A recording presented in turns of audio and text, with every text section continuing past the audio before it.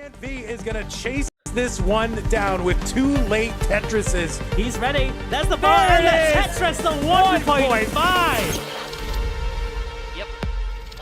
I didn't really have any expectations last year because I actually had like an exam on Friday morning, and being from Europe, that's kind of tough. Well, hello. Hello. Yeah, good morning from sunny Pasadena, California. This is day 2 officially of the Classic Tetris World Championships, our round 5 qualifier. Joining me in the booth, I've got Triple S over here, Stolen Short Sword. Oh wow, Bit of a tongue twister. it sure is. Thanks so much for having me, Colin. I'm also joined to my left with SQR to help introduce Team Japan, his countrymen. Yeah. Thank you for having me, Colin and Soul. And I am so much. It's an utmost pleasure to be here in CD2, and I will try to deliver some information on my compatriots and hope they do very well. We do too, indeed. Yeah, in case you're not familiar, SQR, legend of the Japanese NES Tetris scene. Yeah. I'm sure you seen him in CTMs from really early on back in the day. He's also played in the gold bracket himself. Yeah, this is an early era of the CDM. We, along with Korean, another legend and ambassador of the game, and can enter by the grace of the former host, Wajewicz.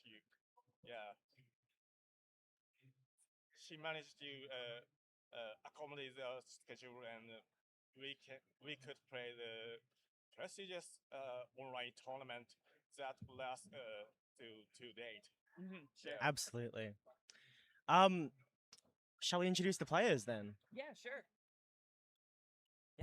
Yeah, so we will have Team Japan, as mentioned. We did bring SQR into the booth with us because, you know, he is part of Team Japan. And so once we get to that player scene, we're just waiting for them to show the players on screen. They're still fiddling with the camera, so I guess we'll vamp a little bit more. But so, yeah, you know, while we're waiting, Stolen Short Sword, you came in from Australia, is that right? Yeah.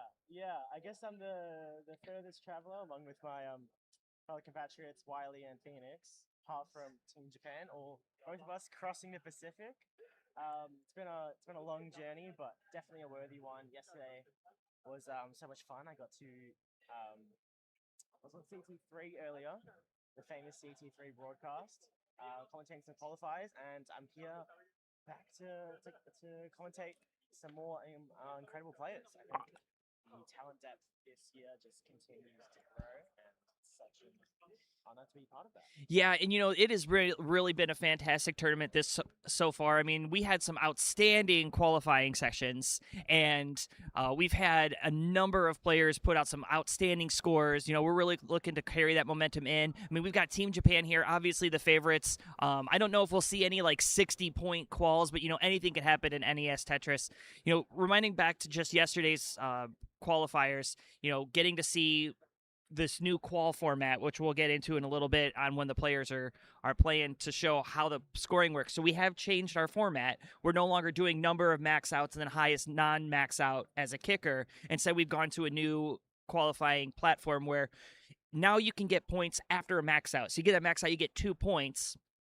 Some call them star points, some call them points, whatever. We'll figure out what we call them.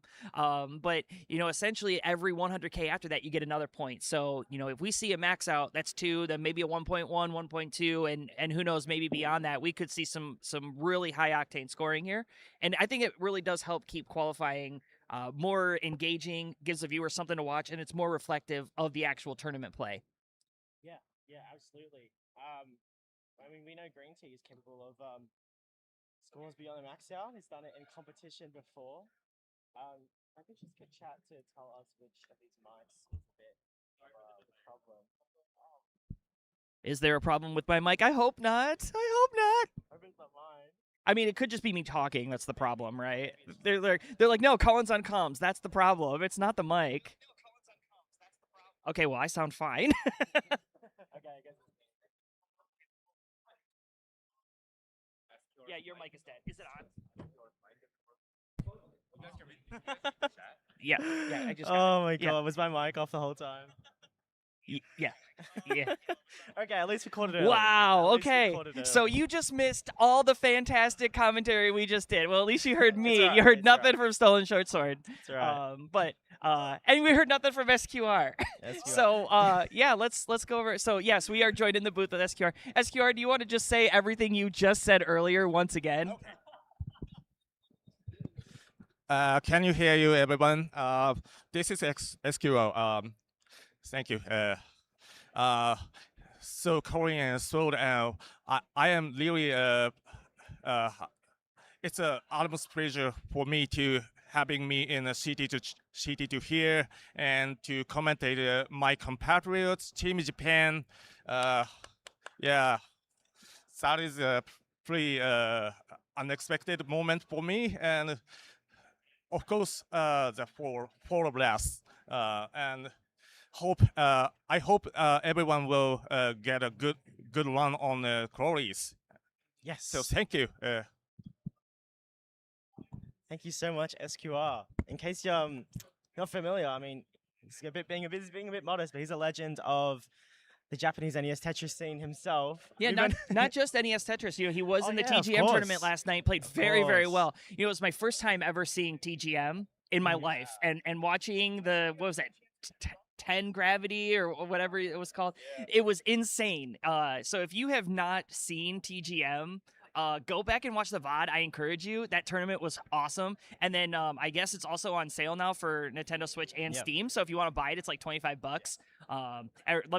Actually, because it's $24.99 on Steam. But yeah, I'm just kidding. I'm probably gonna buy it when I get home because it looked really fun. Yeah, it was awesome. We had qualifying sessions over there. We had 4 monitors and 4 fight sticks. And then we had the main tournament and 8-player bracket on stage. In case you missed it yesterday, they're just introducing CT1 right now, but make sure to stick around for CT2, of course. To keep Dual Team watch Japan. it. Put it if you've got Watch both. Watch Yeah, both. if you've got a computer, have one here, have one here. You could go ahead and mute their commentary. You can listen to ours because we're going to be 100% on fire here. At least I Yeah. know I will. Well, they've got quite the all-star team as well. They got Pines Cutely and a Game Scout. Yeah, so that's really cool. We got oh my gosh, so loud. Speakers right there, yeah. Yeah. That's where I'm hearing. I'm trying to figure out where I'm hearing speakers from. So, and it looks like Grand Designs is up front, probably going to say a little something here too. So I don't know if we'll cut feed to him or not. All right, so while we're waiting, might as well plug that Matcherino early. Exclamation point Matcherino into the chat. As you can see in that prize pool right there, $25.75 in the prize pool already. This prize pool funded completely by the fans, so nothing from Vince, nothing from the Tetris company. This is 100% fan of prize pool by you. So if you like these players, keep the players from Team Japan, and all of our players keep coming out to play in these kind of events. Your support is so much appreciated. Exclamation point Matcherino into the chat when you see it there. I think we're out of coupon codes, so you can't give us free money, but you can go ahead and give us $1, $2, $10, $100, $1,000, $10,000, whatever your heart desires. It all goes to the players. Yes. Yeah, we don't take a cut. We don't take a cut. No. No commission fee. Yeah, in fact, I think I've already put $200 in there myself, so I have paid. Yeah, negative payment. Hopefully we get to switch to the player scenes shortly. We'd love to see some. Yeah, it looks like they're just going through a final couple of tech stuff here. Yeah, lovely Puppy Heart helping them ref, helping them get set up. And Sorry, go ahead. Yeah, a lot of noise here. It's a lot electric. of noise. Yeah, so excited to bring these players to you, and yeah, stick around. Yeah. I'm really curious. I know you guys can't see it right now, but Grand Designs is up on stage in the most amazing Tetris outfit. And he's got Tetris shoes on. See, I knew it wasn't crazy. There are Tetris shoes. Yeah, he's got. Colin is just describing a suit and tie and trouser setup that Grand Designs GD has going on with Tetronimos. Is always dripped out every single year. Okay, let's see if we get to see him too. And there he is. Yeah, so you can't see him on our stream, but you can see him on CT1. You can hear him.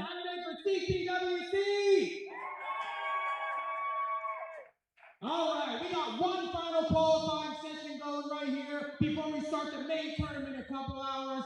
I gotta tell you all, this system here has been an absolute smash success. Creating this system a couple years ago and seeing it in action here with the amazing energy all these players have brought, and most importantly, you, the fans have all brought, has made this an absolute dream come true. I gotta tell you guys right now, I'm feeling it. I know you're all feeling it. This is gonna be our best tournament ever. History is going to be made this weekend. Yeah. Yes.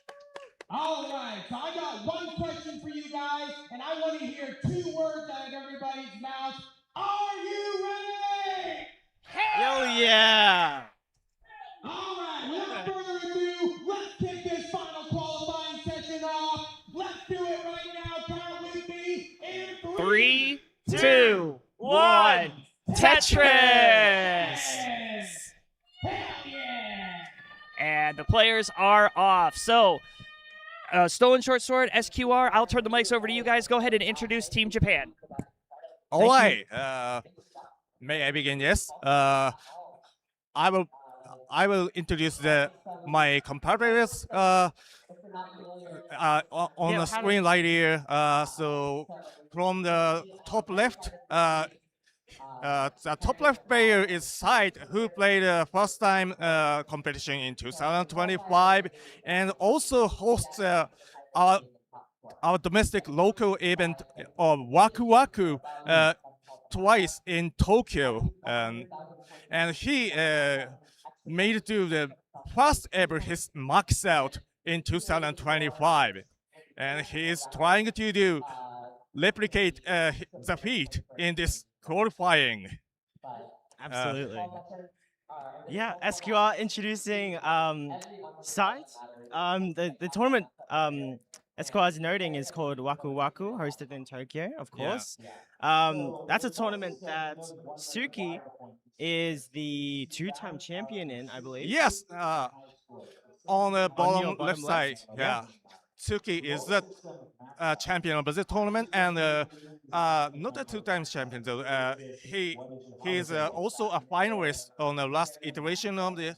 Of course. Yeah, Noe was a champion. Yeah. Yeah, but he played really well, and Tsuki has a best of 1.25 million, and he also had a unique feat that he completed a max out of every 3 style, say dash, hyper tapping, and rolling. Awesome. That's we call that a trifecta Yeah. in the community. That's And right. a man of many talents. Yeah, so thank you for correcting me, SQR. He was just noting how No Noe worries. Yeah. from Mexico was the 2025 Waku Waku Festival champion. Noe is actually here with us in Pasadena. He's competing in the gold bracket. You'll Yes. catch him later today. Make sure to check out the bracket and see who's competing against. Of course, the matchups aren't fully finalized yet. You can see the seeding to the right of the screen. But we've got some players in CT1 and also here, of course, that can make gold and make some noise, shake up the seeding that was established on Friday. And with that all out the way, let's introduce the top right, Yashichi. He is a Yashichi who made a top 8 finish in last night's TGM4 tournament. Awesome. And he has trying to grab the NES controller for this time, and having a personal best of around 600k points. Yeah, but please don't underestimate that score. The 600k is pretty difficult to get. That's like you have to get almost a perfect level 18 transitioning score. Yep. Yeah, that is really demanding on, especially you are playing a death play style. Yeah. I think with the abundance of talent here in the convention center, we kind of forget that there is a pretty steep learning curve to NES Tetris, and we definitely recognize that though because we have silver and bronze brackets to accommodate all kinds of talent. Hopefully Yoshichi can maybe nab a spot in there. That means 112 players get to play in a bracket call? Yes, I think it's a 64 bracket for the gold, and then 32 and 32 if I'm not mistaken. So yeah. Yeah, awesome. We love to be everyone who gets to come out. We love to give them an opportunity to play. Yeah, so Yoshichi, as Esquire noted, is a newcomer, a relative newcomer to NES Tetris, but we love to see him play. Yeah, level 9 start, the most efficient level start apart from 18 and 19. Yes. There are some level 9 fans. I'm one of them. I love it to chill out. But Colin, you got to see the TGM4 tournament yesterday, in which Yoshichi played. Could you give some details on that? Yeah, sure. So the tournament itself, was fantastic. We got to see a lot of Team Japan taking place in that. Of course, SQR was in there and Yusichi. Yusichi is newer to the classic scene, but he is no slouch when it comes to TGM4. I mean, obviously being able to play in the top 8 of the tournament anyway, already goes to showcase just the skill level that's needed. And he performed very well. I think he won the first match, right? And then was eliminated. I'm trying to remember. There were a lot of matches happening last night. Shuri Shark got him. Second seeded Shuri Shark got Yashichi. Okay. So yes, that would make sense then.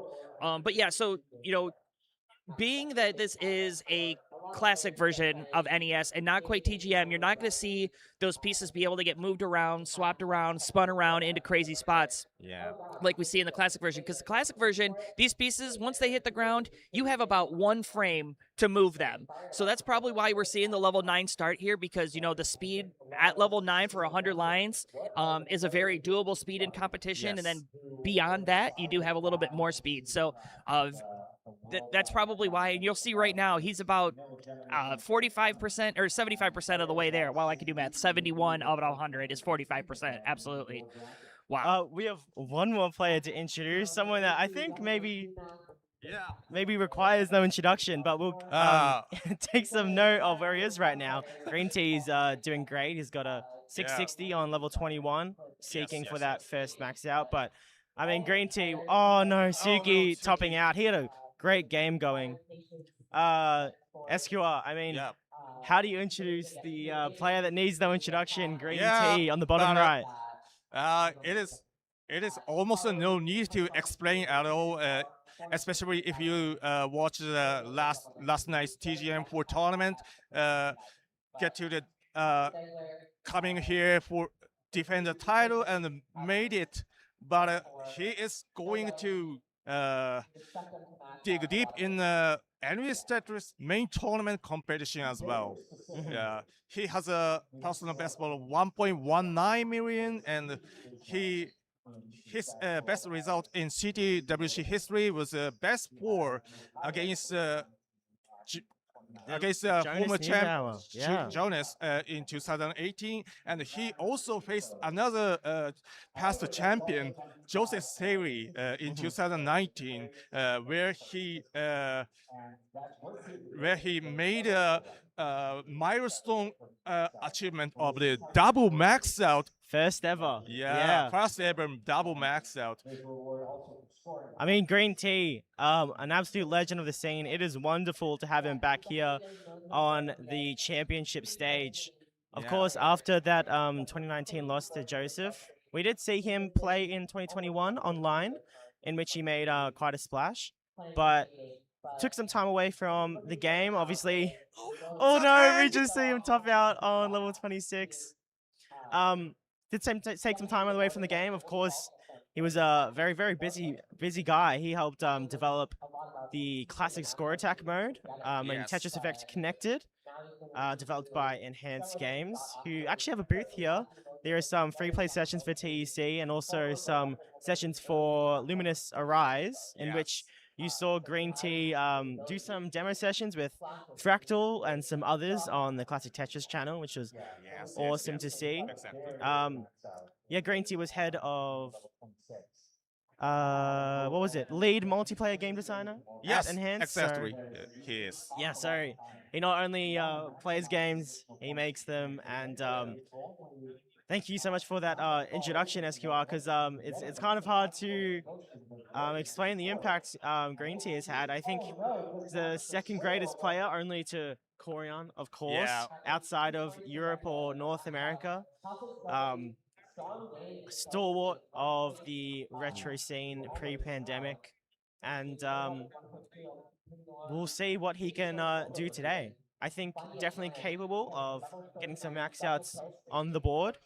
As it currently stands, he would need maybe 9 points, or maybe a bit less than that, maybe 6 points to make gold bracket. Yeah, 6 points, that is equivalent to 3 max outs or 2 1.1s. It's a hard ask, especially of a DAS player. SQR mentioned earlier that his PB is 1.19. Yes. He got that while practicing for the Waku Waku NES Tetris Festival in 2023. But I think anyone who's seen him play knows he's capable of much more, just not as committed to the PB grind as some of us are. And yeah, Suki is getting into another game. Crossing 400,000 points at 84 lines. Anything else to say about Green Tea, Colin? No, nothing that hasn't already been said. Of course, Green Tea, the TGM back-to-back champion now. And having quite the run in the early days of CTWC, the Corian and Green Tea and almost the Joseph era. So we saw Green Tea last year just miss getting into the bracket. Had probably a quality I don't think he was too happy with. Definitely had a really good first game here. I mean, this is only his second game, and he's already crossing the 250,000 point mark. So it looks like he is locked in. He perhaps maybe coming into this tournament with a little chip on his shoulder to try to get into the tournament. But you could just tell from the way he's playing. He's happy to be here. You see him smile. He makes a misdrop, and that's probably one of the best things we like to see about Green Tea is he knows that this is serious, but he doesn't take it too serious. He knows that this is about fun, and he's always smiling. He's just the energy that he brings into the room with him is just so infectious. It really helps the atmosphere here, and clearly a fan favorite. Everybody loves him. We love having him here, and at the end of the day, win or lose, if he's in the tournament or not, I mean, people are just happy to be here with him. Absolutely. I remember in a Game Scouts video, Game Scout is actually on CT1 commentating some of our plays if you want to go see his voice. But Game Scout's video in 2018 detailing his experience on YouTube, I remember he expected Green Tea to be this grizzled old veteran master of the game. Of course, he was super adept with the DAS playstyle, which was kind of seen as an old man's pursuit. But a Game Scout was super shocked at how youthful and obviously as you noted, Colin, how infectious his positivity and his smiles are. And I think you're right. You can see right there, misdropping that T, and he was laughing about it. So yeah. But that at the same time, that positivity doesn't take away from his competitive edge. His a master of the game. Yeah, definitely a fierce competitor, but you wouldn't be able to tell it by his personality. But, he likes to win. Obviously, he likes to play the game, which I think everybody here does, with the exception of myself. No, but, and that's the thing about competition here. And this is what's different about the community in Tetris as a whole versus the rest of the gaming community is as we are so full of positivity here. It's almost unreal. You see players that are going up against other players, and there's no malice at all. There's no, outside of the friendlies universe where there's a little bit of trash talk and the promos and whatever. Yeah, we saw that a bit yesterday with Tetris Time and Dan V on stage. It was pretty sick. But, both competitors, when they're up against each other, they're rooting for each other. They want to see everybody do their absolute best. Obviously, you don't want to go out in a sweep when you know that your player's not playing their best. And, at the end of the day, Tetris is really a game about yourself. You're playing against other players to where you are in the world and ranking yourself, but it's really how much you can stay composed, and you're playing against yourself as your biggest opponent. And you know that the person that you're playing, after they've topped out, they're rooting right along with you. Sorry to just want to cut you off, Colin, there a bit. Suki is on a great game right now. We just saw a dirty column 8 Tetris from him to clean up his board. Ooh, overshifts that J piece, but gets the Tetris and is bringing down his board. And he's got an 800k on level 24. This might be the first max out of the CT2. Yeah, let's hope we see it. I've got the cowbell in front of me, so we'll make sure to ring it if we get there. There's another long bar and a Tetris, 847 now into level 25. You can see, I know you can't see his hands from our angle, but we can definitely see it. He is a DAS player, or maybe a little bit of tapping there too. He looks like he's tapping right now, Yeah, but I he is think, holding it with like an unconventional grip, so he's like a little hybrid of play right there. And he's got a nice clean board, nice back-to-back tucks there to solve his board surface, and it's rewarded with a Tetris 889 to level 26, and he is well on his way to a max out, even maybe a bit beyond that. He's on 1.1 pace, Colin. Yeah, and currently, about 3.5 Tetrises away from the max out on level 26. As the levels go up, so do the points for a Tetris. You see a long bar there, with about 30,000 points. So now 2 Tetrises away from the first max out for CT2. He's set up on level 27, gets that square root to the left, and Tetris for Suki. He is set up, ready and waiting. Where's the bar for the max out? There's the long bar. There's a Tetris. There max it is, out! max out for Suki. Yeah. Well done, Suki. Yeah, but it's not over yet. Now this is bonus time. We get to a 1.1. We get an extra point, so 2 points. Yeah. He has to. He has to. Setup. Takes the burn. Dirty Tetris. Yeah. Has 3 lines to give. Can get a 1.1 here. Is set up, ready and waiting. Where's the bar? Gets the long bar. Gets the Tetris. 1.1. Let's go, Suki. That is 3 big points on the board for Suki right out of the gate. 15 minutes into the qual and getting our first max out. What a game from Suki. 5,000 points to spare into the kill screen. I mean, what a way to start for the 2023 Waku Waku NES Tetris champion, and he's definitely playing like it. I noted his big win there, and that win involved 2 wins over Green Team. So he's battle hardened against his fellow qualifying compatriots, and you can definitely see why there. That was an excellent game. You saw on level 28 that awareness of what he needed to do to get to that next threshold. He set up this daring T-tuck in the middle of the board, then set up an Akibar to set up the Tetris, and was handsomely rewarded for it. And that's 3 big points to start off his qualifier. And with 90 minutes to go, I hope he's exhaling a bit, knowing that his chances are really set up right now. Yeah, it would really be fantastic coming out, having now a max out, and actually the 1.1 giving you 3 points already. I mean, we did mention it's a new qualifying format in the pre-show, so not our normal format anymore of where you get a max out and then you top out. You actually get rewarded for points for anything beyond a max out. 1.1 gives you a point, another point for a 1.2. So every 100K, you get another point. And so, as a player with a limited playstyle like with dash or tap, you really have to have that high score going into 29 because you don't have that 29 playability. Yeah, the format was actually, in part designed to reward kill screen play. We saw a lot of that yesterday. Of course, Dog Alex Scooty getting 1.7s, 8s, even a 9. You hit a 1.9. Yeah, 1.9 from Dog, getting a massive 11 points on the board. But it's still rewarding a elite pre-29 play, as we saw from Suki. Even though he didn't play much kill screen, he's getting an extra point for his troubles. Ooh, Yashichi, unfortunately, a series of misdrops going to end his game. Yeah, Yashichi, get onto those level 18 speeds. He's been doing those level 9 starts, so perhaps level 18 is probably just that tick too fast. So, he's, and 324 is not a terrible score. Do we have his PB? SQR, can you? He had a 600K around. But levels 18 speed is pretty difficult to handle. One single misdrop will be fatal for competitor like Yashichi.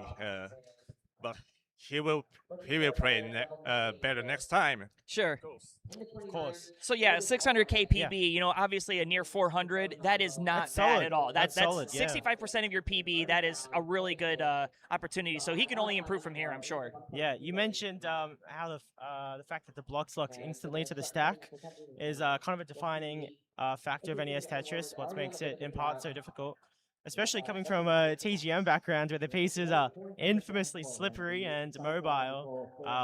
Yeah, it's quite the shock. We we have the whole spectrum of Tetris here at Pasadena. We have the slipperiest and the most immobile Tetronimos in the game. They're the slipperiest and the stickiest at the same time. Yes, exactly. Oh, unfortunately, Suki missed that Vits. Green Tea's on a solid game right now. He crosses 400k at 90 lines. Yeah, it just has a little bit of cleanup to do. I mean, this is just going to kind of be annoying to the pace. It's going to have to be line after line. And let's see. Actually, it looks like he may go for something. No, he's going to take the triple there. Doesn't want to throw this game away on me because this is a timed event. You don't want to spend too much time digging or, getting up to the 400, 500k mark when you're playing the game, and then having to throw it away because of a top out because you're getting a little too aggressive. So really smart play there from Green Tea. Back and clean, gets a long bar. There's the Tetris, 448 as he approaches 103 lines. Ooh. Sorry, I was just a bit distracted by the games on CT1 right now. I saw Dengler's fighting for a 1.4. Huff is also on the kill screen. Yeah, and as we said before, make sure to keep an eye on both streams, or all 4 streams, in fact. We've also got CT3 and CT4 going with... You got Bidwell. Bidwell is qualifying, so you don't want to miss that. Got Chris Bidwell standing on CT4. We also got Zempro. I think he has a chance to make gold as well. Green Tea is going to cross 500k with that skim double right there. And now 501, still having a couple of Tetrises in the tank. Can get 2 more with perfect play here. There's 1. Yep. And he's setting up his transition board nicely, building out that left side. Yeah, you love that board sloping left to right. Yeah. Just that builds up so much burn options when you get to those higher speeds, when you have a high built-out left. And level 18 speeds, the perfect opportunity to do that. We'll take the triple into transition at 553, so here we go, Stolen Short Sword. And you can see him utilizing that left side. He took a triple, then a single, then a double. And that's the flexibility that a strong sloping board offers you. And he knows that with his transition score, it doesn't need to be too aggressive in the post-transition. Yeah, kind of just going to feel out the speed, get used to it before going for anything too crazy. He is set up, ready and waiting. Bar in, gets the Tetris, 609. Yeah, on max out pace. A little bit of a mischief there with that bar, but no issues. Just going to set up a column 9 that he's going to fill in. Was that a mischief or was that a last-minute adjustment? It could have been either one. Can't tell. I mean, it definitely worked for the board. Yeah, I mean, Green Tea is no stranger to adjustments. I think Green Tea was a bit of a pioneer in the art of stacking.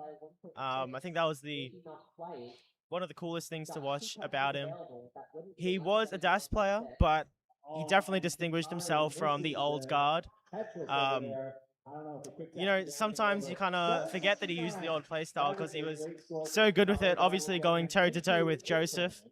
And of course, one of the greatest of all time, Jonas. Oh, yeah. Green Tea set up for another Tetris as he enters level 23, looking for 700k. No bar, has to take that triple and now has a little bit of a mess. Again, not going to be too difficult to work around, but again, just going to slow him down. And, now we're approaching level 24. He'll hit level 24 with the next burned line, and, we are going to start running out of time. So he will need the long bars to start coming when he needs it. Takes the safety double bar in, gets the Tetris, 729. Yep. His first game ended at 776, so I think he's well on his way to pass that and then some. Yeah, Tetris away. Yeah, he looks solid, he looks comfortable, and this is what you want to see. Has a tuck dependency where that T-piece is perfect. I love that flat T-burn there. Some players would have rotated that up, but he wanted to make sure that column 2 and column 9 and column 10 were relatively flat. Oh, that square burst, that's disgusting. 3 squares in a row is going to leave 2 nasty holes in there, but Green Tea with composure nicely skims 2 pieces, knows that he has the Tetris set up underneath the holes, and that's going to allow him to get a quick down stack. And 3 squares in a row, I think, can kind of scare anyone into a top out on level 26. But yeah, especially when you're half up the board like that. Yeah, not Green Tea. And there's a Tetris. He's going to enter level 27 at 868. Akibar for another Tetris setup. Board's a bit uncomfortable. Takes a nice double, but a well-timed bar crosses 900k before level 28, and a max out is definitely on the cards here, Colin. And, now getting some more squares, but had the spot for them. Filled out that board nicely. Has to take the safety triple. And look, there's a drought. 15 pieces and counting. The slight misshift. Bar comes. Managed to only lose dash for one piece. Set up again. Oh, but one. Yeah, he's kind of selling out here. Oh. Needs the bar. Where's the bar? No bar. And that is tragic. I'm going to go try to take a peek, see how many bars he had that game. Oh, what an awful ending for Green Tea. It's particularly upsetting because with the new Qual system, there is no kicker. Anything below a max out is literally worthless. Yeah, it does determine your spot in the bracket, right? If you're looking for any points on the board, of course, for our players that aren't able to get a max out in quals, their qualifying score is decided by their highest non-max score.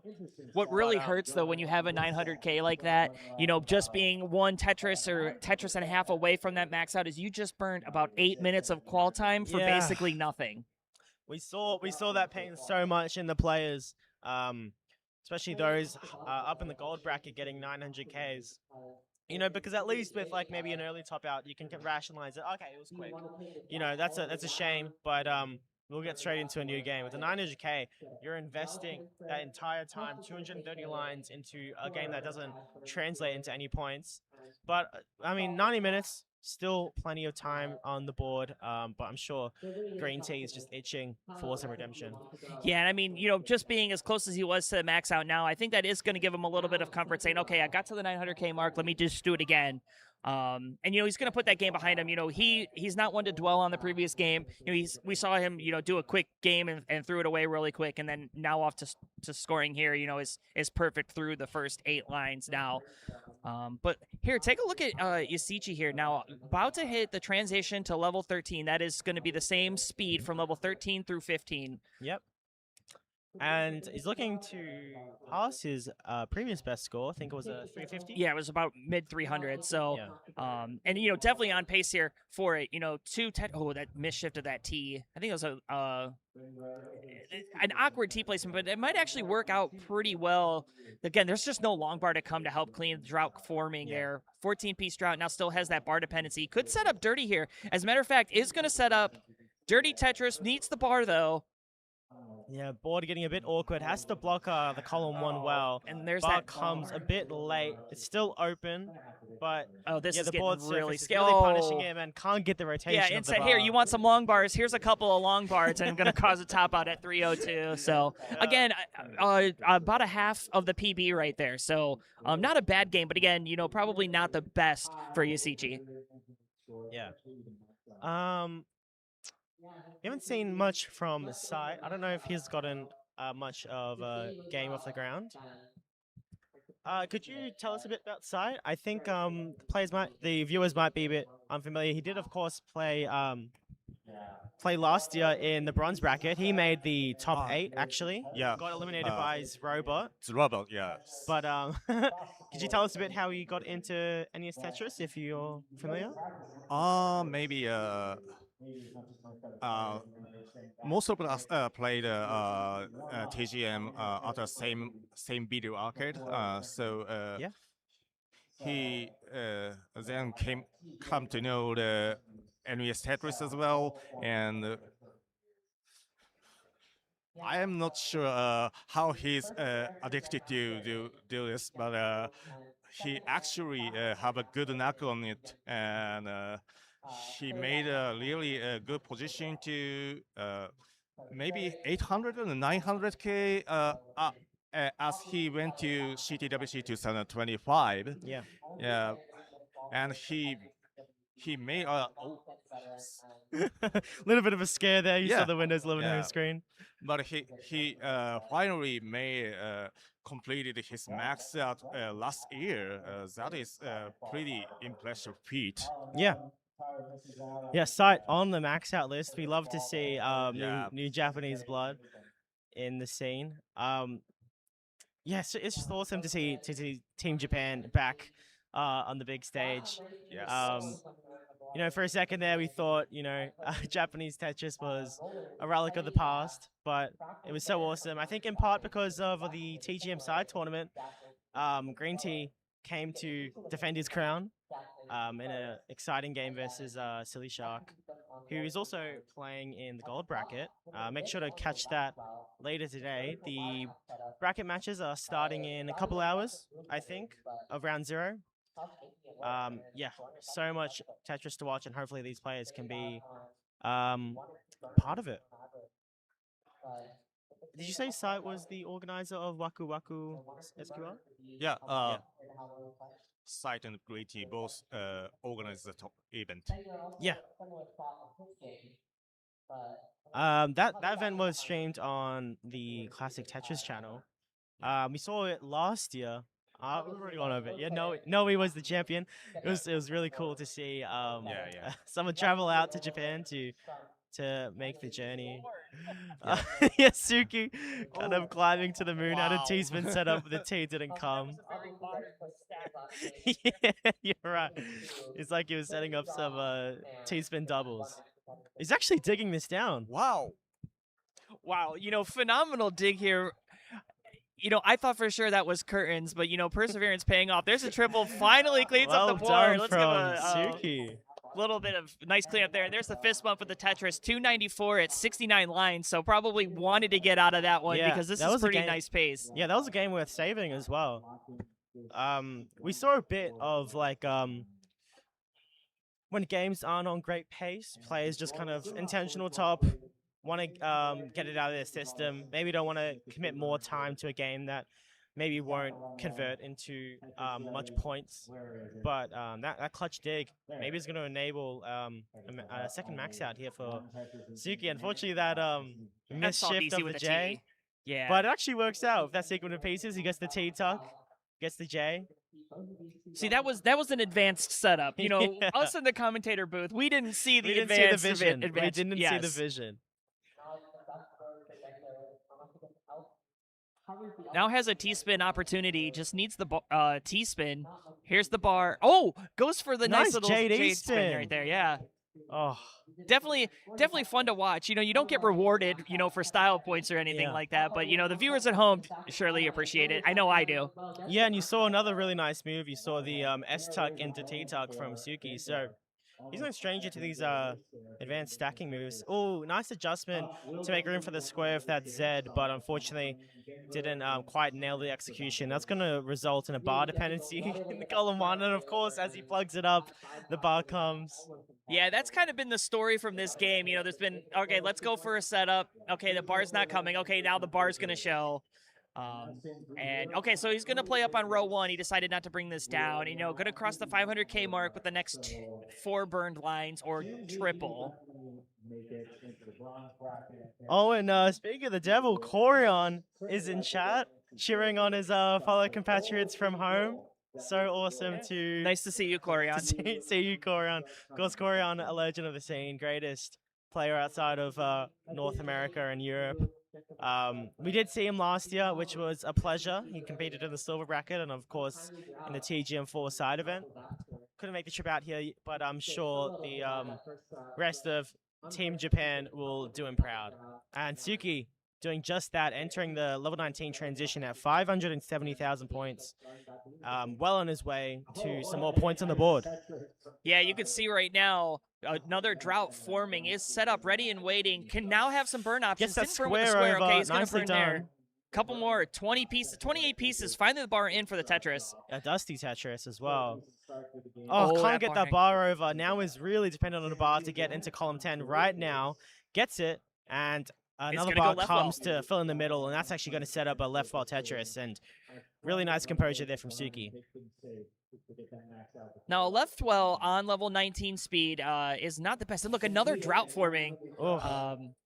Gets that bar over plenty of time at tapping speed. And yes, says, okay, I'm done playing in the wrong well. Let me move over to the right. Yeah, I think Suki's taps really coming in clutch here. With dash, that maneuverability, maintaining dash charge would be really, really challenging. But Suki showing why maybe tap isn't so dead. Love that Well, adjustment I shouldn't there. say Tap is dead. We do have one Tapper in the gold bracket, Dylan, always carrying the torch. We saw incredible performance from him in 2024. A really nice spin there from Suki. Oh, wow. And gets a well-timed bar to get out of there. And another bar to fill in the dependency. And Suki, for all of his troubles with those droughts and those mistimed pieces, is really getting maybe a bit of a break from the game. Yeah, and here currently it's 7:13 on level 23. So, time is ticking here. Not only is time coming until level 29 speed, but also the time is ticking down. We are already down to 56 minutes left in our qualifying session. So this is definitely a game that you're going to want to see points out of because you spent a lot of time here, especially we saw that dig early on 18. Ooh, Green Tea in a bit of trouble. Nice quick tap, I think, to get over to column 3. Oh, this can we is see so some tough. heroics here? Okay, Need good, some yes. nice pieces. That doesn't burn. Oh, fortunately, Green Tea is going to Yeah, top out at 6:17. 6:17 on level 23, but Yeah, let's look at Suki here. still going. You can see Green Tea looking over, seeing if he can convert this. And Suki, on the big stage, I think for the first time, really handling it like a pro. Gets that square over. That's going to set up some nice burns if he needs them. Gets the bar for the Tetris. Yeah, and this is the hard part. We're at 884 on level 27. A Tetris is worth about 34,000, I think, on level 27. And this could be another 1.1, or it's going to be tight. Might require a Culturist, I'm not sure. Yeah, it's going to require some long bars to come in an early fashion. We can't afford any more droughts here. And again, there's nothing the players can do when the bars don't come. And look, it's setting up for the center well. Knows that some 29 might be needed, so gonna try to get the tapping over on those level 29 speeds by setting up for a column 3 Adam well. Might just take the max out though. Oh no, gonna be 4,000 points short. No, 2 burns. Oh no, 996 for Suki. And that is tragic. That is tragic, Colin. Yeah, unfortunate. Needed some awareness of how much a level 29 Tetris was worth. I mean, we weren't very sure, so of course, when you're playing the game, it's not easy. And Suki's actually going to go for a 19 start. Yeah, probably going to try to make up for some lost time on that game. Had spent almost a full 8 minutes on that game to get basically nothing because he's already had those 3 points, so that's not even his high score. He did look pretty comfortable on the post transition speed, so this doesn't concern me too much. We've seen quite the diversity of level starts, or I should say, players were kind of split between level 18 and 19. Of course, number 5 seed, Dog, spent most of his games on level 18 starts. But Alex, Scooty were on 19. For our non-rollers, it's interesting to see how they use these speeds.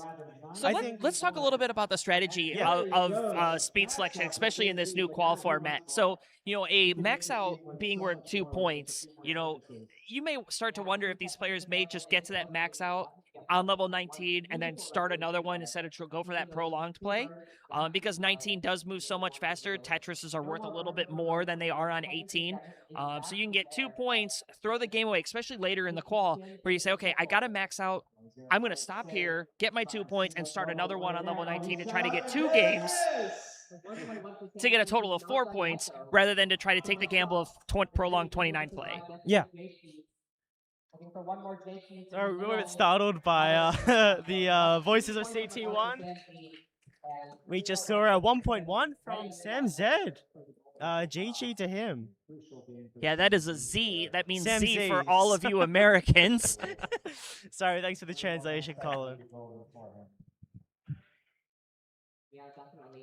We've got a speaker right next to us broadcasting the CT1 commentary. You would think my giant head would block the sound, but it doesn't. So yeah, I saw some of the commentators on CT2 yesterday. They had little earplugs in, and I was like, you know what? That's actually a pretty smart move because this speaker is pretty dang loud right over our heads. It's great for all the spectators though. We've got a massive set of seats behind us. I'm sure once the bracket progresses, those will really start to fill up, and you really do want to get that loudspeaker out. Make sure the people know what's happening. Oh yeah, and especially once the tournament starts. I mean, that's when the action is going to really ramp up, and it's going to get loud, especially when we start. Probably not in the first round because the higher folks in the bracket. They're gonna hang out and enjoy. But we'll see some fun play. I mean, there's a lot of people that are just on that bubble of trying to get into the top 32. We'll see. You mentioned Dylan, the only tapper so far that is in the bracket. You see players like Winterra and Hydrant Dude, and even Cole Bucket right now. Cole possibly would have to play, early on. Because I think right now from where he sits, I'm looking at the board right now, he's currently seeded 19 with this final qual session still in play. So he won't have the long bye like the more top players, but certainly a fun and exciting matchup. They're definitely good players. So it will be very, very loud in here, and I might have to invest in some earplugs. Oh, Yashichi just got 415 on level 17. That's his best score so far, and he progressed a level through those 18 speeds, which for 600k players quite challenging. So yeah, I want to see Yashichi. I want to see if there is a bracket command or anything like that, so we can take a look at the full standings. Because right now we're only able to see the top 34. Yeah. Is there a command to see the full bracket in chat? Yeah, there it is. Yeah, let's take a peek here. Let's see what we get. Yeah, make sure to check out the spreadsheet, see if your favorite player is playing. Green Tea is going to enter the transition at 5:34. Well, sorry, a bit less than that. It's going to enter level 20 at 5:35.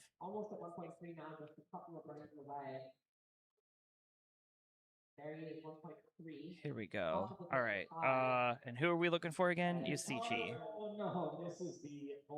So it's currently seated 119th. Who is? Yasichi. Yashichi. Yeah. I think bronze requires 111. That's the cutoff. As in, there's 111 players. Yes. Yeah. The score cutoff is still to be determined, of course. Yeah. We've got, I think, 20 or 17 players playing in this core session. Again, there's some more heroics on CT1. Dengler just crossed 1.4 on level 33. Still going. But not to distract from Green Tea. He's got a max out pace going. Gonna cross 600k on level 23. Yeah, really good game here for Green Tea. About 49 minutes left in the qualifier.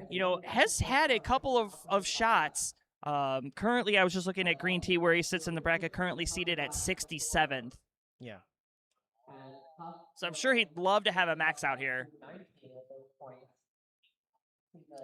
Someone in chat saying, Nexalumi, I'm surprised how Wells Road did in quals. Aren't we all, Colin? Oh my god, I wish everyone could have been here when he got that 1.7 into 39. Oh my god, the building's roof nearly flew off. Yeah, it was electric. I've been a huge fan of Zero. I mean, obviously with hosting friendlies, seeing him do his stuff. Definitely one of those up-and-coming players that we just love to watch. So. Green Tea with a bit of a hang, but that overhang is solved with just nice fine. J-piece. And what problem? What problem? Great composure from Green Tea. He's going to get a Tetris to cross 800k into level 26. His Tetris rate has improved a bit in the post transition. Okay, I like get that a nice triple with that bar in column 5, and another Tetris for Green Tea, and he's well on his way to his first points on the board. Yeah, this is a very aggressive setup. Yeah, rewarded for it. I think he had a pretty modest transition, sub 550. So this is the play that is kind of required. Yeah, the piece is coming right when they need to. He's ready and waiting. Yeah. Thank you oh my gosh, Nate Swanson with a $500. Thank you so much, Nate Dog. That's gonna bring us up over $3,000 in the prize pool. Thanks so much, Nate. I think that's N-Dog, right? Yes, N-Dog. Yeah. Sure, people who frequent various online tournaments are familiar with N-Dog. Quite the generous benefactor. And Green Tea getting droughted. Okay, really takes a double bar in Tetris. 995. Oh my god, we're gonna see another 995. Oh no! He's gonna be like Suki. He saw Suki get a 995. So could I have gotten 29. a stinking bar, man? Oh, and that is another tragedy. All right, let's turn our attention over here to Suki, though, because Suki right now, 840 at level 23. This is a really strong performance here. You know, probably. Oh my God, yeah. What pace? Yes, really trying to get another 2 big points on the board. Ooh, nice that was spin. a very ballsy, Just- ballsy spin. Just a mistimed bar and no 2 wide Reopens piece. the well. Square. Needs a bar right now and gets it. Okay, now going to have a lot of cleanup to do here. Split triple. Yeah, great awareness from Suki, knowing that he had the burns to reopen the well, not to panic. Yeah, and you know, that great pace all the way up to level 23 is really allowing him to say, okay, let's get this board back down. Exactly. I don't have to get too aggressive here. I've got the time. Yeah. I get a max out worth 2 points, and 2 points, nothing to sneeze at. Yeah, absolutely. Yeah, God, I was really impressed by that S-spin. If he missed that S-spin, I think his game was over. He's got 920 on 25. Yeah, you say this as a max out 1.1. It's definitely on the cards, even with some Another burns spin in there. hands. Yeah, another spin. He's super comfortable. Ooh, aggressive that's setup. That's an aggressive, yeah, J placement. And a 21-piece drought. Getting punished for it. Where's the bar? Needs a bar right now. Oh, Gets okay. the bar over. And another one. And another one.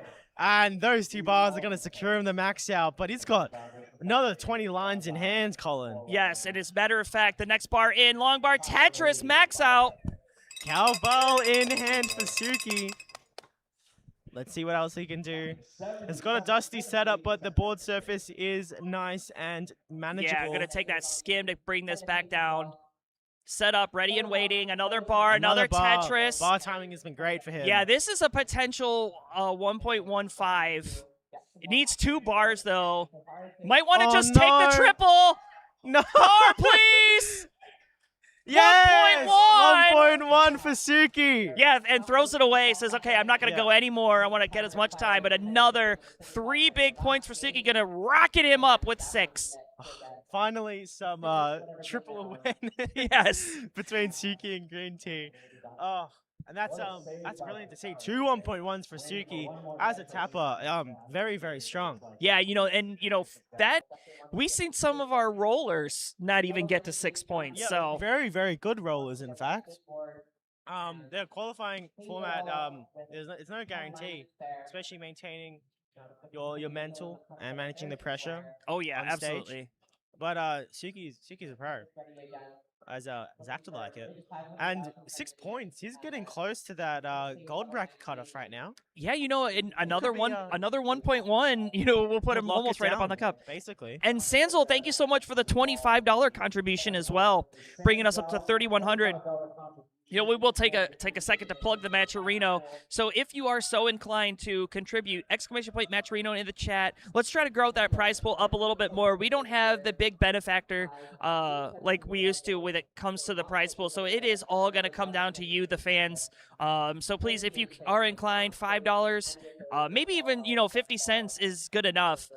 Anything that you could spare, it goes to the players. Nothing goes to me. Nothing goes to Stolen Short Sword. Nothing goes to Kingsman. Sure. It all goes to the players. That's the most important thing to note. And of the cut of the prize pool. Yeah, if we get to a certain, I think there's certain thresholds. Oh, thank you, Burbia, for the 1 penny. 1 penny, Burbia. Bevy is a big fan of giving financial processing fees to Matcherino. SQR, anything to say about how impressed you are by your compatriots? Anything to say about what you've been watching so far?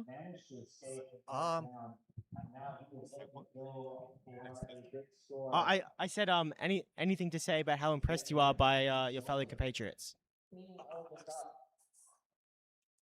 Like Suki, anything in his game stood out to you?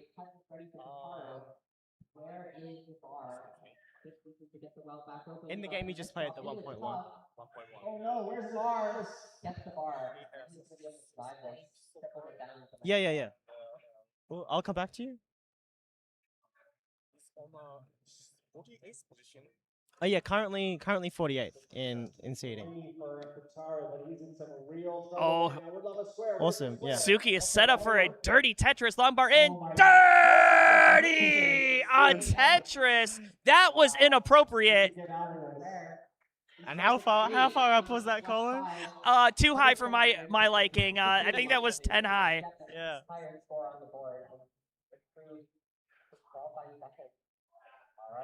Xenon in chat saying, where is Joseph? Oh, we were really looking forward to seeing Joseph return to CTWC, but unfortunately had just personal circumstances, personal emergency to attend to. Yeah, it's a shame. You know, and I was really hoping I'd get an opportunity to meet Joseph. You know, I came into the scene right as he kind of took a step away, so I never did get a chance. In fact, when he was streaming with Sharky, you know, I popped in the stream and I said, "Hey, I don't know who you are, or I know who you are, but you don't know who I am." And it's funny because he says, "Oh, hi, Chris," and then Sharky goes, "Hi, Colin." He's like, "See, I have no idea who you are." Green Tea is going to enter level 20 at 6'11". Yeah, it would have been awesome to see Joseph return to CTWC. Maybe next year. Yeah, I mean, we just saw him on friendlies. He came back. He did play. He played against Green Tea and played against Green Tea and Corion. Exactly. Green Tea is gonna enter level 21 at 640,000 points. Some more theatrics from CT1. Yeah, it looks like Kataru topping out at 794. He had a really nice board, and then it just spiraled out of control, and he wasn't able to get out of that one. I mean, I think Kataru, you know, obviously known in the TGM scene for his ability. Secret grade. Yeah, and so, but he is also a very, very competent, you know, old school player. He's been in the community for a while, and, you know, an absolute legend. You know, that's why you see him qualifying on the main channel. A huge fan favorite, and I'd love to see him get a max out today.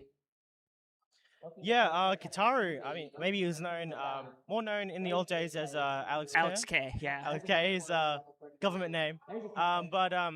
Yeah, solid 10-year DAS player. You saw him at the Joseph Cup? Not Joseph Cup. The Joseph Cup, yes. the new Hyper Tap only tournament from CTWC. Oh, in my dreams, Colin. The Jonas Cup, where he actually played great. He made the top 32. He's a two-time finalist, so it's always lovely to see him return to CTWC. I believe he is the only player to attend to qualify for every single CTWC since 2010. Yeah, I'm not sure. I wish I had that stat in front of me. Unfortunately, I don't have quite the memory that I used to when I was younger. But yeah, recipient of the Jonas Neubauer Lifetime Achievement Award. Yes, he is an Achievement Award winner. Legend in the scene, not just NES Tetris, but other disciplines of Tetris. And you can catch him on CT1. In the meantime, let's take a peek here at Green Tea setting up a very ballsy but wait, Tetris. Wait a second. Just needs to open up that left side. Does. Oh my God! It could have made the adjustment, but it's okay. You know, says you know what? Let's go safe. Let's go safe. Okay, there's the bar. Tetris 878 is running out of time though. Of course, the bar comes as soon as he takes the double. But no matter, this is still maxed out pace. Gets the Akibar to set up the Tetris and goes into 28 with 914. Yeah, I think this is gonna require perfect play. Might even require 29. Oh, might be another heartbreaker. Yeah, needs two Tetrises. Needs bars right now. And they're just not This coming. is just such a tough break for Green Tea. A 950 this time. Oh, and that is just tragic. Green Tea, for all of his heroics, is still on 0 points. And, you know, it's still, what we mentioned earlier, still a smile on his face. You know, I think some players, you know, especially some of the more competitive players here, they'd be kind of like on tilt. You know, do people still say on tilt, or is that? It's more like they're tilted. Okay, like it's a verb. They're tilted. And they'll be like, "Oh, I'm so cooked here." Or whatever. I believe the kids say crashing out. Yes, crash out. Yes. But yeah, you know, still, you know, composed, still up there with a smile, still having fun. You know, at the end of the day, that's what this tournament's all about, is having fun. And Green Tea says, okay, I'm throwing that one away. 4,000. He says, all right, let me take a second to look up at the board there. Suki's 19 start also coming to an end. I always see alternating burn shelves with dirty Tetris setups whenever I look over at Suki's board. So let's take a look at Sight here. 533 on level 23. Yeah. So this is a one of the better games we've seen. You know, he's kind of been pretty quiet up there. Yeah, you really know, haven't nice seen much. to see a game going from Sight. Yeah. Yeah, about 37 minutes. Oh no, was that an undershift? Oh, Tried to get the bar over to column 10 for the Tetris. Unfortunately, he hangs in column 9, and that's going to be a score record. So I think that might be his best game so far. That's his first scores reported to Pumpy Heart. It's something. I think maybe there's a tendency for players not to report their scores, and then at the very end they need to get one up on the board. But at least Sight is, you can see him appear on the scoreboard. Just checking the scoreboard, I believe.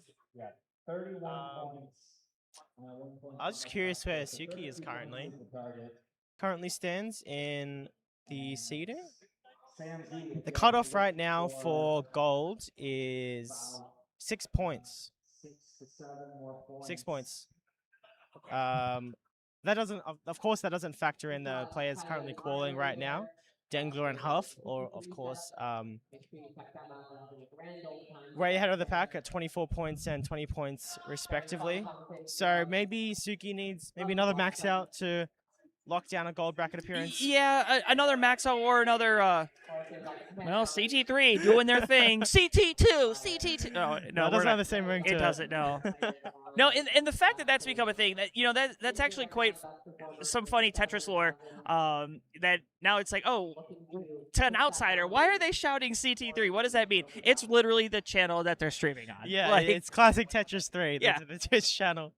But you know what? It's developed legs of its own, courtesy of Ninja. So, you know what? We're here for it, and it's now forever a part of Tetris lore. They had shirts made, there's signs made. It's quite something. So. CT3 is, of course, one of our side stages. We've got CT1 and 2 on the main stage with the big screen, but there's also CT3 and 4 to my left over there, and they've got their own TVs showing stream. And I'm trying to see who's over on CT3 right now. And looks like, I believe Abaro. I think Firedox, but he's just standing. Mari's on the Abaro, comms, and Bidwell, Doc Pie's over there. Ninja, Tyler's over there. That's why it's up being a ruckus. I'll be over there with Tyler at about 3:30 local time here, commentating the silver bracket. So. Look for me over there if you want. Otherwise, you don't have to. I'm not a cop. I'm not your parents. Do what you want. Yeah, I had a great time commentating CT3 because of the abundance of talent. There was actually 4 gold bracket players on there qualifying. Rhubarb, Warband, Ed Kirby, and Redshirt, all on CT3 for call session 3. They were they had great, especially Rhubarb putting down a bunch of 1.1s and 1.2s. He's at 31 points with a mid gold bracket seed. Nice J-spin there from Green Tea. And CT3 is of course the home of the silver bracket. Yes, silver bracket. And then bronze will be over on CT4, I think. And then then we'll have the alternative languages back. Team Japan will be doing the commentary of the main bracket. Yeah, awesome. On one of the, I think it's CT5.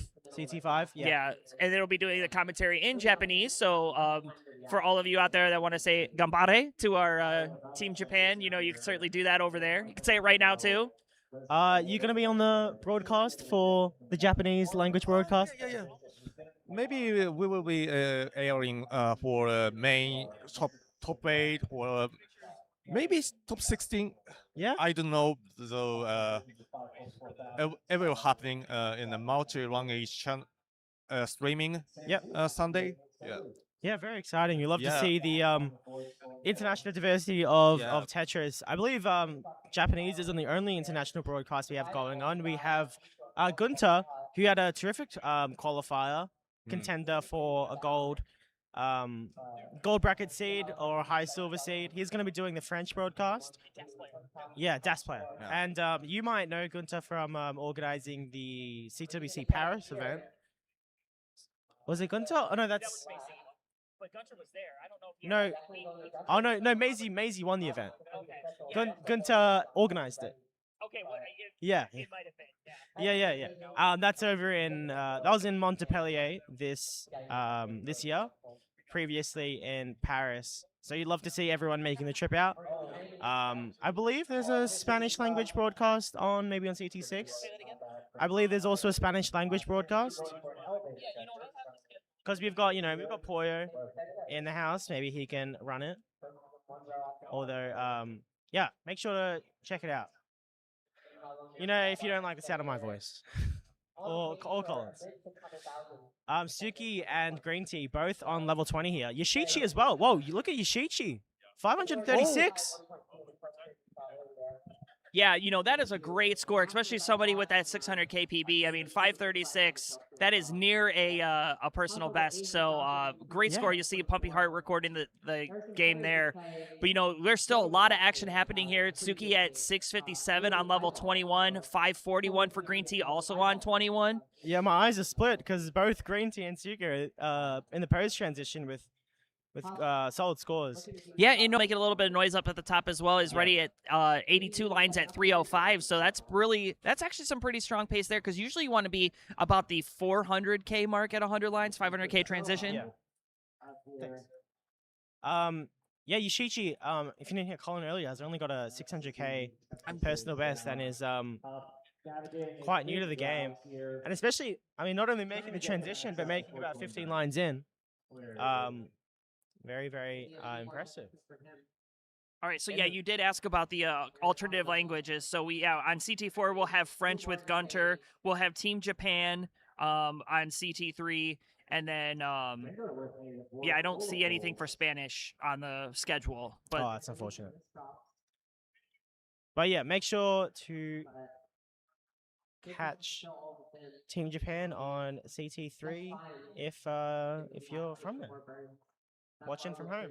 All right, we got 845 for Tsuki now.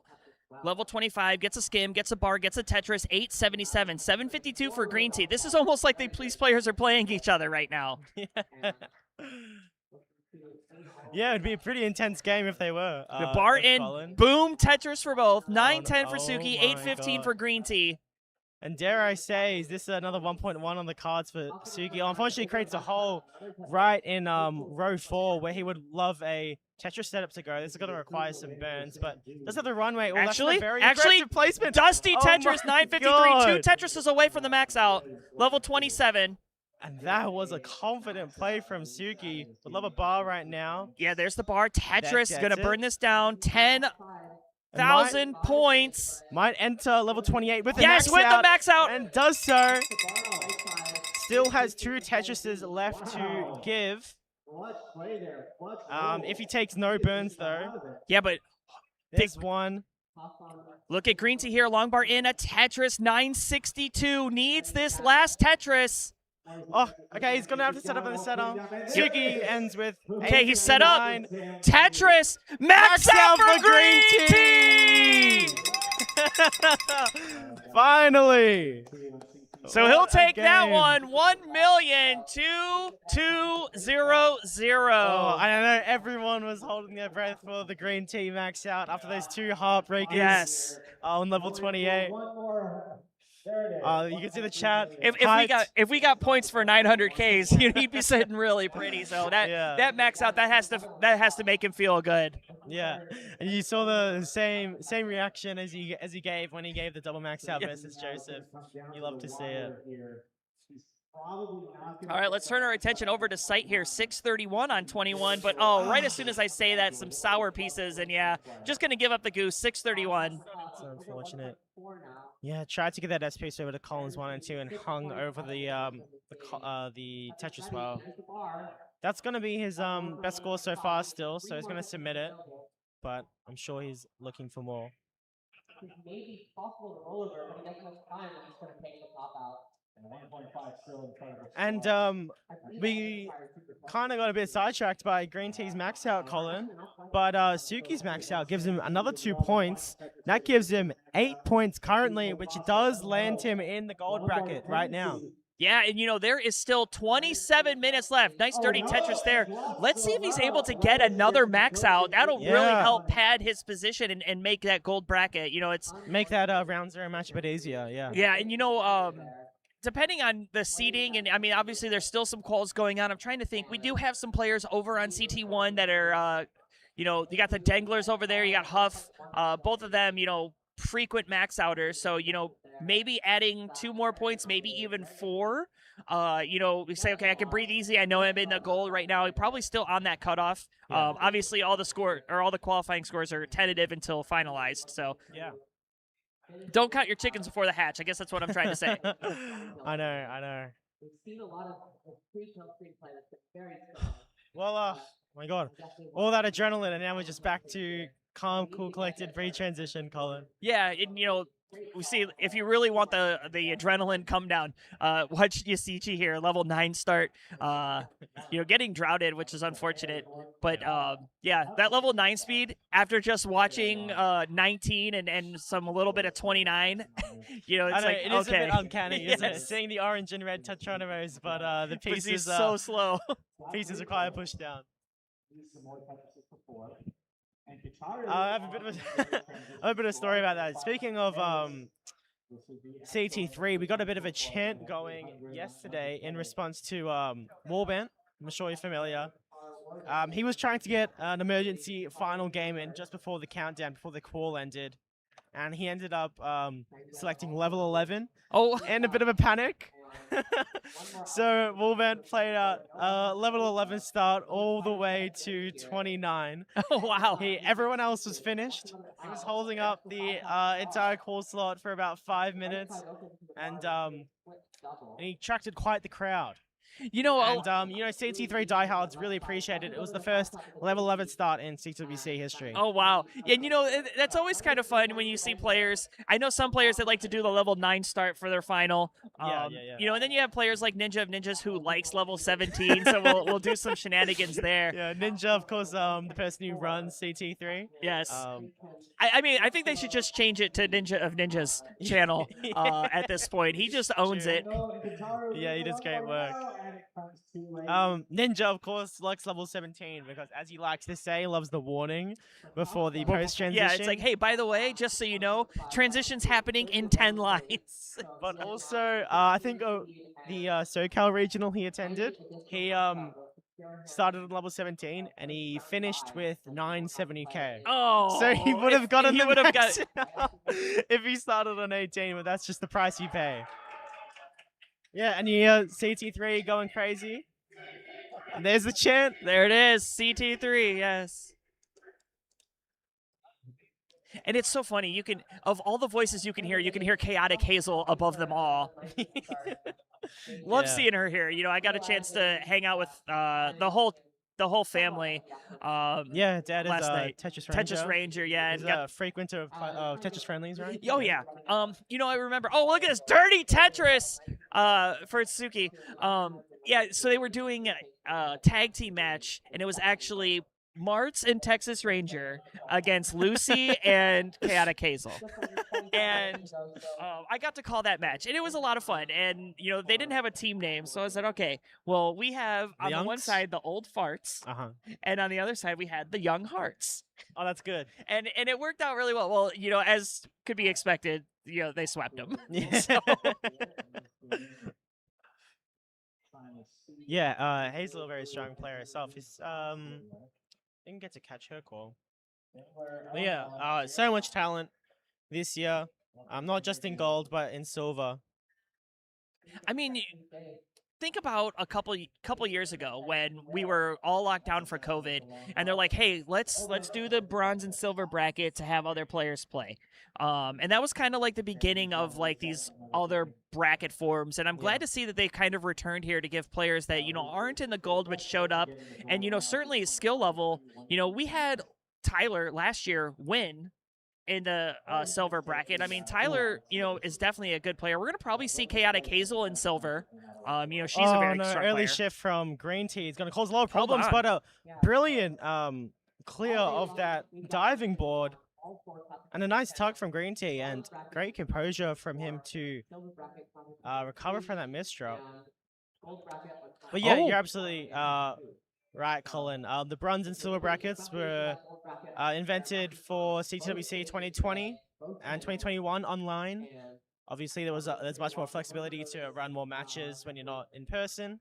But at least it's way easier to keep the tournament running on time. Yeah, of course, of course. They brought back the silver bracket for 2022, and then they brought back the bronze bracket for 2024.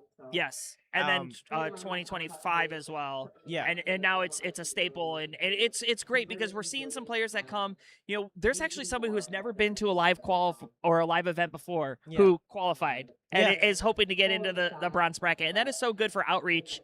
You know, for players that are new to the scene, maybe never played online or are interested in it, can still be a part of the action and have fun at the World Championships. Yeah, absolutely. I think that's in the spirit of the tournament, right? Because back in the old day, there was a bunch of just kind of walk-ins or unknowns that just turn up, throw down a 500k, and get to play their first Tetris tournament. And it's just really cool to see. Nice tap from Suki to get that T-piece over to build out his left side. And he's on max out pace himself. Yeah, Green Tea here in danger, able to get that quick tap, and then lost dash, and then fired up in the board. Aggressive placement from Suki, kind of getting punished through it, but gets 2 bars to bring down his board, and this is possible to get out of, especially with that bar over to column 1. Needs another bar. Gonna find an alternate solution here. You know, is the max out still on the table? I mean, right now this is gonna be difficult, and yeah, that's unfortunate throw right there. Suki gonna top out with 819,000 points. But still plenty of time for multiple games. Yeah, we've got about 20 minutes left in this qualifying session, so this is where we're going to start seeing decisions being made. You know, are people, halfway through 18 and, they're maybe not at a 300K, they throw that away. Yeah. Or if they just start to say, hey, I've already invested 3 minutes into this game, I'm going to play it out, see where I go. I mean, certainly the 2 players with a max out, they're going to want max outs. If they're not on pace before 19 to get it, they'll throw it away. But, maybe we'll see something from Sight. I'm really hoping that Sight puts up a good score here.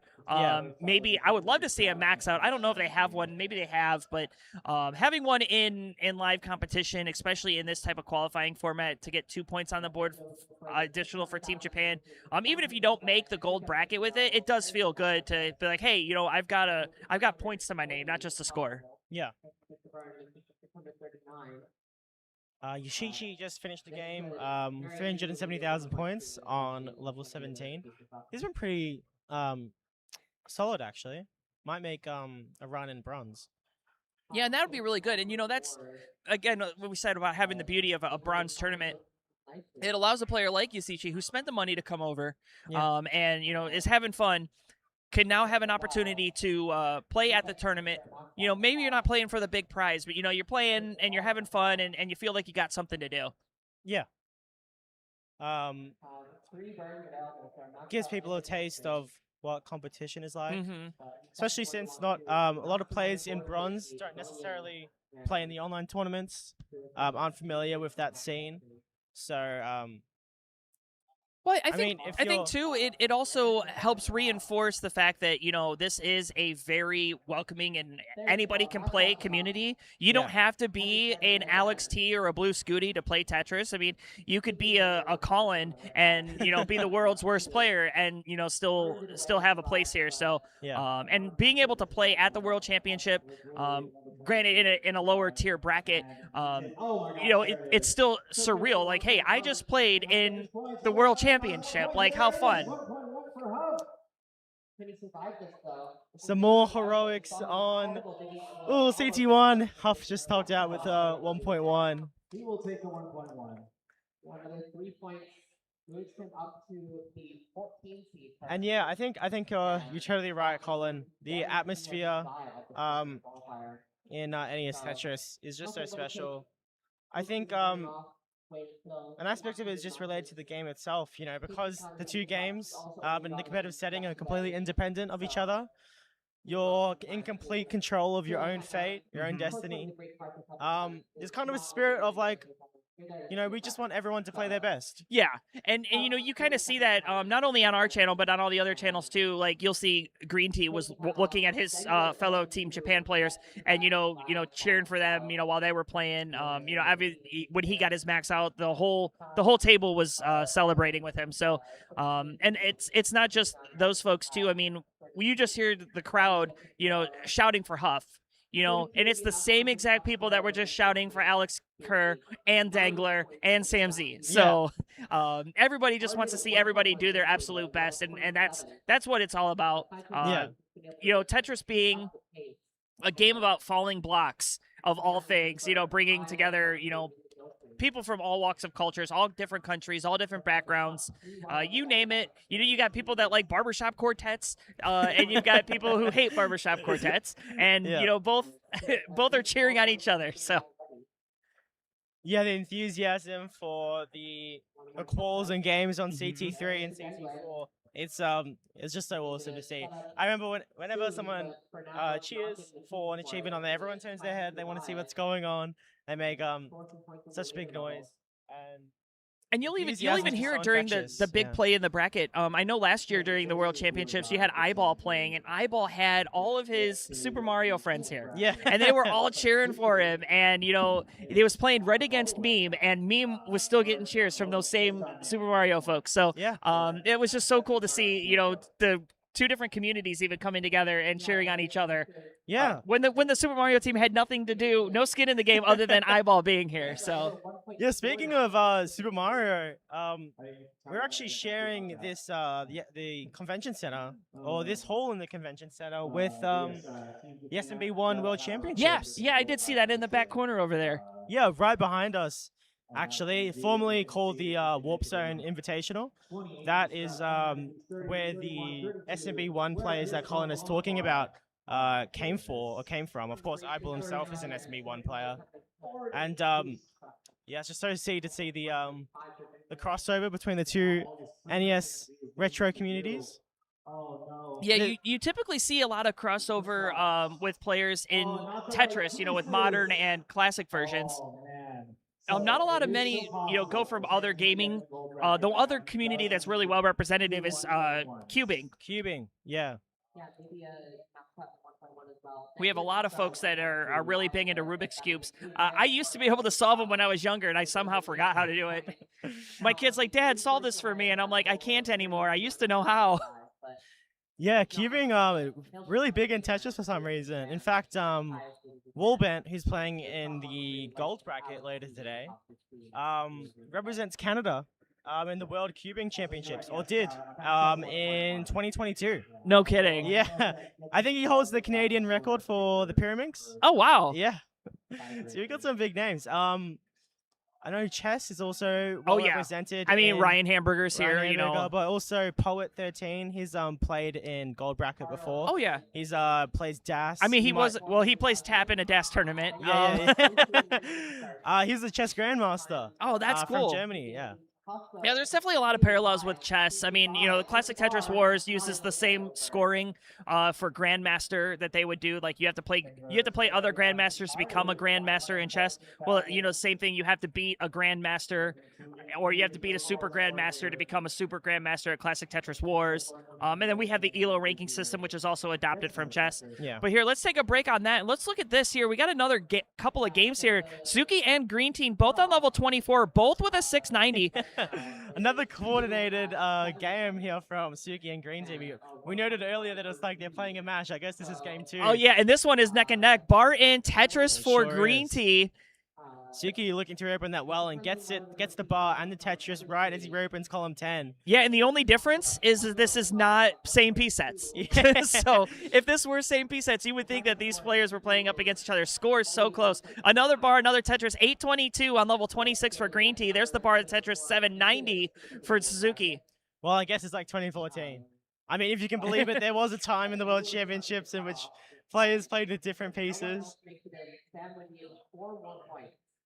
Yeah, now they're using the Tetris tournament cartridge. It is a little bit different than the ones that we use in the online tournaments. Board is climbing, but managed to get the Tetris and bring the board down. Yeah. Just need some really helpful pieces. That T-piece, yes. Okay, 2 T-pieces are definitely what the doctor ordered. Now let's see if he's going to set up set here. up in the center. Needs bars. Gets one of them. Okay, Is actually, set up. this could work. Bar in Tetris, 933 needs... Still, this is going to be another heartbreaker, 950. Oh, I think he needs to set up for 2. Oh, that 2 might not even be enough. Oh, it's just tragic. Come on, where's the bar? Bar for no bar! But there's a Tetris and a matchup for Suki. So there's 2 more points for Suki. We mentioned earlier, that'll give him 10. 10 is 100% in gold. Congrats to Suki. And we mentioned earlier about Dylan being the sole tapping representative in gold. We now have a 2 tappers, yeah. We now have a second. How awesome. And you know what? Suki's still going. We still have 11 minutes. That's enough for 2 games. It is. 2 max outs. That could be 4 points. Yeah, Anjing in chat saying Japan in gold. I believe that's the first Japanese gold bracket player since... Must have been 2021. I can't think of... because Corian, right? Since, in the online tournament? I think Corian made gold. Yeah. Because 2022, 2023, 4... Yeah, they did in 10. We'll have somebody from Stats verify that for us, but I think that sounds right. How special is that? You know, and why don't we ask our resident Team Japan member here in the booth with us? Yeah. This qualification, Suki made a pretty good games overall, and making a 2-digit point is pretty great result so far. And Green Tea also really having unfortunate moments here, but having at least 1 max out, so he will show some more actions, not getting empty-handed. Yeah. Yeah. Someone in chat is asking, why didn't you qualify? Is there any? Why didn't you qualify for the tournament? Are you retired from NES Tetris? Yeah, in 2022. Yeah, but it's really rebounding and demanding in both physical and mental. Yeah. Yeah, absolutely. But, yeah. Oh, you put in the time. You're quite the decorated player yourself. I seldom plays, but still not quitting playing. And I have a little bit small session to play with my Switch too. Oh yeah. Yeah. Nice. I have no proper CRT setup, so I am doing for this my Switch, and it is very happy for us that Nintendo's NES Tetris have the online service on Switch to Nintendo Switch online, and it is even available in Japan. That is. No physical copy of this game is released for 35 years. Yeah. And without port of Nintendo Switch port and of course Tetris Effect Connected, where Green Tea made this game. Yeah, he was replication. instrumental in developing that. With this application not available, we wouldn't know how this game is pretty difficult and also entertaining. Yeah. Yeah. Thanks so much, SQR. I mean, you might not be playing, but of course you're cheering on your fellow Team Japan members, and of course just soaking in the atmosphere, having a great time, I'm sure. Yeah, it's been an honor to like spend some time with you. I know this is the first time I've actually talked with you, and I'm enjoying that your time, and I really am appreciative of all the insight that you're able to give us for Team Japan as well. And this is your first time on CT2 on the speaking too, right? Yeah, even in English, I am really a bad speaker, and I'm a small listener of English. But having a mic on this prestigious tournament is beyond utmost pleasure, beyond what I deserve. Oh, so, I don't think that's true at all. You are very well deserved to be here, and I appreciate all the insight you've been able to give to us. We've got about 7 minutes left in this qual session. I do want to plug our Matcherino one more time before we see Green Tea hit another transition. Again, exclamation point Matcherino in the chat. I would love to see this get up to $4,000 before this qualifying session ends. If you're capable or able, or you've stolen your parents' credit card, by all means, contribute to the prize pool so we can support Team Japan here. Especially Suki, probably in the gold bracket at this point, so would love to be able to get a piece of the prize to take home. Yeah. So yes, please, exclamation Matcherino in the chat. And now we are going to transition here with another Tetris. Burbia with 2 cents. Thank you so much. Just do that about 1,000 more times. Okay. Yeah, maybe if you plug it 1,000 more times, we can get up to $1. Yeah. All right, but we are about 2 Tetrises away here for Green Tea. Green Tea having to take a skim, needs this bar, drought forming, 17, 18, 19 pieces and counting, takes a double, long bar in Tetris, 487 transition, so here we go. Now, this is where we're going to have to see what happens. There's about 6 minutes left. Can Green Tea get a max out and then get another game off before this timer expires, Stolen Short? Yeah. If he can get 2 more max outs, that would be 6 points. That would give him a fighting chance for gold. It depends on how some of the other players go. Zempro and Sam Zed also with in that ballpark. Yeah, so 568 now, and thank you for the 3 cents, Burbia. I think Burbia spent it's about spending $3 to send 4 or 5 cents to us. I think Burbia spent 100 times that on the processing fees, but appreciate it nonetheless. It's the thought that counts. Matcherino should really do what the other crowdfunding sources say. Hey, I would like to cover the fees, not just force you to take the fees. Those double bars. Actually, triple long bars. And a quadruple. That's so many. 5 long bars. Are you kidding me? And now we won't get one. Had an opportunity to do a Vitz and then said, no, I'm going to throw the square there, and then got punished by getting so many long bars. Now has 2 bar dependencies. Green Tea hasn't been able to do much in terms of Tetrises these past couple levels. Wants to get this ball down and back into scoring shape. Yeah, and it's 668 now at level 23, about to hit level 24 with this burn line here. Yeah, that's gonna be tough. Oh, and lost dash there. Does get a triple, but now some more cleanup. And yeah, this is just gonna eat away precious time. And I think right now, with just under 5 minutes left, I mean, this is not one of those, I have to throw this away. I have to turn this into a max out and get another one started, because there's no way you're going to be able to get 2 games going. Yeah. There's one Tetris for Green Tea, crosses 700,000 points halfway through 25. Gets that J-piece, which is well-timed. Might set up in the center here. Yeah, you can see that skim with the T-piece. Nice awareness there. And a center ball Tetris for Green Tea, crosses 750,000 into 26. Well, this is going to be a big ask. Yeah, this is a really hard ask for Green Tea. Yeah. Oh, it's triple long bar dependent for just a moment there. And this might just be warm-up before Green Tea's last game. Still, we've seen him in fighting form. Nexi in chat asking, did Corian fully quit? I just think he couldn't make the trip out this year. Yeah, we saw Corian on friendlies 2 weeks ago, so... Or was it even last week? It might have just been last week. So, yeah, I mean, he's definitely still around and playing, and I see him online. He's just not in any of the tournaments. And I think that's just because of the level of competition and time zone and all of that. Yeah. I mean, back in the day, Corian was an absolute trooper, playing through the night. Oh, yeah. 3, 4, 5 a.m. in the Japanese time zone to defend his CTM crown. So I think he's earned retirement for sure. Yeah, and he's not as young as he was. He is definitely part of the old guard, myself included, except I wasn't around back then. Yeah.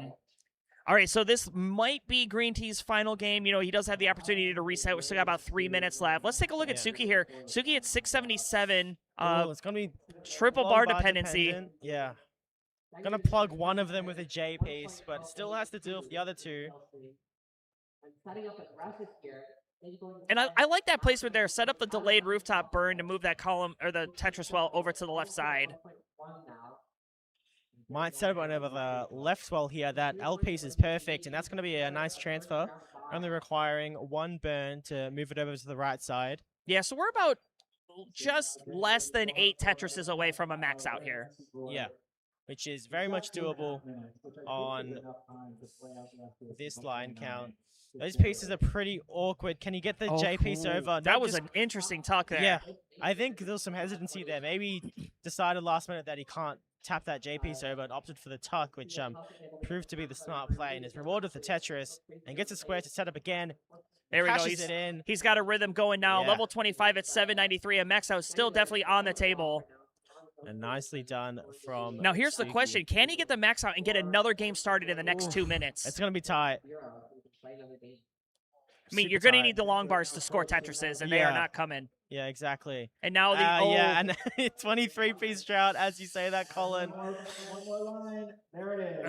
No heroics there. So 800K has about 1 minute left. Maybe want to just take a minute, breathe, reset for one final game. Take a drink of water. But hey, what an outing from Suki here. I mean, I did not expect to see 10 points. So I'm currently blown away. I was expecting, you know, maybe a max out or two, and he's given us quite the show. Absolutely. It's just so awesome to see international diversity in the gold bracket. We've had a record 6 Canadians in gold this year, which is awesome. The Canadian invasion. Yeah. I mean, it's NTSC Tetris still includes Canada. Among them is Eyeball, of course, who came top 4 last year, the highest place in Canadian and CTWC history. Silly Shark, which we've mentioned before, who just played in the TGM4 side tournament finals versus Green Tea. Firedox, who debuted last year. Kitten. And I'm missing one. Wallband. How do you forget about Wallband? Wallband, Toronto organizer, of course. All right, 30 seconds left. 30 seconds. This looks to be like our players' last games here. Everybody locked in. And look at Yasichi going with a level 18 start here. And one more, Knight, of course. Knight, who is currently the 16th seed. Oh, wow. Yeah. Wait, did you say Kitten was here? 4, 3, I'll have to run into them. 1. Tetris. Did I say Tetris last game? They're going by... They're under the name Sakes 2. What is it? They're under the name Sakes 2 this year. Okay. Yeah. Or Sarkes, I don't know. And you just heard that countdown. This is the last game. All 8 of our players on the main stage just trucking away on the level 18 speed, including Yoshichi, actually. Yeah, you know, and that's different than what we've seen. You know, perhaps say, you know what, let's go out with a bang here. Let's see what I can do on the level 18 I guess he wants a little thrill. And his board is actually climbing with this 30-piece Oh, wait a second! Has the well open now. Okay, well open. Oh, blocks it off. Oh, no, I think that's going to be it for Yoshichi. Yeah, but, hey, a valiant effort from the one of the newcomers here, Yasichi. What a qualifying session, you know. Again, played level 9, played their heart out, and, you know, certainly, you know, gave us a performance and well represented the rest of the team here. Absolutely. It's going to land himself a comfortable place in the bronze bracket, finishing with a 536. And now just gonna watch fellow Team Japan members finish out their final games. Yeah, 3 players I'm remain. particularly interested in what Sight can do. Has a 631 currently, but of course, he's capable of more. And he has a good game going. 242 at 70 lines. Yeah, this is definitely a 500K into 19. Yeah. And if you're just aiming for 700, then you don't need many Tetrises at all. I think beginners can sometimes forget how long the post-transition runway can be.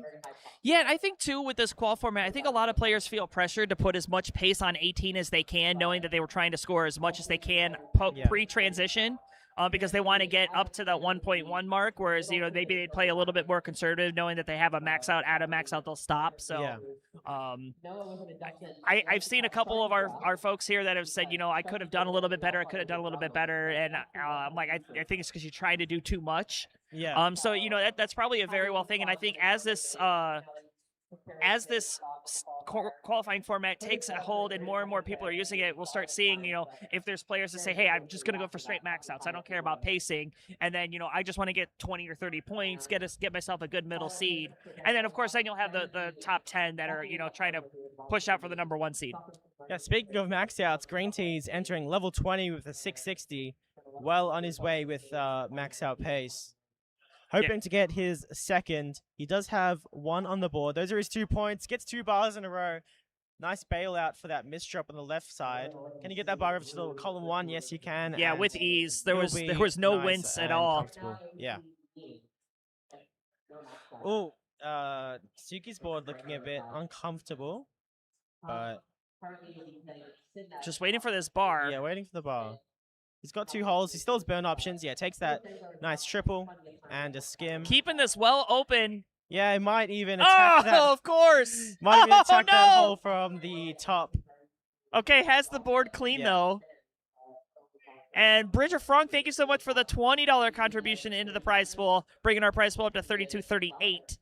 Yeah, thank you so much, everyone, for their contributions. This prize pool absolutely helps make this event happen. Of course, the event itself doesn't take any of the money, but the prize pool incentivizes players. That's what gets the players here, fly exactly. out. It compensates them for their expenses. It raises the stakes. It you know, helps make our community great. Suki's gonna enter level 19 with 543. Green Tea already passed level 24 with 815. He would be really hoping to convert this one, surely. Oh, and as I say that, needs to open column 7, needs a bar right now. Actually going to plug it with a oh, now another bar dependency. Oh, no. Oh, an 820 for Green Tea. But always a fan favorite here, and we just love watching Green Tea. Actually taking a sip of green tea. Yes. Had a good qualifying session. I mean, got to max out and represented Team Japan very, very well here.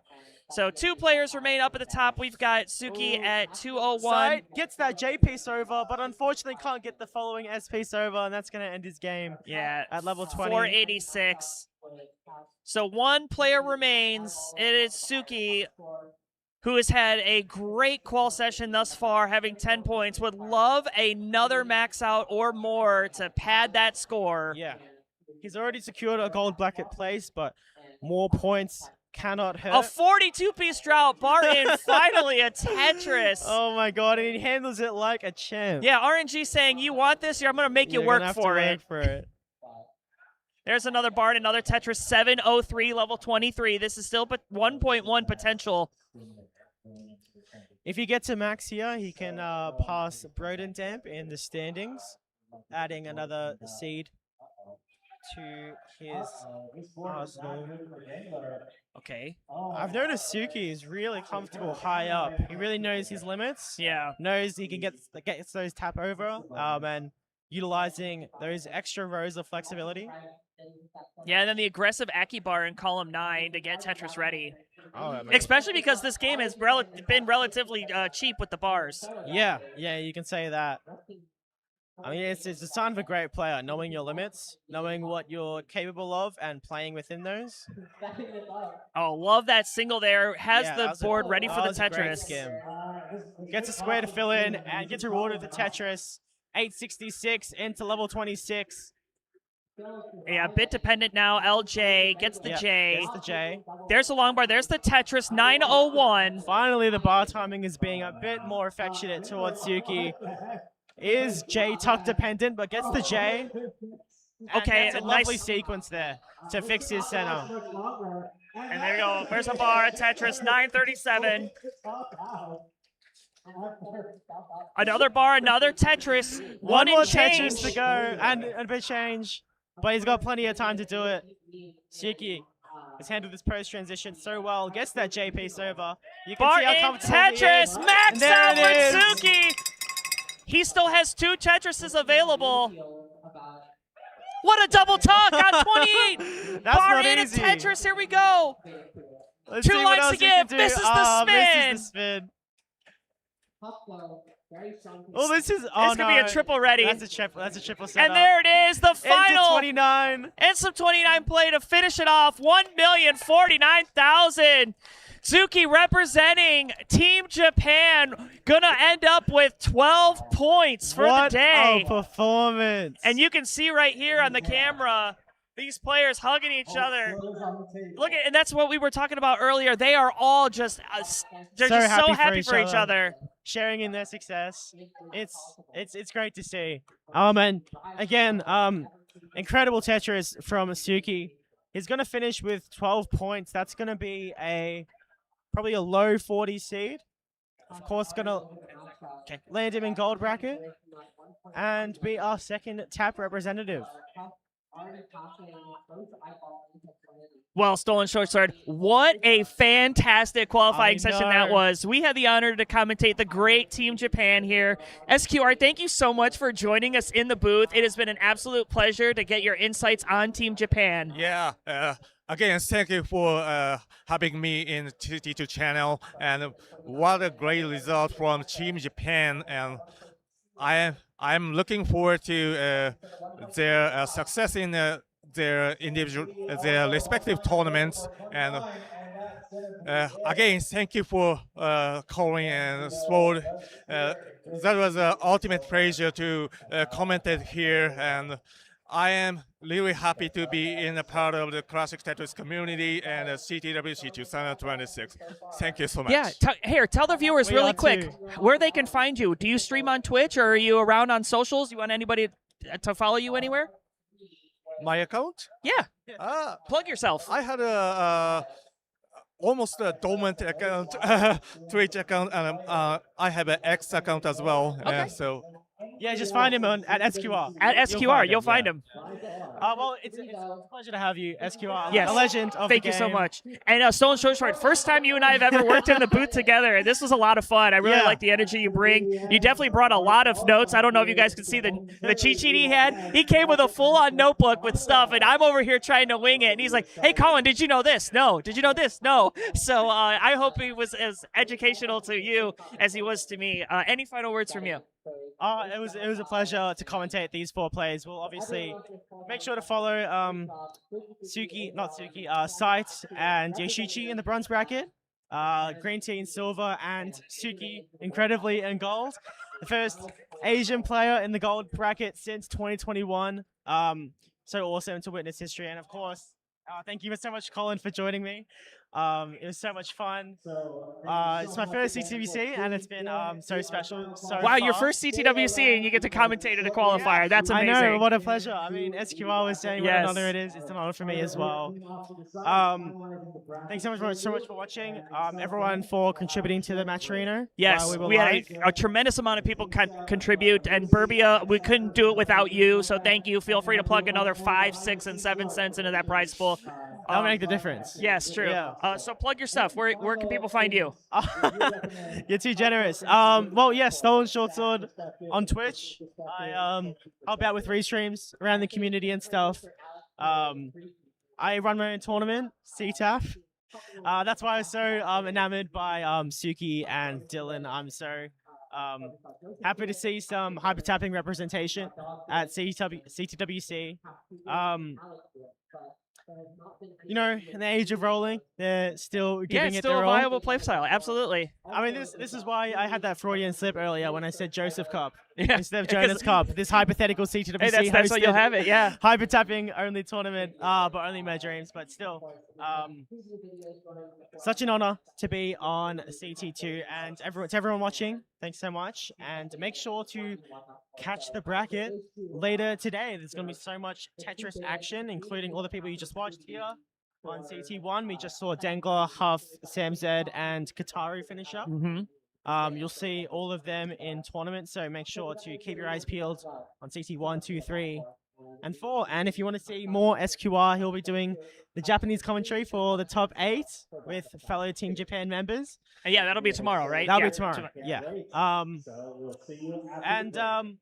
Welcome everyone to the Classic Tetris World Yeah, Championship. It's been a pleasure. Yeah, the tournament officially starts in a little bit. I wish I had the actual time. I think we're just a tad bit delayed, but we're pretty much on time. So don't go anywhere. Again, my name's Colin. Thank you so much, Stolen Short Sword, SQR. You guys were amazing to have in the booth. If you want to follow me on Twitch or Facebook or X or anywhere, just see Chris M. It's really easy to find. See Chris Trademark if you want to call me that or whatever. Other than that, you'll see me. I host friendlies on the Classic Tetris channel. And yeah, I had a blast here. This was so much fun. Stay tuned for the rest of the tournament. It's going to be a blast. We'll see you today and tomorrow. Take care, everybody. See ya. Dan V is going to chase this one down with 2 late Tetrises. He's ready. That's the bar.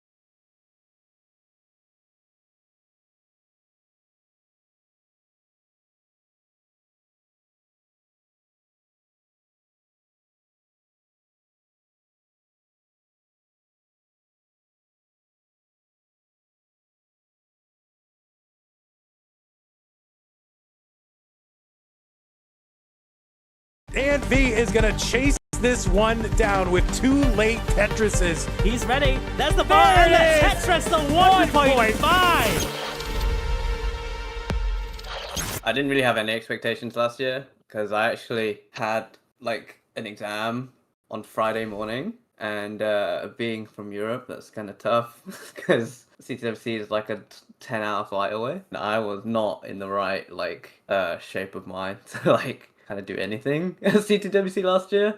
In addition to that, last year, generally, was just pretty bad throughout the whole of 2025. So I wasn't really expecting to beat Dengler. The fact that it even went to a decider in the first place I was pretty happy about. I got 2 decent wins over there. And in the end, even if I had beaten him in that decider, the next game was Alex T anyway. I didn't really have anything to complain about at the end of it. I was kind of zoned out a bit from Tetris in general. I was literally just coming in to play a Masters every month, and that was literally it. I was not playing outside of a tournament. But going into CTUK, even though I did kind of just get swept out, it was the Evesy who kind of shocked the whole tournament anyway. Player. She's improved so much over the last 6 months, a year or so, which I'm glad as well, because the last few years it's literally just been me and SV at CTUK, and I feel like Evesy coming in, going to CTWC, it just makes our whole UK scene just that little bit stronger, which I'm happy about, even if it means that my own performance suffers. It's at my expense, right? So no hard feelings, it's all good. For the calendar year, Austria is the first one of the year for us, and I think it's kind of a good kind of showcase because this is the only one where I feel like all of the Europeans kind of go to, or the top level Europeans. So this year we had Sidnev, myself, SV, Tugi's there, Duji, Violet, we're all kind of there because we don't have a European championship for NTSC open tournament. So yeah, I would say Austria is definitely the one that everyone kind of wants to do well in, and I feel like this year I performed about as well as I could have. The last couple years I got knocked out by my fellow countryman SV, and this year was the first time I've actually beaten him in Austria. So I feel like I had to get over that hurdle to get back to the final. To get to the final, to deserve it really, I feel like I had to beat SV at some point in the tournament. And then when you go against Sidnev, it's you're up against Sidnev. Sidnev is the greatest European player ever, so there's never any shame losing to Sidnev, but I'm glad I didn't get swept. That's the main thing. I feel like I put enough good games, give a good account of myself in Vienna, and I'm hoping I can bring that into CTWC. I've only ever lost to Sidnev and SV in Austria. In the last 2 years, it's been SV. Austria is definitely my best performance in person for a while, which I was pretty happy about, because I really feel like I need to prove myself again in person. So I feel like they haven't really gone the way I wanted them to recently.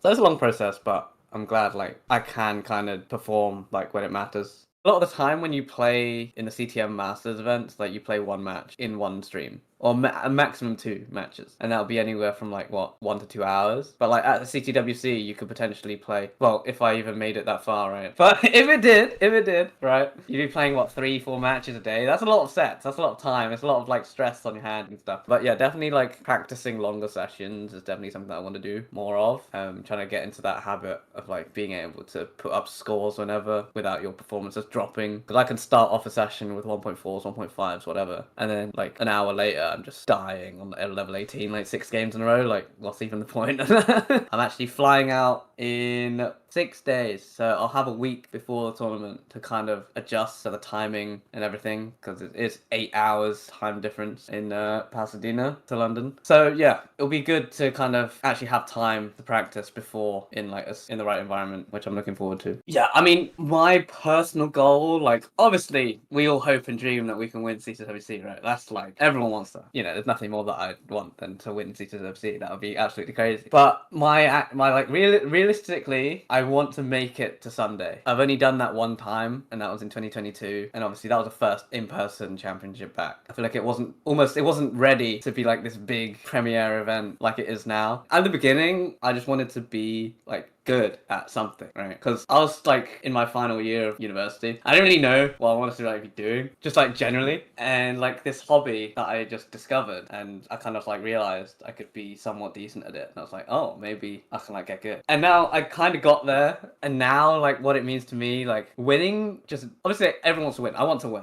of course. But the sense of like, maybe it sounds like a really PR answer, but the whole like community thing is like genuinely like what I love the most about the whole thing. Like I can win CTWC, I can win every CTM for the next like year or whatever, but I think at the end of it, like meeting all these like people online and to be able to like call them friends, have like conversations with them, like I've met them like at school or something. I don't know, it's like really wholesome, I guess. I don't know. It's it means a lot to me that I can like kind of just talk to people from around the world like about this dumb block game that we all like playing and talking about. That's like genuinely like the main thing that I enjoy the most. Like if I didn't meet any of these people and I was just playing on my own, like there's no way I would like be anywhere near this game still. But like yeah, the fact that there's this whole community like behind this thing and like we have common interests, like it means a lot. And even though sometimes I like to play a villain almost like when I play matches, everyone's so nice and like I enjoy like chatting to everybody and it's like great fun. At the end of the day, I just love it, the whole thing.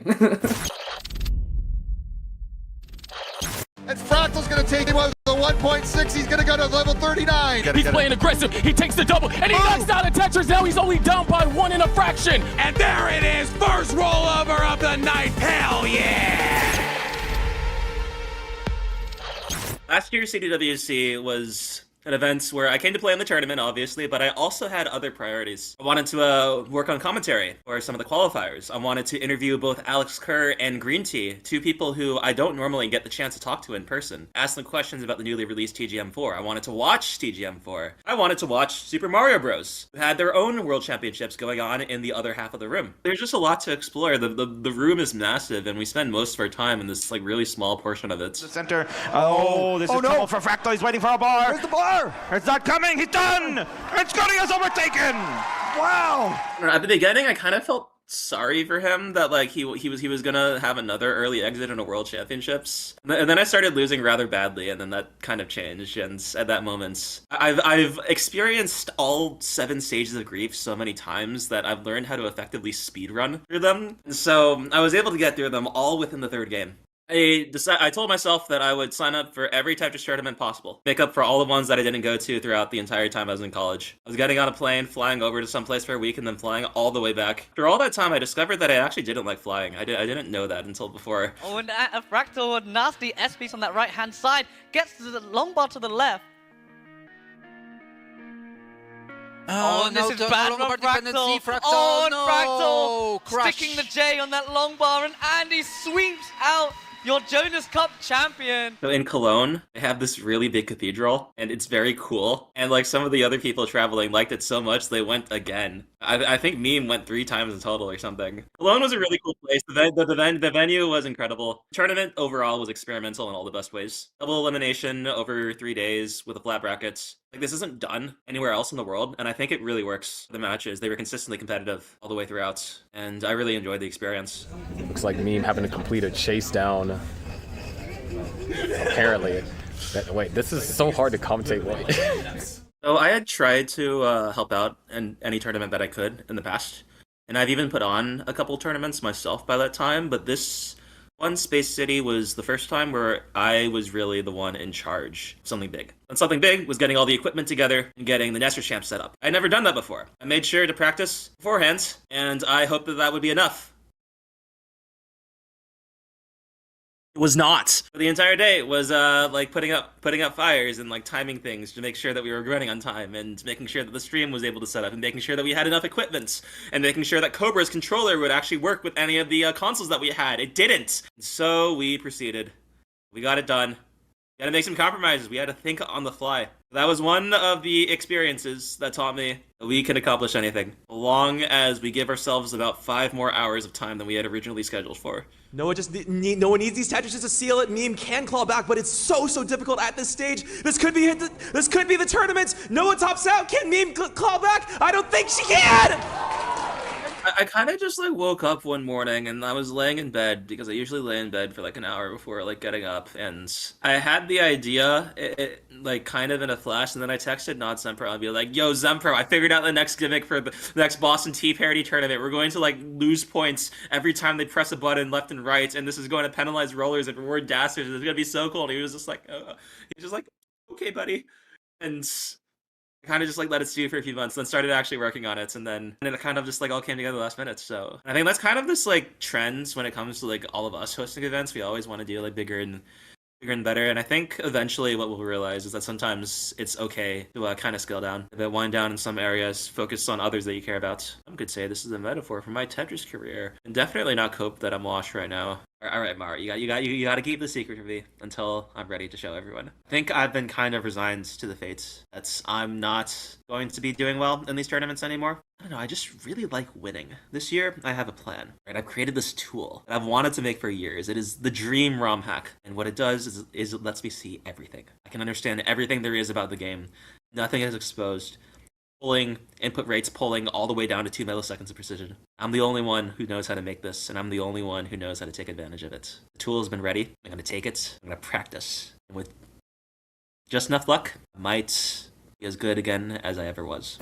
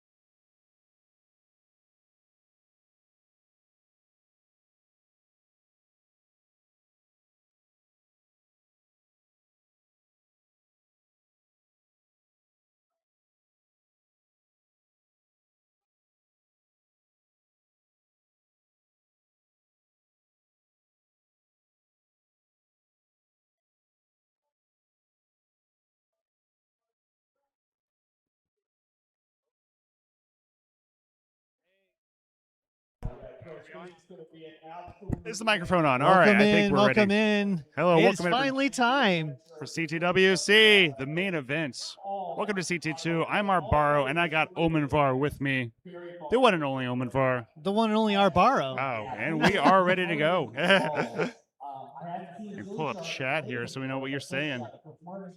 I'm pretty excited for these matches here. I am too, yeah. This is a couple treats here, I think. We're going to have Deck and Paco, who are both,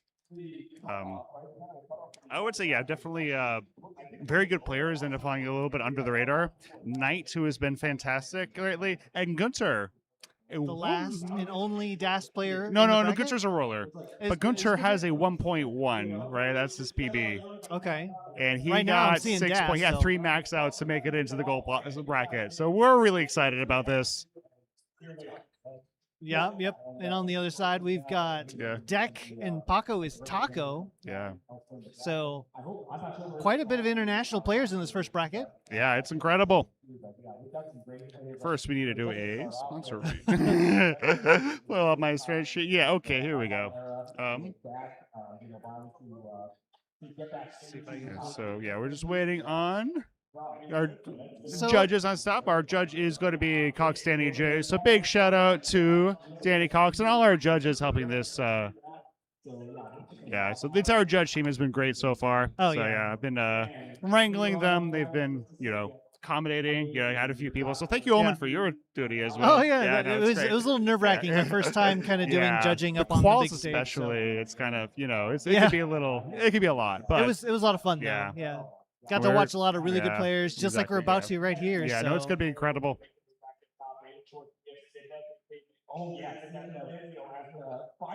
Yeah. Do you want to go ahead and start maybe doing some sponsor reads while we're here kind of waiting around? We've got a lot of you can't watch this without having a bunch of sponsors. So and we have a lot of really good ones. Classic Gunter too, that's right. Who do we have available? Let's see here. Well, let's start right at the top. Obviously, a big shout out to the Tetris company for sponsoring all 17 years of CTWC. Thank you, the Tetris company, for all the Tetris. It's a lot of good Tetris products lately. They're just put them in. This is just one. It's just one of the many Tetris products that you, the home viewer, can consume. I played Tetris Forever. It was pretty cool. Oh, did you? I forgot what the Tetris 2. It's not the Tetris 2. There's a different Tetris 2. It was fun. It was like kind of it's like they all have different, things. DAS, things. Oh, and like the DAS timings. Systems. Kind of like, it's like interesting too because, all the pre-guideline games are all like a little bit different in interesting ways. Yeah. So that's like Tengen Tetris. Did you ever play that one? I have played that one. There was actually a Tengen Tetris machine out in the hallway here. So if you want to give it a go after this, we can play some challenge. That'll be fun. Yeah. So I don't know. It's kind of interesting too. I did. I guess this isn't Tetris. I guess Tetris company is involved here too. But we had the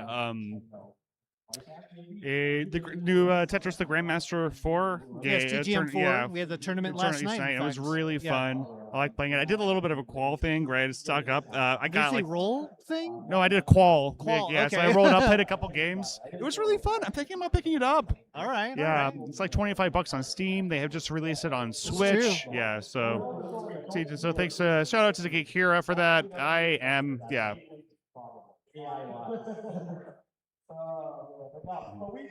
it's actually Akira.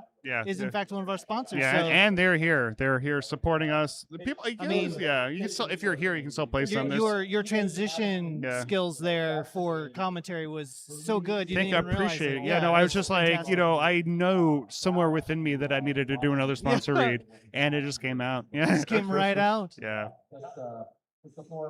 Some. I don't know if they can hear me. CT2 is kind of the only station where the players can't really hear the commentators, unless the commentators are GD. Last year they did, but I think this year. Yeah, I don't think. But anyway, we got a lot of love. Hey, Can you hear us? Can you hear us up there or no? Yeah, we got a bunch of people in chat. You can hear us? Got some love for Gunter. Got some love for Deck. Yeah, I don't think they can hear us. Yeah.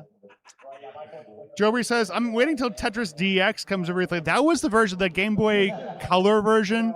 That was the one I played growing up. Which one? Tetris DX. Oh, wow. I don't know if you heard of that. Yeah, I remember it's the one with way too many T pieces. Like, there's something broken about the RNG that just gives, like, twice as many T pieces as usual. the max out is 10 million. I have like a 9.3. And it takes hours to get there, and they keep topping out at 9 million and some odd. Wow. It's really frustrating, but I'm going to do it. I promise. Nice. Yeah, Okay, I think the only other real Tetris game I kind of got into was Tetris Effect Connected. Oh yeah. That's which fun. I played that a lot. Well, Tetris 99 as well. Yeah. But I think really right before I got into this, like I think I got into this around 2021, right? COVID era. But before that, I was playing a lot of Tetris Effect before it was Tetris Effect Connected. Right. Yeah. And that was, I mean, just beautiful soundtrack. Yeah. Of course. Amazing. Yeah. And then I kind of dropped off because stacking in modern is way different. Yeah, it is. Yeah, like there's something about classic that's just kind of, I don't want to say classic, and I don't know how to not repeat myself here, but yeah. Yeah. Speaking of Tetris Effect Connected, they are in fact one of our sponsors. It's Enhance is the name of the company. And they are the creators of Tetris Effect Connected. They just came out with a new game, I think, in the last year called Luminous Arise. Yes, there we go. Yeah. I even had to look at the pronunciation again. If you're here in person, there's a stage right. You can go and check it out. You can play some. Ooh, true. Yeah, over there at the I think they have. There's a Tetris Effect Connected right over there. I see. Yeah. So they're Yeah, we've got quite a few stations here in this giant room. It's almost overwhelming. Yeah, some Tetris there. Oh, okay, we have transitioned over. Oh yeah. Here we go. Some of our players here. You want to take this, or should I? Oh, you can go ahead. All right. Well, on that top matchup, it's going to be Gunter, the number 48 seed, a player of French nationality. Yeah. 30 years old and really into quite a few different things. Actually, is a electronics engineer. Yeah. There we go. Here's kind of the funny thing. Last year, our 48th seed was also a DAS player. Salted Sofa made it in. Oh, wow. And he took a game off of, I forgot who was playing, Tangler maybe? I forgot, but yeah, he took a game off of. He had Gunter had 3 max outs in his Qual. As a BAS 1.1 player, made it into I mean, that's crazy. It's quite the achievement. And interested in Hearthstone and astronomy, which is really interesting. Yeah. His opponent, Knight, Canadian, one of several here in the gold bracket. Yeah. A roller with 4.8. So you got to think, looking at just purely PBs. Yeah. And like Knight's, not just PB, but like Knight's incredible. She's been on the premier poll for a while now. Yeah. She was like top 10 for a bit. She just barely missed the first round bye here. So she's 17th seed. And there was like a bunch of people kind of in that 31 to 33 point range. She put a 1.4 on the board. Yeah. There was a time, I think probably about 6 months ago, where I feel like Knight was consistently top 10. Yeah. And I think she's starting to find her stride again.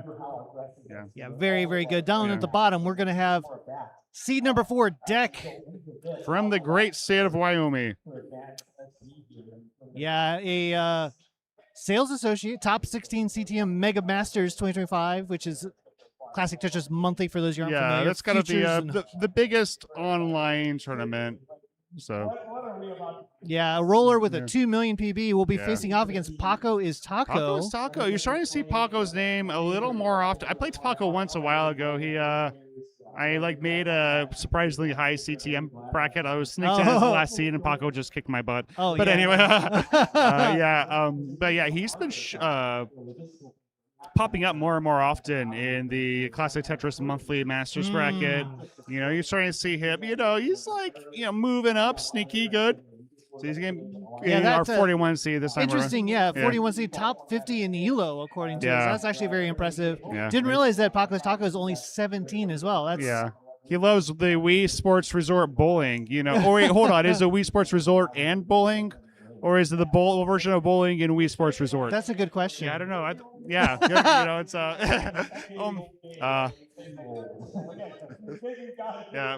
And so while we're waiting. We're good? Yeah, it looks like we are getting close to being ready. Yeah, we're good. 2, 1, Tetris. And away we go. Wait, hold on. No, no, you're supposed to. Yeah, I don't think we're ready yet. Okay, we're not ready to go. Okay, yeah. I think we're going to do a simul start with CT1. Yeah. Yeah, they're playing. Yeah, hold on. Yeah, top half. Well, don't worry. Yeah, these players though, I'm very interested. Obviously, like the classic DAS versus roll matchup here on the top. And then we've got the on the bottom we have a roll versus roll, so that'll be pretty exciting. I think some of these players are just a little confused if we're supposed to be starting or not. Yeah. No, we'll simul start with CT1. We're gonna restart. There's a little bit of miscommunication up on stage, so we're getting that sorted out. It's gonna be great. You saw Knight earlier was waving at the camera. Yeah. She can wave some more if she wants. Hi, Knight. Hi, Knight. Hey! All right. Oh, sorry. Oh, we got the bird with the bread. All right, Gunter really repping France here. Yeah, I do love the fact that we have such an international community. We've got 3 countries represented up here. Oh, yeah, you're right now. true. Yeah. Wait, we got double Knight here. Yeah, we got Knight, yeah. Gunter, Knight, Paco Saco, and Deck.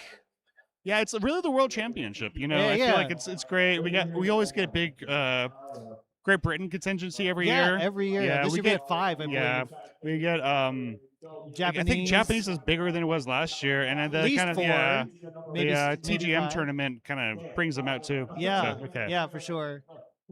Great to see Green Tea. Yeah, Always great to see Green Tea. Green Tea he just kills it. Oh yeah, it's really funny. Like Andrew versus Green Tea is up there reffing. Like Andrew's like, I got to get a selfie with Green Tea before I play. Before he just comes in and kicks my butt. Yeah, so goodness. it is.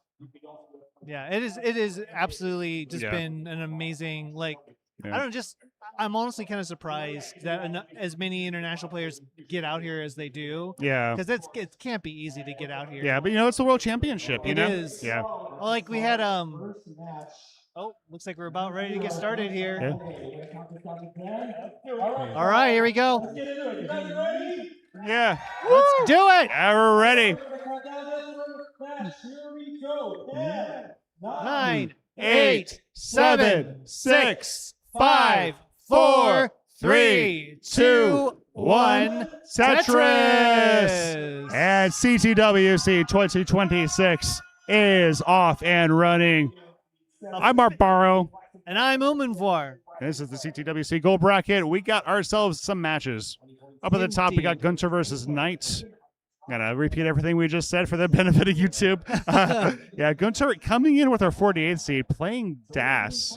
We can watch him, yeah. We're gonna see. He does roll sometimes, but here he is very much pressing and hold all those buttons. It's great because last year we actually had our 48th seed, the kind of the bottommost seed of the bracket. Salted Sofa. Yep. So 2 years in a row we have a DAS player. I am so happy to see it. Yeah, it's like DAS ain't dead. I mean, obviously DAS isn't dead. We have We have our own Jonas, kind of events. We have Jonas Cup. A lot of regionals have their own DAS tournaments, right? So DAS is very much alive, and Gunter showing it can be competitive near the highest levels. It is. Yeah. You're right. It is interesting to note though that it's kind of the original play style, DAS. So obviously rolling's kind of taken over, but it is really cool to see at least one every year who can make it in still. So Gunter not just repping, but really carrying DAS on his shoulders this year. Yeah. Well, I mean, you feel there's plenty of DAS players in CT2, CT3, CT4 if you want. Yeah, but this is the good stuff. On the top right, we have Knight, and she is coming in with her 17 seed, just barely missed that my goodness. first round by. She had a good call. Close. Yeah, I was there commentating for that. So yeah, she is Canadian. She has been, she's an outstanding player. You're gonna see her at the top level quite a bit. She's been at CT. She's been in Div 1 for CTO. Yep. She's made I don't know exactly where, but she's made deep runs in CTM. So she has the ability to make some noise here in the tournament. I agree. I think people are maybe sleeping a little bit on Knight. If not that I know for sure, but I have a feeling that Knight's going to surprise some people here. Yeah. Assuming Knight can get through this first round match, it's just not going to be super easy. Gunter's very consistent. So. Yeah, if Knight has the 29, I think Knight has a pretty big Absolutely. advantage. And right now, they're neck and neck on less than a Tetris. They're trading the lead. Down the bottom, Paco has developed quite a bit of a lead. He got by 6 figures. So let's kind of introduce those folks. The bottom left side of the screen. It's just funny because Deck qualled off stream. And I was like doing comms Right. on for CT2 and just kind of like looking at the high scores, like Deck just popping up there. Yeah. It's just like, hello, what's going on here? But no, Deck is very good. Deck is, Oh. maybe goes a little bit under the radar because Deck doesn't quite play as much online. But Yeah. whenever you see Deck, it's Deck's really good. Deck is very good. And it's good to see Deck here in the gold bracket as well. Yeah. Currently at 128,000. Paco Taco. Let's talk a little bit about that. Right now at 307,000, so quite the lead, but also quite the credentials coming in here too. Yeah, fun fact about Paco. He is Taco. Is he Taco? Yeah, oh my I mean, goodness. for a while I was a little bit, unsure of it, but yeah. I grow most certain by the day that he is in fact Taco. But is Taco Paco? Is Or is that Taco, just, I don't just know. every I might- once in a while? Kind of an occasion- Well, we'll see. occasional I thing? mean, if I were a Taco, I'd be pleased to be Paco. Paco has, I don't know, he's on a bit of a pace right now, isn't he? He's been showing up, more and more often in kind of the higher echelons of the classic Tetris scene. Right, he's popping up in the CTM Masters event. Yes, which is kind of the biggest, most That's a prestigious fairly online new thing too. Like, I yeah, don't yeah, think, yeah. He wasn't doing that last year, I don't think. Yeah. He's making significant strides. He has a 1.5 now. He's Wow. so he's going to be hunting for that rollover, I'm sure. Yeah, certainly one of those kind of rising stars of Tetris, Yeah. I would say. Yeah. And I have heard specifically people saying, "Oh no, Paco is in my bracket. I'm toast." Yeah. And not to be confused with the toast that's yeah. running CT2, but Yeah. like toast as in like they're gonna get destroyed. Hi, Toast. Anyway, right now he is kind of putting on a show here. He has a fairly commanding lead, up by almost 200,000 points. Knight has got a Tetris lead here, but anyone's game. Knight will have a pretty stick of advantage once they transition into 19, just because of the play style of this match. But it's a close one up top, just about a one Tetris difference, which is what you want. I think both these players you're gonna want to stay kind of close. I think Gunter really probably is gonna want to not just stay close, but try to take this lead because cannot compete with Knight on level 29. So expecting probably to see Gunter maybe play aggressive at some point in time here, but we'll see. It's still very close though. Yeah. And then down bottom, I think maybe just a little bit of nerves for Deck right now because the stack kind of a suffer game. There's another misdrop for Deck, but I think we'll see Deck get this all cleaned up here shortly, and maybe get those nerves under control. So even just stacking on the right side there, just trying to make sure that the board stays safe. No early tops. You kind of sometimes you can just leave the cycle where it's just like you get cleaned up, you get pretty much good, and then like immediately before you even get a Tetris, you misdrop again. Do we know, is this Deck's first appearance in the gold bracket, or has Deck been here before? I need to check. Give me a second, and I can look that up for you. Oh, we have hit transition, and oh no, Deck with a couple of misdrops right out of the gate here. 307,000. So Paco's Taco also. Clean stack for Paco. Knight's up to level 20. So Gunter does have a few lines in hand here. So we're gonna take a look to see what happens here. Knight just able to stack up a little higher just as a result of being a roller. Yeah. And as a result, she's gonna maybe be a few lines in the future. Everyone has transitioned now. Yep. We are into our first level 19 of the tournament. Yeah, love it. See it. There's looking at. Everyone's clean right now. Oh my goodness! Yeah, I think we finally have our first kind of top out too. Oh no, Deck! A little bit of trouble here. No, this is survivable. Gonna get a couple, but Deck is now down like 350,000 points. Oh, and the yellow doesn't get all the way over. Paco is very impressive right now with the composure for a first time. Yeah, and that's player. it. Deck's gonna top out, and Paco's gonna take game number 1. GG's. Hey, GG's. Paco was on a game there. I know. Yeah, up at the top. Knight is opened up a bit of a lead, but Gunter very much keeping himself in it. We'll see as we get further in here. We've seen Knight. She got a 1.4 in. The quals. So like she's going to have quite a bit of kill screenplays. So Gunter does have to keep, has his work cut out for him to. Right now he's down by a few Tetrises. Knight is, Gunter playing a very clean game here. That's 651 with Das at level 23. Yeah. Not bad. Unfortunately, going to have to do more than a misdrop by column 2. Does get it over. Nice Das control. Very good dash control, still holding out for bar. Gets the bar for the Tetris to 7-14, level 24. Getting assists from chat here. Deck was in the gold bracket in 2024. Okay, there you go. There you go. Okay, so it's been a couple years. Yeah. Well, yeah. So it's good to see Deck back. Yeah, exactly. I mean, it's a consistent high level play. Gold bracket, it's just.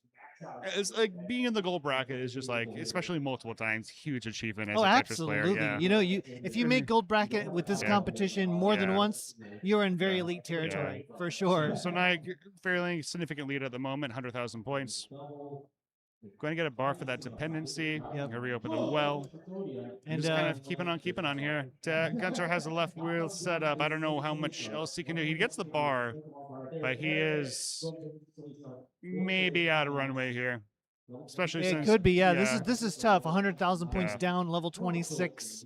Realistically, Gunter's only got about 15 lines to go, 20 lines to go here. We're off and running at the bottom again. And we already know Knight is capable of playing. She gets the bar. She gets it over. This could be a little bit of hope here. A little bit, possibly. But, if you're Gunter, you got to keep playing your game here and just let's see what happens. Yeah. Gunter at 871, Knight at 948. A couple more misdrops, and this is not a good Knight time winning for a bar right now. Oh, doesn't get the bar over. No bar, so did top out. This is a little bit. So he's 950. Gunter needs 2 Tetrises. 2 Tetrises and has 4 lines. So we'll need to set up for 2 here. Have to set up for 2 for sure. There's one. There's one, and that's going to take him in. Can he get enough lines? Oh on 29? my goodness, got some lines. Yeah, he's gonna, but he's not gonna. What a game, Gunter! Gunter! Game number 1. What a game! Knight a scare there. Oh my goodness, just needed a little bit more, and that would have been an upset of all time. If you're wondering how a DAS player got into the gold bracket, there you go. A DAS player got into a gold bracket. That was such a solid game from Gunter too. Never got in any kind of major trouble. Just kept the board nice and clean. Took the burns. Took the Tetrises. Yeah. Kept it close. Yeah. Down the bottom. Paco did have a little bit of has to go a little bit of cleanup duty. Did get a nice sturdy Tetris to cut that short by a bit, but Deck is up by about a Tetris here, so a bit of a actually, this second game's shaping up already to be better. It was like early on in that first game, Deck had a lot of misdrops to start the game and just kind of set the tone. So it's really important to get that good start here, and it looks like Deck is definitely doing that. As our favorite French-Canadian friend would say, warm-up is done. Warm-up is done, exactly. Oh, shout out to Martz. I don't know if you're listening, but... Martz, wherever you are, we just want you to know we're thinking about you. Yes, for sure. All right, we got another startup at the top here with Gunter and Knight, so it's going to be game number 2 for them. Judge Phoenix counted them down. All the way from Australia. So. Yeah. I got to finally meet Phoenix for the first time. That's awesome. Yeah, last night. It was great. It's like, oh yeah, okay. It was like you see a lot of faces, you're not really sure, but you when they say their name, like, oh, okay, yeah, I know who you are. Yeah. Kind of the first time you've been here before, but like the first time you're at CTWC, it's just it's overwhelming. Yeah, it's like all these people by like screen name and you interact with them, but now it's like you're just like seeing them for the first time and just like putting the names like in a good way. It's kind of a surreal experience. It is. Yeah, very close games on both bottom and top. As Paco versus Deck is halfway to 19. They've been pretty clean, about 500k transitions. Yeah, and down bottom is pretty close here too. Right there, neck and neck, line 69. Hey now. Hey now. And oh no, like Paco, not happy to have to stack all the way on the right side. Square burst was that terrible. Was especially for his board state. But gonna try to make lemonade out of these lemons. Oh my god!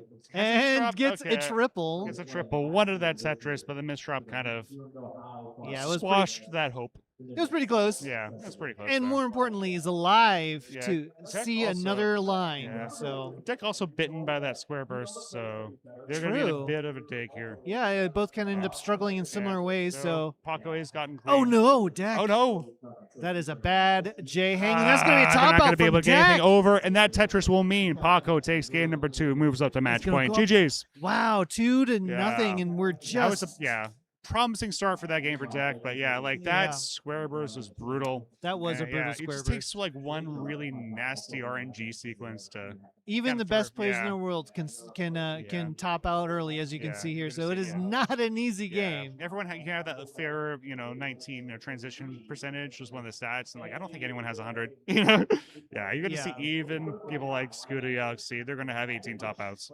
Yeah, we'll see if Gunter and Knight can avoid the same fate here as they are going through the early sequences here. It's 193 to 214, so pretty close, less than a Tetris difference between these two. Knight setting up 2 off the bottom, and she'll get the bar for it. There it is, Tetris. Gunter down by a couple. We're a little under halfway to 19. Oh, look at that. A little bit of a hang there from Knight. But Knight's a roller. Can work with this, especially with a bar. There you go. Gunter kind of had an early dash shift, and as a result, looking for... That bar is only going to be a double. Going to have to take a few more burns. We'll see if he sets up here in column 9. Yep, going to go ahead and set up in column 9. And there's the bar for the Tetris. There we go. And that's a nice transfer. You don't really want to be hanging out on column 9 for very long. Yeah, no. That's like I've made that mistake before. Up the center wells, that's not the one you want. All right, so we're off and running about the bottom. Both players have a Tetris on the board. Yeah, they've gotten started on game number 3. It is do or die time for Deck. Yeah. Our number 24 seed on the ropes to the number 41 exactly. seed. That would be a pretty big upset. Just in terms on of paper, seeding. but like watching how they're playing right now, I'm very impressed. I'm kind of wondering. I feel like Paco may have underqualified a bit. I'm not sure, but like Paco is very, very good, and we kind of saw that. First game 700K wasn't even halfway through post. Wow, Yeah, we haven't had a chance to see these players really kind of show their stuff. So maybe this will be the one. Yeah. Let's see. The top game, we got 383 for Knight, 341 for Gunter. So a couple of Tetris lead for Knight. They've been pretty clean. And the scores are, pretty much showing that. Yeah. This is I think once again, kind of like what we saw in game 1. Yeah. Knight's kind of holding that slight lead, but as we saw, all it takes is kind of one mistake, and Gunter close enough to potentially make a move. Yeah. 349 for Gunter, 430 for Knight. Down bottom, we've got 142 for Deck, 142 for Paco's Taco. Only 380 point difference here. That is .02. Oh man, back and forth they go down bottom, which is what you want to see. It's still early goings. Lots of room here for some Tetris heroics. Yeah. There we go. Paco's board a little nervy there for a second, but got the Tetris to get it down. Yeah. That left side. Would love a J. Yeah. A little uneven. This is probably going to result in a few extra burns, but yeah. Looking pretty good here. Look at this column 3 set up here for Knight. Does get the bar for that Tetris. Nice. And now set up again. Yeah, she's building up a lead here. Still going to try to stay aggressive. No place for that S piece, though. There's a Tetris. We'll see. Yeah, and that L is going to be great perfect. for the tuck. Yep, that's going to help resolve that perfectly. So her Knight is safe. Nice, and she's just for the J. Her board is pretty good right now. Oh, nice S spin there from Gunter. Paco digging at the moment. This could be Deck's chance here. Could be. Deck had a fairly clean game. Exactly, as you would expect from a top-level DAS player here. Or Deck, yeah. So absolutely needs to continue this play, but these droughts not really helping either of these players. You have seen kind of a bunch of there haven't been any really long droughts, but that drought kind of keeps ticking going on for a few pieces. Yeah, there you go. Kind of like a semi-arid seed. Yep. Deck just now surviving that drought and doing good things. They're up actually right now at about 2 Tetrises. Line counts are pretty similar. Yeah. So it's a true lead for Deck here. Up at the top, we've transitioned. So Knight with a 100,000 point lead. Gunter had a few lines in pocket, though I think it's evened up a bit. So Knight just keeping on, Yeah, for sure. Obviously, not the highest transition Gunter's ever done before, but still alive. That's the important thing exactly. here. Just that if you're alive, you give yourself a shot. Exactly. And we saw that for game 1. Gunter was alive and made it to level Yeah, almost I think- 30. yeah, he did more than just survive there. Yeah. 900K is really good for a Dust That was a great Yeah. game one. You Yeah, I mean, if you're gonna take a game off of a roller and gold bracket, that's the sort of game you have to put up. yeah, that would have been kind of historic. I don't did Sofa win one last Yeah, time? he did win one last season. Nice. All right, so all right, that's Gunter's goal. Yeah, not quite as hot of a pace this game, but I would say still Yeah, still still within serviceable. Yeah, this again, if we see a mistake from Knight, there could be some room here, but Knight is right now. She has a commanding lead. And Yeah. has mischief for that L. Oh On the no! left side is Oh a- no! That's Resort for the Oh, flat bar for Gunter. the bar, and that's gonna be it. As Grand Designs might say, no. And all out Knights move out to match point. Yeah, we have a pair of 2-0 leads here. Yeah. Down at the bottom, past the Joey Parker turn.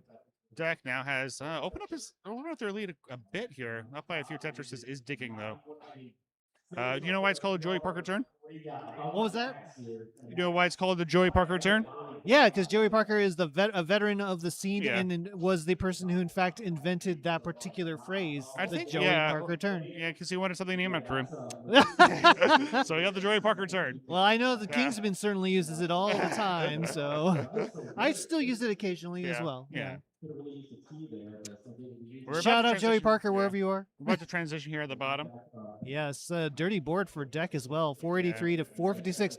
Close, but right now I think you got to give the advantage here to Paco, at least going into transition. Deck does have a higher score. There you go.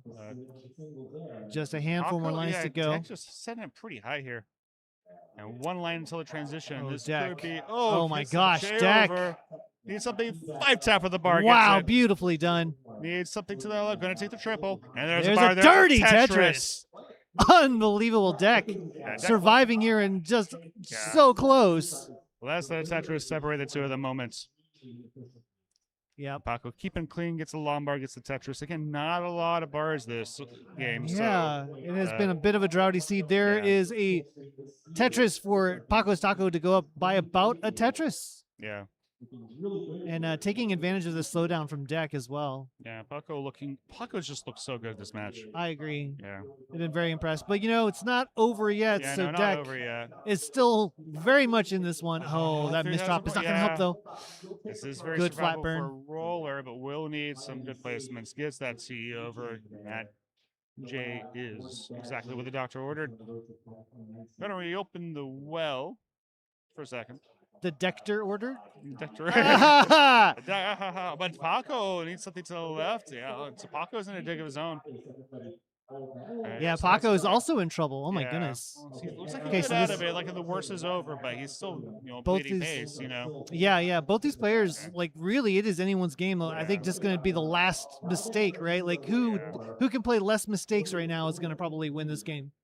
Looks like both players are clean. Center well Tetris for And Deck. right well Tetris for Paco's Tacos. And it's 17,000 point difference right now. Yeah, and that's going to be fewer and fewer Tetrises as we proceed through the levels. So This is it's true, still yeah. Close. Yeah, that is. Yeah. At this level, we're getting close to that, about almost 30,000 points per Tetris. So Yeah. less than half a Tetris difference. Yeah, Deck holding, keeping on with that center roll is biting them a bit here, having to take a few extra burns. But has it reestablished Lombard Tetris? Oh my goodness. It's getting tight down bottom. Up top, though, we do have a match going on. Gunter at 118, 196 for Knight. So as we've seen in all three games, Knight has kind of jumped out to a lead. Yeah. But we'll see what happens here as we get further into the 18 speeds. Yeah, no good place for that. Z for Paco. So Deck has taken the lead here, but again, it's so close. It has been back and forth. Yeah, it's What a 26, battle down yeah. here. Paco does have about a level of lines in pocket. There we go. Paco gets clean. Lombard Tetris. 10,000 point game. Oh my goodness, we are approaching the end of the 19 speeds. We're going to be transitioning to the kill screen speeds, which both these players are rollers. Yeah. So they do have theoretical points on the board here at kill Yeah. screen. Oh, but Deck, Oh, couple no. very high misdrops at exactly the wrong moment. Oh, he has no. to get that L over. I think It's that's going to be top it. out, and that's going to be a 3-0 sweep. Yeah, but for the GG's Deck. underdog. Yeah, great time. Yeah, thank you so much, Deck, for playing. Great match. Great Yeah, Qual. absolutely great. Yeah. Still Still here. Yeah, Still made it. Yeah, we love to see Deck here. Paco can play this one out. GG's. GG's. And Paco gonna take a victory lap here. Yeah. Now's the time to do it. Now is the time to do Yeah, it. good to see some 29 play here early in the tournament. Yeah, well, GG's to Paco. The upset 41 seed going to make it into the round of 32. Yeah, and definitely earned it. Paco has had a great set. Absolutely. Absolutely.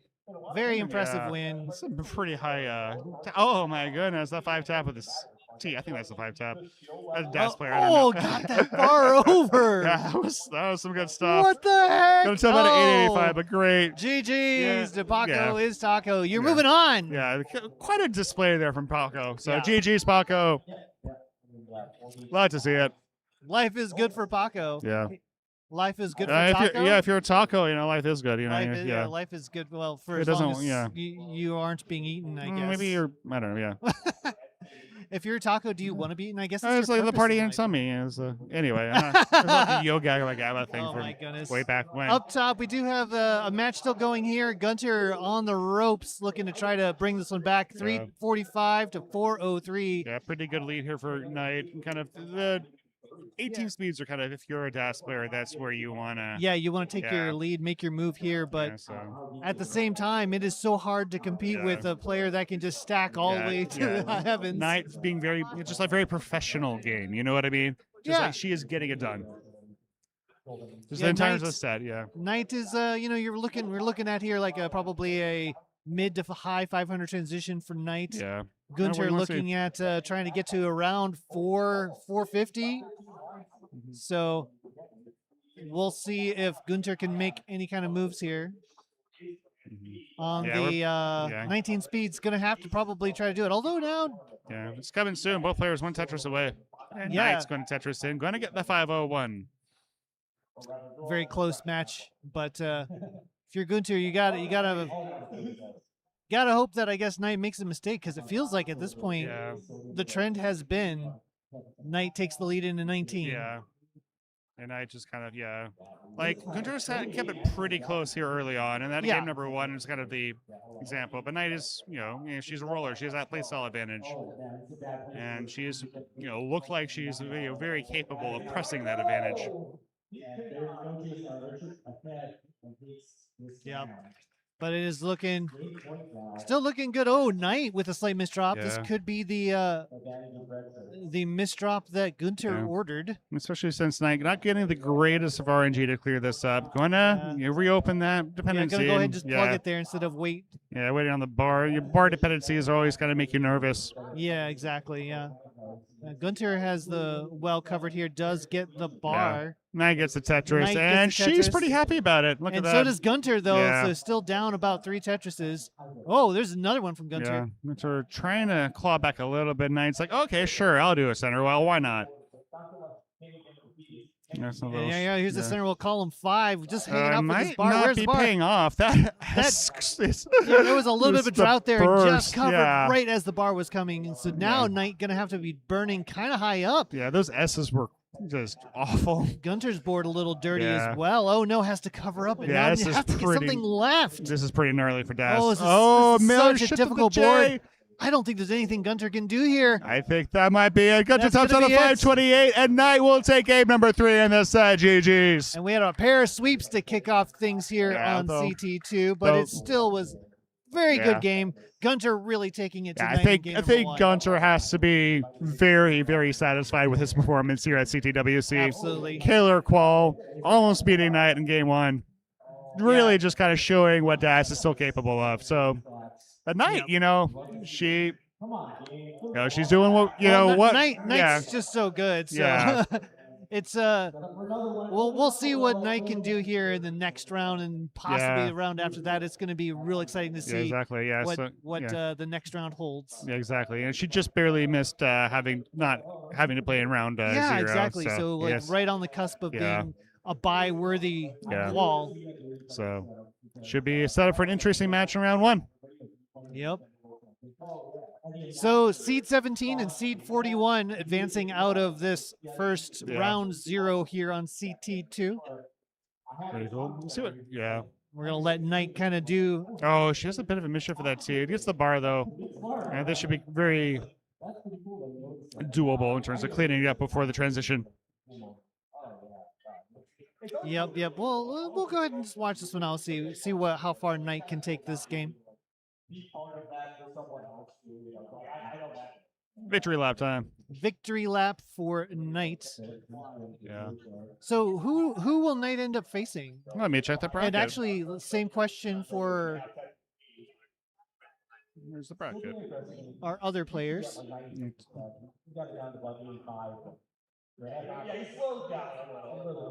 So Knight's going up against DMJ. Oh, this is a gnarly transition. She's going to make it, but GG's. What you're missing is a hug between the competitors. Yeah. Gotta love the sportsmanship here. Yeah. Non-American. No. GG's. That was really good. They're gonna cut to us here. There we go. Well, yeah, so got a couple matches to start things off. Yep. It was a couple sweeps, but there was still some drama. There we go. It was fun to see a classic DAS versus rolling matchup. Yeah, it was, And then they Gunter got that representing. game one crazy. Yeah. And Yep. in that bottom match, Paco, that was, he's putting the scene on notice, Yeah. And another thing that's on notice, he's a taco. Oh my goodness, yeah, that's a very important piece of Yeah. information. I mean, this is kind of the thing where you go to CTWC, you kind of make it in, you kind of put the scene on notice, right? You get your name out. This is true. This is And true. I Yeah, think that's exactly what Paco's doing. Yeah, and winning, the just first match, at all here in the gold bracket pretty is big a upset. huge. Yeah, exactly. It's a huge win So we'll see for him- Paco. yes. And we'll see him in round 1 later today. Yep. Who's Paco going to be facing? Paco will be facing Miles. Oh, That's a matchup. Oh, that's a matchup. Yeah, well, I mean, Miles. it's a top 16 player, right? You're going to start seeing some names. Yeah. 9 seed Miles. Yeah, And exactly, yeah. what's the other seeds that we got going on here? Yeah, so Knight is going to be playing DMJ. 16 said DMJ. 16-17, so that's going to be a that's really, gonna be a fun possibly match, a very close match between those two. Yeah, DMJ had a great qual, and DMJ kind of again, he doesn't play a lot of online comp. He shows up sometimes, right? Yeah. But then, we see him in the tournaments Yes, in person. live, He very loves much. live tournaments. I love it, And yeah. a lot of time, he kind of performs way better than, might expect, but it's not because, you think he's bad. You just don't, Right, he's you not don't playing see him. online. Yeah. You're not thinking about him as much. DMJ's been kind of a perennial top 32 player Yeah, for a while. absolutely. And Man, then he's- you don't see him online as much, like you Yeah. said, but that doesn't mean, seems like he's still Yeah, practicing a lot exactly, off screen. Yeah, exactly. Yeah, so it's pretty exciting to see. Do we know what our next schedule is going to be yet? Well, it'll be when the other I should matches say are done. our next matchups, I should say. I don't know. who Well, our next we don't matchups know are. which ones are going to be on CT2, but we know two. Yeah, we know it's 2 of 4. Well, let's do a couple more shout outs Yeah. to some of our sponsors Yeah. here. We do a FamiWiki. So thank you to Brendan Spalding and his company FamiWiki for donating to this year's trophies. So whenever you get to see those beautiful trophies raised, it is all because of Brendan Spalding and FamiWiki. You can find over 1,700 pages about the family computer, or the Famicom for short, and the Super Famicom, plus everything else in between. If you're curious what those are, Arbaro, can you explain what a Famicom is? It is an NES, but Japanese. Yes, exactly. Kind of the predecessor to the NES. So. Oh, it's the same hardware, but yeah. it's just has a different shell. form factor, Yeah. right? And the controllers are different. They have hard. Yeah, I guess they all have. They're wired in there. Yeah. Yeah. And the cartridges look different, but the same games, except they're Same name, They're yeah. Japanese, I guess, is the big difference there. And also, we do have fandom snacks here. Yeah. Here they are, fandom snacks Tetris gummies. If you want some gummies, I heard some good things about them. So I had some early because they came with one of the yeah, shirts. I think if you can eat some now if you want. I can. You can have them. They're here for you, the commentator. What about you? Do you want one? I'm a vegetarian. I'm gonna have Yeah, you have one for me. I'll have 2. Yeah. All right. Is that an L or a J piece? Yeah, it's a. All right, you so that's get J some piece. yeah. All right. Oh yeah, There you go. it says on the back. Yeah. All right. So blueberry is J. There you go. Apparently, orange is the L. And they are delicious as I expected. Yeah, I've heard great things about them. Go ahead and read. We'll talk about Hyperkin. Yeah, they are a company that makes stuff. They make the clone consoles. They make a good controller, the cadet controller. So they've supported CTWC since the beginning. It says 2010. CTWC's gone for a while, huh? Been a minute. It's been going on for longer than some of these competitors have been alive. This is true. Since 2010, they have helped the Tetris communities around the world by sending them NES consoles and controllers. Hyperkin leads the way in the retro and modern entertainment industry with unique, fun, and innovative items, including the Retron console. And check them out at hyperkin.com. Let's game. Let's game. Yeah, actually, I've had a lot of good experiences with the Retron specifically. Nice, During the Kansas City Retro, we got to use those because they had the HDMI's out. Oh, yeah. It really simplified the signal chain. Yeah, you didn't have to use splitters. Yeah, using splitters and everything like that. So that's cool. Shout out for making life easier for us, too. Those organizers. So, are you excited about... Yeah, we got a bunch of matchups coming up, right? So what are you kind of excited about in terms of, like, what players do you want to see? I mean, honestly, I'm excited for so many other matches here, and I don't even really know because I was, like, very much keen on trying to figure out where I was playing in the bronze bracket. Oh, yeah, that's true. Yeah. So, like, pretty much I know for sure that once I'm done with the bronze bracket, I don't even care which one it is because, like, all of these players in gold are great. They're great. We've got a lot of really interesting round 0 matches, and I'm really excited, honestly, for the round 1 matches. Like, who's going to make it out of that, into the round 1? So it's going to be crazy. I'm pretty excited there. Matcherino, we just got. Yeah, I was gonna say we just got a $100. Thank you so much. Yeah, $100 contribution from Nate Swanson. Nate Swanson. Woo! Yeah, go Nate. Let's go, Nate.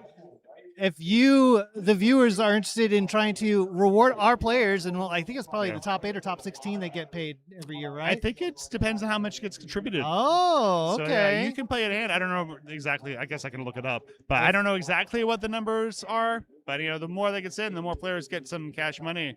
And you want to, oh, hey, it's Aaron. All right, we got Aaron. What's up, Aaron? What's that? Better compliment me a lot, he said. Aaron, our very, compliments to Aaron, who's going to be very competing here on CT2 here shortly. But yes, Matcherino, just to kind of finish that thought. If you want to reward our top players for the play that they've been doing here, you should go type in Matcherino in chat if you're in Twitch specifically. Follow the link. Every penny that you contribute will go straight to the players. None of it's going to us, that's for sure. Yeah, but if you want to pay me, go ahead. But don't interfere with the Matcherino. Yeah, it looks like we do have our match. I guess I should accept money. I'm the judge. Just slip the judge a 20. You want some more compliments? Give us some more money. Money. No. Well, or maybe some gummies. Yeah. All right, here's our players, our matchups for CT2. Arbaro, you want to take it away? Yeah, I think we're going to get the thing started off as soon as Phoenix says a thumbs up. Yeah, it looks like we're going to have Kirby and Dylan. You're right, Dylan, yeah. Hold on, we got another Tapper matchup. I'll wait till we introduce the players so they don't have to do it twice. Because, when they chop up the VODs and put them on the main channel. I see, yeah. Well, we got people watching CT2 that we got to talk about something. Yeah. I'm excited for these players. This is a really it's Aaron waving. I'm gonna take a picture of this so that I can read it when I. Oh my goodness, it's Aaron on CT2. Unbelievable. Wow. We got ourselves, Oh yeah, that's a good idea. So you can see some of the. So we can see it. We can talk about it later. You can read it now, right? But then you'll forget. So we got to remind you. Yeah, you can see some of the stats here. I'll go ahead and read, and if you want to read again, at the beginning, that's totally fine. Because then we got these players. It's hard not to want to talk about them, right? Oh, okay, they're about ready to go though. Okay, as soon as we get a thumbs up, we will start things kind of down. Oh my gosh! For Judge Phoenix is doing judging. Thumbs up. We got thumbs up for our players. We got thumbs up from the commentators. Let's count y'all down. Good luck and have fun, y'all. In 2, 1, Tetris. And we don't have to simultaneously start this one apparently. Yeah, no, we are good to go. All right. Got a couple pieces. We got the Classic Tetris World Championship here. Gold bracket. I'm Arbaro. I'm here with Omenfor, and we're having a good time. We're having a real good time. Yeah, I love this. I love Tetris. That's why I'm here at the Classic Tetris World Championship. Who we got here? Hopefully these players also love Tetris. Otherwise, Yeah. If they don't love Tetris, they're kind of in the wrong spot. Yeah. What happened here? Yeah. Fun. So yeah, this is a fun set because both the players on the right side are tappers. Are they yeah, really? Yeah. Both players hyper tappers? Yeah. Aaron's doing some. Right, Yeah. and Dylan doing tapping? Dylan, very famously a very good tapper, right? Isn't Dylan considered like the fastest tapper in the world? Yeah, the fastest tapper in the West. Fastest tapper in the West. Yeah, I mean he lives in Michigan, so not that fastest tapper in the Midwest, maybe. But yeah, he made the gold bracket last year, so this is true. He made top 16 last year or 2024, so like he's Yeah, it was really actually. I remember Dylan getting in, being very excited that we had some tap representation in gold. So used to be a more regular thing. Yeah, but before rolling existed, the kind of the Joseph heralding the tap revolution. Yep. Yeah. Corian and Joseph really kind of leaving their mark. Yeah. ID Kirby on the top left. ID Kirby, kind of a player that's been on the rise, to say so, lately, just to say the least. Yeah, it was. I remember last year I got to judge Kirby's Qual, and Kirby was very disappointed. I got to think here, making it a C29, probably an improvement. That's like very, very good seed here for Kirby. So I'm very excited to see what Kirby can do here, but has a real tough opponent in Dylan. Yeah. That's the thing, like if you're a tapper in the gold bracket, that means you can and will take out, max out, pick out rollers. Yeah. You could probably play a bit on 29 too, so kill screen. Yeah, it's good to see ID Kirby here. Was second place in the Vegas tournament. Apparently he's a tennis coach. So ID Kirby, kind of a multidisciplinary sport and esport champion here. Wow. Down at the bottom, we got vicious rhubarb. Oh yes. That's just we've got our tacos, we've got our rhubarbs, we have all representation of fruits and vegetables and food combinations. Yeah, you kind of. It's where else but classic Tetris will you find all these foods. We got toast. We got toast. We got I can't think of any other ones. We have there is a lot of food that's represented here. I can't. I'm blanking on them too. Yeah, now. I know. Like it's kind of a. But yeah, we have vicious rhubarb. He's been on the scene for a while. Yeah. Is now rolling from Minnesota. I know, we've seen a lot of rhubarb over in the Mini D and some of the toast opens. Organizes. Yeah, rhubarb and Meme are the main organizers of the CTWC Minneapolis tournament, which gets a lot of big names. Yes, so, agreed. Yeah, so big shout out to and Toast too. Toast, yeah. Big shout out to Toast, Meme, Rhubarb for keeping Mini D going. Rhubarb also won the Midwest Regional back in 2025. Oh wow, yeah. So, yeah, Rhubarb has some. Is the Midwest Regional Milwaukee? Yeah, I believe so. Yes. Was that? I believe so. Yes. Yeah, I think so. Yeah. Okay. That's one I actually kind of want to get out to as well. Yeah. It's not too far. It's about an 8-hour drive from me.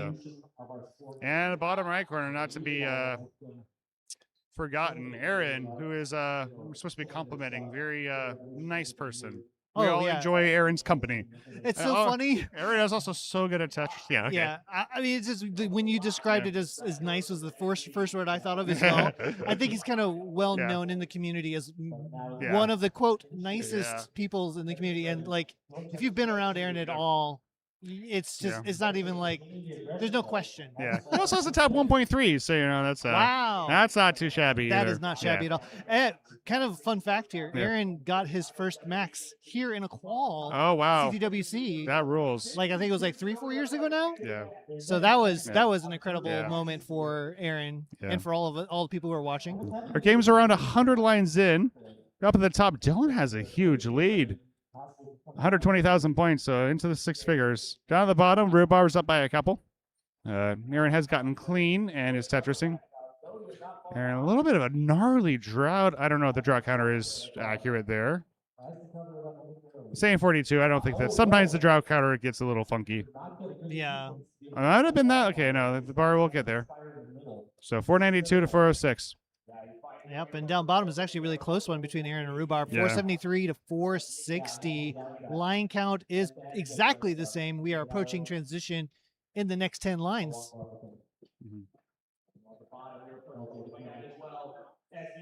And with that Tetris, we just have a handful more lines. This bottom game is really close. Yeah. Let's see what happens in post here.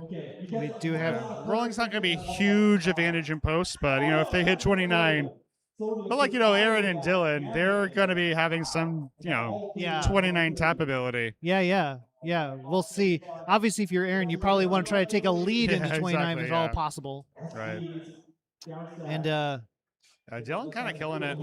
we have transitions on all of our boards here. 510 for Kirby, 642 for Dylan. So Dylan off to a real hot start. Absolutely. About 130,000 point lead. A lot of activity happening on CT1. If you aren't already there, you should definitely go check it out. Also, CT3 silver bracket, CT4 bronze bracket. Yeah, keep us on meter though. We're the coolest. Yeah. Yeah, it's really close. I think pretty much both games. I think Dylan here just about 3 Tetrises up on Kirby. It's like a 100-point difference down at the bottom there for a second. ID Kirby, yeah. Dylan holding on.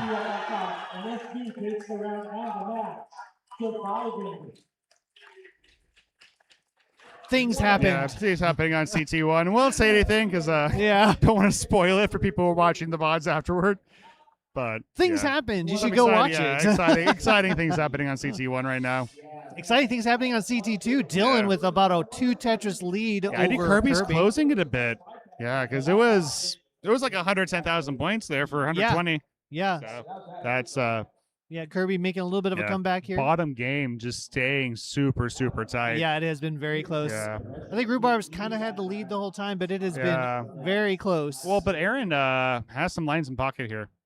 Ooh. Yes. So like about a level of them. Yeah, about 10. Yeah, 10 line difference here. So there is that some potential here for not getting a whole lot of bars. So that's kind of S's and Z's instead. Not exactly. Aaron doesn't get that bar over.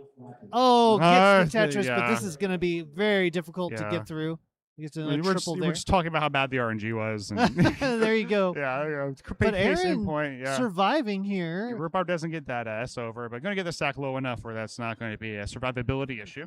Yeah, Rhubarb all of a sudden has a pretty big lead. It was true. close, kind of this thing where you're late in post. You're still 29. It's still 19 speeds, but those Tetrises has gotten significantly bigger and kind of blink, and you're suddenly in a big gap. Yeah. Well, I mean, they're in excess of 30,000 at this point, so you just get, a couple Tetrises. Now you're 70,000 up on top. people. Ooh, Dylan about to max out. just Kirby not about too to far max behind out here him. for Dylan. Come on. Not Don't yet. make me a liar. Not yet. He's Reverse like into 3 29, burns away. 905. Oh, he's stacking for a dirty. Dylan. Yeah, Dylan. What? No. ID Kirby is in. ID Kirby has the max out. Dylan getting droughted, needs the bar. Down the bottom, Aaron's in at 771. There's a Tetris. Both players will max out at the top. Aaron does take the lead. Down to the bottom, Rhubarb 938, Aaron 776. There's a Tetris for ID Kirby. Dylan's going to top out. It's 1041, and ID Kirby will take the first game. Let's see what he can do. There we go. Gun Stop Tetris gets the 1.1. He's pretty happy. Down to the bottom, Rhubarb will take game number 1. At that kind of late, they were neck and neck until late. Right up until post. late, yeah. And on the flip side, on top, it was I think Dylan with the lead there for a long time. Yeah, had Kirby a huge lead. Yeah, really, Kirby came roaring back there. So they both were really good games. Yeah, fantastic start for both these matches. Yeah. And especially if you're Rhubarb and Kirby, you're probably pretty happy to take a 1-0 lead here. Yeah, exactly. Against a couple of dangerous opponents. Yeah. Gotta if everything happening, just bang, bang, bang. 3, 2, 1, Tetris. What was that? Everything just kind of happening, bang, bang, bang. Yeah, it is. Yeah. It's just kind of going kind of crazy. Yeah. All right, one more shout out here to Tetris the board game, which believe it or not, I actually own. Oh wow! How is Tetris the board game? I haven't played it yet. Oh man! But yeah, you can bring the fun of classic digital game to the tabletop and experience the fun of Tetris in real life with this multiplayer strategy game of rotating, dropping, and line making. Yeah, well, it's all the things I want in Tetris. So those are the characteristics of Tetris that I enjoy. Yeah, apparently there's I believe you can even add garbage rows. nice. Oh, it's yeah, kind that's of weird true, because yeah. like Connect 4, you can drop pieces Yeah, in yeah. there and everything. So adding garbage, I'm kind of curious how this like Yeah. mechanically works. So Yeah, I gotta open that bad boy and play it. yeah. Yeah. Need to get some more Tetris friends over at there. Oh, actually, you know what? I do have some Tetris friends at home now. Yeah, nice. Let's try it. There you go. Game number 2 is started down at the bottom. Both pairs have a few on the board. Oh, they start separately? Yeah. Oh, It's okay. probably better for us. I was definitely missing stuff there. Came out of the game there because everything was happening all at the same time. Yeah.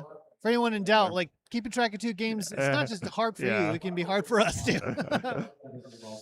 Although, taste of this, go check out Tetris Wars. My goodness. God, Watching yeah, I don't 8 know how players in a y'all row. do it. I don't know how you do that. Oh well, That's you just have to be comfortable with the fact that you're missing a lot. Yeah.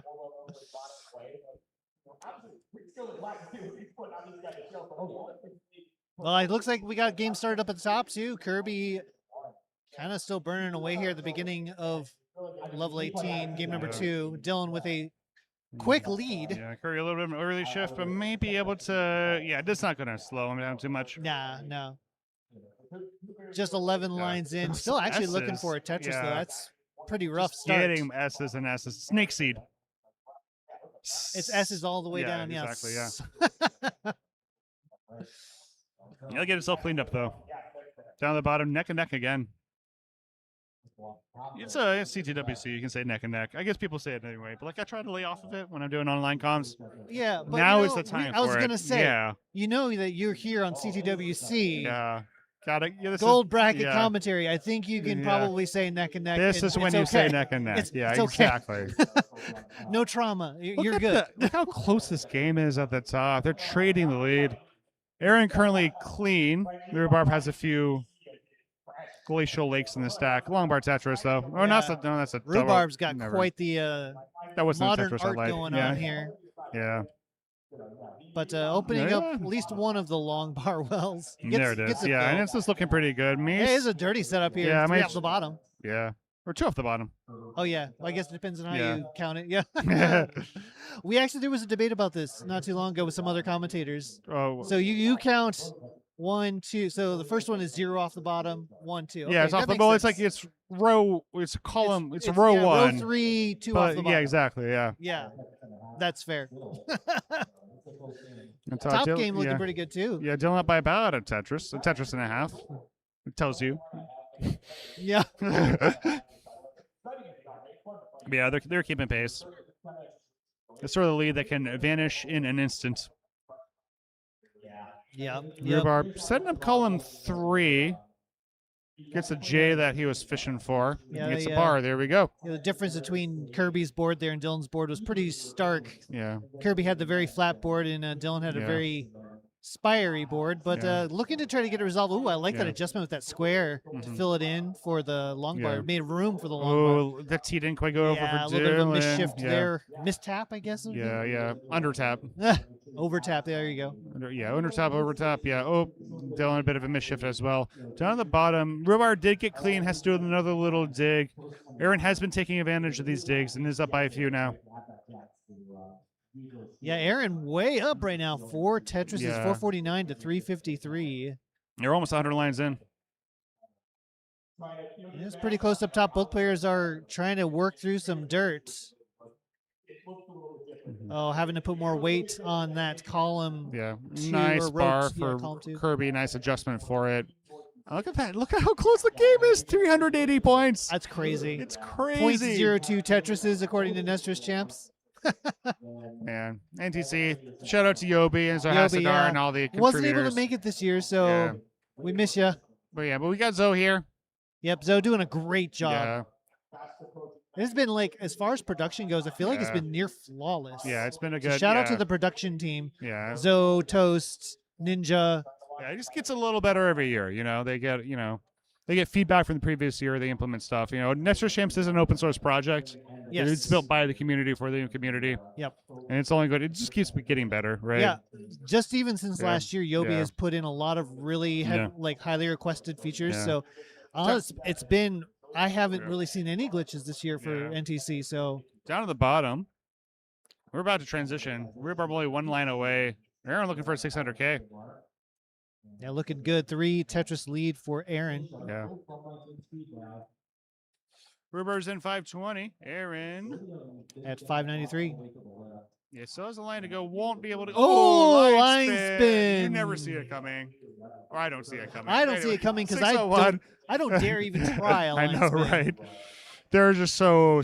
And that's why they're nice up here looking. Yeah. and we're over here. Yeah, 606 for Aaron, 550 for Rhubarb. Kirby at 467 with about a Tetris lead over Dylan, who's at 447. Yeah, there are about 17 lines, so I guess exactly 17 lines from transitioning. Yeah, we are there now at the bottom. Rhubarb getting up a little high. I'm going to get a bar. That's going to help out quite a bit. Yeah, nice pieces. Keep himself alive. Falling a bit further behind Aaron. Aaron, we'll see. Rhubarb might be able to make things up a bit on 29, but has to get there. Has to get there, and like 29 is not a not a sure thing. Oh, right? no, You'd rather not have to do a lot of heavy lifting there. Yeah, even at the very, very top of the game, 29 is still a scary place. So Aaron has a 6-figure lead now. Up at the top, we've transitioned 541 to 562. They are like less than a Tetris for the two. Great scores from both players. I Trading think, the lead. If you're Dylan, of course, you probably wanted to have a lead going into this transition, but these players capable of doing a lot of damage on 19. Yeah, Aaron just wasn't getting the J. Finally settles for an L. Oh, yeah. Yeah, but sorry, Kirby. Sorry, just finally settles for the L. Yeah. That's okay. 639, make that 665, 645. Lead trading going on. Rhubarb trying to get out of this. Yeah, Rhubarb in a little bit of a mess here. This board getting kind of scary, dangerous. Gets the J over. Does get a couple great pieces there. That L is perfect. That was beautifully. That was Those good. pieces were great, and Rhubarb put them exactly where it needed to go. Stacking up on the right side to try to play it safe. Yeah. And just bring this board back down to safety. Survival is paramount. We're already up to level 26, though. And still a 90,000 point lead for Aaron. Yeah. Okay, I don't think that's what. Aaron had been burning that whole time, too, so the lead not quite as big as I kind of expected it to be, but. Oh, my goodness. This board very high for both players. Rhubarb needs to get this down before. Oh, that bar finally gets the triple. Needs to get this down before the transition. Yeah, Great game out top, too, man. 709 to 719. So Dylan keeping it close. There's a Tetris for Rhubarb, and he is clean. 775 to 826. Aaron a level behind, so Aaron does have some time to build up this lead, though. Yeah. Up at the top. About a one Tetris lead. We are getting at the end of the. We'll call it 19 speeds. It's not really the end of the game. End for these of players. the moving walkway. They're 847, and Rhubarb's in. So the 29 speeds into the post period. Aaron still has one Tetris available to him. 939 is the score. And you see what he can do. If he can, how much chapping he can do in the kill screen. It's like he's trying to set up here. Rhubarb 866. He might be trying to set up. He's got to take the triple. That's he needs to play 975, just shy of a max. Yeah. Can he do anything more? Will not. So Rhubarb needs 978 to take it. He needs a couple Tetrises. We'll try to line this out. I believe it's line-outable. Don't quote me on that, though. I mean, definitely. Has to chase down. Yeah, needs to get another 84,000. Some triples to definitely make things comfortable. Up at the top, we're up to level 27. Dylan is up by about a Tetris, maybe 2 Tetris and a half. Oh, wait, no, it's 40-point difference now. Oh, it's 0. 40-point difference. Oh, my goodness.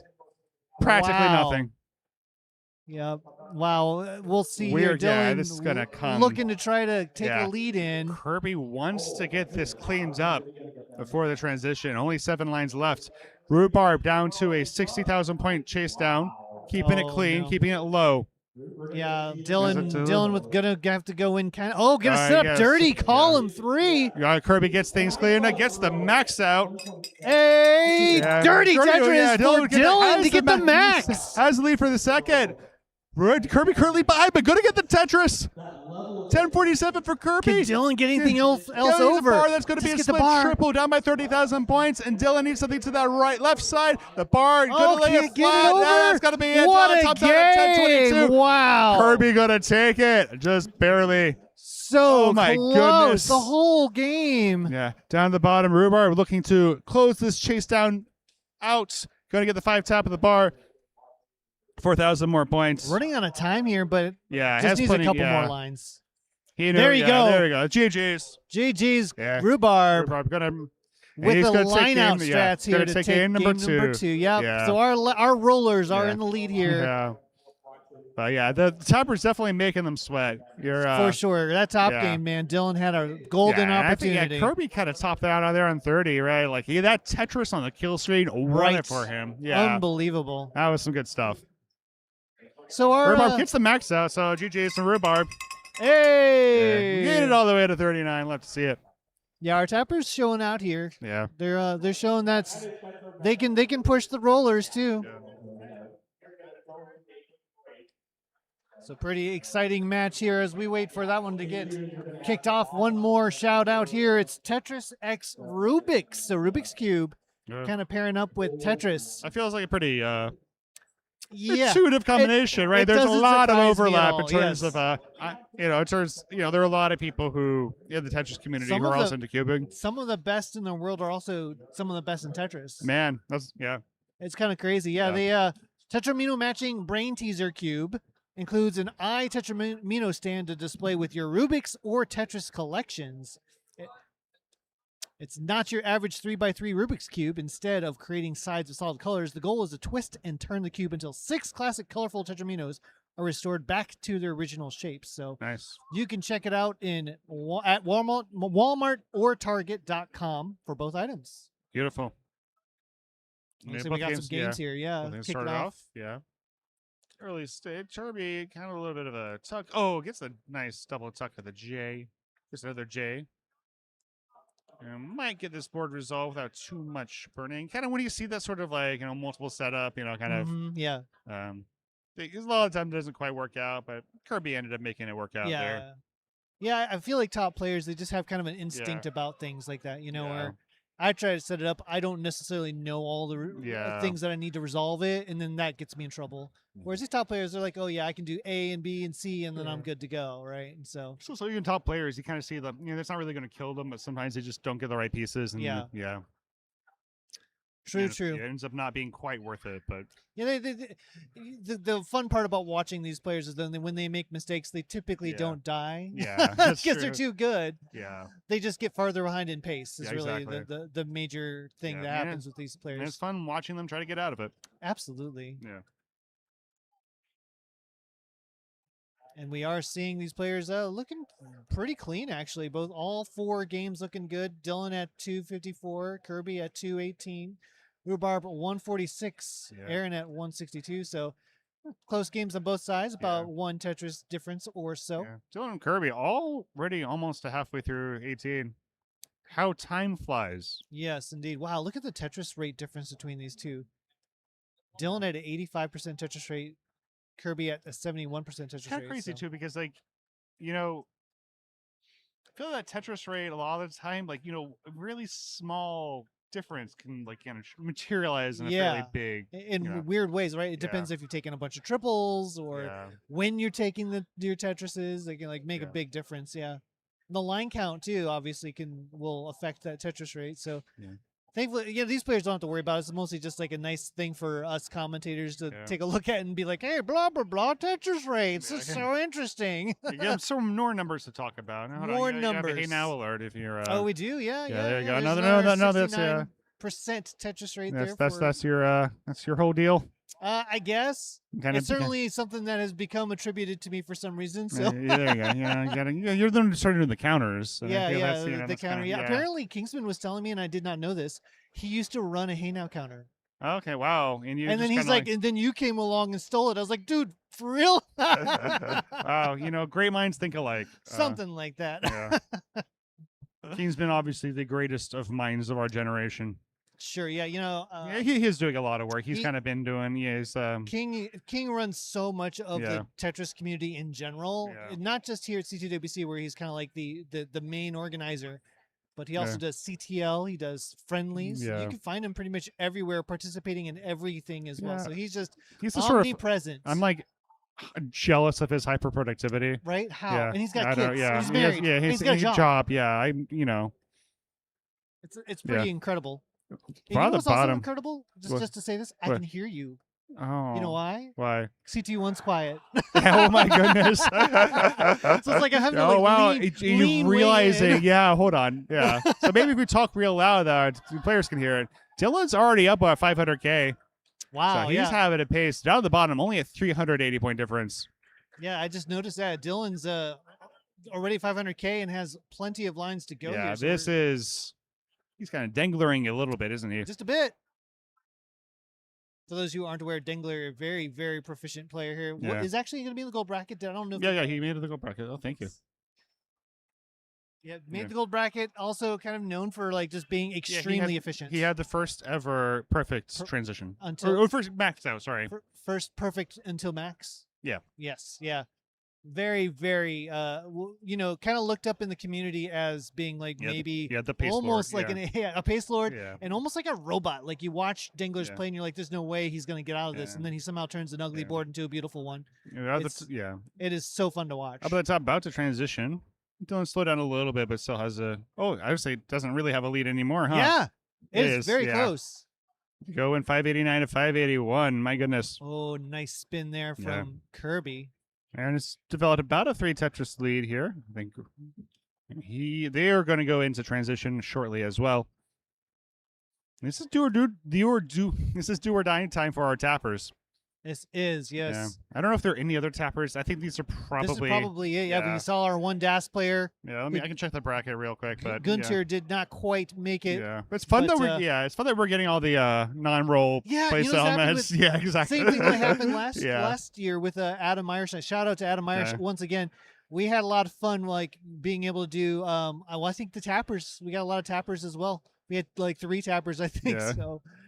Once again, CT2 representing our, we'll call them non-rolling playstyles. Yeah, there's a couple players I don't actually know their playstyle, but yeah, very close up top Yeah. still here. Like back and forth they go. Kirby, Dylan, just whoever scores a Tetris has been taking the lead. Down bottom, Yeah. Rhubarb, 611 to 664 for Aaron. Yeah. So Rhubarb I think he had a little short dig sometime there in Aaron 18, taking and advantage. Aaron pounced on it. But we saw Aaron win into kill screen with quite a lead. It took Rhubarb 7-10 levels, something like that. And then and doing that sort of line out chase down in 29, not easy, even for like a really good tap.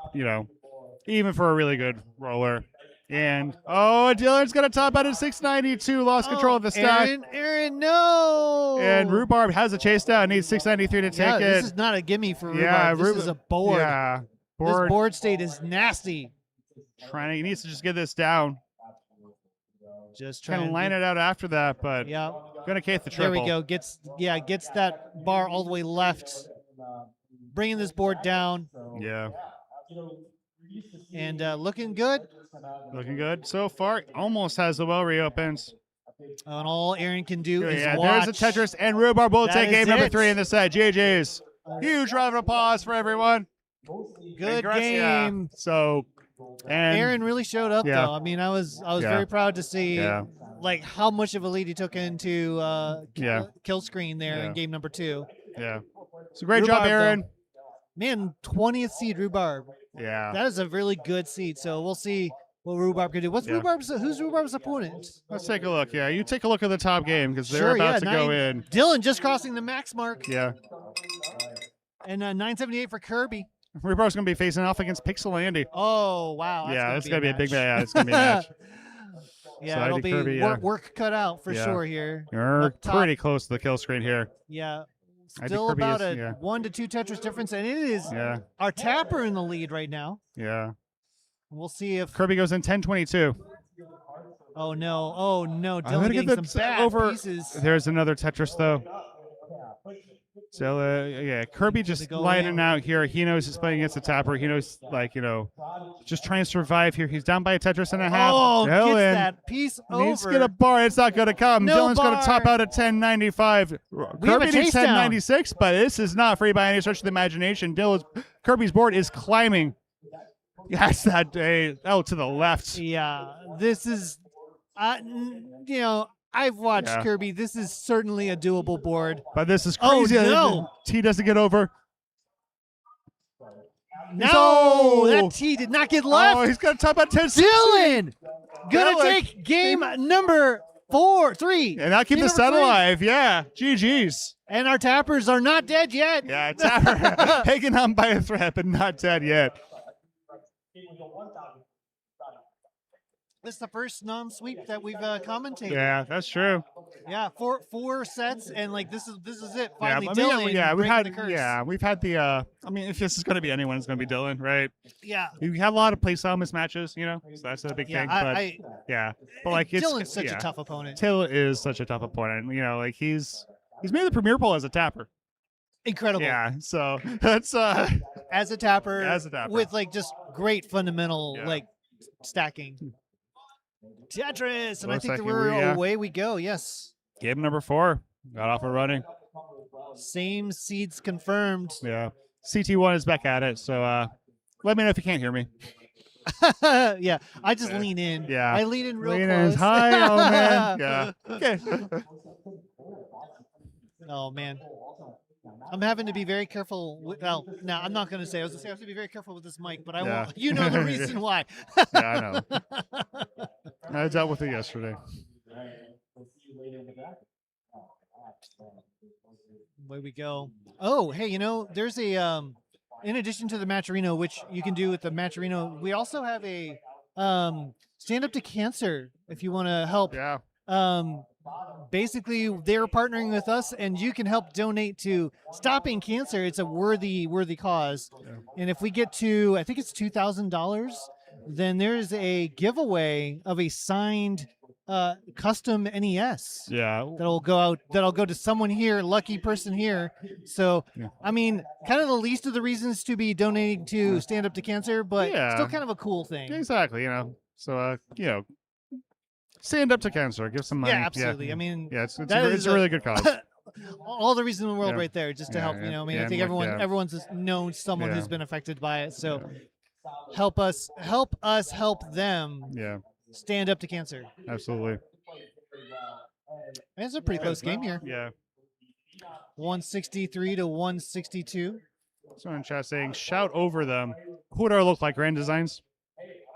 Just what? Someone said in chat saying, shout over CT1. Who do I look like? Grand Designs. Hi, hello everyone in chat. Someone saying that in chat? Yeah. Well, I can get kind of loud. Yeah. But then I lose my voice. Yeah, I'm already losing my voice. Oh my goodness! I needed the rest of it. I was on comms with GD yesterday. Oh yeah. And trying to keep up with his energy is something else. Yeah, it is amazing though. Nice little Z spin for Dylan. Drought ticker is ticking up to mid-20s. Oh my goodness! Yeah, we have a drought. Dylan, stay clean. Get out your trouts. We have a drought and a toast, and we had a rhubarb. Yeah. And we had a taco. And we have these yummy gummies. Yeah. Fandom snacks. Not to be confused with a different name apparently. Yeah. Close game here yet again as we approach the halfway point to level 19. Waypoint to level 19. There we go. Dylan looking for a bar. There it is. Lombard Tetris. Kirby only up by half a Tetris. So. Yeah, it's pretty close. Yeah. Of course, if you're Dylan, you've seen kind of what Kirby can do, but I mean, Kirby didn't get out of that last one, so if you can take a lead here. There's 29 chase downs. You can do them if you're a roller, but they're not free. They're not free, as we witnessed. I mean, I have seen Kirby get out of worse, but it doesn't mean you get out of it all the time, even as a top 30 player in the world. Have you tried your hand at rolling at all? I have not. Yeah. My goal, and I know you and I probably share this. My goal is to try to get a DAS Max. Yeah, I think that was mine too. I think I'm going to try You gonna switch? Yeah, I think I need a little bit of a trade pace. Traitor. I don't know. I've been playing. Sometimes you just get in. Yeah, no. You know what? I think you should do whatever's going to help you feel good about the game. Yeah, exactly. Whatever that is, you do that. It's been, I've been doing a little bit. I have like a 600K PB, and it's like fun, Yeah, I think, you know what? There was a point in time, I don't remember when, but you were doing something, and I was watching you on stream doing rolling practice, and you got PBs. Yeah. That was about a year ago, probably. Yeah, I don't know if you've done any yeah, practice no. since then. Actually, I was at CTWC 2 years ago, or I forgot exactly when. Went and visited Biggie Mac beforehand. Oh, wow. Yeah, and she gave me my very first rolling glove. Okay. And taught me how to kind of, gave me a little bit of tips. And now I live in Seattle with Fractals. So Fractals. Oh, my goodness. Yeah, I work for the Joey. Yeah. Oh, Joey Parker turn? Nice. Yeah. Okay. Here Yeah, we go. sorry, what were you saying? No, I was going to say, like, I can't imagine having a better mentor than Fractal. Yeah, he's in Seattle. We actually, if you're in Seattle, we have a monthly meetup. So if you want to meet some of these, like, top level players, Fractal and Zorobot in particular. Yeah. And Kirby's in a little bit of a jam here. Yeah, this is a rough one. He's gonna get some. Okay, there's only a 4,000 point difference, and Dylan also having to take a few burns, so he's gonna be out of it sooner. Yeah, he's got about 15 lines to try to bring this down a bit. Obviously, these players proficient at surviving 19, but you don't. If you can help it, you'd rather go in low rather than high. Especially since the speed change. You can survive on 19 perfectly fine, right? But like maybe it's not as much of a thing for rollers. Yeah. But you still have to make that adjustment. But it can still be the speed change, just like with anyone else, speed change can still be a bit of a shock. Yeah. Dylan also had to do a bit of digging there, so only up by a couple of Tetrises. 539 to 487. We're into level 19. And Kirby's sitting up dirty. 3 off the bottom. There is the bar. There's the Tetris. And there's one for Dylan. Both pairs still up 50,000 or so. Getting clean. Oh. Oh no, Kirby not happy with that. Yeah, sequence. that was a fairly nasty phantom burn. But Kirby set up for a dirty right now. Yeah. Taking a delayed triple. Over. There's a bar. There's a dirty Tetris. How many off the bottom was that? 1, 2, 3, 4, 5? 5. Yeah, that was a good number of lines. Dylan is clean. Yeah, Dylan's still up here, about 2 Tetrises. Feeling real clean like a money machine. There's another bar. There we go. Both players are in scoring position. Kirby does have a hole. Looks like he'll just burn it out. Only a few lines. All right, so now we are clean and back ready to score again. Yeah, it's looking. Dylan still just holding on to this lead just a little bit. 169 lines. Hey now for Kirby. 692. Dylan's shaking his head. I don't know why his stock looks great. I guess okay. Yeah, it's a little bit of a speed bump here now, but there we go. I'm gonna nod and Lombard Tetris.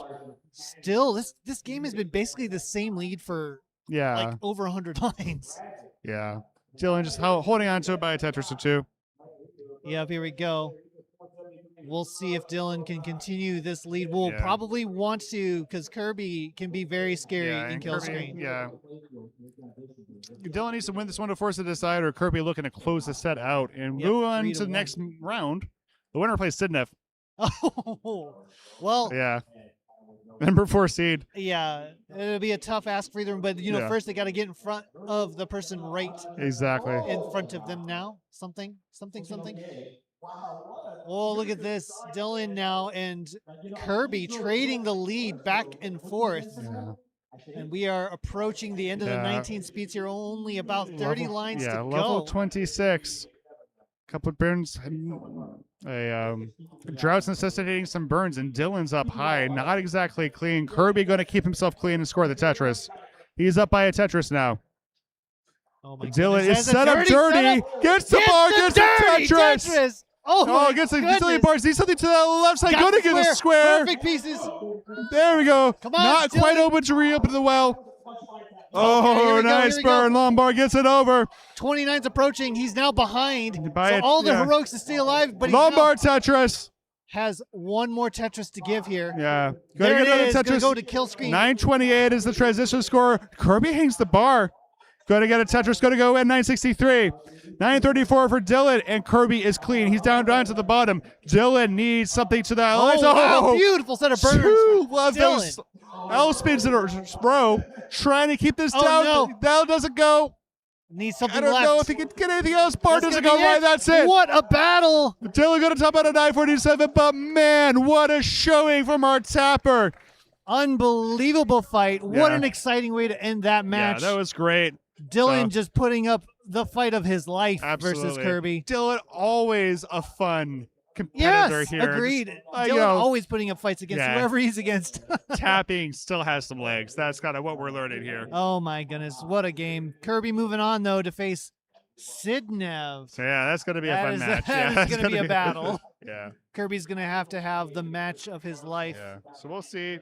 Yeah. So tune in later. We'll have after the. This is actually kind of the halfway point of round 0, right? I believe so. Yeah. We'll get a. Gone through 1, 2, 3. There'll be a 4, different 5, commentary 6, crew after 8. this, I believe, unless. I think so. Yeah, we'll We'll see. We'll kind of wait and see who, if anyone comes to relieve us or not. I believe we're gonna get to play our bronze That's matches. true. here Yeah, I don't know when that's happening, but yeah, we'll. I haven't checked either. Yeah, we've been here. We've been commentating. Yeah. Yeah. It's been a lot of fun though. Arb's always a pleasure. I'm Yeah, glad. it's great. I'm Yeah, so glad it's- that we got to I am too. commentate It's together. great seeing you. Yeah. It was awesome when I got here. Arb's like I just hear. And Yeah, then there was Arbs. Yeah, and here we go. Here we are. There All we go. right. Yeah. Well, that was a very fun way to end. Absolutely, I'd say yeah. that those pair it was like 4 matches. So yeah. Yeah, 4 matches. Yeah, that was it's a pleasure and a privilege to commentate with you, Omen. Yes. Yeah, thank you for all you do. Yeah, Omen, all TMP admin. Which Yep. join Tetris for the non-pros at tmp.tetris.lol. Join TNP if you're interested Yeah. in Tetris and you don't play as well as these guys. Well, we have a community Yeah, just for anything you. It's called maxed out, Tetris yeah. for non-pros. 90K to 900K, whatever you're at. Yeah. Yeah, exactly. Yeah, so almost my entire stream without mentioning TMP. Well, I'm true. slacking on my job as here. All right. Yeah, this is the organizer, the head honcho of TNP. Yeah. So there you Omen's go. an admin there, so or mod. So Hey. that helps out quite a bit. Yeah. So thank you so much for tuning in. And wait, we got another. Yeah, we have another group of people. We'll see here if we get Yeah. relieved.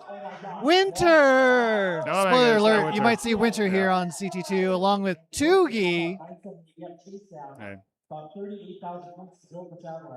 Yeah, it's been a good time. And, just shout out once again to the Tetris Company and to the Pasadena Southern SoCal Game Expo has been graciously hosting us for here, I think 3 years. So, shout out to them. It is an absolutely stunning venue. The first time I walked in last year, it was just, what am I even looking at? It was like both just the size and then also seeing all these players in person, nothing like it. So, shout out to them.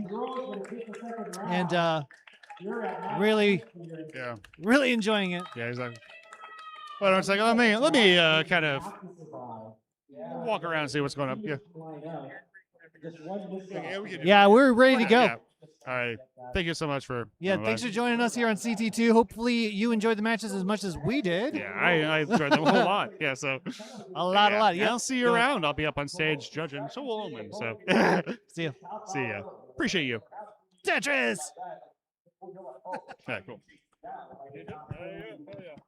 We did it. You did it. And oh my God, the smell. It's so bad.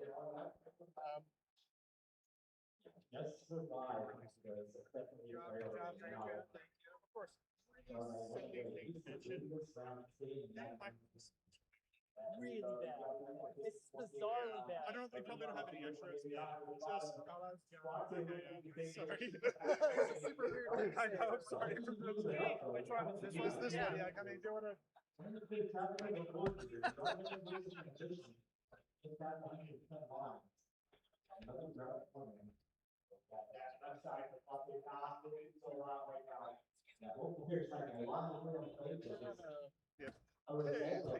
Which is the bad one? This one's the bad one.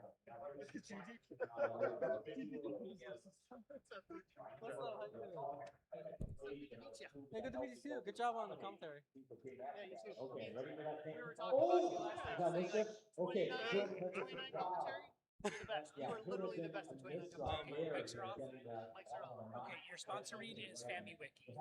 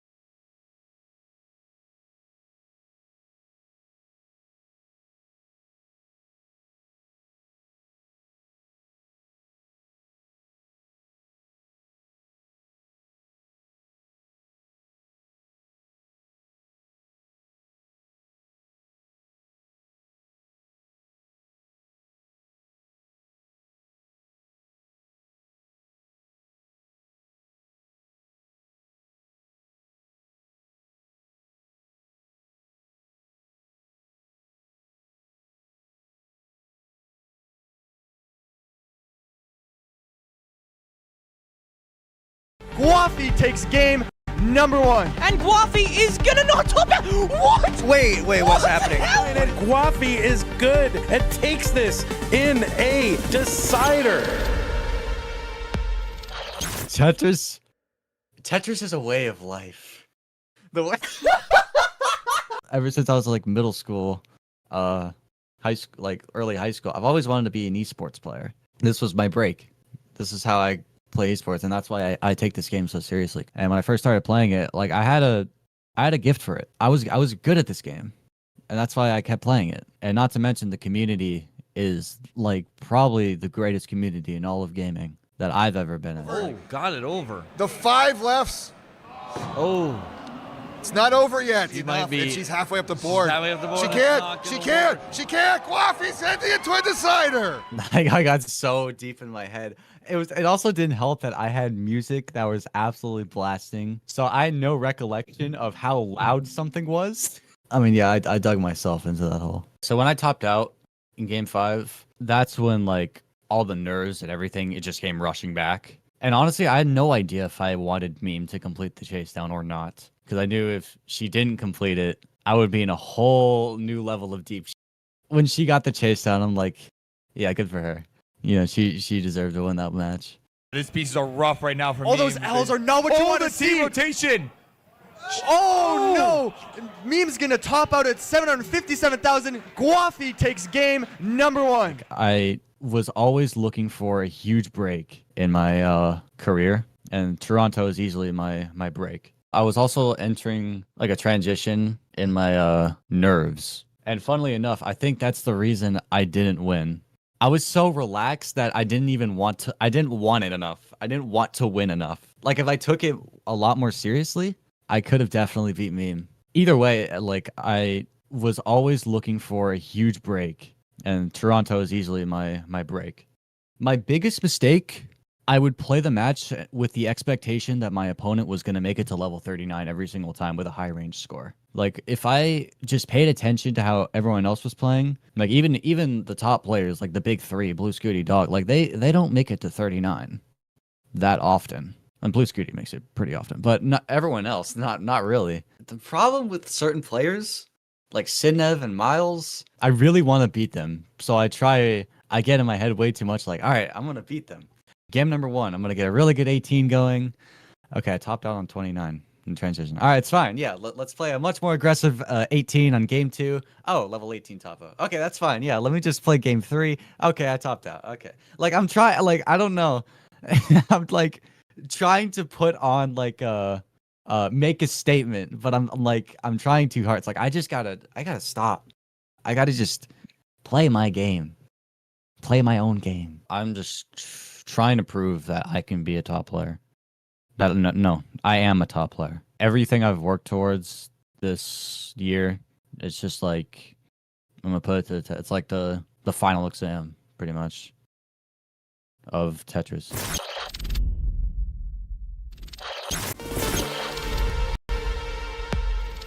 I think that the match with Huff mattered to me the most because for those of you who don't recall, in 2021, he humiliated me in top 8. Like, I'm talking, he got the level 41 record on me. I don't think he could have humiliated me more than he did in that match. So, you know, going against him, I was like a respectable C19, like as opposed to being like a lower seed, like in the 30s or something. When I went against him, I actually had like a really good like pace. I could tell just watching him on game 1, he was nervous, man. He took a triple on 19, like a Tetris or 2 high up. I took advantage of that, and then I was able to just like dominate in 3 games. To me, it was redemption, you know, from 2021, like 4 years later. It was great to move on to Sunday for the first time like ever. Going against Eyeball, I think I just wasn't in the right headspace. I was kind of just like more so happy with how I've done. Definitely proud of how I did. I made top 16 after 3 years of just not being able to make it past round 1, and I'm glad I was able to do a lot better than, you know, all the years prior. So that was good. Dagger on another drought for me. Oh my goodness. Just can't catch a break on this seed. Oh no! And there's nothing he can do. The board never comes. I'd never been to Kansas City up to that point. It was great because I was able to bring one of my friends His name's Retros. He's been playing in Classic Tetris for a while. But I kind of just wanted to keep going to regionals, and if it wasn't like too expensive, because that regional wasn't that bad, you know. And I want to say shout out to Jonesy. He was such a great guy. He helped me and Romeo stay at at his house for the weekend. You know, it was me, Romeo, DMJ, Matt Martin, and then Jonesy. And I guess that's kind of what sparked it, is just to hang out with all my friends there. I really think it's just how I perform in the match, because at that time I really need to work on how to keep composure and play as well during, you know, like going against Scooty or like a top seed of some sort. I think that's what I was struggling with at the time. I was given like a really high Tetris rate on 19 speeds during the warm up, and when I actually went against him, you know, I did some pretty cool stuff. You know, even Kingston was like, whoa, you know, I was doing some crazy quick taps and spins and tucks and survivability, you know, but I just wasn't there in the headspace. I think efficiency wise, I just wasn't there. I hope that's something that's already conquered by the time Pasadena comes around. I thought Phoenix was pretty fun. You know, I got to travel with my buddy Romeo again. We drove all the way from Vegas to Phoenix. You know, we had a nice Airbnb with all the players. You know, going into that, I knew I wanted to win. I wanted to try to get clean sweeps on everybody and a great qualifying. And I played, I think, probably some of my best Tetris there. I got a 1.8 in quals, which that was pretty cool. It was a different qual format, not max outs, and I was happy to get that, especially, you know, during quals. After I beat Big Dave in the semis, I was watching DMJ and Oscar. I really wanted to go against DMJ, but go against Oscar was also fun too, because he knocked me out in Vegas, and he knocked me out in the 2021 CTWC qualifiers when it was online. So, you know, to go against him again, that was really fun. I knew that as long as I was just consistent and made it and got efficiency in 29 with Tetrises, I knew I would take it. And on game number 4, I had a very efficient 29, and he hung a square on the right going into 29. And I was the back-to-back regional Phoenix champion. I had a great time spending time with everybody. I'm really happy to go back to Phoenix to try to go for the 3P in January. Going into this year, I just want to prove I'm not a mid player. You know, I can get those scores. I just want to show that I can get it when it matters the most, and I want to show that I can recreate what I've done in the past in the World Championships. If I can make top 8 again or even beyond, I think that would be the most proving of my whole Tetris career, if you ask me.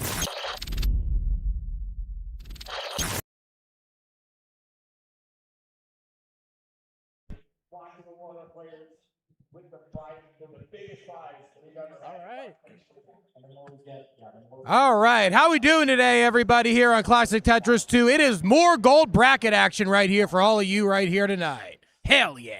It's a very, very exciting session we've got going on. We've got Doge versus Wintera, and then Suki versus Tugi in a 4-player scene. It's going to be really, really exciting. I don't know what you think about these matches. Yeah, it's going to be amazing, honestly, and just all of these players are extremely talented. I've watched all of them play numerous times, and really doing some of their quals. I was able to do Tugi's qual yesterday, and Tugi had some amazing consistency in the quals. I really feel that consistency is here. Tugi has the potential to potentially make a deep run, not even just beyond round 0. Yeah, all 4 of these players have been pretty prominent throughout the scene throughout the years. Suki may be the one who I may not know a lot about, but I have seen him in competition before, and he's been doing a really great job. Great performances. Same with Doge, Wintera, and Tugi. I feel like it's going to be a really, really close battle. Yeah, Wintera especially has been a very prominent rising star in the community. He's only been around for a couple years compared to how long some of the other players have been around. But every single year, she just keeps getting better and better and better. This could be a potential breakout year for her in 2026 as well. Yeah, and it's really exciting to see Doge back. You know, he's been talking a lot about like retiring these past couple of years, and you know, even just a couple months ago, he wasn't really playing much Tetris. Then just out of nowhere, he came back, started playing more, qualified with like a really, really good qualifier, had a 1.4 as his highest score, which is incredible to see. It's great to see that he's back. Sometimes a break's all you need. Everybody always says, like, there is not a single person in Tetris history that's failed to de-rust after a break. Yeah, really, really exciting. But we are about to get started in a few minutes, but before we get started, why don't we take a quick shout out to one of our sponsors, Hyperkin. Hyperkin has been supporting CTWC since the very beginning, since 2020, where they have helped the Tetris community around the world by not only giving them controllers, but also helping them out with consoles. I've been personally a Hyperkin user for their consoles for the past 7-6 years, and they've been really great. They've been really consistent and durable. Yeah, I've used their products as well. Their Retron products I've used quite a bit too. I know personally, like, opening the door for so many players to be able to play retro games using them, and the fact that they emulate them almost completely perfectly, and they're so much more affordable compared to getting OG hardware. It really is amazing what Hyperkin has done, and really for them just helping build us up is truly phenomenal. Yeah, wonderful for Hyperkin, leading the way in the retro and modern entertainment industry with unique, fun, and innovative items, including the Retron console. So if you guys are interested, check them out at hyperkin.com. Let's game. You know it. All right, so let's look at these players right now here. Wintera versus Doge up on the top, Tugi versus Suki on the bottom. All of our players are ready to R-O-C-K rock. All right, let's get this counted down right now. Game number 1 is on the run. Let's get it going in 3, 2, 1. Tetris! Hell yeah. Oh yeah. Tuki starting off with a burn. May have been a mini misdrop there at the very beginning stages. Yeah, a couple early dependencies for Suki here. Nothing dangerous, though, but one thing that you got to be really careful about is if you start getting into a habit of building dependencies, just trying to really go for a lot of super aggressive scores, sometimes you get into an early dig, and those digs may not be super dangerous, but they're going to cost you pace, and against players of this caliber, every single point counts, and losing pace could be behind like 50 to 60,000 or even more points when you get into transition. Yeah.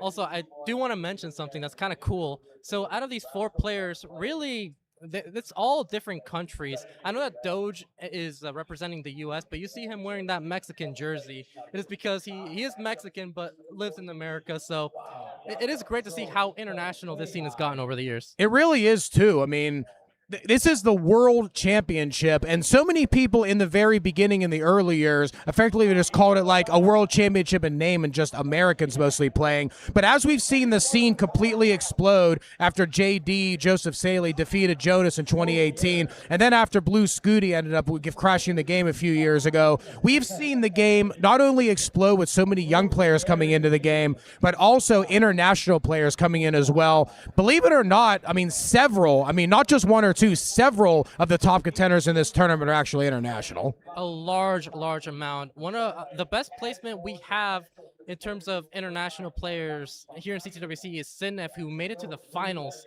in a previous year, I believe 2023, if I'm not mistaken. Yeah, Sidnev has been a player that has been on the cusp of winning a big championship for a long time. And Sidnev, again, got a very, very high seed. I believe a top 4 seed. Oh, no! Right when I was talking, Suki's in deep trouble right now. 171,000 does have the lead here over Tugi, but this is not an ideal board. Suki, get it down. Careful. Suki is a tapper, so he does have to do a Gotta get the bow piece over. Gotta go piece. Oh, no! And that is a top out. But it's not over yet. There is a chase down for Tugi. Tugi needs 1 Tetris to finish this off and gets the dirty Tetris and takes game number 1. Tugi had to survive a 38-piece drought to get that bar to secure the win, which means I would say this seed has been pretty rough for both of them. Very rough. Top board right now. It's relatively close, only separated by a little less than a Tetris. Wintera 245,000, Doge 228. Yeah, right now Tugi and Suki are about to get started with game 2. Over at the top, both players are pretty clean with a fairly efficient game. Yeah. Both players are relatively clean right now up on the top. 292 to 251. Here we go. Tetris ready for Tugi. Tetris for Wintera. Tetris for Doge. All right. As soon as we got our players ready on the bottom, get the next game started. Looks like they are just getting ready right here.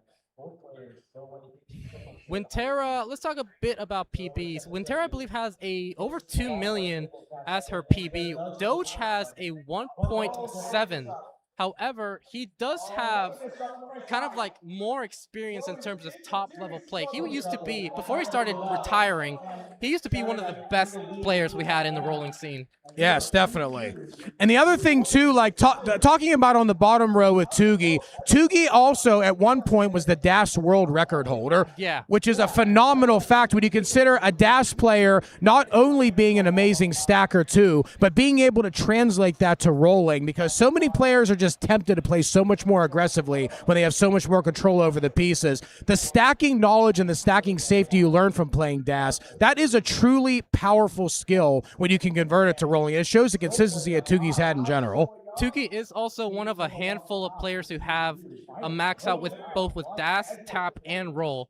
He didn't play tap for very long, but he was able to get that max out. I remember a few years ago, got it within like several weeks of starting to tap. So that's amazing. It truly is. Back up on the top now. We got about a 60,000 point lead for Wintera. Make that an 80,000 point lead. However, Doge gets that Tetris back. 459 for Wintera, 397 Doge. Doge is clean, gets another Tetris. Wintera also clean, waiting for another long bar. And now we have started back down on the bottom between Tuki and Suki. Over at the top, we are about 25-ish lines left to go before the first transition, which is on the 19 speeds. The speeds going up to 2 times faster than on 18 speeds. And then whenever you get to 29, that's where you really see the skill of these players. And it's something that, and I know you can really attest to this, Peak, it is something that you absolutely positively cannot understand just how hard it really is to do unless you play seriously and try it. Yeah, it's so difficult. No matter, you could be rolling for a long time, but these speeds are brutal, man. Like, it's hard to get that down. No, and it also puts it in perspective when you see players like Dog, Alex T, and Sid Nev, and Blue Scooty, when they're able to crash the game, and in Dog's case, get a rebirth. It just blows your mind how they can not only play on those speeds, but play on those speeds for thousands and thousands of lines, too. Yeah. Wintera being the first player out of the 4 of them to transition into the 19 speeds at 583. Doge will follow suit. Momentarily just waiting for this last long bar and gets the bar for a final Tetris into the 19 at 541. 609 Wintera. Bottom row, it's still pretty early days on the bottom row. Relatively neck and neck between Suki and Tugi. Tugi does have the 1-0 lead due to the early top out that Suki had. Yeah, Suki looking to get some momentum going after that unfortunate early top out around 40 lines. It's really unfortunate, especially with how brutal this format is. Single elimination best of 5. The best of 5 is a very important thing because at this level, in the old days, we used to have best of 3 in some of the rounds. Best of 3, when you have players of this skill level, it is much, much easier for flukes to happen, where best of 5s, it is far less likely for flukes to happen, and then you can see some real big skill-based upsets. Definitely. But over at the top, we have 719 for Wintera, taking a Tetris and a half lead. 2 Tetrises now, but she is ahead in the line count. Doge at 678. Okay. Wintera did have a slight O dependency, did get the O to fill it in, gets another O to fill that one in. Is Tetris ready? Going to slam another Tetris down. 777. Lucky numbers here for Wintera. Doge behind by about 42,000, so slightly over 1 Tetris. However, Doge is also behind by like close to about a level's worth of pace. So 71% to 69% Tetris rate is actually pretty close to neck and neck. It's going to be really interesting to see how Doge will end up doing, assuming we make it to 29, because he has a PB on the 29 start of a 1.3, I believe, 1.3 million. But he, as I mentioned earlier, he hasn't been playing much these past few months. So we'll see if there's any rust involved as we reach the 29 speeds. Yeah. Another factor you can look into, though, is there may or may not be any kind of rust involved, but you're also fresher as well. And sometimes the freshness could give you the edge that you need when you play at this level. Yeah, it's always good to have the best mental you can when it comes to these tournaments. It's not just about being the best player. It's also being the most level-headed and not panicking and staying cool in tough situations. Okay, speaking of not panicking, we did have a little bit of a dependency here forming for Doge, but Doge is okay. Oh, another Lombard dependency now for Doge. Go for that center well. Oh, nice burn to set the center well up. Bar is not coming for Doge, and Doge has got the top sealed here. Oh, no, misdrop for Doge. Doge needs something to get over to that left side. Doge got the bar over. Doge is still kicking right now. He's still not out of it. 899, still not out of the woods yet, though. Another dependency. Has to fill it in and get a bar down here. Needs to be able to get an L and be able to get the J to fill it in. Doge is still digging this down. Doge 907. We have a max up for Wintera. Wintera is punishing here. Doge with the bar. And there, center well set up and gets the dirty Tetris. Does Doge.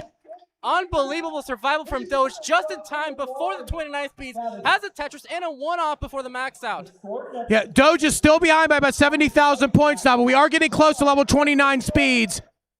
There we go. Tetris for Doge. Wintera has hit level 29, 1.062, so is still ahead by a little over a Tetris. Another Tetris for Doge. Doge with the dependency here. You make sure you go in clean when you go into 29. Nice double there from Doge. Needs a good There, bar. there we go. Dependency. Does end up filling the dependency. Needs to be able to open that up. We are opened up now. 1.063 to 1.078. We're relatively neck and neck right now on level 29. Burning down pretty well right now. Yeah, he's open on the right side. Is Tetris ready? Waiting for that bar. Is actually less than a Tetris behind, but takes a triple. Still only behind by 2,000 points. Bit of a misdrop there. Oh, this is getting really bad now for Doge. And when Terra does have the lead, Doge has got to find a way to get out of this. He's already shown some incredible survival earlier on. Let's see if he can keep. Oh, no. Oh, careful, careful, careful. That good burn right there. Good burn. Needs to be able to get an L or a bar. Does not get either of them. And go, well, that was nice to be able to get that J down for Doge. We are still neck and neck. Oh, Winterra's in a little bit of trouble right now. Winterra's get trouble. Winterra's going to top out. And Doge with that burn takes game number 1. Doge with the hero's dig on the post transition on 19. That almost did him in. I almost thought it was over. Survived it. Had another dig on 29 and still survived long enough to take game 1. That was incredible. That takes unbelievable mental fortitude to not only be in a dig like that, but also be behind and not trying to do some hyper-aggressive stuff to just try and get out of it. To stay true to your game, get out of the dig, and then just go for it whenever you know you have a chance like you did level 29. Amazing, well-deserved win from Doge. But we've still got a game over at the bottom. Tuki at 636, Suki at 595, level 20. Still pretty close down here. Slight mess now for Tugi, but Tugi is burning it down without too much complications. 597 Suki, 664 Tugi. Suki is almost clean back up. Okay, Sugi is Tetris ready, going to get a bar. There's a Tetris for Sugi, 626. 671 Tugi. Tugi is clean back up from that slight misdrop and that slight mess. Yeah, Suki does have the momentum after that early top out on game 1. He's doing a great job here, very much so in max out pace into 29. 696 to 652. Tetris for Suki. Suki's almost ready again, actually. Suki is ready again. Setting up. Still pretty clean. Taking that double. There we go. There's another Tetris. And actually going to get Tetris ready again with a couple more pieces. Still remaining clean, 710. Still about 40,000 points behind Tugi. Got one Tetris, but Tugi gets that Tetris right back. 739 to 777. Tugi still with the lead of slightly over a Tetris. I do want to give a quick shout out before we get deeper into post-transition to a few people who have contributed to the prize pool. Kathy Simmons, $175 into the Matcherino saying, hashtag Pickle commentating. We had Grand Smokio also contributing.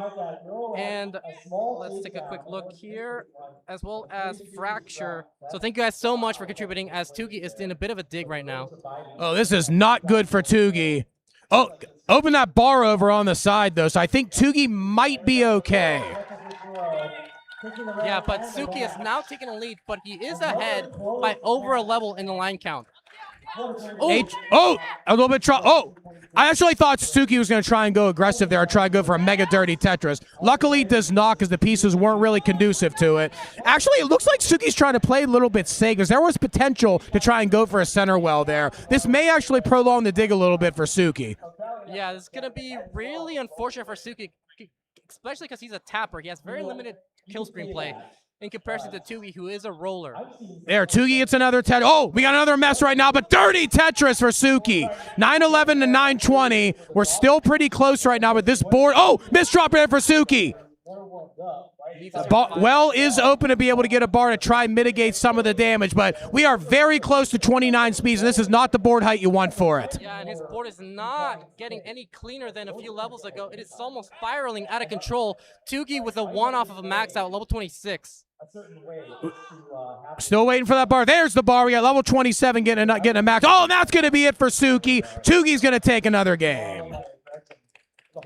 Tugi up 2-0, whereas at the top we're just starting on the 18 speeds. Winterra 117, 78,000 points for Doge in game 2. Yeah, both players relatively clean up on the top. Pretty early days here. Definitely what we want to see in level 18 from these players. A lot of times when you get to the gold bracket, you really don't see a lot of craziness till you get to at least level 19. Anytime you see 18 craziness for those players, you always like feel the pain of them too, because in order to compete at this level, you have to be consistent at these speeds. Yeah, and as we mentioned earlier, with the best of 5 single elimination format, there's almost no room for error. You got to capitalize on these minimum 3 games, maximum 5 game set. Definitely. And also, energy plays a factor as well. Because a lot of times when you play deep into a tournament, and especially when you're rolling and have to conserve your energy, sometimes you can get into situations where you might not go super aggressive when you don't have to, depending on the opponent, because you want to have everything you got for a much later round against a much tougher opponent as well.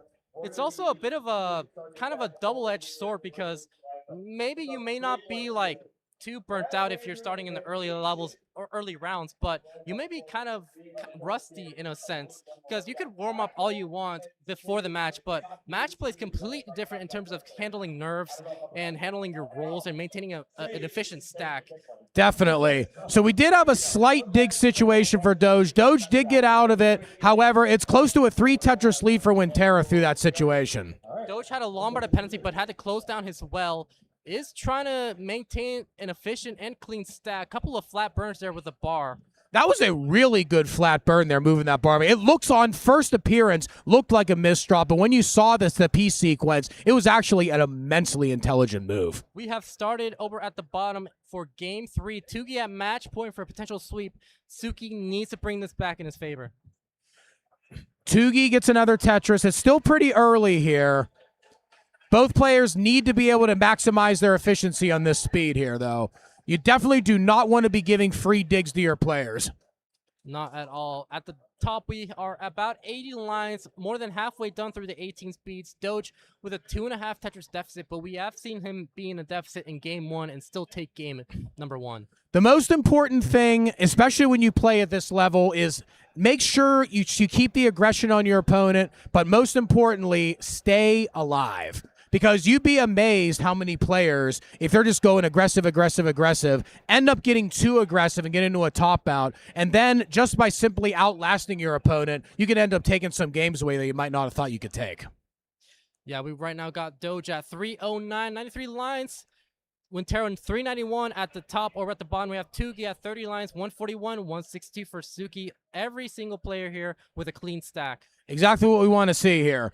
Oh, we got a drought up on top. 20 pieces before we finally get that bar. Winterra's going to score. Another score from Doge. 3.82, almost a 4 Tetris lead, however, for Winterra. But Doge is clean and Doge is counterattacking. Mostly clean for Winterra. Now, actually, Winterra is fully clean and Tetris ready now. Ooh, Doge, a couple of burns he has to deal with. Hole in his stack, but it is manageable with a single. That right there, I mean, honestly, when I look at this as a player myself and see some of these extremely incredible moves, it gets you to think that casual players that look at this and say, this game is luck if you don't get the pieces, they really don't understand just how ingenious stacking can really make a difference. Yeah, it takes a really good player to make this look as easy, incredibly easy, even though it's not. Because like you can give me the exact same seed these players have, and they will be leading me by 150,000 points just because of their stacking vision. Speaking of 100,000 point lead, we got Winterra at 537, Doge at 430 as we near the 19 transition.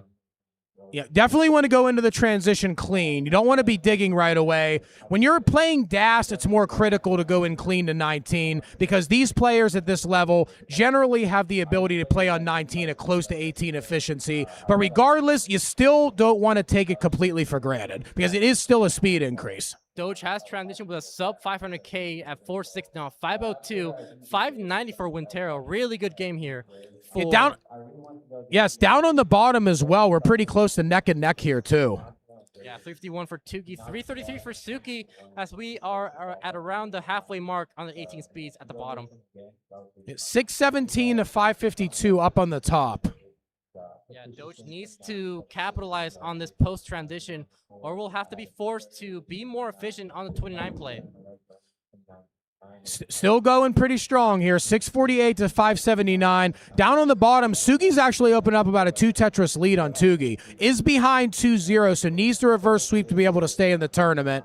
But still, be sure that you don't go too aggressive and end up just getting swept because you're trying too hard to be able to try and take it. You still need to be able to maintain your composure and keep your game.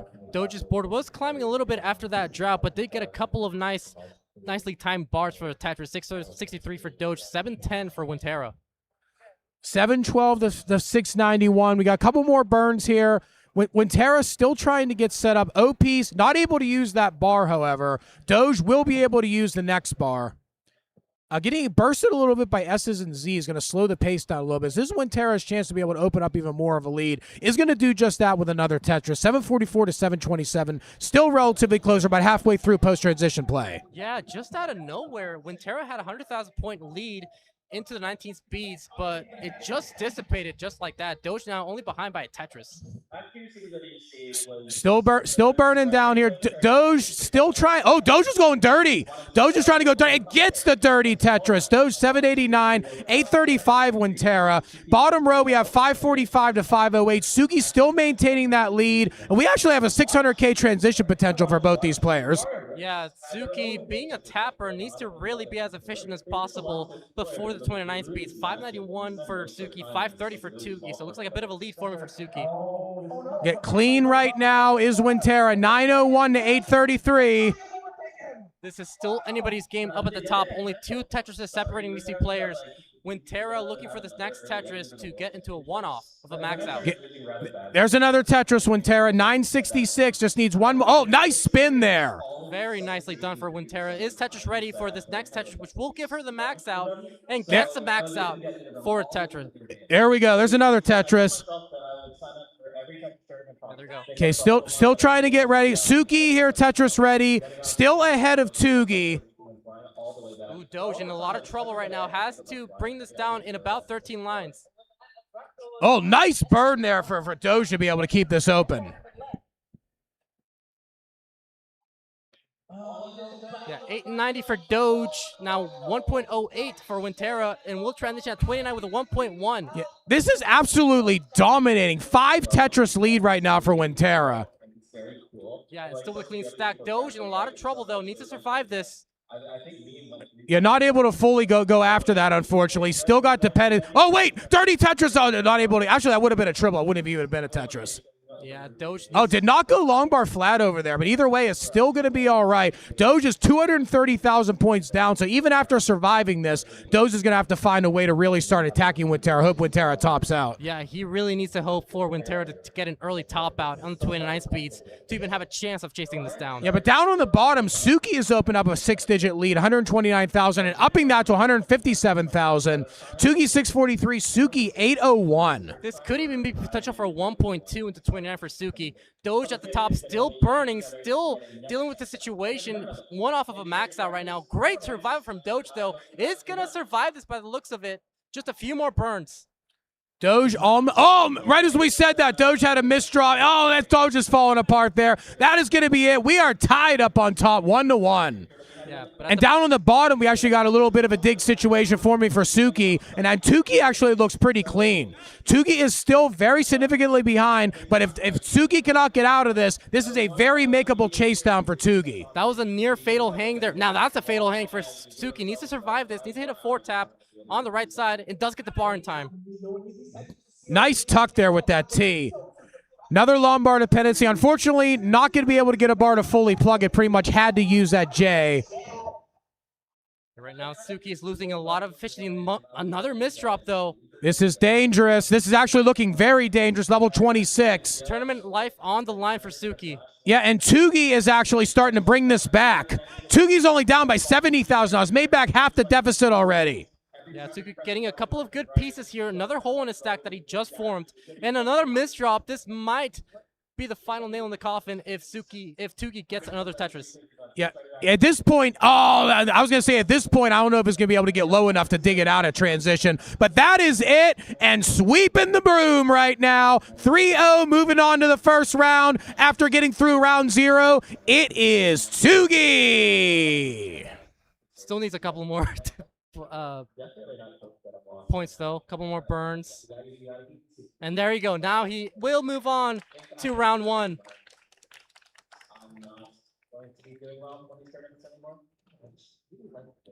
Very nicely done there for both players. And congratulations for Suki for making it into the top 48. Not an easy thing to do, especially in this time. Yeah, Tugi has been playing amazing this tournament already, let me tell you. We're about to get started in Game 3 over at the top. We'll be getting into a two-way scene now. There you go. And we just got started with game number 3. Okay, it is 1-1 up here now between Winterra and Doge. And we are back. I am joined here by Hector Rodriguez, Flyheck, whose name is always spoken of when we talk about rolling. There you go. Both players starting off with the same exact stack, except for that T piece. Clone Triss, as they call it. Yeah. On other games like Track and Field are usually referenced in that. So I'm here today to talk Both players very clean. It's always a good thing we don't have much to report on level 18 speeds. But as soon as we say that, there ends up being some kind of crazy dig happening. So let's hope that doesn't occur here. Or a 26-piece drought and counting. That's another thing that could That may play a factor as well. 30 already. Look at this. 33. Finally getting there. Both players managing that like pros. Seriously. Yeah, it almost looked completely easy, but good thing no early tops here. Nice little Tetris there from Doge at 76,000 points. Pretty even game so far. Yeah, we've seen some interesting things between these players in the first couple games. Both players really giving it everything they have. We have seen some more dig-based situations from Doge compared to Winterra, but regardless, Doge has risen up to the challenge and has stayed very resolute. That's something that could play a factor in these final games of this match. I do want to get a bit of online facts going on. Last year, Winterra made it to the top 32, losing against Andy, whereas Doge got eliminated in the first round, or round 0, against Noe. So this may be a bit of redemption for Doge, hoping to move on past round 0 after that early round exit last year. Yeah, there's always incentive in this game. The sky is the limit for this game as far as how well you can do, the different levels of play you can aspire to get to. If you want to say, I want to get past this round, I want to get to like round 2, 3, 4, I want to go to the finals. Like the skill curve is just so high as far as goals you can set. Yeah. But right now we got Doge now almost 70,000 point deficit at 47 lines, so head in the line count, which means his pace is even worse than what it may seem in the real-time score. Yeah. 237 now to 123, so Winterra is really bringing it. Couple burns here. That's a nice L piece to be able to fix that. And we got another Tetris for Doge. Winterra answers back immediately, though. Yeah, 260, really good game right now for Winterra. This is potential for a 600K transition. Obviously early on, but whenever you want a 600K transition in tournament play, you want at least 300,000 at around the 60-line mark. Definitely. 285 to 172, so still 112,000. Oh, nice shift right there for Winterra to be able to keep the board set up. Yeah, she did give a bit of a head shake, almost like she didn't want that to happen, but it ended up being a good thing for her board. Now has a slight dependency, needs to get a J, does get the J, now can use a bar here to be able to get set up, and another bar to be able to score another Tetris. However, it does look like Doge got one of the Tetrises of that pace back there in that sequence. Yeah, right now, almost 100,000 point deficit for Doge as we near the halfway mark on the 18 speeds. I would like to take a quick second here to shout out to Matcherino if you guys would like to help contribute to the prize. Well, you can do so with Matcherino at !Matcherino or !M if you're on Twitch or on YouTube. We're currently at $4,000, but we would love to get that prize pool up as much as possible for our top 48 players. Yes, every single dollar from this Matcherino goes back to the players as well. And these players coming out here to Southern California to compete in this tournament, our annual CTWC, this is our 17th edition of this now. We want to do everything in our power to reward the players for their amazing play and keeping this community alive the way they have. Yeah, thank you guys so much for the help and the support we've been getting throughout this tournament so far, as we are at around the 90-line mark for both players. Okay, we got 406 and 355, so Doge has erased about half of the deficit here. And gets another Tetris. Winterra answers that one right back. But still, it is always a good thing whenever you're behind as much as Doge was to be able to keep your calm and then really claw to get back into the game and be able to make it only about a 2 Tetris deficit. Because it may seem like a lot of points, but 2 Tetrises, especially whenever you get into the late speeds, and Tetrises are worth so much more at later levels, that might not appear to be as much as you think it is if you can keep pace. Yeah. If you make it all the way to level 38, that is just shy of 50,000 points per Tetris, and that's 1 Tetris. So he just needs to survive this, keep going as long as he can. But meanwhile, Winterra's maintaining the 600K transition efficiency. Still getting another Tetris, however, is Doge. And actually, with that Tetris, is now behind 3 Tetrises again. So Winterra has managed to gain another Tetris on Doge. We still got about 20 or so lines before we hit the level 19 transition, though. So at this point, the players are looking to maximize their points, but they got to start playing a little more cautious. Oh, right as I said, look at that spin! Really nicely done, but still has... Oh, no, no, no, no, no, no! That is a top out for Doge, and Winterra is now up 2 games to 1. just unfortunately spired his board with those couple of unfortunate pieces and couldn't get it done. Had to early top out, but still has one more shot at bringing this back. Anything can happen, though. We've seen many reverse sweeps in this tournament over the years, and at this point, it's not even a reverse sweep. You only need 2 wins and not 3. Doge is still very much in this with the efficiency we've seen throughout these first few games. Yeah, definitely. We are about to get started with this 4th game. Winterra will be at match point for yet another potential round 1. All right, as soon as our players are ready, we're going to count them off. Like a place and an impact, and you had an impact on, with your fingers and how rolling developed. You're part of our story now. So, yeah, I was super grateful that my technique. Oh, we did get a $20 contribution into the prize pool from Cami Rose. Thank you so much for the contribution. Greatly appreciated. So, nice that we found my video and, originated from my technique and stuff like that. And I did hear a countdown there for game 4. Both players are getting started right now. All right, this is match point for Winterra to be able to move on to round 1 of the tournament.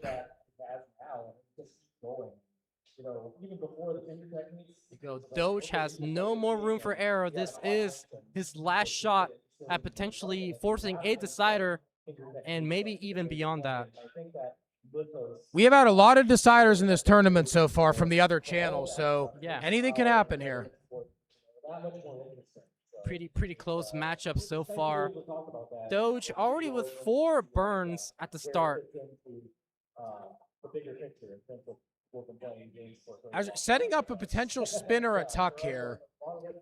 Actually, a J tuck would be real nice for Doge's board. Knocking in the JPs, finally gets it, and it will be Tetris ready. Let's get the bar for a Tetris. So Winterra, a bit of parity issues here, but nothing to write home about. Just going to take a couple of burns, which could cost efficiency, but we'll be okay regardless. Now, really high left build-up right now for Winterra. But nice roof burn. Nothing dangerous, luckily. The right tuck should be able to fix it. An O tuck followed by a J tuck would be really nice on the bottom if the right pieces come for it. But they are not coming, unfortunately. With that dig from Winterra, Doge has taken a slight early lead right now, 36,000 points. Now 2.5 Tetrises in the lead of Winterra, who's still burning. Yeah, Winterra actually had a dirty Tetris set up and unfortunately was not able to use the bar for it. Is able to use the bar for this one, though. 129 for Winterra. Actually, yeah, that burn right there gets set up for another center well dirty if it comes. There you go. Winterra is set up for another dirty Tetris, but isn't getting the bar yet. Bit of a drought is forming for both players, but Winterra does get the bar for a dirty Tetris and another one to boot. Yeah, 2 dirty back-to-back center wells. Still behind by close to 2 Tetrises, though, against Doge. Doge with a bit of a burn he has to deal with. Had to close down that column, too. Now Lombard dependent, waiting for the bar. Nice triple. 240 now for Doge, 201 for Winterra. Both players the exact number of lines of 51 lines, so this is a true lead of about 40,000 points for Doge. Doge is doing a great job so far at this game 4, knowing that he has no more chances right now. This is him fighting for his tournament life. It's do or die. Do or die right here, but Doge is rising to the occasion so far. He's trying to set up a spin or a tuck. Oh, did not go for the spin there. They can get the tuck here with this J. There we go. Didn't want to risk a potential miss spin and having a hole in his stack. Now gets another Tetris at 310, 66 lines, 273 for Winterra, 68 lines. Here we go. 310 now. Another Tetris for Doge. Doge now 333, 273 for Winterra. Both players now clean with a traditional right side Tetris after Winterra having that bit of a situation where she was stuck having to get some dirty Tetrises. Another drought forming. We've had a lot of droughts tonight. Yeah, but they were never big droughts. They're always like around the 20 to 30 piece mark. Still getting a couple burns. Doge not utilizing that bar. Now gets another bar for a Tetris 402 at 83 lines. This is potential for a 600K transition. Winterra hoping for maybe mid 500K with his efficiency. Doge still clean. Doge is going to get another Tetris. Doge goes up to 425, 80,000 point lead over Winterra now, who actually has a couple dependencies forming. Does end up getting the right pieces for them and does get another Tetris, though, with that J on the top, followed by the L down on the bottom, and then the long bar. 368, that's still 78,000 points back. Oh, this could be a little bit interesting here, that the setup that we have from Winterra. That was a really good skim from Winterra with the L piece, but didn't get a good set of pieces, and then was forced to get a hole in her stack regardless. Does get a triple with that bar. Now might go row 2. Is going to go row 2 here. We are ready at 377, 471. We're almost up to a 100,000 point lead currently for Doge. Doge knows it's do or die, and Doge is answering. Yeah, Winterra with another hole in her stack, but just going to cost a couple of burns. Is Tetris ready? Lost a bit of efficiency, but still within the 500k transition range, and gets a bar for a Tetris. Another Tetris now for Doge, 524 to 409, and another Tetris for Doge, 137,000 point lead. Look at this pace. Still has several Tetrises available, does Doge. Yeah, really great efficiency right now for Doge. Just a couple more Tetrises to secure the 600k transition. Continuing to just run it up right here. Exactly what Doge needs to do. There's another Tetris coming in for Doge. Doge now 158. Yeah, 457 for Winterra, who is having a clean stack. Now, a bit of a parity issue right there, but they get a nice T-piece to clean this up. Now bar bursted right now. The one time in this game that you don't need a bar, the game gives you a ton of them. That's just how it is. Sometimes I feel like this game is just like in your mind, even though it can't be. Definitely. Doge is Tetris ready. Another drop forming, but does get the bar for a Tetris, securing the 600k transition. 621 for Doge. Winterra will transition at 529. Oh, a little bit of a misdraw for Doge, though. I think it's low enough down the board it shouldn't be fatal, but this is Winterra's chance to get right back in this game. Yeah, just a couple of burns for Doge. Now bar dependent. And actually, look, Winterra has gotten a couple quick Tetrises and is almost half the lead. That's always what you want whenever you transition. Getting a couple of Tetrises to just maintain that momentum. Winterra with a couple of burns right now. Doge is Tetris ready. It finally got cleaned up. Gets another Tetris, but now, as you see, only a 73,000 point lead as opposed to a 140,000 point lead. Winterra maximum capitalized on that. Very nicely done here from Winterra, but Doge still maintaining efficiency after that early misdrop in the 19 speeds. Is Tetris ready now? Gets a bar for a Tetris. That's 734. This is potential for a high 1.1 with this efficiency, but it still may get the 1.2 with near perfect play. Winterra on the bottom, little bit of a slight hole in the middle, getting the right pieces to fill it in, though. Burn on the side, and there's another Tetris for Winterra. 716 to 763. Doge, however, is clean. Well is sealed, does reopen the well there. There's a bar, and there's another Tetris for Doge. 792. Winterra 717. Still trying to get clean here, though. Yeah, a couple of burns here are going to give Doge the opportunity to extend this lead even further now. Almost 100,000 points in the lead as Winterra is still burning. Doge is Tetris ready, waiting for that bar, and gets the bar for a Tetris at 850. Level 23 for Doge, 757 for Winterra, level 24. There we go. Couple more burns down on the bottom, 760. Doge has re-upped the lead back to about 90,000. Yeah, Doge still clean. Tetris ready. Spin there from Winterra. Gets the bar for a Tetris, 790. There's another Tetris for Doge, 912. Doge hoping for a potential level 26 max out with this efficiency.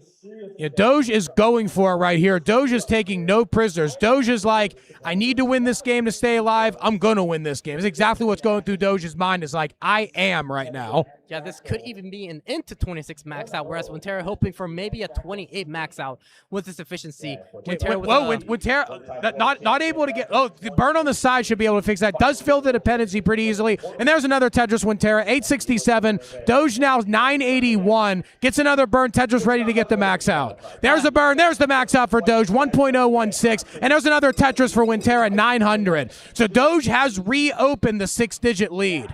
Yeah, right now keeping a clean stack as we near the 29 speeds at 230 lines. Doge, bit of a spire forming in the left side, but let's get a nice Tetris to bring this down.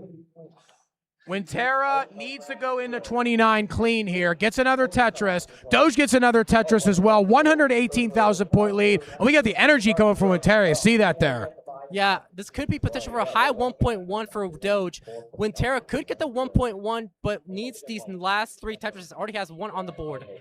Still getting ready right now. We got 7 lines left for Doge, 5 lines left for Wintera before we go into 29. The most important thing is to be clean going into 29. Wintera going for a left fold. Tetris gets support, doesn't get. Oh no! Wintera's in deep trouble, and Wintera's board's falling apart, and that is it. 1.173 with a 100,000 point lead. Doge has forced a decider. With an incredible 29 transition there from Doge, just shy of a 1.2. Now it is anybody's game. Last game, winner take all, and the loser will be eliminated from round 0 from the tournament. This is the big one right here. It's all on the line for these players. This is the gold bracket of 2026 CTWC, the tournament that everybody wants to play in right here, and it is win or go home for this final game. Very nice here. Right now, Wintera taking a second to breathe right now. Very stressful situation from both players. As I mentioned earlier, Doge last year got eliminated in round 0 against Noe. Wintera made it to round 1, top 32. So this is a really, really important thing for both players to move on. We got to see who clutches this up. Who wants it more? Right now, we are okay. Just wait. Get started. Waiting for readies on our players.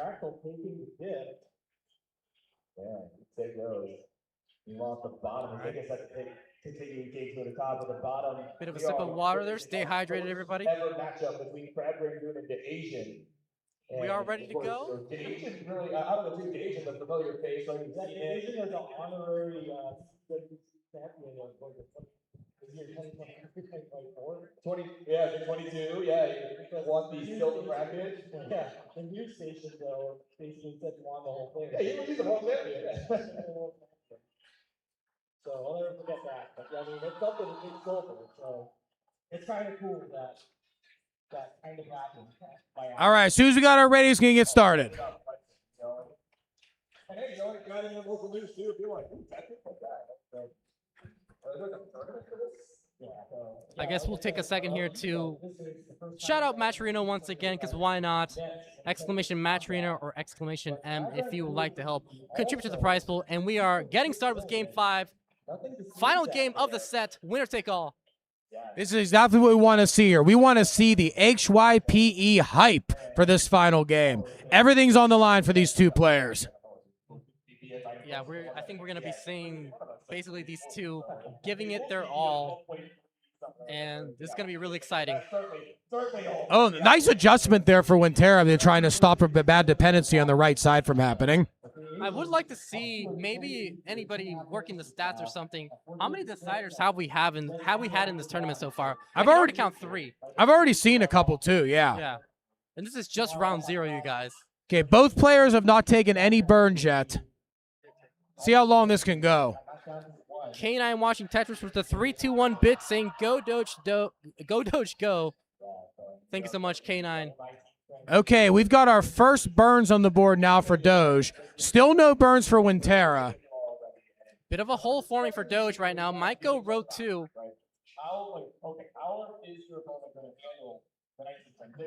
There we go. 6 for 6. No burns yet for Wintera. And still getting the right tucks as well to keep it going. This is a great start for Wintera, knowing that she needs to be as efficient as possible before the 29 speeds. Doge committing to a row 2 setup. Okay, Wintera finally takes her first burn, but nevertheless is still on an incredible pace, and so is Doge. Both players look to be even in score, but Doge is 4 lines ahead, so it is a true pace lead. As you see, 97% Tetris rate for Wintera. That lead might extend by about a Tetris after Doge was forced to take a triple with that center well. There we go. Gets another set up here for Wintera. Wintera is going to get another Tetris. 228, Doge 179. So Wintera is now starting to open up a little bit of a lead. It's still pretty early, only about a third of the way through pre-transition play. But every point counts. And as we've seen in this match, 19 has been a little bit troublesome with some of the aggression and some of the digs we've had in the first 4 games. Yeah, a lot of misdrops, a lot of dependencies, but they've both been able to survive these dependencies. However, it did cost a lot of efficiency, so this is going to be basically a battle to see who can be the most efficient in these early stages. Still getting ready right now for both of our players. Tetris here. We're getting some more points on the board for Doge. Doge 248, Winterra 297. We haven't seen a lot of it this set so far, but I do want to mention that both of these players have significant kill spree play. As I mentioned earlier, Doge has a 1.3 million PB, but Winterra also has a max out PB on 29 starts, and I've even seen her get like rollovers into 39. So, wow, that's awesome. Yeah, it is anybody's. Even it was in Tetris Wars, which it happened. Oh, I'm very happy when anybody does something in classic Tetris Wars. Proudest thing I did in this community was found that server. Definitely. Doge, a couple of burns here. 283 for Doge, 367 for Winterra. Just shy of a 100,000 point deficit. All right, another Tetris coming in here. So both players about halfway through pre-transition play, and we got simul Tetris there from both our players. So 328 for Doge, 391 for Winterra. Winterra now dependent with the bar, but does get the bar just in time, and is Tetris ready with a clean stack. There we go. Still Tetris ready. 73 lines. Make that 77 lines in another Tetris. Look at the Tetris rate for Winterra. 94%. That is ridiculous in any level of competition. I would say that is borderline 700K transition potential with perfect play. Yeah, how often have we seen 700K transitions at the CTWC? Because a lot of times players at this level, they'll still be aggressive, but the level of aggression and bravery you need to be able to go for a 700K transition, there's usually players that don't try to go even too insane. Even the very elite players like your Scooties, Dogs, and Alexes. Yeah, so far this tournament, I've only seen one 700K transition, and it was in the qualifying section. So I don't think we've had a 700K transition yet in this tournament. I get a feeling we're going to see some of them when we get to the later rounds, especially when we have players like Alex T, the two-time defending champion, looking to try and become the first player since Jonas Neubauer to get 3 in a row. I mean, didn't drop a single game last year, so Alex T is getting all the consistency that he has. I could potentially see some 700K transitions out of him because he is fearless. Yeah, and we've already seen a 1.4 into kill spree from Tetris time in the qualifier. So yeah, I was fortunate enough to be able to call that on CT2 yesterday. And it was the first time I've personally seen a 1.4 into 29 live. Yeah, it is crazy. Even in live, it's just an amazing feat. But Winterra is having the potential for a high 600K transition. 534 for Doge. So Doge is not that far behind, even though Winterra's pace is still so strong. As you see, Doge's Tetris rate at 77% was actually in the 60s at one point. Has managed to bring it up almost 10 whole percentage points. So that could play a big factor when we get into post-transition here, because it looks like the momentum is really starting to shift here, because we see Winterra's Tetris rate actually going down into the 80s now. So the pace is actually improving for Doge. I think it is one of those moments where both of these players, knowing that it's a decider, they're kind of prioritizing their board health into transition, because even though it's just 19, it can still mess you up with a really bad board. Definitely can. There we go. Another Tetris for Doge. 590 for Doge. 629 for Winterra. Winterra's going to go into transition 654. Doge is going to go into transition with the next one. There's the Tetris. 614 to transition. So really not that far behind Winterra. Just 40,000 points. Double 600K transition between these two players in round 0. That is insane to see. But Doge does have a J dependency. Uses a Lombard to solve the dependency. Oh, this could be dangerous. Oh, this could be really dangerous for Doge. This is very, very dangerous. Doge has got to go into full dig mode to survive. Oh, got it all the way over. Get a J or an L for that middle. We've seen Birdie. Lombard flat. Gets a Lombard flat. There we go. Come on, fight out of it. Fight out. No, another missed drop right down for Doge. Doge is still alive, but needs to be very, very careful. Yeah, we've seen Doge survive some really complicated situations in game 1, but this is still not an easy feat. Needs a bar Lombard right dependency. Oh, no. And that is it.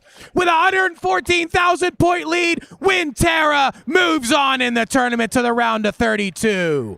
Hell yeah. Very nicely done from both players regardless. Made it to a decider, and Winterra once again moves on to the top 32. And now I'm alone. Hi. But yeah, that was an incredible set of matches. Really exciting, and we're actually just about to get started with another set of matches, which I'm actually going to be playing afterwards. Now, it's going to be completely awesome. I can't wait to see what more goes on in this tournament right now. I'm going to be back for some more commentary later. Thanks so much. Honor to commentate with you, Peak. All right. It was a pleasure, man. It was an honor. Hell yeah. Yeah. Fist bump. Thank you so much. All right. Well, I mean, I don't know what I'm doing now. I guess I'm still here. Hi, you guys. What's up? But yeah, stay tuned, you guys. We're about to get started with another set of matches. I haven't gotten kicked out yet. I'm still waiting because I'm going to be playing my matches momentarily. Hey, Arbaro. Hey, Peak, how's it going? Hi, you made it just in time to commentate my match in a few minutes. I am so excited. How are you? The one and only Peak here. I commentated your qual, right? Did I? I think you did, yeah. Okay, yeah, I'd break this right. Okay, we're ready for that break. So. All right. Sounds good. We'll See be you taking a soon. break. Guafi takes game number 1. And Guafi is gonna not top it. What? Wait, what's happening? And Guafi is good and takes this in a decider. Tetris is a way of life. The way ever since I was like middle school, high school, like early high school, I've always wanted to be an esports player. This was my break.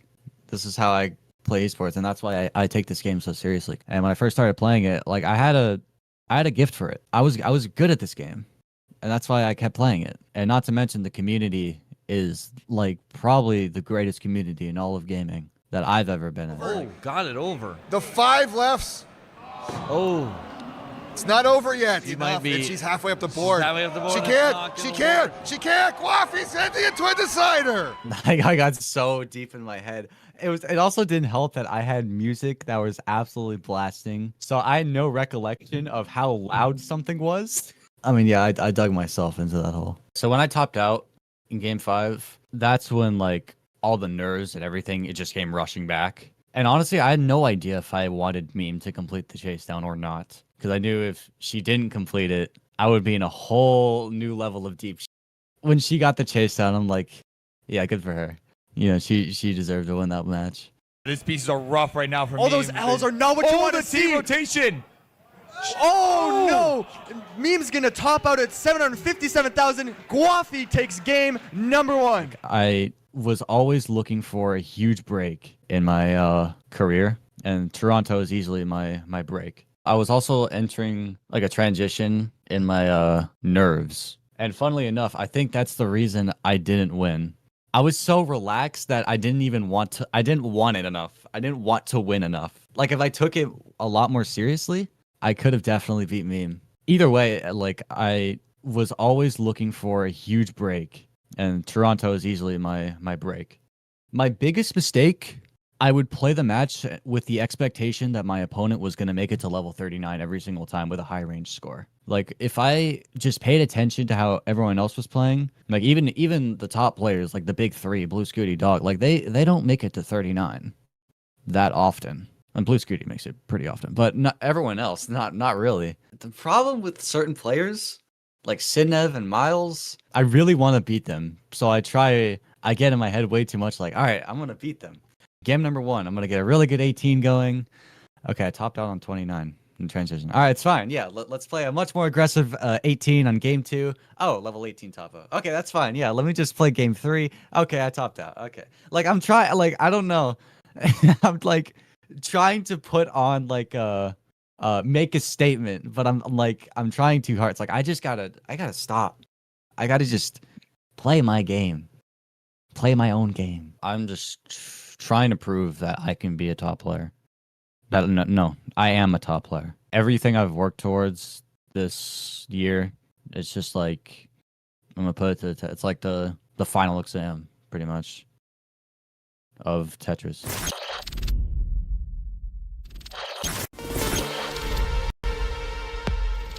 I think that the match with Huff mattered to me the most because for those of you who don't recall, in 2021, he humiliated me in top 8. Like, I'm talking, he got the level 41 record on me. I don't think he could have humiliated me more than he did in that match. So, you know, going against him, I was like a respectable C19, like as opposed to being like a lower seed, like in the 30s or something. When I went against him, I actually had like a really good like pace. I could tell just watching him on game 1, he was nervous, man. He took a triple on 19, like a Tetris or 2 high up. I took advantage of that, and then I was able to just like dominate in 3 games. To me, it was redemption, you know, from 2021, like 4 years later.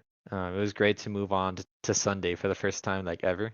Going against Eyeball, I think I just wasn't in the right headspace. I was kind of just like more so happy with how I've done. Definitely proud of how I did. I made top 16 after 3 years of just not being able to make it past round 1, and I'm glad I was able to do a lot better than all the years prior. So that was good. Dagger on another drought for Oh me. my goodness, Just how can't did- catch a break on this seed. Oh no! And there's nothing he can do. The board never comes. I'd never been to Kansas City up to that point. It was great because I was able to bring one of my friends. His name's Retros. He's been playing in Classic Tetris for a while. But I kind of just wanted to keep going to regionals, and if it wasn't like too expensive, because that regional wasn't that bad. And I want to say shout out to Jonesy. He was such a great guy. He helped me and Romeo stay at his house for the weekend. It was me, Romeo, DMJ, Matt Martin, and then Jonesy, and I guess that's kind of what sparked it, is just to hang out with all my friends there.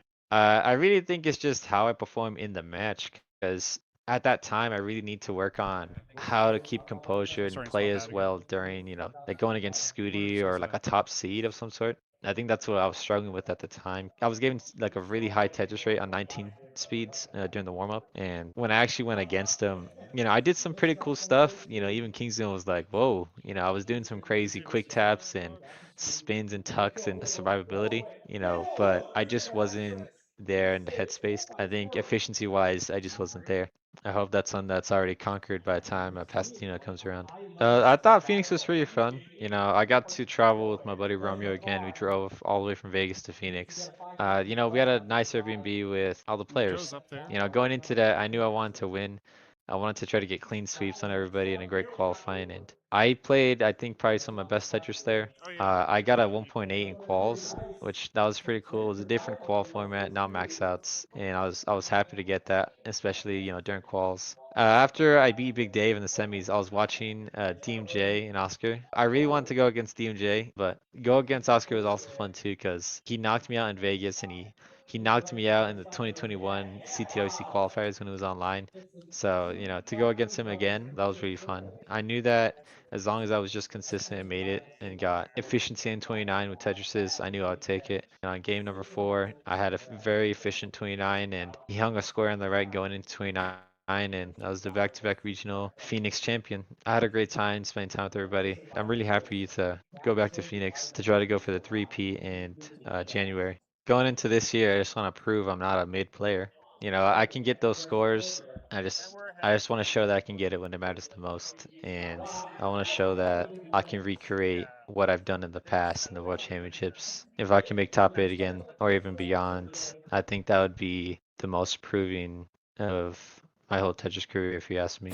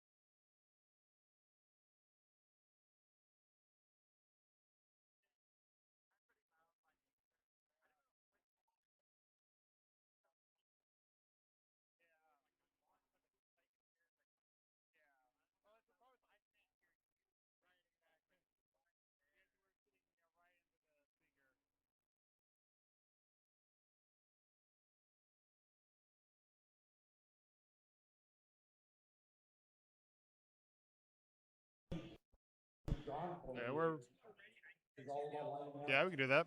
Are you ready? Yeah, let's do it. My hair okay? Good.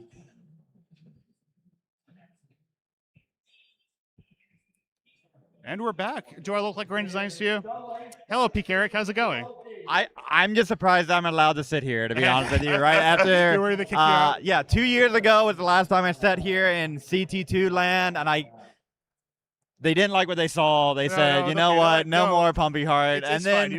You gotta roll with it. and then I had to bribe people, and I made it back. They heard me on CT3 earlier today, and they said, you know what, you got it. We're going to bring you back to gold bracket. You back up. So, Okay, you're in. EZ in particular was like, you're not going to commentate my match, are you? I'm like, no, they wouldn't let me commentate. And now EZ will get Pumpy Heart commentary on EZ match. And our borrow commentary. This is going to be an experience. This is going to be great. I don't know if we've commentated before. I don't know. Maybe not. Maybe You've not. commentated my matches before. I think so. I think you commentated my matches too. Yeah. So now we're commentating other people's matches. that's here. right. We progressed from beginner to player to retired unks and commentators and organizers and And we're doing it here at the SoCal Gaming Expo. Third time here, and we're loving it. It's the CTWC World Championship here in Pasadena. We love it. All right, so quick sponsor read. We are sponsored by FamiWiki. Thank you to Brendan Spalding and his company FamiWiki for donating this year's trophies. At FamiWiki.net, you can find over 1,700 pages about the family computer and Super Famicom, plus anything else in between. Check out the YouTube channel at FamiWiki. Now it's time to check out some players. They're on stream. They're getting their last sips of water, ready to go. Firedox got some cool shades going on. The players are finding their cameras. Yeah. I saw at least one I stare think already, we're you know. And Are we ready? over here. We ready? I'm All right. ready. Well, then I guess we should get this Yeah, show so on the let's count road. them down for game number 1. Good luck and have fun, y'all. In 3, 2, 2, 1, Tetris. Tetris. They're often running. Go ahead, this one. All right, so one thing I'm just blown away with, all same pieces, right? Like Yeah. that is just so cool Yeah. because like you can imagine you're playing someone else if you're watching at home, like Yeah, one of the matchups. exactly, But they yeah. are like top and versus bottom. Yeah, exactly. So- That's great. Yeah, but we do have the top 2 players are playing each other. Top bottom players are playing each other. I'm on Borrow. I'm here with Tetris Man About Town, Pumpy Heart, and we are going to give you some commentary for a few matches here. There's originally going to be GD and Peak, but we're subbing in because Peak's playing, and also GD's playing off on a CT4. If you want to watch the Grand Designs, actually, don't do that. Come watch this.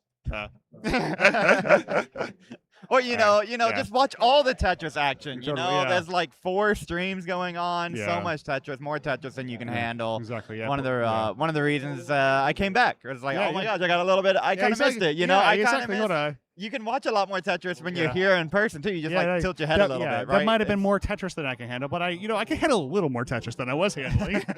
Let's talk about our players Yeah, we got here. 4 fantastic players. Very international group. Yeah, absolutely. I mean, so we have Noe representing Mexico versus Yeah. Peak. Peak Eric, who helps with Yeah. CTL, Yeah, does he so does. many things. Yeah. Noe has won regionals before and finished as finalist in many of those. The highest CTWC finish, I think, was 15th back a few years ago. Then on the bottom, Firedox versus EZ. Firedox from the land up north at Canada. Yeah. And EZ from across the pond coming on over. Easy got a pretty big achievements under her belt as well, right? Absolutely. She won a CTWC.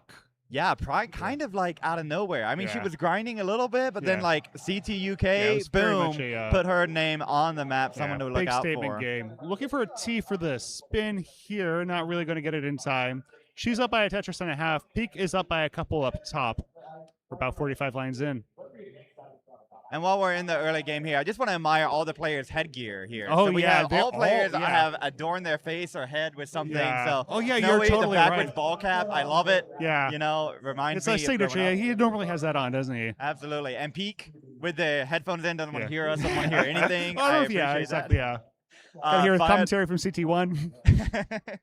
Firedox with the, I think those are Canadian ears a little bit. Yeah, a like, you little know, bit. Canadian ears. To, And then Easy with the sunglasses Yeah. for sunny Pasadena. Exactly. It's like Wonderful. kind of hard to see here. I noticed I've been like walking around with one eye closed. Oh, yeah? Yeah. Oof. Okay. Pick kind of expanding his lead here a bit, up by a few. Easy keeping it clean. We're about halfway to transition. No one really in any dig. No one faced any. There's like been a couple little digs here and there, but so far A fairly low stress 18.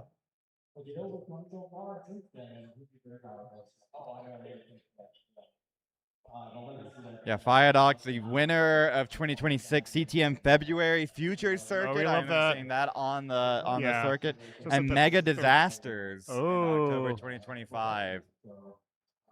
Cool to see here all of our players rolling except for one. We have that Noe over there tapping Yeah. right now. Okay, yeah. But We had sort of switches back between Yeah. tapping, moves that thumb over to either tap or to Oh, I roll. see. Oh, he do like a switch? Yeah, it's that's like, cool. it uses that roll Yeah. almost like an extra quip tap. It's a very interesting grip. Maybe we can get the cameras on Ooh, that at some point bits for were y'all. easy. Yeah, it's kind of interesting. Earlier, I was commentating with Omen, and we had Dylan and Aaron with us. So we had two different tappers. They were playing different players, but they were on the same stream. And Whoa. previously, we had Gunter, who made it into the gold bracket with Das. So crazy stuff, you know. It's like kind of the alternate play style is gigging at the gold bracket CTWC, and like it's because they had good quals. Gunter had 3 max outs. Yeah, it's always Yeah. that tradition. Who's going to be the one to get in with Das, Gunter, getting it in? Is it Gunter, Yeah. Gunter, Gunter, Gunter? Gunter, you know, I think should I've look at heard- the I've heard both. pronunciation Yeah, guide, it's I also, think. you know, it's Yeah. French, so It's yeah. French. You see up a little high here. This is a little nervy. She definitely has the capability of getting out of it, but it's kind of one of those things where you're going to drop some pace. She is up by 80,000 points right now. Yeah, it's a good And time to be in yeah. that situation. She's making some placements. I think this is a lot less of a dig than it could be. She's keeping it cool. Oh, and there's the triple reopens the well. She's clean. 510 through 113, so not too shabby when it comes to pace. She still has a 91,000 point lead. A little bit of a long drought, not long drought, kind of a short drought actually. No way up top, running into some issues. That nice piece is going to reopen that well Lombard Tetris. So both Peak and Easy ahead by a few Tetrises. As we approach the transition here, Paradox is 1 away. One Tetris away, I should say.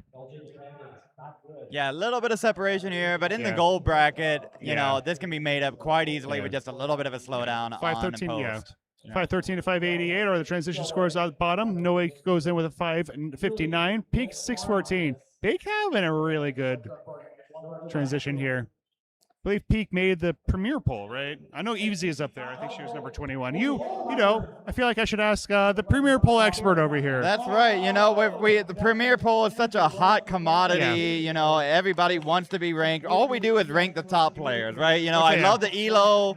Glad that we can have everybody have a ranking Yeah. in a position. But then trying to do that for everybody would be Yeah. really, really exhausting. Yeah. So absolutely, Peak here receiving votes for the last few months. Easy, one of our mainstays of the year, has been Yeah. able to be throughout 2026. No, he doesn't play as much, Yeah. so, you know, a little bit hard to read. And same with Peak a little bit too, right? Peak could absolutely win and move on in the tournament, may even make it a top 16 and win he's- out today. Yeah, he's doing pretty good right now. He's up by 6 figures. Easy and Fire Dogs kind of keeping that same deficit. They've been pretty clean through post. Peak is though keeping on.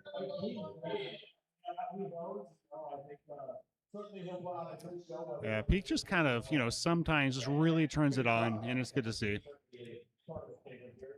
Yeah, and he does so much for the scene that, you know, like, Oh, turn yeah, it he's on whenever you want to turn it on, right? If you're going to Yeah. edit CTL videos, if you're going to commentate one of the largest amount of matches, producer in the scene. Yeah, he does kind of the voice of the CTL playoffs. Absolutely. So if you're going to do all that work, you know, well, exactly, you know, playing it maybe can take a back step, and that's yeah. totally fine. Yeah. He's up to 884, so let's see. He's looking for a fairly early max out here. Maybe level 26. Easy down to the bottom, 866. She's leading by, I guess, less than 2 Tetrises now. Yeah, because we're further into 19. Those point differences end up being fewer and fewer Tetrises, because Tetrises are worth more. Absolutely. The further you go, that point multiplier increases. Looks like we have some fans in the background trying to crash the stream a little bit down on Fire Doctor's cam. Ooh, first max out. Peak Eric. First max out of the block of matches. Nice little T-spin there for Easy Lombard Tetris at 964. There's one more, only a few away from her max out of her own. Noe, looks like he's going to need some 29 play to is, yes, kind of fascinating to watch him. He is switching between like rolling and shifting. There's the max out for Easy. Easy. He said, "Where's my yeah. bell? Give me that cowbell. I'm in America. I want to hear that cowbell." I need more cowbell. Peak already has a 1.1. You know, ready to try and get a few more Tetrises in, or a couple more Tetrises in before the transition. Everyone's right about at that 29 transition points. There's a Tetris for Noe. Noe has a max out, but he's still 150,000 points back because Peak is having an amazing game. Firedox in at 10:30. 4 max outs on the table as Firedox doesn't quite get that Z all the way over. Needs something to the left side. Noe's board falling apart a bit, looking for that flat burn with a bar, gonna get it. But board is still creeping up. Peak has the 1.2. Easy looking very clean. Trying to keep herself set up. Long bar triple. Yeah, Easy and Peak with the 100,000 point lead here. They're gonna have to get Tetris somewhere. No, he can't get clean. That left side looking tough. Needs a gonna get the tap for the J. I don't know what else he can do. Firedox's board creeping up. 1063. I don't know if he's gonna do anything else done. He's gonna top out. Easy will take game number 1. GG's. Meanwhile, Peak's board is rising up at the top. But Firedox, no, where is it? Can't get it. Peak is still killing it. 1237 has a well open. No, he's still surviving somehow, but that bar is going to be over. And he's done at 11:21. Peak takes game number 1. Phenomenal first game between these players. Yeah, absolutely, and Easy, keenly aware of the statistics that are gathered at our tournament, says, you know what, I think I can 1.2 this. Smash is at 1.2. Yeah, get that FMS up. Yeah. What you got for the 1.3? Joe's just like, okay, sure. Joe's our judge. Thank you for Joe for coming in all the way from Ireland to judge this match. So incredible. So we really do have international. Really do have and then they put the 2 Americans to call it, right? Exactly, you know, it's like, we'll just grab some Americans. They'll call it. We're boring over here. Yeah. All right, easy. Okay, good to talk out of the 1.3. GG's. Yeah. All right, GG's. Beautiful stuff. Yeah, she is pumped. One of the great things about commentary for Eve is she makes great facial expressions. They're very easy. Yeah, exactly. Yeah. You know, she's you can read. Really working with us here. Again. There they are. Look at them. Are the fans for Firedox? Maybe not. Maybe for Jockey Pulse. Just Who's the Jockey Pulse? I don't know. Sometimes you just get some people who roll up to these events you never heard of before. That's right. At Genesis, we have this guy called Mr. Genesis. Mr. Genesis. Are we counting them down, or are we? I think we're waiting for. Yeah, we'll do a simul countdown for all 4. Okay. Yeah, you know, I don't know if we should encourage this behavior. Maybe we'll have to call security, you know, like, oh my gosh, right? Like all these signs being made, you know. We have to protect the brand, right? That's what our job is to do as commentators, exactly. Protect the brand, right? Uh-huh. This ain't Good Morning America. All right. Oh, me. All right. This ain't CT3. CT3. The CT3 is where people go to have fun. This is serious stuff. This is gold very bracket. Serious. We had when I was commentating Team Japan earlier, they would cheer CT2 after the CT3 That's funny, chant. That's very great. fun. And Easy posing for the camera again, like found it immediately. Okay, she got the shades on. She's ready to go. Oh wow. Okay. Little bit bright on the main stage. There we go. Yeah, exactly. Those lights, you know. Yeah. Oh. Yeah. Oh, whoa. The little bit of something there. I don't know. I don't know I don't really know what's going on either. That's okay. I don't need to know what's going on. I don't need to. I'm not judging. Yeah, I'm just here to talk. chat. You know? Hi, chat. How are everybody? They're gonna cut this out of YouTube. I can say hi to you. Okay. Looks like we got something. Error 400 said we need the commentary to be in Esperanto for the international audience for these international. We're gonna go. Essentially, if you turn on to Class of Tetris 73 tomorrow, I'm sure we'll get some Esperanto commentary there. You might have me on there doing it in Esperanto. Yeah. There we go. A few words real quick. Saluton.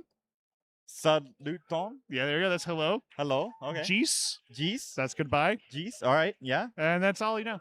Just like making the rest of it up. That's good. Okay. Very cool. One Tetris. Well, looks like we got some games going on. Okay, players are ready, or I guess they are ready, and they better be ready. They're already stacking.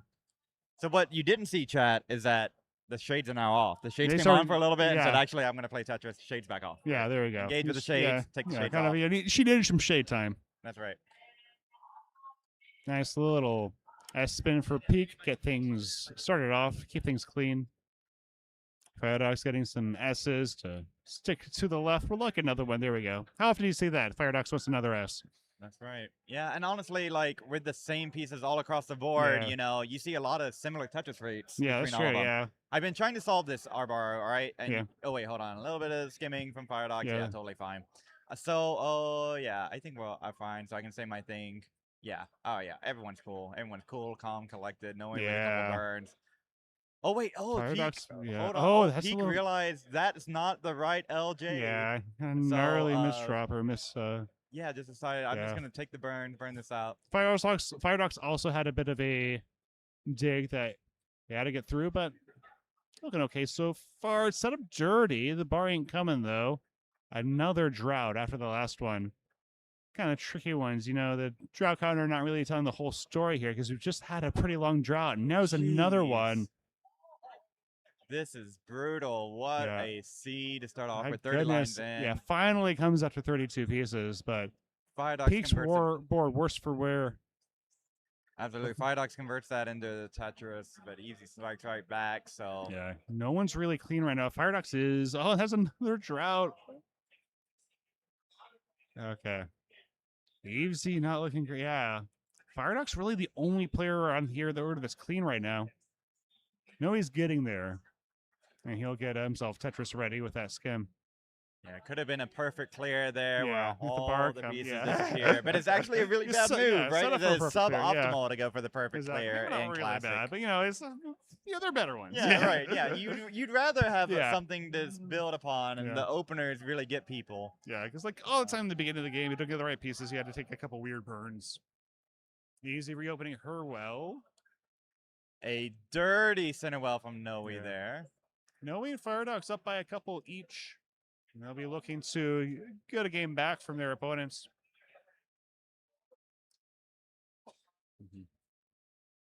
Yeah, Peak and Noe pretty close in terms of seed.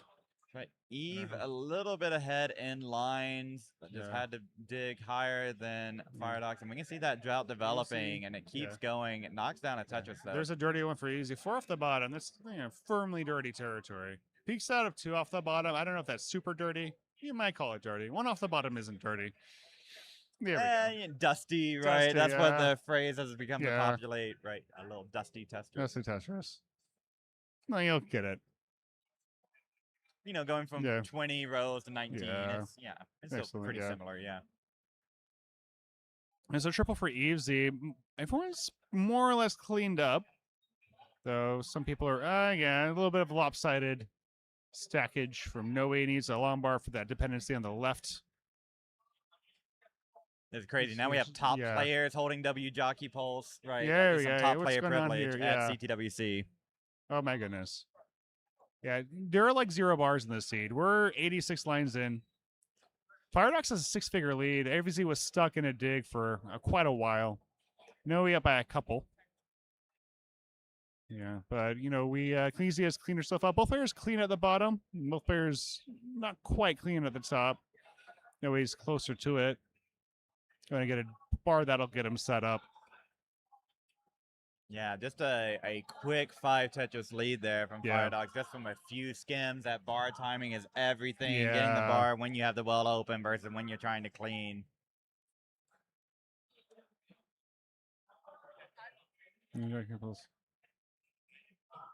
Oh. And you can see Pete Yeah. going for that one off, says, I'm down a couple Yeah. Tetrises, might as well. It's not going to be Yeah. that big of a deal.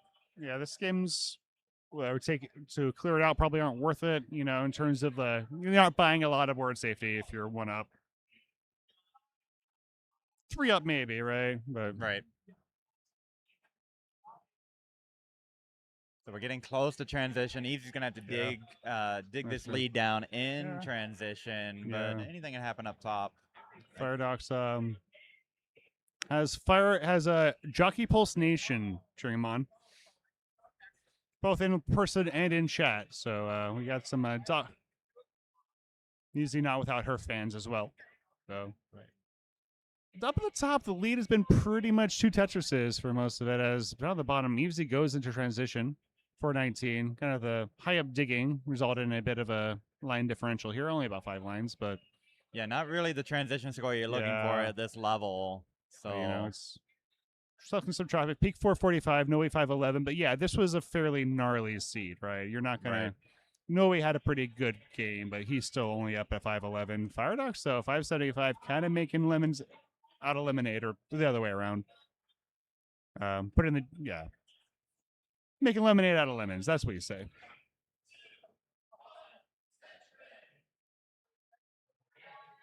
So very good stuff so far, and I think the bars have started to come a bit more. We're not quite at that level anymore. That's right. And, as it's, if the bars keep coming in for the same players at the same time, that Tetris rate that you see may stay the same, may shrink a little bit, but the Tetris is being worth more. You can eat into the lead if you're ready for the same bars at the same time. Yeah. Just by nature of the game mechanics. Mm-hmm. Yes, clean stuff here. Avery is chipping away. It's under 100,000 points now. She does have a Paradox holding on to lines in pocket. Peak and Noe is still keeping it kind of close. Noe holding on to his medium-sized lead. It's important to know, 60. I guess he has an extra Tetris now, but it's 50, 60,000 points. That's like medium, That's right, and we're seeing players who fell in round 1. Yeah. Coming back in game number 2. Yeah. Saying, you know what? Yeah, I'm gonna have that big lead going in. Paradox gets a Tetris, but has to do a little more skimming. Easy. Looks like she'll get clean first, and continuing to chip away at this thing, assuming the bar comes. There it is, Lombard Tetris. Paradox going to take a triple with it. Doesn't really want to hang on to that center well. No. Oh, and Firedox in a little bit of trouble here. This is going to slow down. It's going to help Easy at a Tetris. Roaring back. Only a Tetris back. There was a 6-figure lead for quite a while. Speaking of coming roaring back, Peak is only 8,000 points back at the moment. Noe's digging. Peak is clean. Getting pretty close to that level 29 transition. The one thing you like if you're Firedox is that you have a few lines in hand, so you'll know what the targets will be going into 29. Exactly, yeah. Looks like he's trying to set up center wall, but he does have the dependency column 10. Going to get the bar for it, but it's probably going to result in a few more burns. There's a triple. And Evesy takes the lead. And Noe hangs. Wait, hold on. Hangs that piece. Needs it in a spot of bother right now immediately. Peak has taken the lead. He was kind of in the middle of a drought. So Peak has taken the lead up by 46,000. So, kind of the table has been flipped here. Noe's still trying to pull himself out of this. And down at the bottom, Evesy has taken the lead with that slowdown from Firedox. Firedox still has about a half a level worth of lines, give or take. We're pretty neck and neck when it comes to pace, I think. Evesy about to go in. Transition score 10.07. That's another max out. But we get another quadruple max out this time around. There's another Tetris for Peak. He's in at a 963. He's squeaky clean. Set up. Where's the bar? Firedox gonna. Let's see, he's my skimming. He's pretty high. He has one more line to go. Noe's in 869. Oh, trying to get this board skimmed down. He is ball blocked, well blocked far off the bottom. Not going to get the bar over. I think that's going to be it. Peak will take a number 2 up top. Firedox gets a bar. I don't know if that's going to be enough. He has the max out, but he needs a lot more. And those Z's aren't going to go over. He's done at 10.04. Easy takes game number 2. And both of our right-hand players will move on to match point. GG's. Yeah, just a really rough sequence, and you can tell because exact same players, really stacked about the same. 1.1s in game 1 all across the board. Yeah. Just had to barely get across that max out. Really tough sequences here. Yeah. And so you can't just imagine that, the average score should be the same for every game. It really comes down to that sequence and how you can manage that stack. And the thing that impressed me, all these, you saw on this scene, drought after drought after drought. 3 of the players still maxed out. Evesy has the 1.1. She's going to keep I think she's just going for the 1.3 every game. We'll see. Consistent 1.3. Yeah. We got the VP of CTWC, Kingsman. If we need to cut it off, Kings will come over and say, hey. I think we're ahead of the other. We're doing a little bit of tech setup right now, anyhow. Yeah. So we'll poll CT1 for it. just started their matches, so we're ahead of them. Yeah, I think this is our final block of round 0, and then we'll be moving round on 1 to coming up round soon. 1 here after this block is concluded. Round 1. Let me pull up the bracket. Who are these players facing after this? Garth Tinker. Yeah. Oh, wait, I'm not supposed to recheck because the game's still going on, but I'm going to anyways. Garth Tinker says, "We love you, Firedox. Just enjoy yourself, and we are super proud of you." Yeah, So we're all proud of you, Firedox. Yeah, absolutely. Yeah. So the winner of Easy versus Firedox will go up against Tristop. Ooh. And the winner of Peak versus Noe is going up against none other than Blue Scooty. Oh, interesting. Yeah, so that's Who's you know. Blue Scooty? Is there a documentary out about that one? I don't know. Yeah, I've heard. He got the 1.3. Yeah. There we go. Beautiful. Yeah. Just shot the 1.4. She's killing it. Yeah, pretty much. She's locked in. She had a great qual. You know, she's like 19, not too far off of the bye. Mm-hmm. So you know, she's having herself a tournament here so far. Absolutely. Got to feel pretty good coming in at C19. Yeah. Let me look at her call because there's a bunch of players that kind of in that 30 to 35 point range. Yeah. Yeah, and it was like right around the cutoff. Right, and it's like, what was your kicker? You know, exactly. Yeah. It was, I saw a couple comments. Yeah. I saw a couple comments. I was like, "Oh, I missed the kicker." You know, death to the kicker. It's like, no, it actually mattered, right? It mattered. Your highest score. Yeah, highest score. But it's like interesting because the highest score, like, it's pretty different. You know, it's like because kicker kind of felt a lot of times felt arbitrary. It's like, oh, I got a 997 versus 995. Now it's just like sometimes it was like, oh, I'm Zero and I got a 1.7, but I also didn't get that many points. Yeah, so, exactly. you know. Yeah, Zoro was a. Yeah, I was like kind of caught the end of his match against Shadow Knight, which is really good. Very good. And I think a little bit of inconsistency to be expected. Yeah, it's like I said, and then like kind of Scooty was like that, but and then like he kind of fixed it as he got older, right? Ooh. One. Tetris. All right, we're off and running for game number 3. All right, Noe and Firedox need this one to keep the set alive. Peak and Easy want to win it to close this thing out and move on to round 1. So in the qualifying, a kicker used to be, you get a number of max outs, and then it was whatever your highest score was that wasn't a max out. Used to be the kicker. Exactly. And our new sort of uncapped new cartridges qualifying, it was really just whatever your highest score was. So if you tied in the amount of points, you got 2 points for a max out. Go back to yesterday's VOD, rewatch it. We said it like a bajillion times. And that feels really intuitive, I think. Yeah. The kicker would now just became what your highest score was. Yeah. Well, like I feel like the kicker is going to be, we got a $19 contribution for Ben. Thank you, Ben, for your $19.90 contribution. My understanding is we're going to keep the max out kicker system for the Jonas Cup. Very cool. Yeah, so like, I mean, it makes max out is, I mean, obviously max out is really significant here. The point system is built around it. But like, you know, it's like for DAS, it's really, really, you know, still kind of the max out is the max out of DAS, right? It is. The max Yeah, out I is think max out is max the max out is the rollover of DAS. But I do think, like, you know, it really showed over 90 minutes where the skill of the players were. It did a really great job saying who came in and who was locked in this weekend with both a measure of consistency. And you're seeing that play out so far in the matches. Right. And I've been talking to people, talking to spectators, talking to players. They seem to really like the shorter quals. Yeah. They like the point system. The point system for the spectator experience, I think it's done a lot.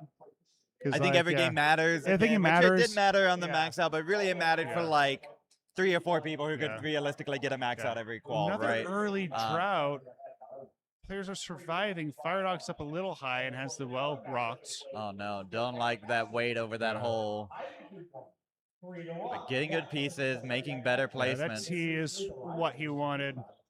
Oh, but that T placement, that's not where he's trying to put it. Bar will come to resolve the dependency. Needs a couple more pieces and he'll be golden. There you go. As the well reopened, he's clean, waiting for the bar. And there it is. Lombard Tetris Firedox is out of the dig. Easy has taken advantage, up by a couple now, 221 to 182.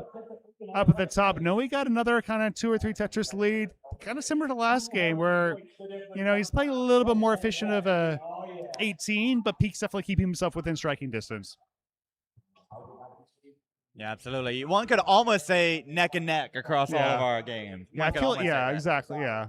I mean, bottom's definitely neck to neck. We're under a Tetris. They're trading the lead. I feel like I try not to say neck and, oh, easy up high. Okay, a little bit of weight over that hole. Trying for all that these scam. bars not helping. There we go. This is some good digging.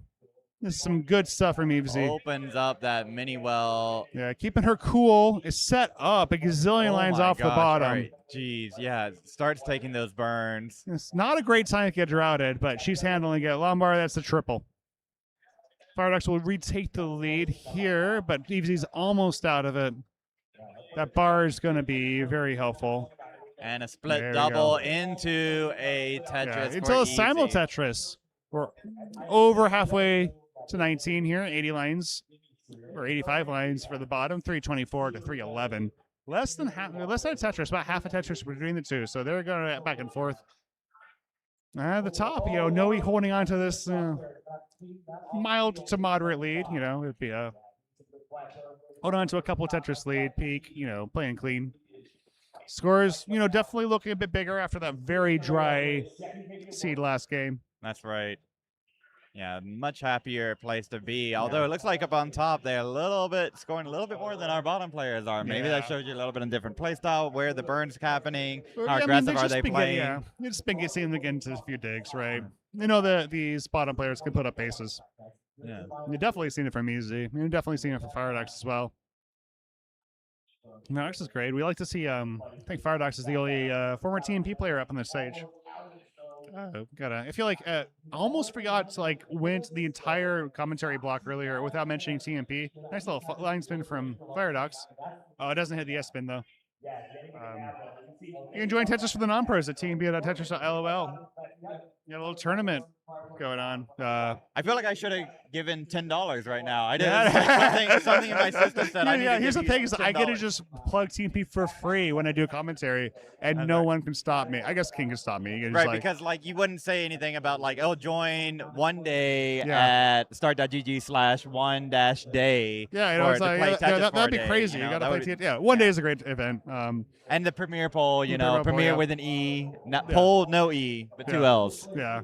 Just plugging all of Pumpy's gazillion projects that he's done, and even the ones he doesn't do, he used to do. Right. So the ones I've given up on. Yeah, exactly. The ones I let go. Firedox Lombard Tetris going to go into 19 with a 541, so that's very solid. Up at the top, both players, Noe looking for the 600K, just shy of it. Needs the bar. Firedox up a little high. Pick goes in 576. Evesy's in 490. Kind of had another, quite a bit of digging there on 18. Peak's in 577. Everyone's into post now. Everyone's looking pretty clean. Right. Firedox looking out to almost hung that bar. Just got it over. All that drought right after transition. Hitting all of our players. You saw Noe and Firedox. They were clean, but their stacks were still a little scary in terms of piece distribution. But they're going to make it work. Noe gets a bar for that dependency. There's a Tetris for Evesy. She's looking to roar back here a bit. She's down by a couple Tetrises. Peacock's also a little bit down. Knowing Firedox trying to hold on to those leads to extend the set.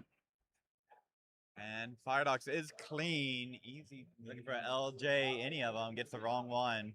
That's skimming to open it. Firedox hits down a Tetris. Easy responds right away. It's a 3 Tetris lead for Firedox. Yeah. And it kind of goes back and forth. Easy might have a chance here. Firedox is set up. It has kind of a hanging Mino and a hole on the right side.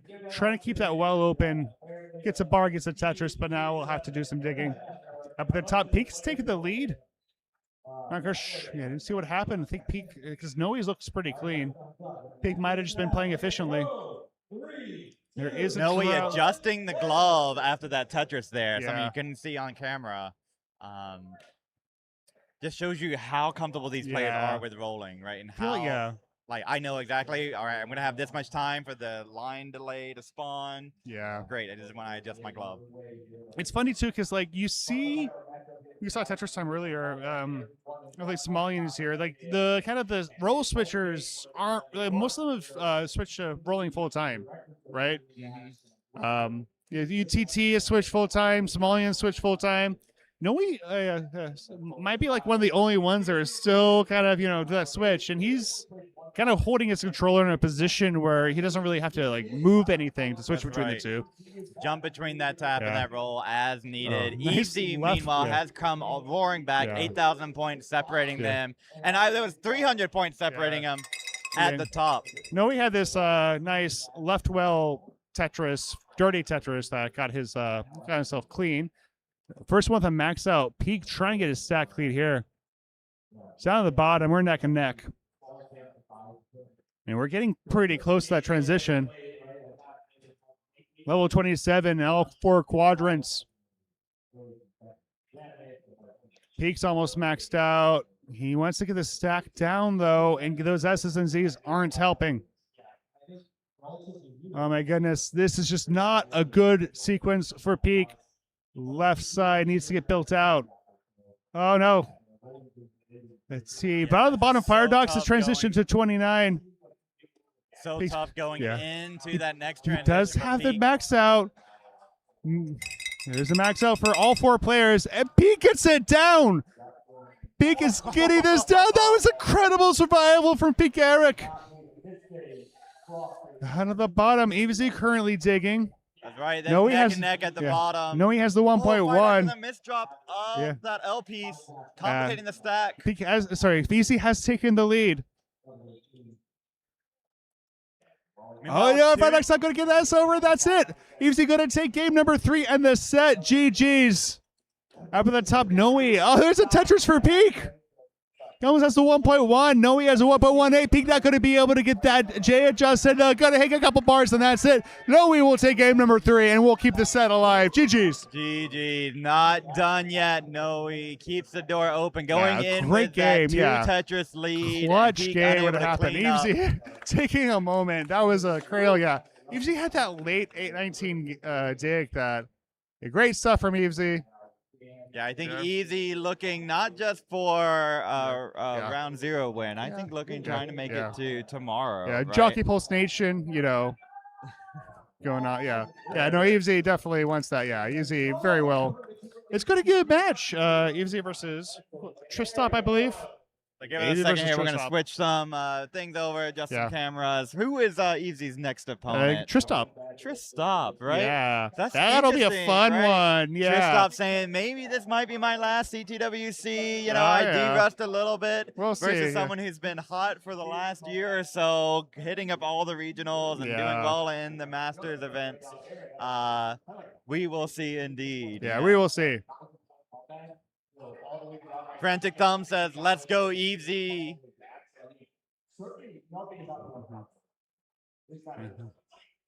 All right. Now we got a...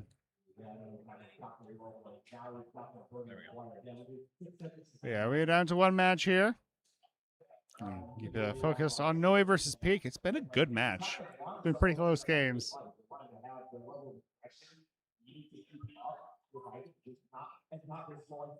So.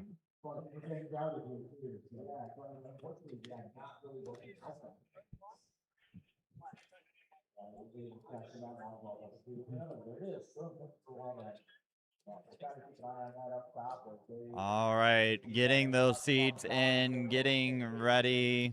Judge Joe is up there. Waiting on everything. Looks like we're ready. All right. Let's go. Oh, don't leave them hanging. All right. They got it. All right. Let's count them down for game number 4 in 3, 2, 1. Tetris. All right, we got a bar. We got an S. All right, I was going to ask you earlier. We got on the spot of bother. Yeah. Tetris rate, right? Yeah, sure. 2 words. Tetris rate, yeah. Tetris rate on the screen. Chert. TRT. Yeah. What's the 3rd T? I think that's the T in rates. Tetris rate, teen rate. Oh yeah, is it TR Tetris and then? Yeah, is it Tet? I think it's T rate. Right? Is it Tetris and then the RA is lower and then TE? Are we doing any Or is it- titrations? Because it's TE no matter what if it's two Yeah. words, right? So is it Tetris rate with the Tetris or is it Tetris RATE? I don't understand. I've been puzzled by it and now I'm speaking about it because I think not enough awareness has been made on 3 letters Yeah. for 2 words. So I must be missing it. Is what It's I'm just like thinking. it's kind of like how strikeout So- is K. Don't think Strikeout is about K? it. Just don't think about it. Okay, yeah, I guess not. It'd be such a straight. Don't worry about it. It just makes so much sense because I've always just like, why Yeah. do people ask what TRT is? Like, it's Yeah. just obvious, Yeah. right? It No, should be no. obvious what that is, right? But it's not because Yeah. it has 3 letters, right? Like, what is it? Yeah. Tetris rate transition? You know, I don't know Yeah. what it is. Yeah. Like, you know, It's Tetris rate. It's Tetris rate, yeah. I mean, if you say Tetris rate, you know, I may not necessarily know what that means, right? Right, and you already have to This do is- the math of like yeah. 100% and you break it down, Yeah, like it's- lines yeah. cleared versus how many Yes, lines the with number of Tetris, right? lines cleared that were part of Tetris's. And I feel like there's like a couple other things you can reasonably assume are Tetris rate, if that makes sense. But Yeah, I think so. So, you know, Yeah. and it's oh, what if it's Trey Rate Tetris? If it's Yeah. just Trey Harrison yeah, there you go. created it. Yeah. Yeah, that's right. Yeah, no, Yeah. but Nestor Oh. Shams, the spiritual successor of what was it Max called? Out Club. Max Out Club. I Sorry. know, right? I know. I'm I gonna- wouldn't remember except Cat Vanity had a Max Out Club shirt, and I Oh, yeah. thought they stopped selling those. Yeah. So I have to So go get retro one. now. And so just like this game, it's retro. Peaks up by a few. I like the chat suggestion here Yeah. from Smithers888. Total rate of Tetris. Total rate of Tetris. Total there we rate go. of Tetris. Because we always get those Yeah. ofs in there somewhere. That's Yeah. like, why is this here? Yeah. Oh. My okay, this is a personal this is a old man yells at cloud moment, right? But I think they label too many things when it comes to Oh, like yeah. perform, right? Yeah. Like it's kind of like if you look at a baseball, you know, score bug, right? Right. There's a lot of stuff on there, and if you've never seen baseball before, okay, I'll It'd be a lot. hush for a second while Noe Noe is, gets out of the situation. Yeah, getting some pieces. There's a lot. That's dirty Tetris. Oh my goodness, he saw it coming in. He took he took full Yeah, advantage. But like, I get what you. Do we need to label score? Yeah, like, isn't yeah, that like? yeah. It's like you can get it from context, Yeah, right? it's kind of the biggest number up there. Exactly, it's probably yeah. the one that matters the most. It's Yeah. the biggest not Yeah. only just in terms of the Yeah. size, but also in terms of what it you know like yeah, exactly. numerically. Yeah, exactly. You know, like largest and you number. when you see someone, like score a line, right? You can see it go up, right? Right. You can kind of get it just by watching it. And it goes up big when there's Yeah. 4 lines in a row and they do the Tetris thing, Yeah, and it's exactly. and the screen flash is like, oh, Yeah. that was a good thing, right? Yeah. Screen flash, we like gambling things. So it's like, Yeah. oh, yeah, it reminds me of hitting that casino and Yeah. rewards my dopamine. Yeah, and a I, little I, bit of I will just throw out there, level is LV. Yeah, that's Level. true. So, Yeah. you know, maybe that rate isn't Yeah. too far off anyway. Yeah. A little bit of frustration on Noe's face. Had to take a few more burns than he wanted. He's down 6 figures to Peak now. Peak's just been having a very smooth. He's in cruise control right now. Yeah, that's right. 454 through 97. Going to get 500K pretty early on here. Yeah, you know, kind of almost at that X5 pace where the top players want to be. You take their Yeah. score, take their lines, multiply it by 5, and Oh. that's kind of where top players like The to be square didn't nowadays. get over. Trying to keep that well open. He does so. Gets the bar, gets the Tetris. So that's going to give him some breathing room to complete the dig. Only has a few holes in his stack now. Well, I guess he has to kind of back into doing the dig. Oh, the bar doesn't get over, though. Next one will come and clear a couple lines, but needs something to that left side. Noe looking for a bar here. Okay, Yeah, it's the this- J. Yeah, this left side is tough, but trying to navigate this is one thing, but Yeah. falling behind 7 Tetrises is another. Yeah, 164,000 point difference because Peak has been clean. He's been Tetrising. He's been, taking advantage of slowdown. There's Noe still digging. We'll have the well open soon. There it is.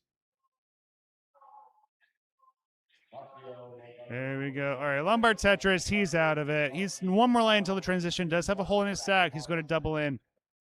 Peak's going to Tetris. He has one more line available to him. I think it's going to be just shy of the... Oh, he's going to get 600. There we go. 605 is transition score for Peak. No, he's in at 401. So Peak is just having a phenomenal game here.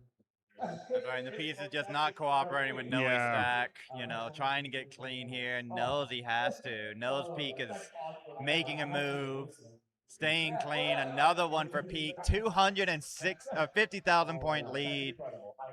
Oh, man. He's kind of running away with it. Again, like, it's not over till it's over. That's right, and now we see Peak slowing down for the first time. Yeah, but he gets it taken care of pretty quickly. There's only like maybe a half dozen burns there. Not enough time for Noe to bite into it. Now Noe's probably going to have to play a little more aggressive down 9 Tetrises. Yeah, it's a 9 Tetris lead, so that's...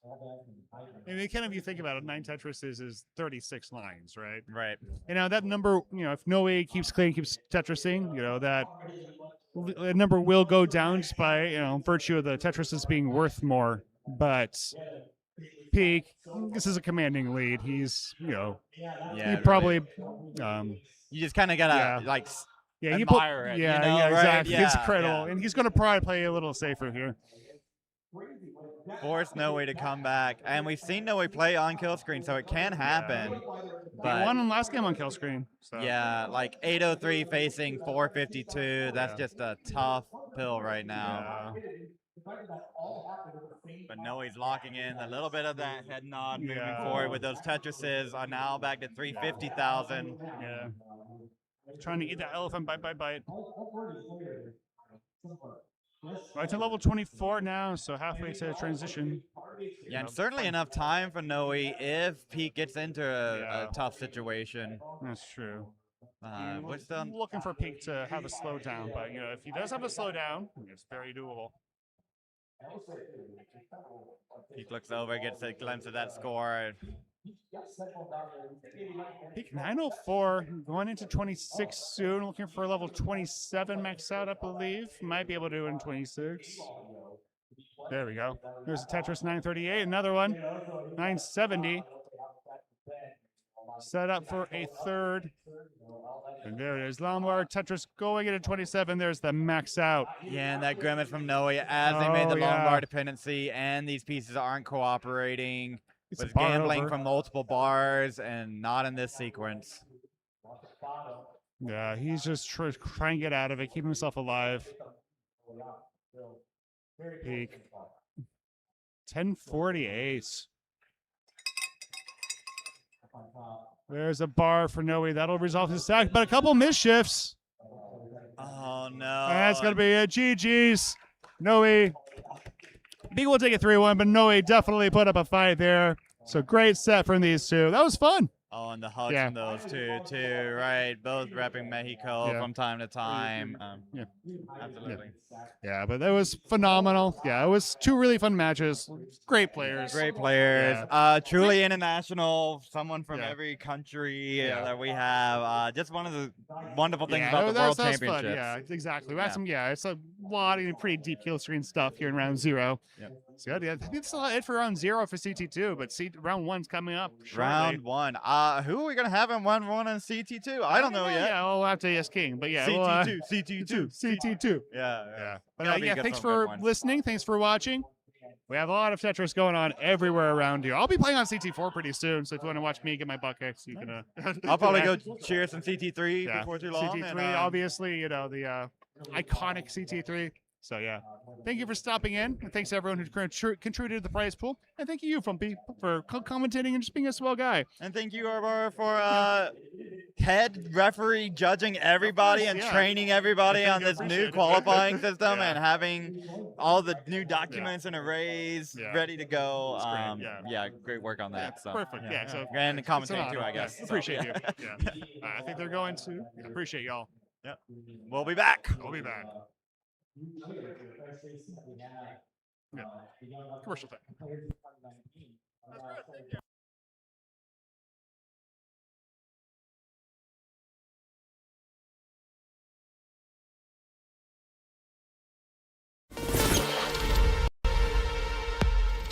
I started playing Tetris around like the 3rd grade, and I got into Tetris 5 years ago when I got like an original copy for my birthday. And I kind of in like the last 2 years, I got like way more into the scene after the 2024 CTWC, and that's when I kind of started getting like all the actual equipment. I got a Game Genie for the first time. I got a CRT, then I got Jim, and then that's when I started like getting more into Tetris. I started rolling, I want to say like 18 months ago or like 1.5 years ago. I think I'm like one of definitely like the fastest newcomers on the scene. I was looking at it and like I didn't realize how fast I got there, because like I got my roll max out, and then the next month I got my PB like 1.37, and then next month I already got a rollover. I was definitely on like a really fast trajectory, and then it took me a while to kind of like figure out my comp play. I was a bit less consistent on 29, but over the past couple months I've definitely put up some performances that I'm really proud of. Most recently I think it was Mega Masters, where I got like 5 1.5 plus games in a row against Deepsea, which is like, oh my gosh, I can't believe I did that. But yeah, I guess that's kind of like been my journey with Tetris up until now. Yeah.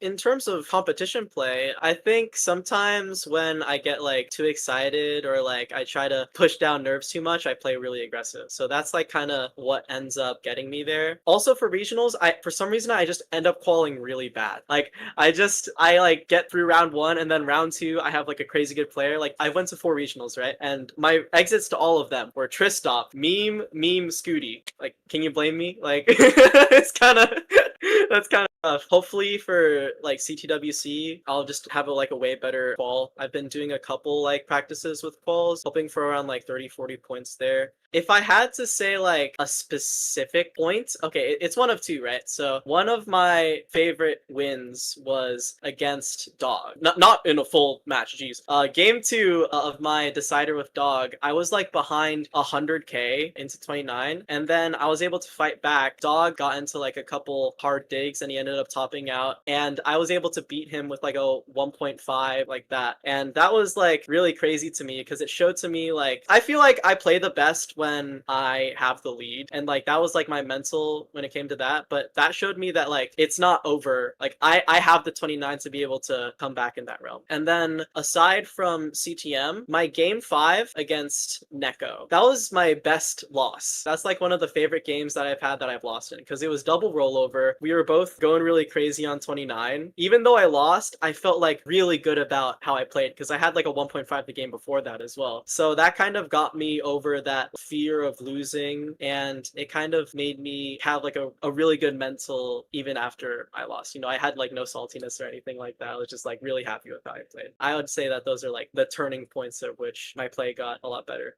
I've been like a really fast riser, but I think for a lot of people who like rise fast, you have like a lot of like new up and coming players like Lokenzi, Zroba, Burbia, like those people. Like when you rise so fast, your expectations of yourself to play to like such a big level, you can kind of like have expectations that are too big. Like for example, when I got my first rollover, it took me like 3 more months to get another rollover. And for those 3 months, I'm just waiting. I'm like getting in my head like, oh dude, I know I can get a rollover. Why can't I get another rollover, right? And that kind of makes the game not fun, because you're not being like, oh, I'm having fun with rolling and like, oh, I'm learning new things. You're kind of like, why am I not getting these new big scores, you know? And learning to accept that not every day is going to be a good day, and learning to take breaks, definitely, especially after big comp losses. After some comp losses, I hopped on Minecraft to de-stress. Like I was I was saying earlier, you know, nursing the mental and making sure like you're in a good mood. If you look at my camera for CTM, I'm usually smiling, just like listening to music. I just make sure that my mental win or loss can be good. But that took a lot of time to try to overcome that. Why aren't I doing better? You can get in your head thinking like I owe it to myself, or I owe it to my skill level to just like keep practicing and like doing this. Tetris, I feel like, should not feel like an obligation, and it's able to not feel like that for me by like taking good breaks and just like being able to like have fun outside the game. As I said, Tetris shouldn't be like the main thing in my life. I love to sing, I love to spend time with my family and friends. Tetris is just like a thing that I'm very thankful that I'm able to have fun and like be in a great community doing. So when I kind of like realign my mental through that, that's how I've been able to kind of like overcome like that feeling, I guess. I don't know if that makes sense.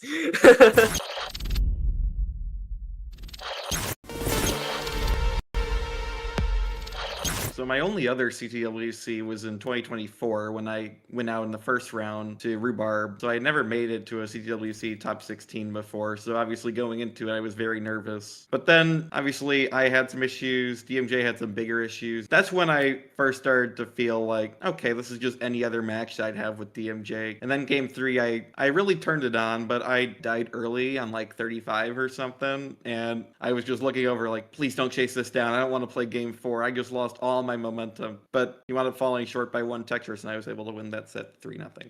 At that point, I've played Scooty like 4 or 5 times, and I lost every single one because, of course, it's Blue Scooty. But going into that one, it started way different than any other one of my previous matches with Scooty, as I actually took game 1 after Scooty had some issues on 29. And then during game 2, I saw Scooty like right to the side of me, visibly shaking, and I'm like, wait, I've actually got him like kind of tilted. If I can have a good game 2, I might be able to win this actually. But then 28 hit, and the game decided to give me horrible RNG, and I probably didn't make the right placements. And I wound up giving that game to Scooty, and Scooty was able to capitalize off of that and win 3-1.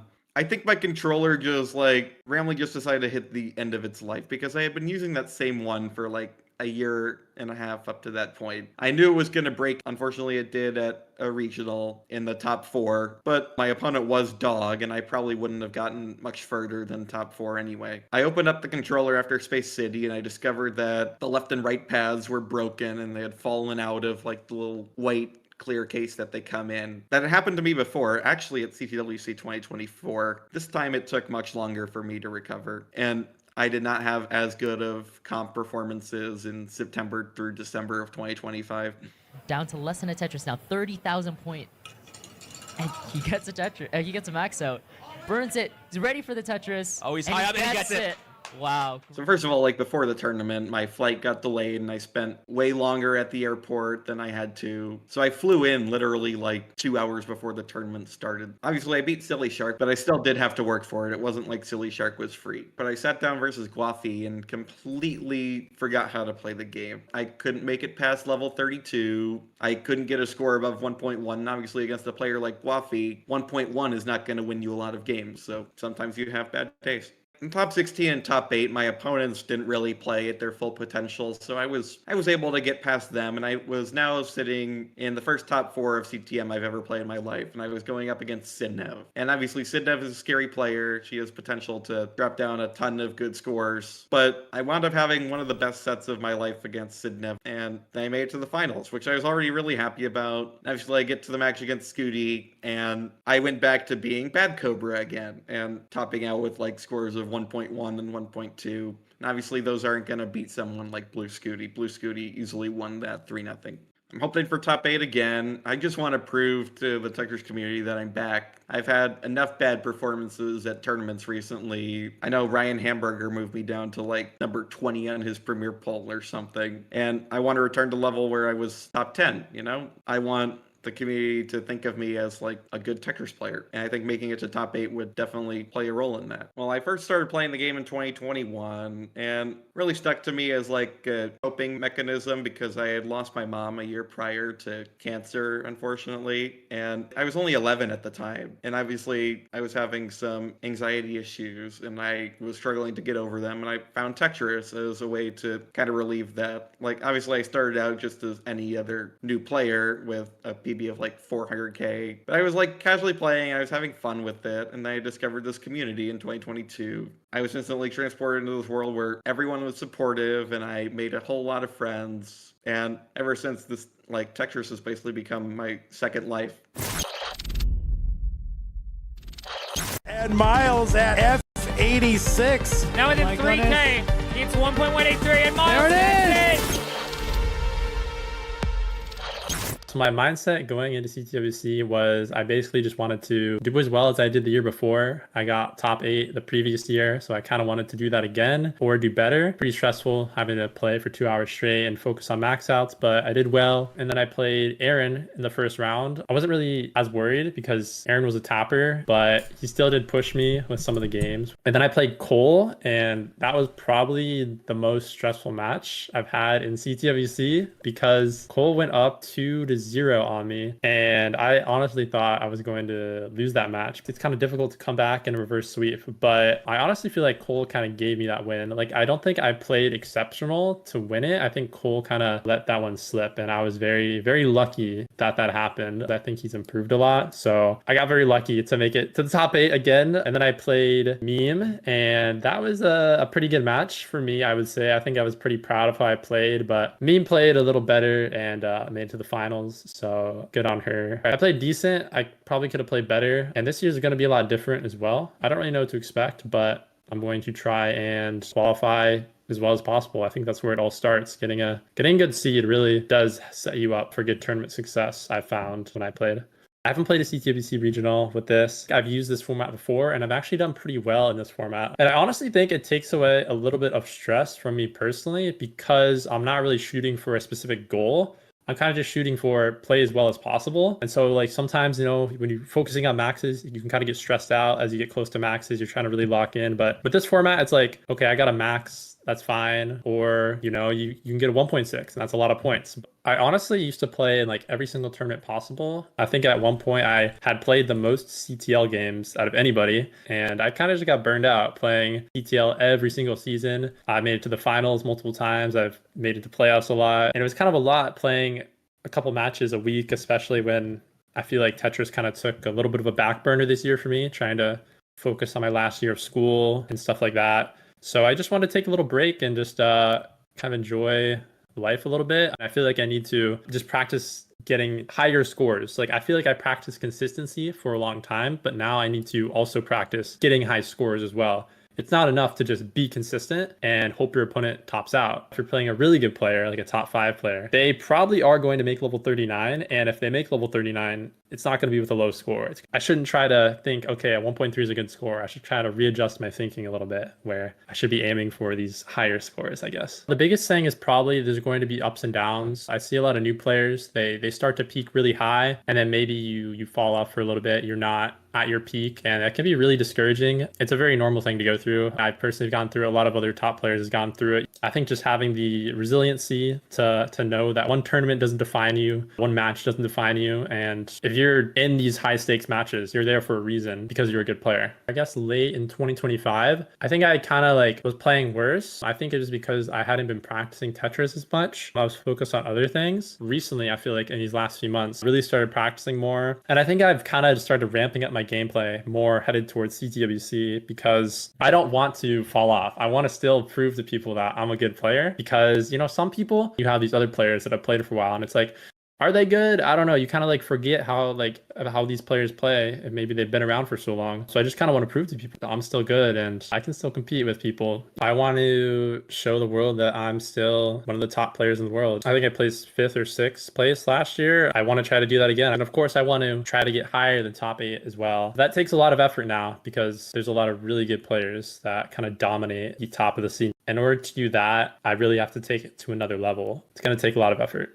I've been playing Tetris for a long time. I think about 7 years now. I saw Joseph playing. It seemed like a cool game. I'd played Tetris before, but the main thing that pulled me toward it was the live aspect of CTWC. And then I found a community of people that also like playing Tetris, and it became a place to meet friends, to have fun, just doing whatever. And so it's not just a game. Like, even though I haven't been playing as much Tetris this year, I've still talked to a lot of people that I've met from Tetris. So it's a game that I love to compete. I still want to be the best Tetris player in the world, but I also still want to have fun with friends that I met through Tetris.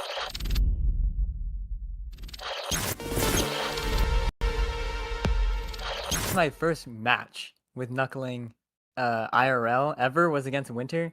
So like I went down the first game, and I was honestly, I didn't even really know at that point. Like, I just didn't even know if knuckling was even like possible in live events. Game 4 and game 5, I won both of them. So I really only lost like one game, so it's like not really that bad. It was like the main proving ground that knuckling could actually like do something, and I was able to make top 16 at CTWC. So like that's honestly pretty good for a new play style. So usually rolling is like, you know, you do like this with your hands or whatever, like on the controller. But knuckling, instead of using the pads of your fingers here. You use your knuckles, which is obviously harder to control because, like, I don't know, you can just see it. They're like very close together as opposed to fingers. You can do this, but with full mastery of knuckling, I think you can very consistently hit fast taps in quick succession. Genesis was interesting because I think that was kind of a point where, like, I didn't feel too good with my knuckling. Like, I wasn't in like a peak condition. So I 3-0'd Kirby.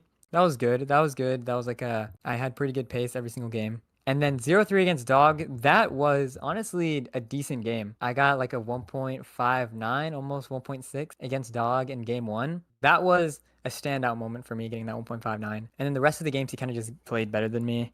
And then against Dangler, that was honestly a good match too. But there's one game he had like 1.4 into kill screen pace, like level 26. He was like 1.25 at level 26. I was able to chase that down, I think over 200k, maybe 300k point chase down, and I barely squeaked it out at the end. I almost choked that away, but luckily I was able to squeak out that win and go up 2-1. I think I lost another game, and then the last game I was just ahead in the kill screen and he topped out. So I think qualifying for it is a bit different, because I also experienced that at Genesis as well. That was the only time I've qualified with the war system live. I think that it tests something different for sure, and it tests something more. It's not just different, it tests it more. Like, it's definitely harder to get like a really high seed. It's definitely harder to think exactly. It's harder to think on the kill screen for sure whenever you know that there are like point barriers you need to get. Just how like so many people choke max outs in prior CTWCs. They're going to be choking 100k barriers at this CTWC in the qualifying system, which I think is really cool though. I think that's like a very interesting like new concept that gets introduced with the Wars point system. I don't know if I'm necessarily trying to prove anything anymore. I want to have a good event, you know? I think there have been like standout events in the past few years in CTWC, and there have been some ones that haven't been as good. I just want to have like a really good event. I think if I play well, that will definitely make the event more hype, just so that there aren't like 3 people who can win the event. So if I play really good, I think I can add a lot of hype to the event. So, you know, if I can do that, then that's what I want to do. So I would say that's like my goal. Like, I've played Tetris for about, this will be my 7th CTWC, so definitely more than 7 years, actually. Wow, that is crazy. Okay, so yeah, it's been a very long time that I've been playing CTWC. I've definitely made, like, a lot of friends from CTWC, from just, like, the Tetris community in general, especially the online community as well. And, I mean, just being able to go out to these events, whether it be here in the US, even going to Germany, stuff like that. I mean, it's just crazy experiences, opportunities that you can get with Tetris. I don't know. There's just been so many like cool stuff that I've been able to like experience, or I've been able to get from Tetris. I mean, that's kind of what it is at the end of the day. It's just like it opens so many doors, and I don't know, you kind of see the world differently whenever you're, I don't know, it kind of opens it up, just being able to like travel everywhere and have this competition experience. And it's kind of hard to put into words, but like once you experience it, you'll know. I don't know, man. Like, there's definitely a chance that I can pull something off crazy, so we'll see. If he gets the bar, look at double speed. Look how fast it is. Can he get the bar? He gets it! With a flawless tournament. Not a single game dropped. Before the tournament, I was actually like practicing so much, and I knew I was like a top contender to like win, but I honestly felt Blue Scooty was the favorite, and like Dog was also leading the pack. So I was pretty scared, and I knew that like both of these guys are pretty good, so I was like, they're probably likely to win. You break my record. Hold on. 1.8. Oh my gosh, the 1.9 is possible. Now I break you. The 1.9 like is break possible. Your friend. The 1.9 is here. Oh my god.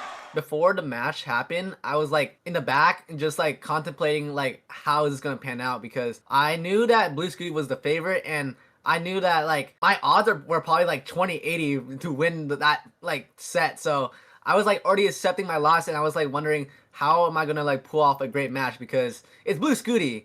And honestly, I did not expect to beat Blue Scooty, let alone like break world records during that set. So it kind of just spoke out to me, like even though I already accepted loss, I still came through, and like with my grit, I just somehow beat Blue Scooty. I knew that there was a whole momentum shift after that Blue Scooty match, and honestly, it kind of made me nervous because I knew that I was capable of winning after that set, but I knew that like Meme was a good opponent. Before CTWC, I think that Meme swept me like twice, maybe 3 times, and in Genesis and in Classic Tetris like monthlies. So I was like, anything could happen, and I have to still play my A game. But I knew I had the momentum, so I kind of like went with it. I just try to like play one game at a time, and it just worked out because I won. So yeah. Honestly, I feel like Washington kind of helped me a lot with getting back into Tetris because right now my school year is kind of stacked. So when I got to go to Washington, it made me realize I have to play Tetris a lot more because there were top contenders to win the tournaments, like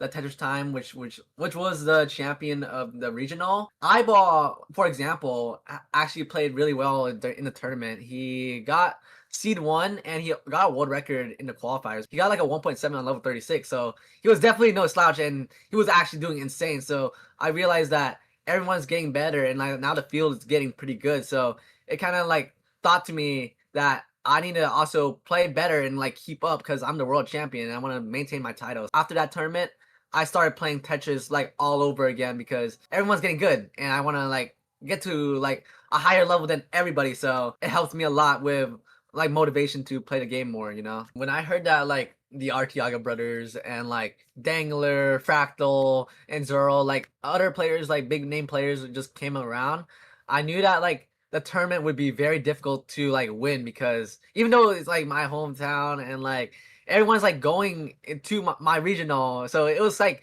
terrifying when I just like saw the attendance sheet and saw like, oh my goodness, all of these players are like coming up. I knew that I was also the contender to win, and I wanted to at least just try to play my best because I knew that there were other players that had the potential to win. But honestly, my ultimate goal was like just to make the semifinals, and I didn't really expect to make it far when I got to the tournament actually. And after 3 years of being here at Genesis, being a finalist,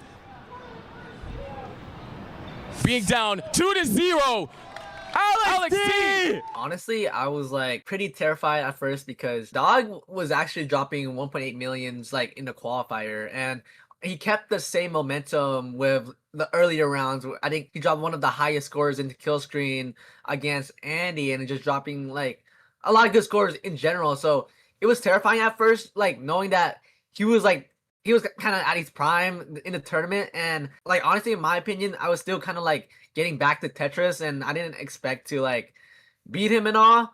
But honestly, I just like focus one game at a time and just like hope for the best. For me, like in terms of competitions, I want to like try to play my best, and I don't want like to have the mind of like the thought of other players beating me. So you have to like be resilient, but also like not be scared of other like players.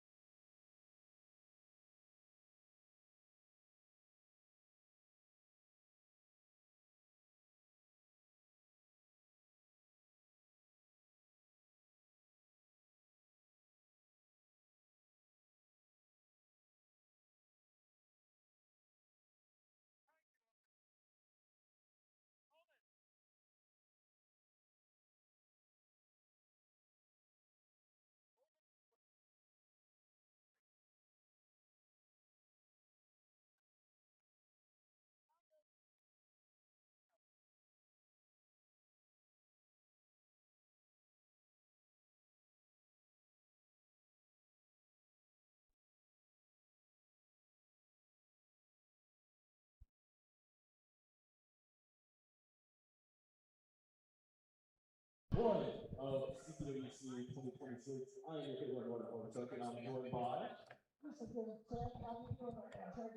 doing fantastic, and man, round zero was insane. We saw so many deciders and a lot of close matches all together.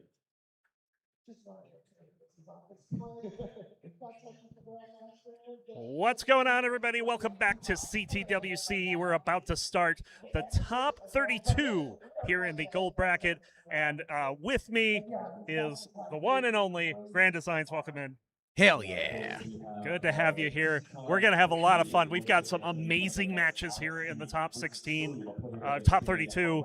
They're looking to go to the top 16 tomorrow on Sunday and Championship Sunday. And this is just like, I feel like we've seen some amazing things in round zero, and it's just going to ratchet up throughout the weekend. And the crazy thing, honestly, is like when you see people going deep, whether it's chase downs or just really trying to score Tetrises on level 29, trying to go to 39, now that you have the big seeds in round one, you're going to start seeing the players that have crashed the game, have gotten 10 million scores, show what they can do when they can actually sit up and really try and attack and score Tetrises on 29. That's where you're going to really separate like the real contenders from the people that are just trying to fight to stay here. Yep. And we can talk about, looks like we might be getting ready here. So we'll talk about the players once we are good to go. All right, now he's ready. So we're going to count them down. Let's count them down from 5. Here we go. We might be starting late over here. I don't think we're starting with the main stage. So, but yeah, let's talk about the matches that we have. First of all, on the right, it's kind of like David versus Goliath here, right? We have Paco is Taco coming in at seed number 41 and picking up the upset in round 0, but he has to face a veteran of CTWC in Miles.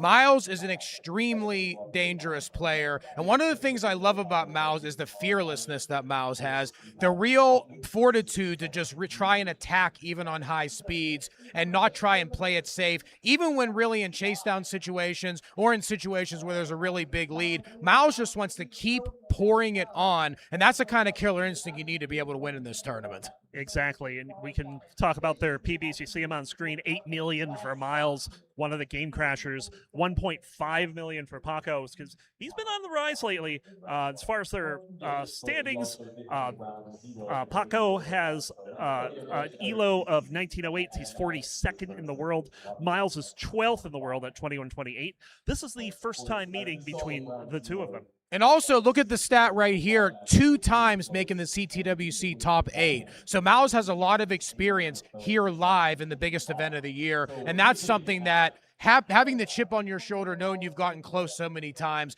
Miles definitely out for blood to really try and get a big one this year. I'm feeling it. Yep. And on the other side, we have 2 veterans of CTWC in their own rights. We got DMJ taking on Knight, and DMJ, a former top 8 player.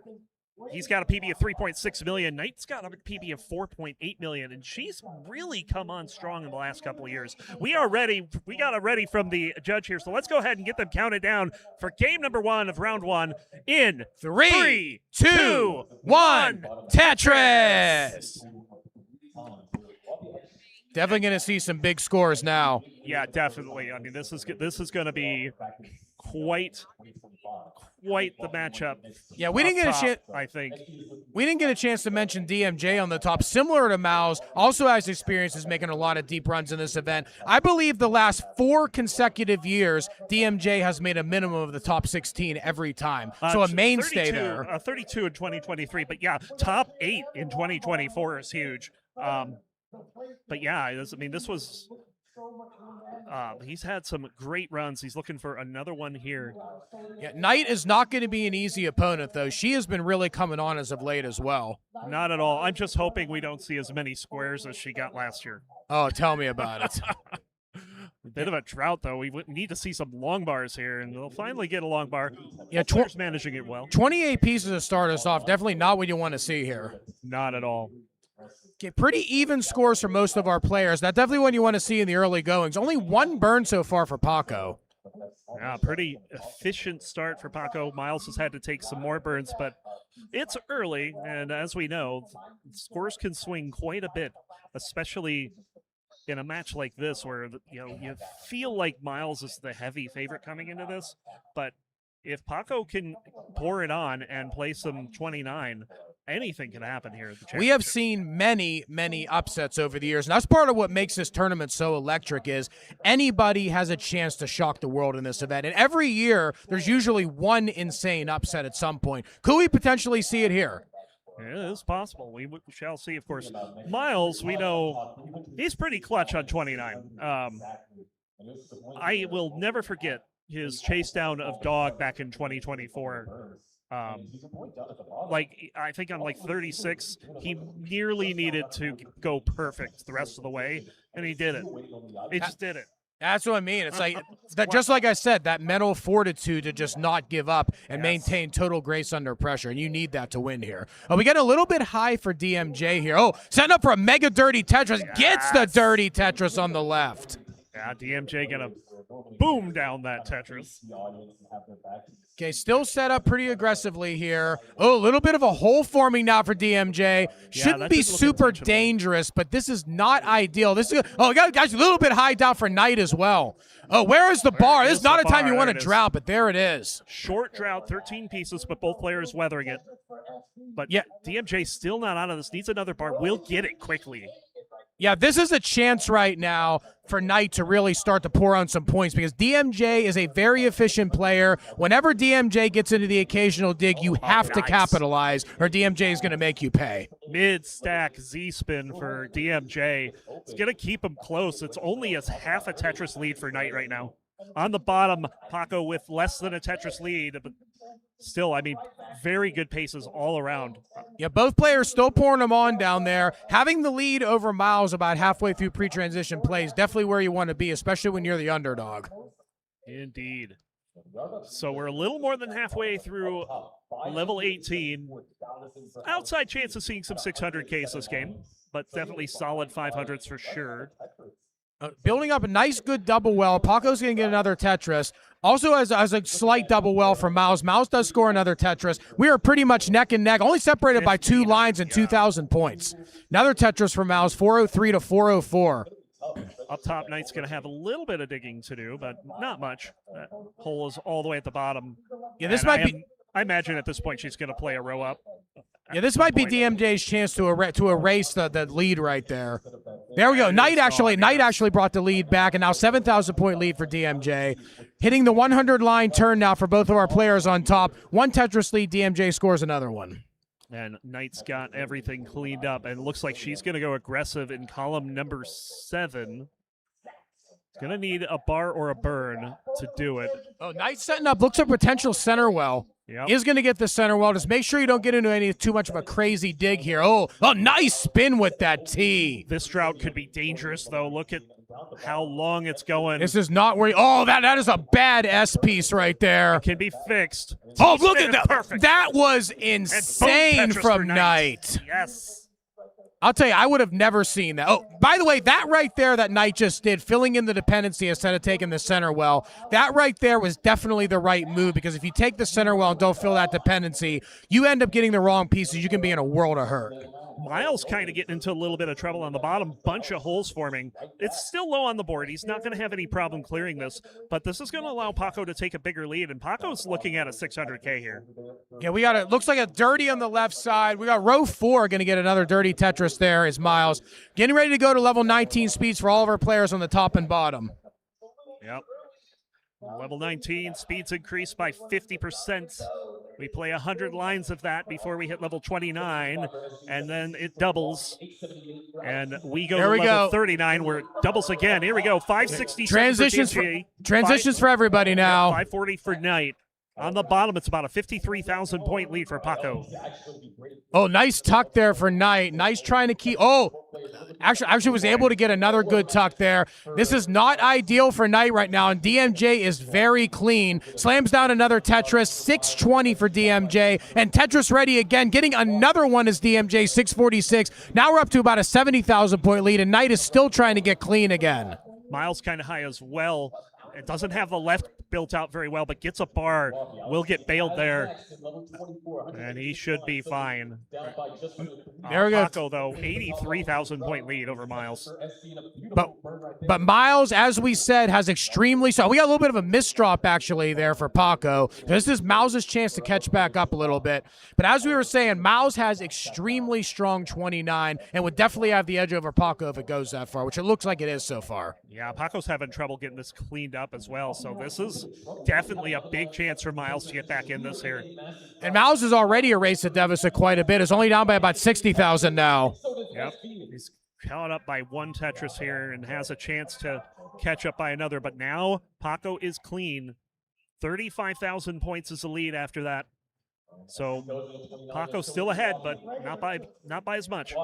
739 to 703. Still only about one Tetris or slightly above. Now on the top, we have Knight going to 754. DMJ 822. Yeah, DMJ with the lead here, but it's also ahead in lines. And we got a little drought forming again here. It's been a couple of droughts for these two. More digging up there for Knight. DMJ now up by 100,000. Nice patience from Knight there to get the right side open, but now has a hole in column 4. Doesn't have to deal with it right away, but Knight is still not in the most ideal position. Does score another Tetris, but now has quite a bit of burning to do to get Tetris ready. This is DMJ's chance to really pile it on. Yeah, he's already ahead by There we go. There's another one for DMJ. 934. Meanwhile, we're neck and neck on the bottom. 847 for Paco, 832 for Miles. Less than half a Tetris is the difference as we enter level 26. Another Tetris for Miles. Paco is not ready here, but we'll get it with that bar. 893 now for Paco, 872 for Miles. Still very neck and neck, but we are getting very close to level 29 transition. Up on top, DMJ gets a max out. Has a little bit of a mess here, actually. Oh, nice spin right there for Knight. Knight now 906, 1.015 for DMJ. Knight has an opportunity here before kill screen to make up some of this, and she's already gotten a couple Tetrises. DMJ only has 6 lions until transition. Needs to get this cleaned up, and it looks like he's going to get it done. 984. And there's the max out for Knight. Knight 1.023 going into 29. Both players now in 29 on the top. And we have Paco 1.037 also in 29 on the bottom. Miles has one more Tetris available for going to 29. Miles is going to get the max out there, 1.019. And is set up. Oh, not going to be able to use that even though Miles was set up. And Miles again burning it down to stay safe here. Again, missing out on the long bar. Yep. Paco is not going quietly here. Paco is set up big time. Paco fully isn't even clean. going right now. Where's the bar, though? There we go. There's the bar, but it's too late.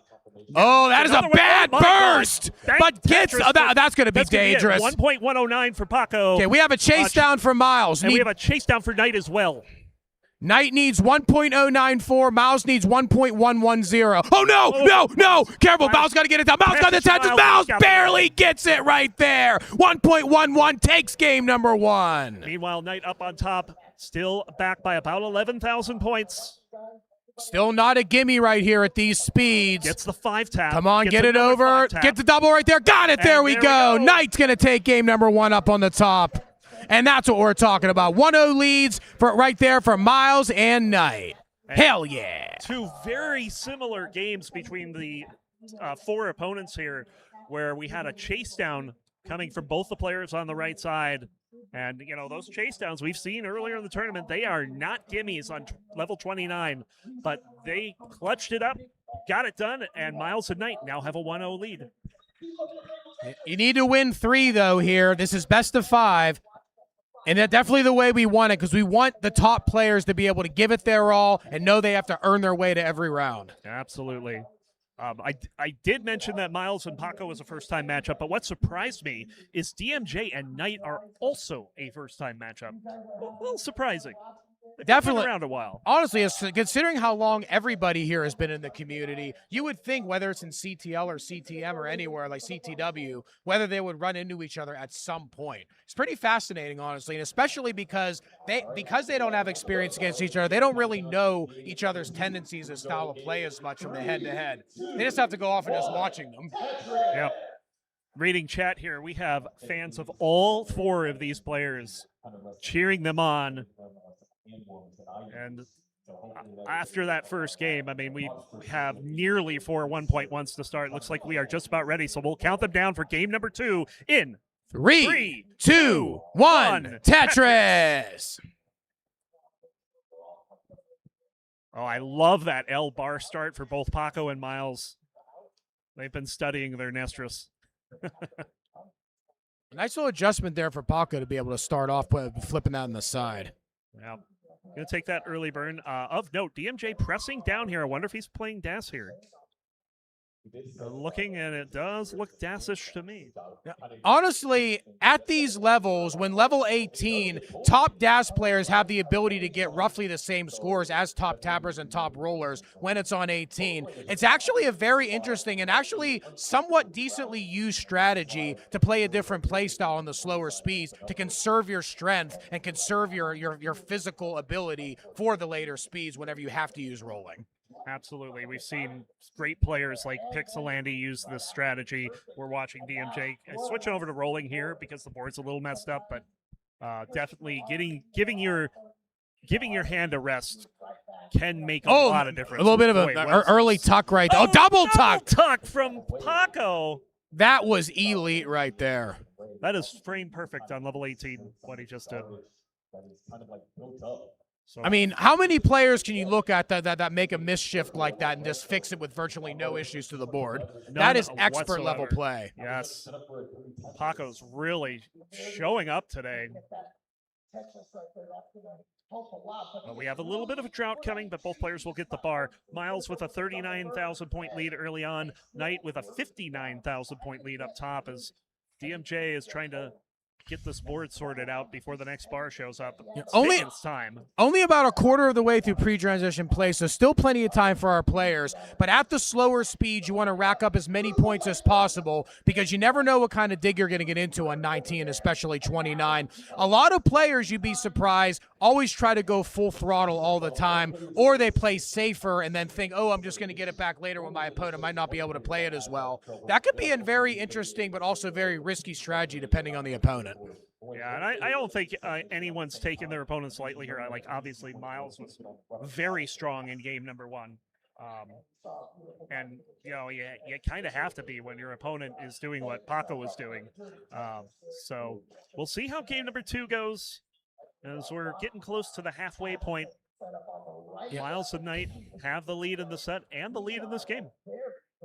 Yeah, Paco actually missed an interesting setup with a long bar and the L piece, but nevertheless ended up with a different setup that still got a Tetris anyway. 265 Paco, 326 for Miles. So Miles opening up close to about a 3 Tetris lead now. That Tetris, though, ends up cutting it back down to 2 for Paco. Up on the top, however, we have a fairly sizable lead opening up for Knight. Knight is now up almost 80,000 points over DMJ, and Knight already has game 1 in the bag.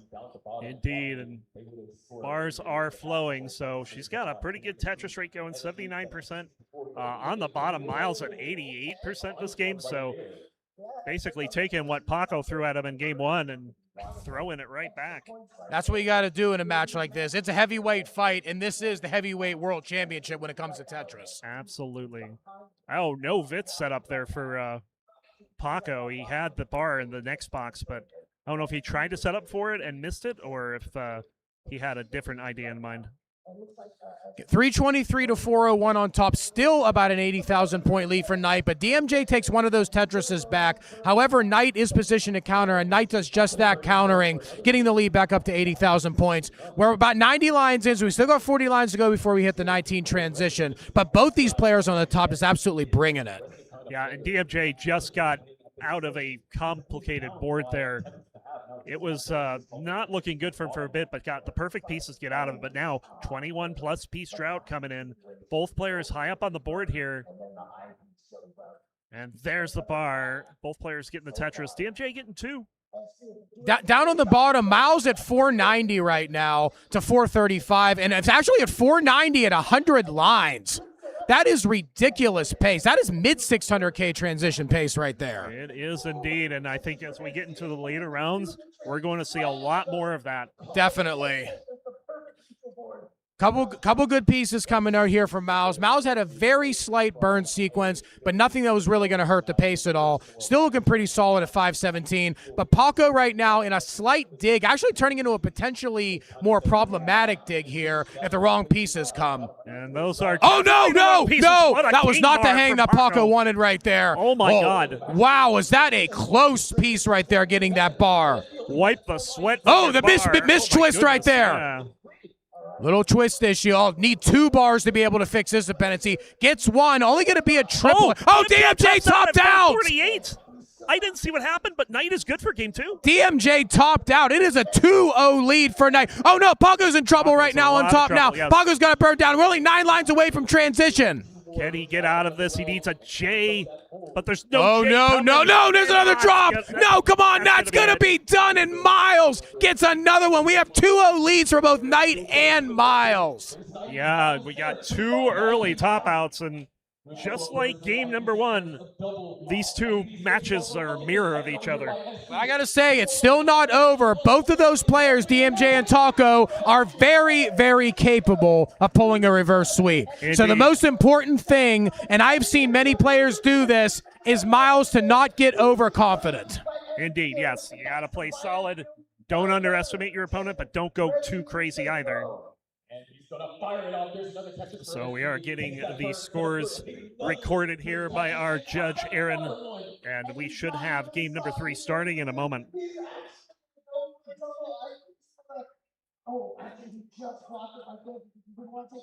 A lot of action happening on CT1 right now, so if you don't have Tetris up on both your monitors, first of all, if you don't have 2 monitors, what are you doing? And second of all, there's a lot of action going on, and you want to watch it all here.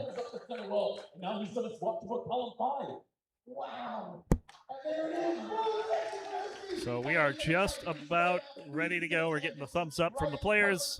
All right, we got thumbs up from all our players right now. Let's get it going. Game number 3 is Breaking Free, and it's coming to you live right here in 3, 2, 1, Tetris.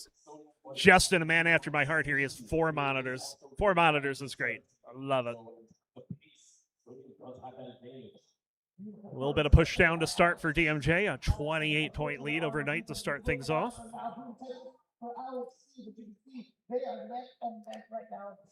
And yeah, so both DMJ and Paco are in a bit of a hole here.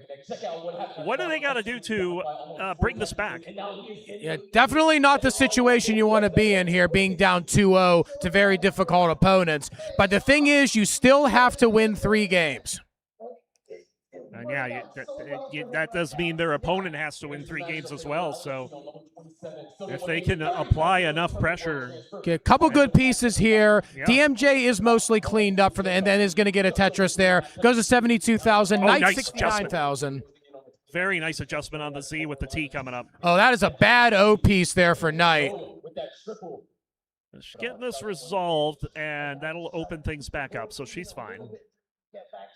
Okay, down on the bottom, Miles has opened up a fairly sizable lead for this point in the game. Already up by about 40,000. Has only taken a couple burns, too.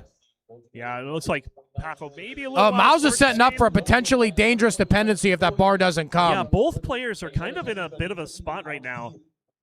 I like Paco's board slightly better, but not much. Miles getting things opened up.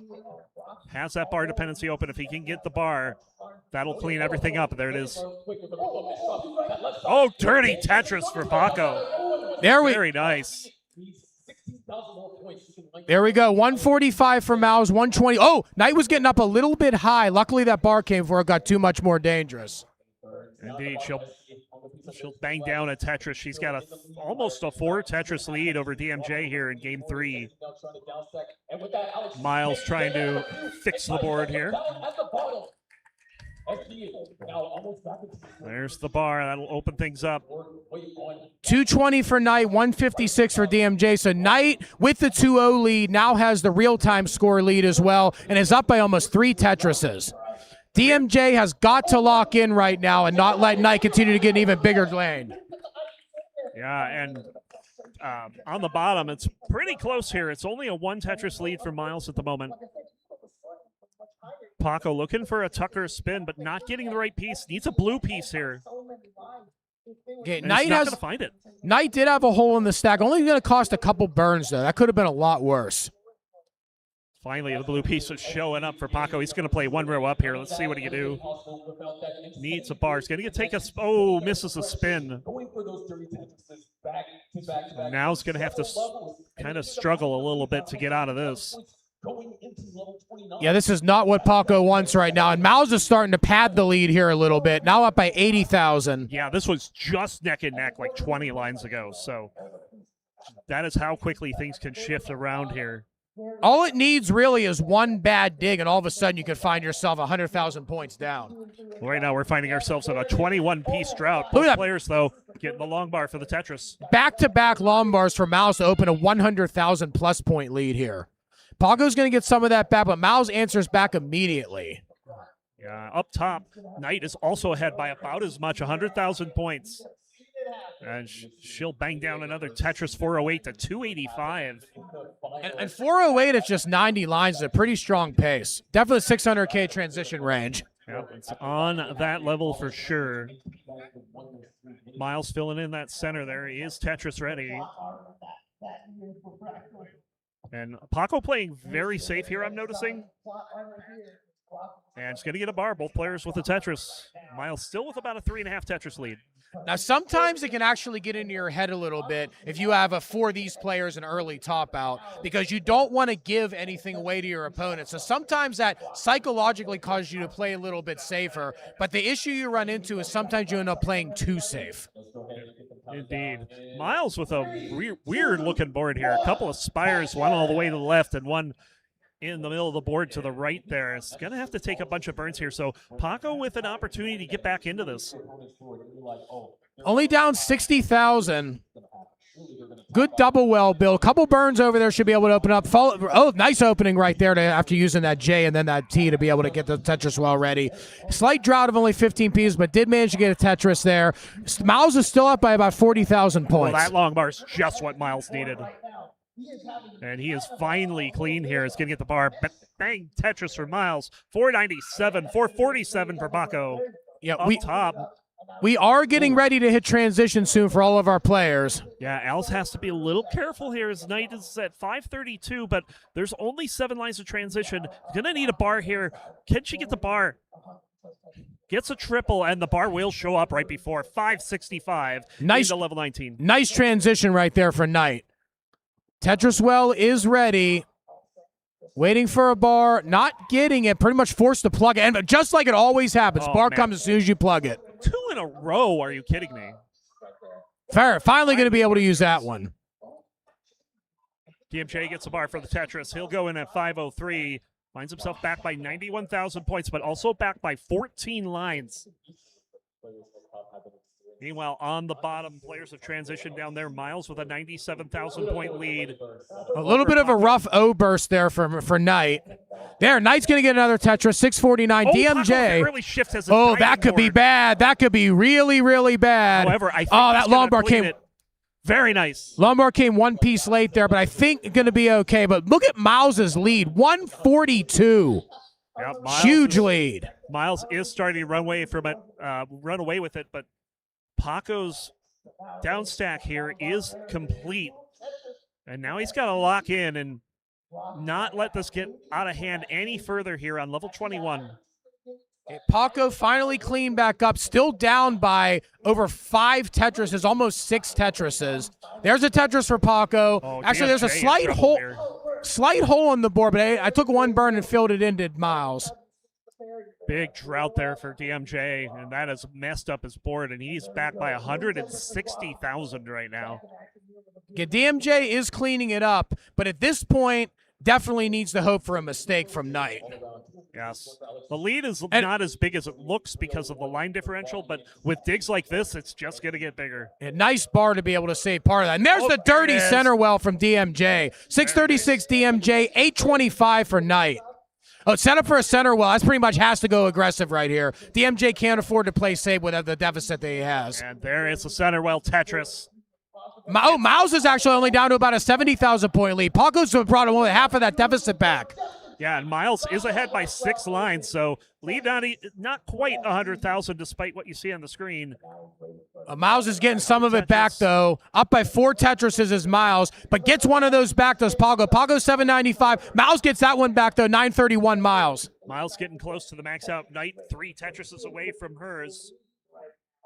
We are getting close to level 29. Yeah, DMJ pretty much forced to take that triple earth out without making a really ugly board. But Knight is now up close to 200,000 points. Yeah, this is a big lead for Knight, and with the 2-0 lead, this is do or die time for DMJ. There we go. Another Tetris for DMJ. 812, 975 for Knight. Knight needs one more Tetris to get the max out on the board. There we go. Max out on the board for Knight. Miles kind of in a little bit of trouble here on level 27. He's going to need to find a way to open things up and then get a bar here. But there's a 27-piece drought and counting here. No long bar. 30 pieces and counting. Finally, the bar shows up. But look how well Paco has managed this without really getting any crazy digs. Yeah, Paco's management of this is much better, but it's going to cover just before the... Oh, no, that's a missed drop right there. Gets the Tetris down. Oh, no, 3 lines to go before 29. That is a very, very dangerous board for Paco. Very dangerous. Needs a square left, really, and it's going to have to take what the game gives This is not looking good. This is not looking good, and that is it. Miles completes the 3-0 sweep. Meanwhile, up top, 153,000-point lead for Knight. She's on level 32, level 30 for DMJ. And a little bit of a slight complication for Knight here. Oh no! Knight's a little bit of trouble right now. Knight is in trouble, and DMJ is actually pretty cleaned up. And Knight's going to top out at 1.109. DMJ, you have a chase down. 1.110 you need to be able to get on the board. Yes, 1,110,000. Get all those ones going. At this speed, it is not a gimme. DMJ probably needs to get at least 1 Tetris. One Tetris, and DMJ should be able to play it safe after that. Yeah, 1 Tetris and a line out definitely should be enough here. Obviously, don't trust commentator math, but a couple burns right here. Bit of a drought too. Careful, this is not the time you want to get it. Oh, opens it right up, takes the triple. That's a smart move. Still down by 107,000. Still burning away, gets the bar over for the double. Yeah, DMJ's doing the right thing, just waiting for the most safest Tetris possible. Yep, and possibly think about scaling as well, getting the higher value Tetrises on the later levels. Yeah, DMJ knows he only needs 1. Almost set up for it. Oh, DMJ had it. Missed the adjustment. Missed the adjustment. Okay, he's alive. There we go. Still just needs 1 Tetris and a line out. Can he? Set up for it. There it is. DMJ not there yet. Still needs 20,000 more points and finishes it off with a Tetris. That's the energy we're talking about. It is 2-1 up on the top. DMJ on the board. Hell yeah. All right, DMJ getting it done. In the chase down, perfect chase down on 29-2, not taking any chances, taking the doubles, taking the triples, and waiting for the perfect time to strike. And he gets it done. It's 2-1. That was an absolute clutch chase on. The entire chase down was on post 29 speeds of 6 digits. That right there is the kind of fortitude you need to be able to win this. Yep, and he's playing this out. He's almost at the super kill streak here. When we get to level 39, we double the speed again, and you might get to see it here. Yep, there it is. 1.2 finishing it off. That's what we want to see. Absolutely. What a game. Number 3 from DMJ. Let's see what these players got in store for us for game 4. About 2 Tetris, give or take 1. Where depending on when they score them, what separates them actually in the lead. And it's a head-to-one, so we're actually... Yeah, I tell you what, I don't know who the ref is over in CT1, but they better be ready to step between LXT and Sodium. Those 2 in 2024 were a trip. DMJ has decided to take a bit of a nap here. He is gathering that energy. Indeed. Knight is a very formidable opponent. Bro, sleeping on the job here. You never know what you're going to see at CTWC. I tell you that much. And yeah, Ricky in chat say great first CTWC from Paco. absolutely agree. Making it to the round of 32 in his first appearance as a massive underdog. He's got to be happy with his performance, I would say. Unquestionably. And just making the field with how amazingly powerful all of the players has become. And not only that, winning a game after you make the field. Honestly, Paco has everything to be happy about. Yep. So we are getting ready for game number 4. DMJ has awakened.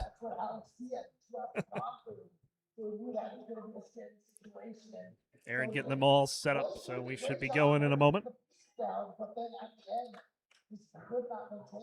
Think about maintaining right now. SG trying to maintain this lead over Guapi. Guapi's about to go into 29. SG is already on level 30, and there it is. The Tetris for Guapi takes the lead. And I have to say that that chase down has to be giving DMJ the confidence he needs to try this reverse sweep. It really does, and I have seen numerous times over the course of my commentating career and even my own playing career, hitting a big chase down all of a sudden just energizes you in a way that very few things in this game have. And I would not be surprised if DMJ takes another one right here, but I know if Knight has anything to say about that, Knight wants to end it right now. Yes, Knight definitely wants to get this done in as few games as possible. We're getting thumbs up from the players, so 2-1 Tetris.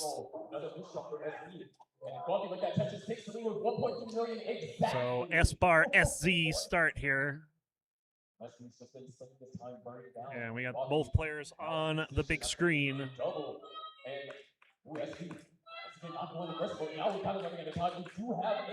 And a bit of a weird start here. No one able to build up their left side very well, but Alice was very patient there. Oh, that was a really close to a misflip right there. That would have been dangerous there for Knight. Getting that over. That was scary. Yeah, sometimes with rolling, while you get great control over the left and right, one of the weaknesses of it is the fact that you're not really solidly on the A and B buttons. So it's really easy to miss them or double tap them. And we see that a lot with rollers. But Knight made a great recovery there and has an early lead as a result. 91,000 for Knight. Knight now goes to 114. Despite that situation, only one burn for Knight so far. Wow, that's crazy. And DMJ looking for a Tetris here. There we go. Oh, sealing the well for Knight right now. I don't think it's dangerous, but you definitely don't want to be this high if you get bursted. And I like what she's doing here. She's taking it from above. Even though the long bar came during that sequence, she gets another bar, but doing that gets rid of the hole within as few lines as possible. She didn't build on top of it, didn't panic, got it open, got the Tetris, and she's back down to the bottom again. 209 to 113 now. Very nice sequence out of Knight there. But DMJ's been keeping up since that opening sequence. I was only back by 3 Tetrises here. 232 now to 136. Odd stack here for Knight. Has a couple dependencies here. Gets one filled in. Yeah, gonna have to clean that up. Gets a Tetris, but a couple burns, all it takes. Another Tetris for Knight, 282 to 207. Only 2 lines separating, so this is a true lead of almost 80,000 points. Oh, wait, that was interesting right there. Not taking the Tetris with that J piece there. Yeah, there's the bar. There's the Tetris. So works out for Knight. 3, 2, 1. Now she's got a 75,000 point lead. We're just about halfway through level 18. Knight looking for a 600K this game. Yeah, again, Knight has had some insane paces throughout this entire set. Indeed. Looking for a J tuck here. Will get the key tuck done. But DMJ, again, very much keeping pace as much as he can. Another Tetris Knight, 397. 302 for DMJ. And as we get through level 18 here, you know, the lead looks like it's pretty big at 94,000 points, but as the score ramps up in the 19 speeds, that becomes less and less. 5 Tetris leads become 3 Tetris leads. Especially when you get to 29 as well, sometimes the Tetrises are worth like 50,000 points at the higher level or more. We have a dirty setup here for DMJ, but he also has a bit of a mess on the board. So both players have a mess on the board, actually. Yeah, I liked Knight's board a little better, but she seals off that big negative I sitting in column 6. DMJ digging out. Knight also digging out as well. Center well is open. It's only going to be for a double, though. But you need a bar to do that, and there is none. 18-piece drought and counting. Finally, the bar shows, and just in time as she opens up that dependency. And but then boom, Tetris. Another Tetris right there. Look at this lead now, 128,000 points. Yeah, getting that Tetris and DMJ not getting that dirty Tetris earlier, that was a big advantage for Knight. 500,000 at 111 lines. Another Tetris as well. Yeah, 523 now for Knight. Oh, interesting shift right there. Knight does end up getting another Tetris, but that could potentially create a Lombard dependency, or as we see there, a J dependency. The piece does come, though, for Knight. Knight now 548, 398 for DMJ. Yeah, that little pattern that you see where there's 3 columns with a bump in the middle, only a few pieces can fill that in, and the ones that fill it in usually make for an awkward stack. Is going to get a couple good tucks, and DMJ is getting another Tetris. Transition coming up for both players. Now, transition one more line for each, 129 to 129 lines. So this is a true 165,000-point lead for Knight. And a very disciplined, not going for the 600K transition for Knight.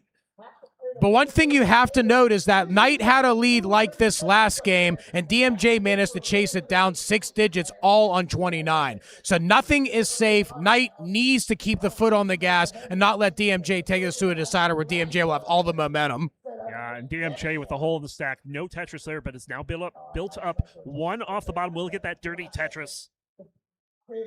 And there's the Tetris for Knight. So back and forth we go with the Tetrises, but Knight maintains that massive lead here. DMJ not playing bad in any means, but Knight is just pouring it on and not letting up at all.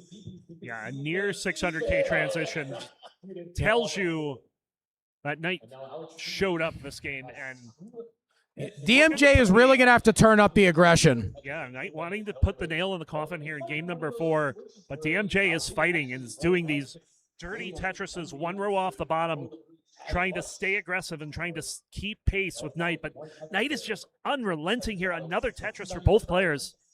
795 to 603, so it's a 190,000-point lead, and Knight's going to get another one. Simul Tetris, actually. DMJ is going to get that one. Knight's going to go over to the right side with an Aki bar. It is going to get another Tetris. 852 to 638, 200,000-point lead. Big lead for Knight right now. Another Tetris, and it's pushing $250,000 here. But it's going to have to... Oh, look at this. Oh, look at this center well setup right here. This is purely ballsy, but gets it. That's what we need. Going left well here, too, now. Well, dirty after that. Oh, this is not the time you want to get O-bursted or droughted. But she's handling it. Gets the left side open again. Burns it down. Oh, but look. Very good play. And gets the dirty Tetris on the left side. No, but even with this, 238,000-point lead, now 269,000-point lead. This is an absolute demolition derby right here by Knight. Yeah, DMJ is going to need level 29 play and then some to bring this back. Max out on level 26 for Knight. Yeah, another center well there for Knight. Knight is still fully clean here. Knight's 19 this game has been phenomenal. It has been so good. Knight has just been phenomenal, period, in this set. Another Tetris for both players. 1.084 now for Knight, 844 for DMJ. DMJ is still alive and is mostly cleaned up except for a burnt sequence that just occurred. Knight getting close to that 1.1. Not going to be able to get the 1.2 at this point, but will get close if she can get Tetris's. Yeah. 1,126,000 for Knight, 886 for DMJ. At this point, DMJ is going to have to hope Knight makes a mistake. Knight is just too far ahead to try and chase down at this point. And here we are. Level 29, Tetris is into it. 1,164,000 is the transition. 932 for DMJ. DMJ has a long road to come back in this one. Another Tetris. Knight is not letting. Dig sequence, dig sequence, dig sequence. Gets it down really well. So far, so good. DMJ is clean. If Knight can't get out of this, we saw DMJ chase it down last game. Oh, Bar. So no, there's a missed drop for Knight. DMJ is almost clean down to the bottom. DMJ's got another chase down to force a decider. DMJ needs 1.227. 176,000 points needed to be able to complete this chase down. And unlike last game, he's not in a position to go slow. He needs multiple Tetrises to get this done. Probably going to need at least 3. I'd say probably 2 would be enough. Oh, no. Gets it down. Come on. Get it down now. Get it down. Careful, Cal. There's another misflip. Come on, careful. No. Come on, get it down. Still alive. And it get down now. No! To top 16. DMJ does not complete the chase down, and Knight with the 3-1 win moves on to the top 16. Hell yeah! And that was just an excellent performance from Knight, only slipping up in game 3, and that was when she had a big lead still, and DMJ was able to make the chase down in that game, but game number 4 just wasn't able to do it again, and 18 and 19 matter, and I mean, we're looking at Knight on stage right now. She is so happy. I gotta say though, mad props and mad kudos for DMJ to be able to fight as hard as he did. It is like by no means easy in any way to be able to fight with Knight as well as he did, and especially at the end to be able to be in a situation where you're doing these kind of chase downs and making one of them and having a real shot to make the second one before some of those mistakes there. DMJ has nothing to hang his head about. DMJ played very well. Absolutely. And for Knight, this is Knight's first top 16 here at CTWC. And hopefully not the last. Absolutely. It's such a pleasure to see Knight play. Yep. And before we go to our ad break, we're going to shout out some of our sponsors here, including the Tetris Company. Big shout out to the Tetris Company. They have sponsored all 17 of these CTWCs. Don't forget to follow Tetris Original on Instagram to keep up with all things Tetris. All right, and we also want to give a shout out here to the SoCal Gaming Expo, which this is an amazing, absolutely amazing venue for Tetris. Everything here, the hospitality has been phenomenal. The players have been awesome. The setup that we have here with our room and our TVs has just been absolute S tier. Biggest of big props to the SoCal Gaming Expo for letting us host this. This is our 3rd year here now. Yeah, absolutely. This is a wonderful venue. So we were probably going to be going to an ad break here, and then we'll be back with our next round of 32 matchup. All right, we got some more power coming soon now. You know it. Hell yeah.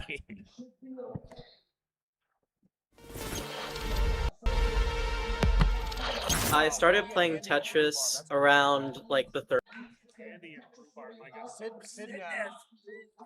I've commentated Sydney so many times at CTW. I want this one. I want this. This one could be good too. Honestly.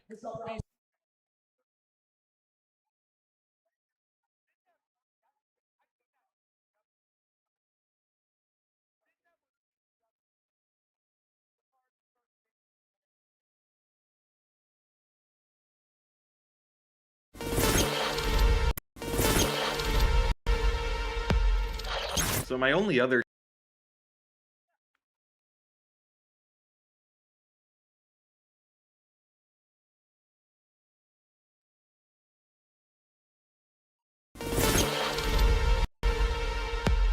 This is my first match with Knuckling IRL ever was against Winter. So like I went down the first game and I was honestly I didn't even really know at that point. Like I just didn't even know if knuckling was even like possible in live events. Game 4 and game 5 I won both of them. So I really only lost like one game, so it's like not really that bad. It was like the main proving ground that knuckling could actually like do something, and I was able to make top 16 at CTWC. So like that's honestly pretty good for a new play style. So usually rolling is like, you know, you do like this with your hands or whatever, like on the controller. But knuckling, instead of using the pads of your fingers here, you use your knuckles, which is obviously harder to control because like, I don't know, you can just see it. They're like very close together as opposed to fingers. You can do this, but with full mastery of knuckling, I think you can very consistently hit fast taps in quick succession. Genesis was interesting because I think that was kind of a point where like I didn't feel too good with my knuckling. Like I wasn't in like a peak condition. So I 3-0'd Kirby.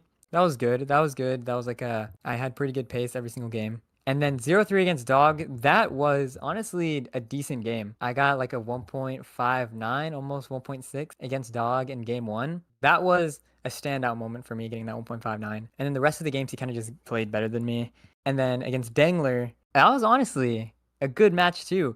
But there's one game he had like 1.4 into kill screen pace, like level 26. He was like 1.25 at level 26. I was able to chase that down, I think over 200k, maybe 300k point chase down, and I barely squeaked it out at the end. I almost choked that away, but luckily I was able to squeak out that win and go up 2-1. I think I lost another game, and then the last game I was just ahead in the kill screen and he topped out. So I think qualifying for it is a bit different because I also experienced that at Genesis as well. That was the only time I've qualified with the war system live. I think that it tests something different for sure. And it tests something more. It's not just different, it tests it more. Like it's definitely harder to get like a really high seed. It's definitely harder to think exactly. It's harder to think on the kill screen for sure whenever you know that there are like point barriers you need to get. Just how like so many people choke max outs in prior CTWCs. They're going to be choking 100k barriers at this CTWC in the qualifying system, which I think is really cool though. I think that's like a very interesting like new concept that gets introduced with the Wars point system. I don't know if I'm necessarily trying to prove anything anymore. I want to have a good event, you know? I think there have been like standout events in the past few years in CTWC, and there have been some ones that haven't been as good. I just want to have like a really good event.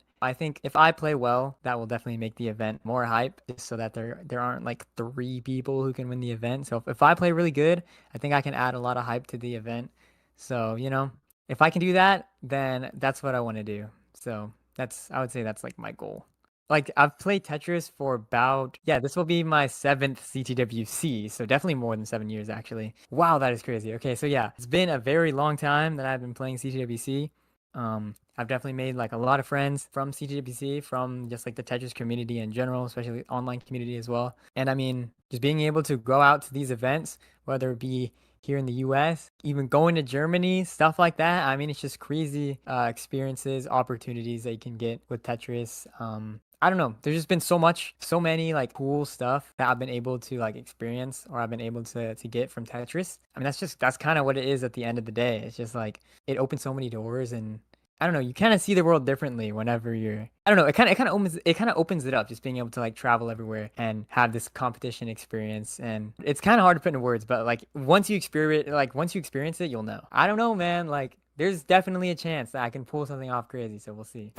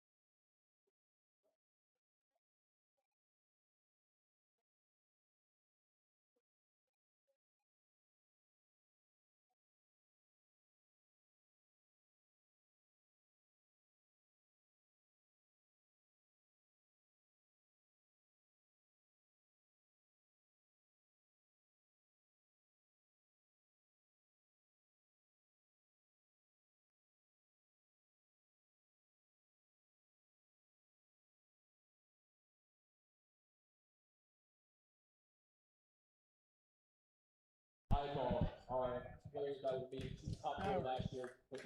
All right, what's going on, everybody? Welcome back to CTWC. And, you know, since we had a player from Minnesota up here, it's only appropriate that we bring in a commentator from Minnesota as well. Toast, welcome in. Thank you, Ronkley. You know, the North Star has aligned for us. Minnesota commentator, Minnesota player. You couldn't ask for much more than that. But it's not just about my great state. We've got 4 tremendous players here. You're going to see Rhubarb and Pixel Andy go up against each other, and then Kirby and Sidnev. And these are 2 very intense, very exciting matchups we have. Yeah, absolutely. We have 2 former runner-ups of CTWC on stage. Of course, Pixel Andy in that completely memorable online year in 2020, even though 2020 lasted, you know, about a decade. Exactly. And then Sidnev, of course, runner up to Fractal in the last year in Portland in 2023. So some very talented players up here. And these are players that aren't unfamiliar with each other, especially in the case of Pixel Andy and Rhubarb, where Andy owns a 5-0 record against Rhubarb, and we're about to count down game number 1 here. Let's get them counted down in 3, 2, 1. Tetris. So as far as these players, you've got Rhubarb and Pixel Andy up top, and we've got a hand up from Sidnev, so we may have some technical difficulties possibly, but we're going to let them get that sorted out. But let's start on top with how these players got here. Rhubarb, by the way, Rhubarb wearing a fantastic Mini D shirt. Check that out August 21st to 23rd. But Rhubarb got here as the 18th seed, 31 points in qualifiers and a 1.31 record. Andy got that first round by as the 12 seed, 36 points with a 1.622. Basically top high score there. Now, Indeed. yeah. And as far as the players in their elos here, there's obviously a bit of an advantage for Andy as he's top 6. He's number 6 in elo, 2273. Vicious Rhubarb down at number 31 at 1972. Meanwhile, on the other side, very similar situation with Sidnev at number 5, 2321, and Kirby at 1953. So, yeah, it's yep, a little bit of David Goliath going on here, but at the same time, I feel like the top matchup in particular has the potential to be really close just based on recent results. Absolutely. I mean, you know Pixel Andy, he's got all of the accolades. He's got the tournament finishes, finally got that big win at Jonas Cup. But you look at the qualifiers here, Pixel Andy and Rhubarb are not as far apart as you would think looking at those numbers. Yeah, indeed. Both of these matchups, the players are very talented. Of course, Andy, he's got a pretty big PB. He's got an 11 million PB. Rhubarb, though, 1.7. Yep. And here's what I say about when you see that, oh my God, Andy's got 10 times the PB that Rhubarb. No, anything like above 1.5 is you can get close matchups. Yeah, because if that PB is at 10 million, at that point it's a war of attrition because they're not playing on the competition mode where you have that level 39 line cap where it's basically GG's at 330 lines. They can go beyond that, and that's how they get those massive PBs. So yeah, Ronkley, you're absolutely right. It's like anything above a 1.5, and it's kind of 6 of one, half a dozen of the other. Yep. On the other side, we have Sidnev with an 8.5 million PB. Kirby, though, 3.4 million is very impressive as well. So, again, this has the potential to be really good. But early on, Sidnev just asserting dominance here, 210 to 102. Up top, Rhubarb with a Tetris and half lead over Andy. Yeah, Sidnev with a strong opening statement here and a Vitz on top of it. This transition pace is about 630,000 for her. I mean, it's early on, but she is already starting to get a little bit of separation here against Kirby. Yeah, Kirby had an overshift to the J there that went one column too far and is in a dig as a result. But it looks like he is getting this cleaned up. Needs a bar or a J for the left. Gets the bar. Yeah, Rhubarb as well has got a little bit of gaps to work with here. Does get a Tetris, so he's not going to spend a whole lot of time at the burn unit. He's going to get that board down. And he does still have the lead, actually, over Pixel Andy. I mean, both these players are looking at 600K plus transitions halfway to 19. And Sidnev already has one of the biggest leads that I've seen in this tournament so far at 201,000. And what's impressive, this is at halfway to 19. You're only 65 lines in, and you've got to lead this big. Kirby's got a little work to do, but as we know, these players, they've got playability well into 29, so this is far from over. Indeed, but I mean, this is a 650 pace for Sidnev here. Yeah. She is just Sid, putting the foot on the gas. Absolutely, and showing no signs of stopping. This board is still fairly clean for Sidnev, almost Tetris ready.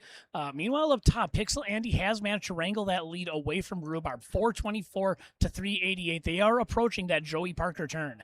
And Rhubarb here with a bit of a complication on his board. He's got that big spire in the middle, and you can see that's causing him to throw pieces over to the right and block off the well because there's not enough accommodation of the other pieces. But he's going to get everything open. Yeah. And now just needs a bar. Yeah, Rhubarb doing a really good job of developing the rest of the board around that, not allowing it to turn into the Tower of Babel, keeps it even, manages to get rewarded with his patience, throws down a Tetris, still down by about 50,000 points here at 107 lines. And meanwhile, Sidnev is just maintaining this massive lead here, 202,000. Kirby seems to have reined in the issues that he was having a little earlier on, but it's got a long way to go here. Yeah, they are entering a bit of a drought on the bottom. We have reached 20 pieces on the drought counter. We are not quite at milk carton territory, but we're getting close because that drought is now at 30 pieces. Where the heck is this long bar, Ronkly? I think it's in Rhubarb's name. No kidding. A nice little Rhubarb long bar, 42 pieces. 42-piece drought. Oh my gosh, Hitchhiker's Guide to the Galaxy loves that. And look at this for Sidnev. Sidnev had no problem with that. Perfect Tetris after that massive drought. This is why Sidnev is in gold bracket contending for world titles, and I am sitting in bronze. Absolutely, yeah. Yep. A little bit of a complication for Sidnev, but he is getting the burns and keeping the right side open, probably more crucially. He will get the bar over for the Tetris. Absolutely. Meanwhile, up top, Andy is in at 595, Rhubarb at 541. Yep. Top players hitting level 19. Meanwhile, on the bottom, we are about a Tetris away from transition. The pace has cooled off ever so slightly for Sidnev, but she can still get close to a 600K here. Waiting for that long bar to show up. Same with Kirby. Kirby goes in at 397, follows it up with the Toastress to 421. Sidnev in at 598. So things are really cooking over here as we're into 19 play on all sides. Yeah, and Sidnev, of course, one of the best players on 29, far and away, has multiple 2 millions. She is just a beast to reckon with on those higher speeds. So Kirby's going to have to do everything that he can to get back into this and try to take over the lead. Absolutely. I mean, it's I'm not mincing words, but saying Kirby does have work cut out for him. Rhubarb is trailing Andy by about a Tetris and change, 705 to 757. These players are well on track to get a max out before they hit level 20. Now, as long as they keep doing what they're doing, we're going to see probably at least a max out or maybe even about a 1.1 to 1.2 based on how these games are looking. Yeah, and that's Sidnev just completely keeping this lead away, and Kirby getting high up on the board here. Another massive drought as it hit 36 pieces. So we've had 42 and 36 in that bottom match. Yeah, and the real up on top, Rhubarb is keeping pace with Andy pretty well here. Yeah, and the real question is who chose that seed for the bottom match? My goodness, that is evil and obscene levels of drought. I think we have to blame Possum for that one. Yeah. When in doubt, blame the ref. Yes, absolutely. But 811 for Sidnev here on 24, 587 for Kirby. Yep, and Kirby does get column 2 open. He's going to hope for a long bar and get it. Tetris for Kirby, 623, still down by 6 Tetrises and change. So Rhubarb taking the lead up top. Oh my goodness, Rhubarb! This is going to probably turn into a hot potato lead sooner or later, as both players are at about that range where that Tetris lead is going to bounce back and forth between them. But Rhubarb doing everything he can to keep that from happening. Now up 2 Tetrises on Pixel Andy, and he has the max out. Misdrop for Andy there's going to set him back a little further. But also Rhubarb having that hole in the stack as well. Yeah, both players digging a little bit. Yeah, and Andy just getting absolutely square bursted right now. My God, not these what you want to squares. see. Why are squares, Ronkly? I don't know why squares are. Squares just should not. Yeah. Meanwhile, 999 for Andy. All right, get your cowbells ready. Max out for Max Andy. out. And Sidnev getting close as well at 980. She's got nearly a $250,000 lead over Kirby. And there's the max out for Sidnev, 1.015 million. Let's see. Might require some 29 play, but hopefully we can get some quad damage max outs with Kirby joining the party. 300,000 point lead now for Sidnev. This is dire for Kirby. Kirby's got to make sure that he enters level 29 cleanly, but has to go really aggressive. There's the Tetris in at 784 up top. Yeah. Andy has come out to a bit of a lead here, but Rhubarb is fighting. Yep, Rhubarb still hanging in there. But yeah, Andy with a little bit of junk to clean up there, he will be able to do it. But Kirby now has to go extremely aggressive, massively aggro to try and cut this down. But Sidnev is not letting up. Sidnev's up by 9. Tetris is on level 30. What the heck is going on? Almost 400K. That is an insane lead for Sidnev right now. Yes, and into level 31, and Sidnev is not letting up. Oh, Andy missing a 5-tap to the left there. It's low enough on the board he can get another one over that. But he doesn't. He hangs it in column 2. Can he get something over it? He does get that next one over. Yep, but, man. Rhubarb going blow for blow with Andy. Gets a Tetris. Meanwhile, Kirby's going to top out at 852K. Sidnev, 11 Tetris lead. Gets the game 1 win. 482,000 points was the lead at time of top out. That is insane. But up top, Rhubarb has opened up a near 2.5 Tetris lead and is looking to take one off of Andy here. Yes. Now, I mentioned that Andy was 5-0, but what I didn't mention was their last game was a decider. Yep, Rhubarb up by almost 100,000 points, but this board is falling apart. Oh no, Rhubarb's in trouble. He's going to top out 1,431,000. So Andy needs 1,431,000 and a pushdown point. Yep, so he's down. He now is down to less than a Tetris deficit, and he's got 30 lines to work with. Plenty of time. I was going to say, maybe he'll decide to line it up, but I remember he's Pixel Andy and I'm Toast. We are not the same. We are definitely not the same. But Andy and Sidnev both taking game number 1 as the former CTWC runners-up. Yes. Looking to go the distance today. Yes, and by the way, folks, that was just game 1. Yes, just game 1, yeah. We'll see if Kirby can recover from that. But up top, I mean, I'm very interested in this duel. That was an amazing game 1 between those two. I am too. I said these are fire matchups, and I was not kidding. You have eyes. You can see what you just saw. Yeah, we're just waiting for the scores to be recorded, and then we'll get the readies from the players. Mm-hmm. This is a rematch of one of our earlier events that happened in Genesis. Possum hopefully giving them a bit of a better seed this time around. No long droughts, no square bursts. And now he uses it actually the All right, I'm just waiting for players to get ready, waiting for the ref to get everything taken care of. There's a whole process. There's a whole process here. You don't just get to fly by the seat of your pants and make stuff happen. Yep. So since we get the thumbs up, we'll get the countdown going. Yep. I'm seeing thumbs up. We are I'm seeing good to thumbs go. up. We go ahead. are all ready. So let's go ahead and count down for game number 2 in 3, 2, 1, Tetris. All right. All right. So game number 2. Coming straight to you. Yeah. We do have the Wars commentators on here. Yep. I mean, we heard the game number 3 from GD earlier. So, Yep. Well, you know, why not? Yep. Kind of get a Wars takeover here on CT2. I like it. Absolutely. And as we get started here on this second game, I mean, you know these players in and out in terms of Tetris, but there's some cool stuff about them outside of Tetris, and I can share a little bit of that out of some of these players. First, starting with Kirby, learned that outside of Tetris, Kirby enjoys playing Apex and also is a tennis player. Ooh. Did not know that. That is really cool. I suck at Tetris, so don't come to me for that. And tennis too. Yeah. Yeah. Volleyball is my sport, people. Yes. But also can mention Rhubarb. One thing I learned about Rhubarb is that apparently he plays the violin. Nice. Was that we were having a chat, me, him, and Fractal, and he was talking about maybe because Fractal was talking about playing the cello, and Rhubarb was saying, hey, maybe I'll pull out the violin because we talked about the Twin Cities video game orchestra. Hey, there we go. So really, really cool. Did not know that about Rhubarb. Today I learned. Yep. Kirby needs a long bar here. This is a dangerous board as he hangs an L on the left. Gets the bar over for the double, but it's going to need to get something over that L. Yep.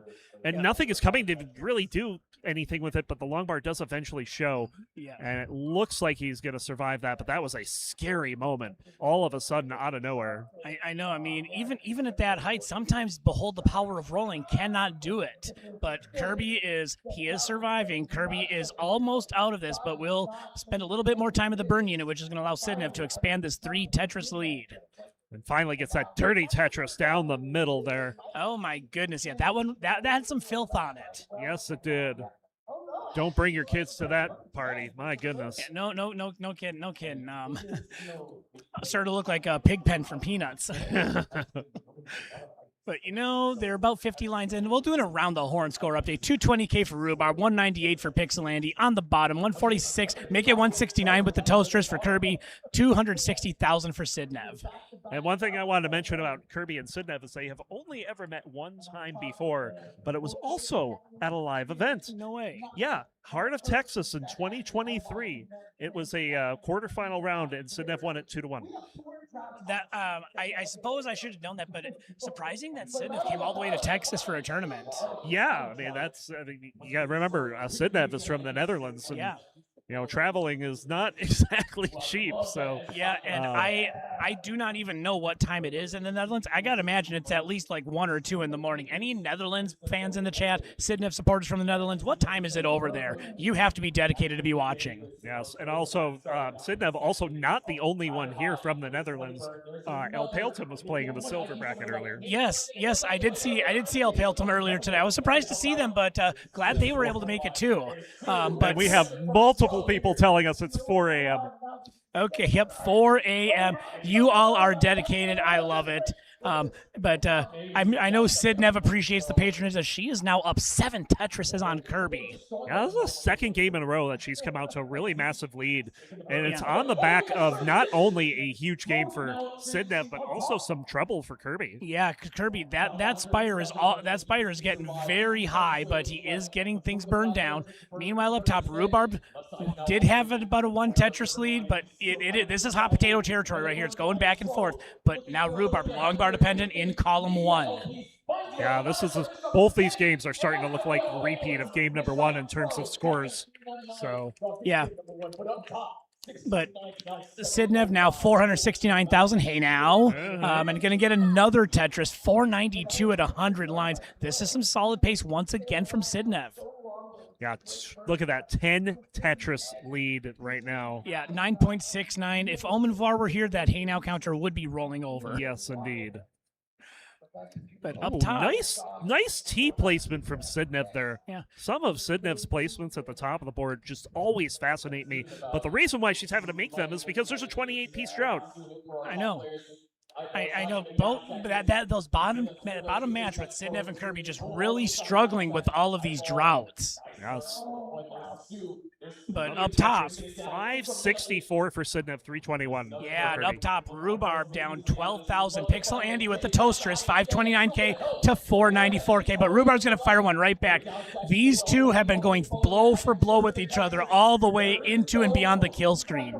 Yeah, and I'm looking forward to seeing that happen again here in game number 2 as Rhubarb is looking to keep pace with Andy into 19. Let's see what they can do.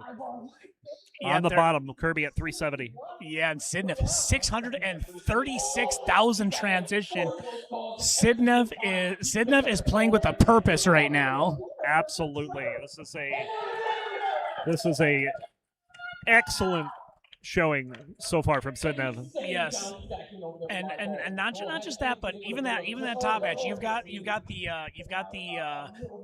play of Sidnev, but you've also got this intense back and forth battle between Rhubarb and Pixel Andy. I mean, like you said. Oh, hold on, Rhubarb in a bit of trouble here. Just going to need to get something for the right. It is going to get that J to help things out, but This is still high up. Oh, I like how he doesn't go for the bar dependency. Yeah, that's just 200 IQ Tetris right there. Rhubarb showing why he's one of the top players in the world here. Just great vision to get that burn. He's rewarded with the Tetris, and he still has the lead in spite of all of that. What a move there from Rhubarb. The down stack gets another Tetris. And now Andy's the one having to dig a little bit as there's a hole down in column 3, and the right side built up. That means he's going to go dirty. Well, not dirty, but maybe James Chen dirty in column 3 there. Yeah, a non-traditional Tetris nonetheless. As that top match is just it's just a heavyweight bout. Yep. Now, meanwhile, on the bottom, 761 for Sidnev, 613 for Kirby. Kirby has been fighting back very strongly. That lead was almost 10 Tetrises before, and he's nearly cut it in half. Yeah, but one of the things that's helping him out, when you have a lead that big, the number of Tetrises is going to reduce as the scaling starts happening because the scores increase. So a 10 Tetris lead at level 19 is going to be less at level 24. That's a very valid point. Nonetheless, I mean, Kirby's been playing very, very clean as of late. Sidnev does still have that 74% Tetris rate, but you've seen it just steadily increase over through the game as Kirby is trying to hang in there. Yeah, I feel like Kirby has finally come online here on 19 here in game number 2. Got a bit set up on the left side, but it's just going to fill that in. Yep. And yeah, that should be fine. And yeah, up top, look at this massive lead that's just come out of nowhere for Rhubarb. 148,000 points over Pixel Andy. Yeah, Rhubarb just in the blink of you blink and all of a sudden Rhubarb's got a 150,000 point lead. He's on track for a max out. Rhubarb and Sidnev on max out watch right now, but keep an eye on Kirby. He's only down by 3 Tetrises. He has brought this almost all the way back. Max out for Sidnev. Rhubarb is a Tetris away from a max out. We'll keep that cowbell handy. Uh-oh. Squares showing up, making that board a little more difficult to work with, but he does get Tetris set up. Where's the bar? There it is. Max out for Rhubarb. Yep, simul Tetris on the top. Rhubarb with the max out. Kirby Rhubarb with a 200,000 point lead over Andy. Yeah. Rhubarb saying, hey, Sidnev, I can get a big lead on my opponent too. Exactly. Sidnev at the top of the board here. We are running out of time, but Sidnev will open up the right side. Just needs a bar. There's the bar for the Tetris. 1.1 for Sidnev with 2 Tetrises potentially, but it's going to burn some away. It's not going to matter. Kirby tops out on 29, and Sidnev is good for game number 2. Yeah, Kirby. Meanwhile, up top, Rhubarb still with a big lead. Yeah, Kirby just had a really tough go into 29. He was trying to burn it down stack, and then the transition came and just was not able to get ready in time. All right, Andy. He's going to have a lot of work to do here on the kill screen. We'll get a Tetris there to pull within 4.5 Tetrises. Yeah. But Meanwhile, Rhubarb is setting up. Yeah, 24-piece drought up top there. Rhubarb still hanging on to this lead. For the longest time, they were going back and forth, but Rhubarb just really taking it to Pixel Andy in this game. They're on to level 31. Oh, the T-spin! But now Rhubarb's board in a bit of trouble here. Can he get out of this? Needs a 5-tap. Oh, didn't need the 5-tap. He got the L piece there. But it's not going to matter. Andy's going to top out, and Rhubarb has knotted it up at 1. Yep. And what a game for Rhubarb. I'm just watching and I'm exhausted. Exactly, I know. That was such a great game. The 19 from Rhubarb is what did it. I mean, Andy must have run into some trouble or something, but Rhubarb was really putting the foot on the gas. Yeah, Rhubarb just absolutely cleaned through 19. That post-transition, his trademark in that second game, and you hear Coraline in the crowd cheering on Rhubarb. Love to hear it, love to see it. All right, so we are getting the next seed set up. Just a reminder, if you like what you're seeing here and you want to make sure these players get rewarded, we have that Matcherino. It currently stands at $4,381 and change. You can add to that as well, as we are about ready to get started with game 3. Let's go ahead, count them down. In 3, 2, 1. Tetris. All right. For game number 3 here between these players, of course, being from Minnesota, we have really weird city names to pronounce. So what I'm going to do, we'll do a couple fun ones with Ronkley. I'm going to put a city name in the chat. Oh, no. And Ronkley, you can try and pronounce it. Not again. I would have to guess Shakopee. So close. That one is pronounced Shakopee. That would have been my second guess, actually. I know, so close. Okay, I'm going to put another good one in here. Uh-oh. Wait. I'm getting tested here. Pass. To be fair, I don't blame you, but we're going to come back in just a moment as both Kirby and Sinif were up high. They get the Tetris, and I think they can breathe a little easier. That stack has gotten a bit lower, but that city that I sent, that second one, that is pronounced Matomidai. Jeez. Well, I have a question for you. What's wrong with Minnesota? Well, unfortunately, the big problem is we have Oh, that city. hold on. We got one in chat. Oh. Try a Dutch one. Oh, gosh. Scheveningen. Is it Scheveningen? I know I'm not close. Kirby in Up, trouble on top of the up, board here. up. Oh, boy. Oh, no. Oh, boy. Oh, no, That's not a Kirby. good piece. Not- Kirby not is like going to this. top it out, and Sidnev is going to take the sweep. Yep. 3-0. Sidna moving on. Kirby gave it a fight, especially in game 2. Kirby made Sidnev earn it. Yeah, but I mean, you're coming up against literally one of the best in the world in Sidnev. Sidnev is a former runner-up. Yep. You know, has just had amazing performances at these live events, and there's no shame in getting swept by Sidnev. So Sidnev will move on to play on Sunday in the round of 16. Meanwhile, up top, we have Rhubarb at 172, Andy at 153. So those two keeping it close. What a beautiful hand stack right there. And Cole going to open up. All right. And we got in the chat Beta Kappa Omega Strip asking me to pronounce Yzeta. Pronounce Yzeta? That's how you pronounce it. Oh no. But the third one I put down, I already told you about that one. That is Edina, and if you are from Minnesota, you're very familiar with that city. Yeah. Edina, of course, land of the cake eaters. Okay. Apologies to residents of Edina that may be listening to this cast. Oh, they don't need apologies. They don't need apologies. As I say, find someone who loves you like the people of Minnesota hate your average Edina resident. It wouldn't be a stream with toast if we didn't rag on Edina. Yep. And Smithers asking us to pronounce Leicester. I'm pretty sure that's how you pronounce it. All right, I'm getting called out by clearly an Easterner here saying Sunday. Wait, what's today? Oh, okay, cool. Yeah, Sunday in the U.S. on the Pacific time zone here. That's where we're at. We're here in Pasadena, California, and Vicious Rhubarb having a vicious lead over Andy, 337 to 302. Yeah, and Rhubarb with a nice little J tuck there gets the Tetris. Rhubarb playing with a lot of determination right now. You can see he is so locked in. You can tell by his face. Andy also getting that look of determination and grit on him. These two players are gonna all out brawl to try and get to the next round. We got a British one in chat. I'm gonna guess that's Leicester. Oh God, Ms. Purpley sending in Castelnau Lalaise. I probably totally butchered that. I don't have any French ancestry. We have a French one here. Let's get Gunter over here. If we Yeah, can yeah. If we get Gunter over here, we can get that pronounced. Where is Gunter when you need him?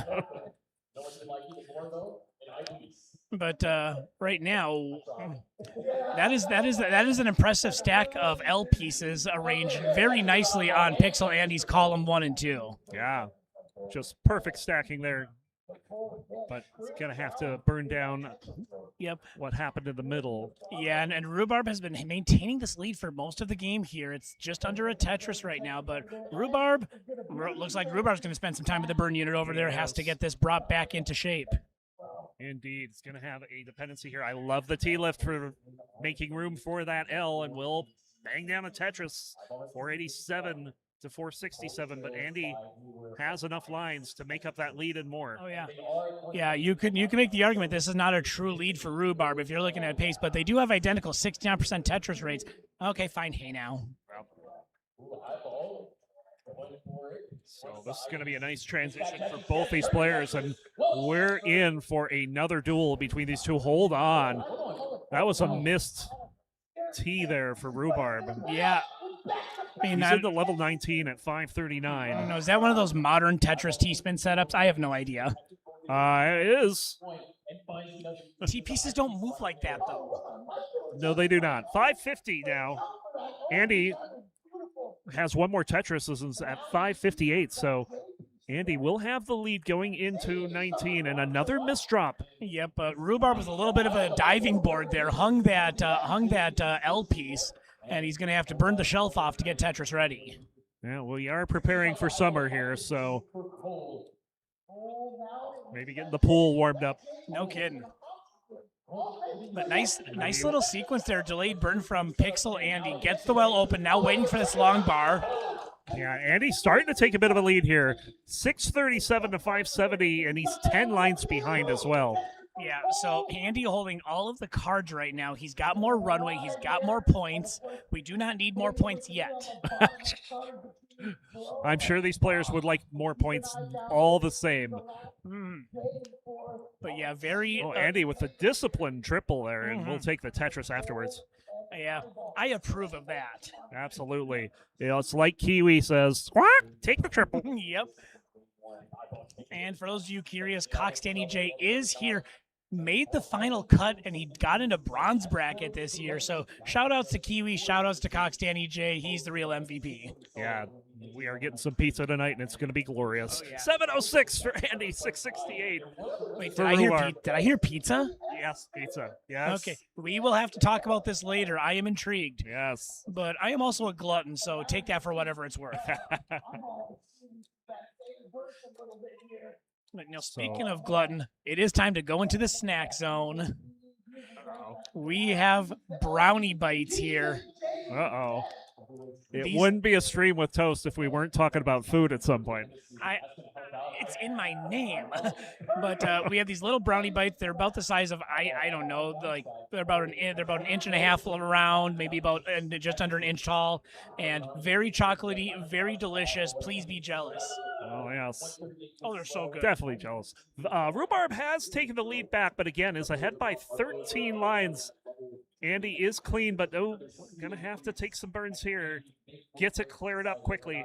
Another Tetris for Rhubarb. Rhubarb looking to take a lead on Andy here.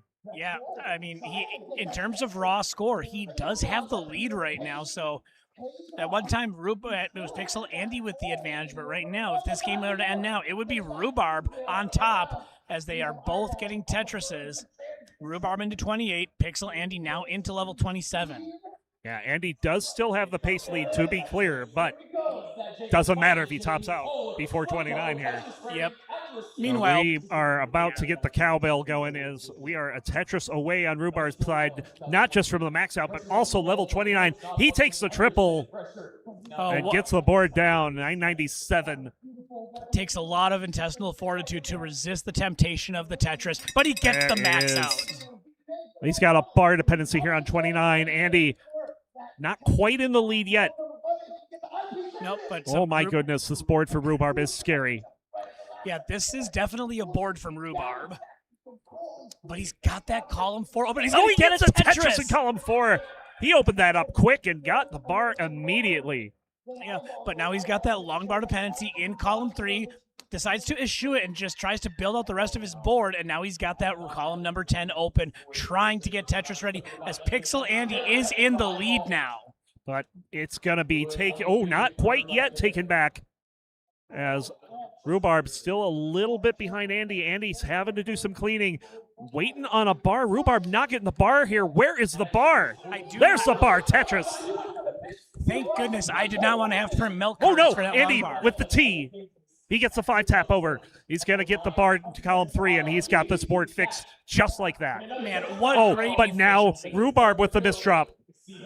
And Rhubarb is ahead by 103,000, but this board is not going to work out. Andy is in a chase down and needs 1,285,000. Yep, less than a Tetris. He's got about 55 lines to do it in, so Andy could line it out if he wants to, but that's a toast move, and Pixel Andy is not about that life. Yeah, well, we'll see what happens here. He is close, and he's waiting for this board to be settled down before he goes for it. Yep, almost there. Just needs to get Tetris ready. Now let's play Where is the Long Bar? There it is. Tetris for Andy. He is now up 2-1. But I gotta say, I have been impressed with Rhubarb's performance so far. Yeah, Rhubarb has really come on strong this year. I mean, being local to me, I've been able to watch Rhubarb a lot in person, and you can just see, even if he's not always playing all the time, when he is playing, he is on. Yes. Rhubarb, I mean, people may not know this, but he's got a pretty deep rivalry with last year's runner-up Meme. Yeah, both Minnesotans, as it were. I Yes. mean, they just go down the street and see each other and play Tetris. Indeed. So we're getting set up for game number 4. Andy with a 2-1 lead, but Rhubarb certainly pushing him to the limit here. Let's see what happens as we are about to start. Game number 4 will start in 3, 2, 1. Tetris. All right. And I tell you what, this has been an excellent matchup between these two. Yeah, I mean, that's why they play the game. I mean, your average person might have said, "Oh, Pixel Andy's 5-0 against Rhubarb all time. It's going to be an easy one." Not so fast, my friend. Rhubarb, not at all. even if Rhubarb loses, he's going to make Pixel Andy earn every point and every game. Indeed, and that's exactly what he's done. Andy has had to do it in chase downs for both of his wins. Yeah. And then Rhubarb also picking up a win as well. So these two going back and forth. We'll see if Rhubarb can answer and send us to a decider. Yep.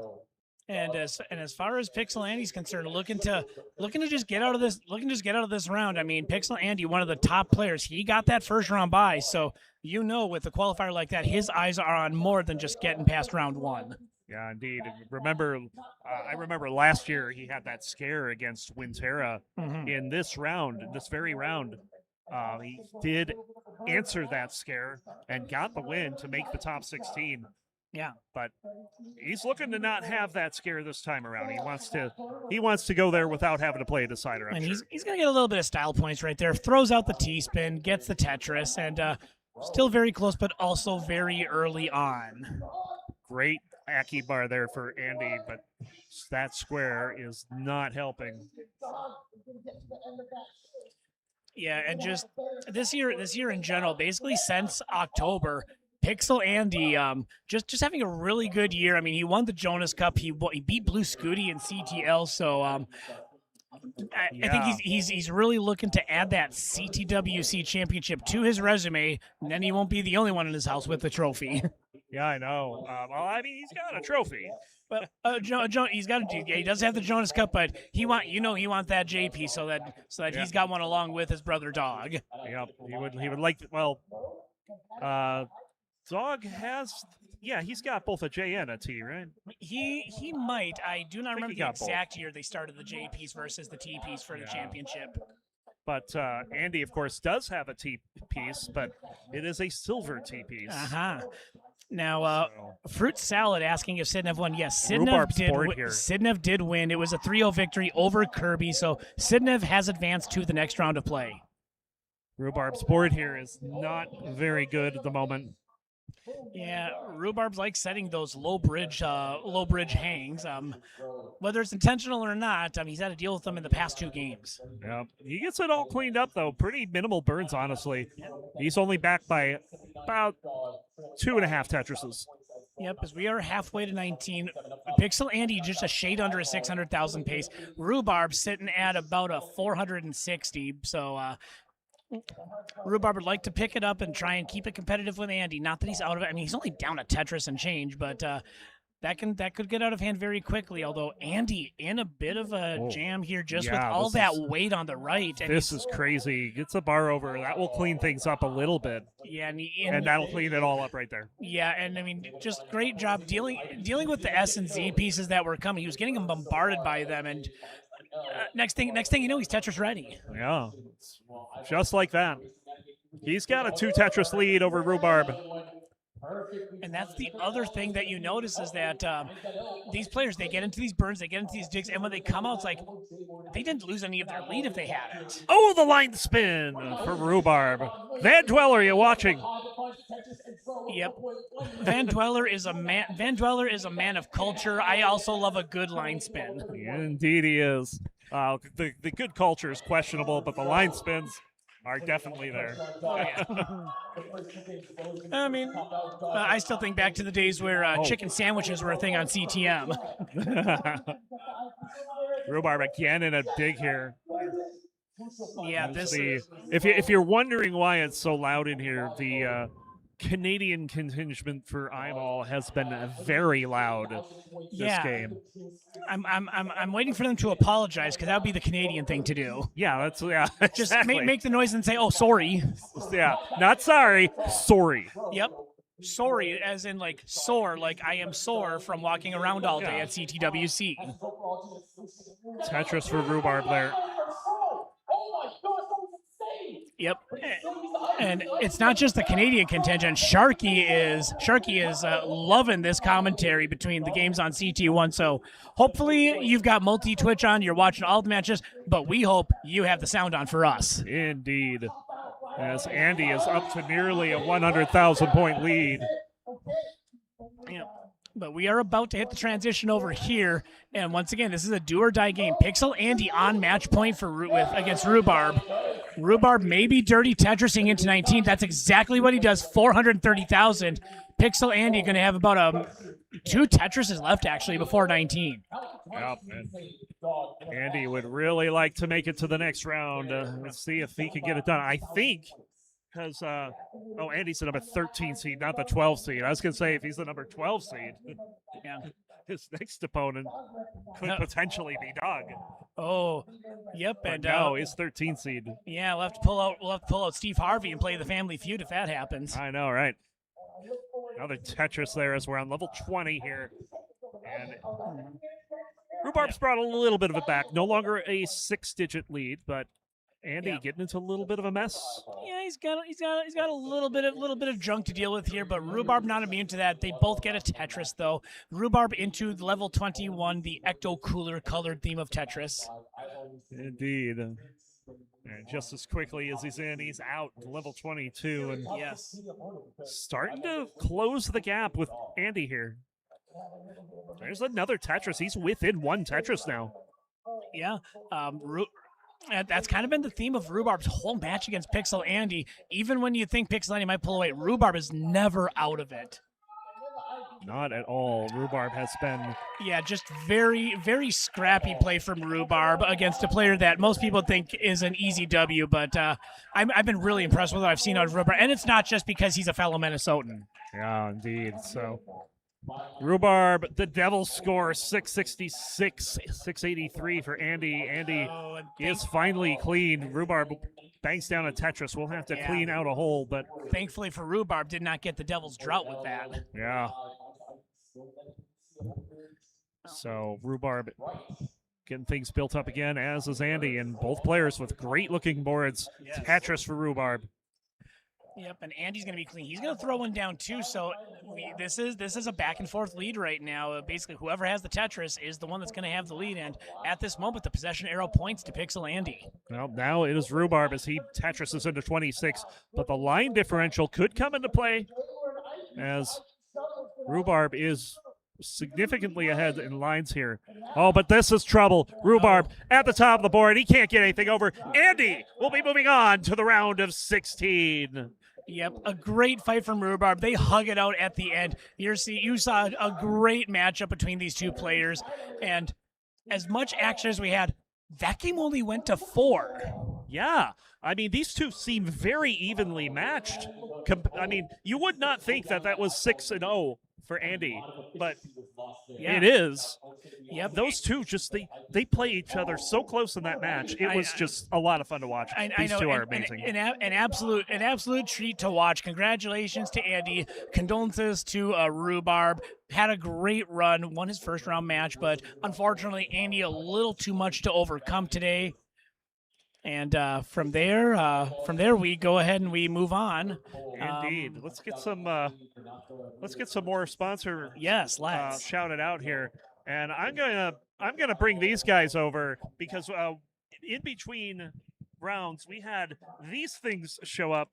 these Tetris gummies from Fandom Snacks, and yeah, as our friend James Chin, not James Chin, Chris Tang. Chris Tang says, boom. Tetris in your mouth. Yeah. Yep.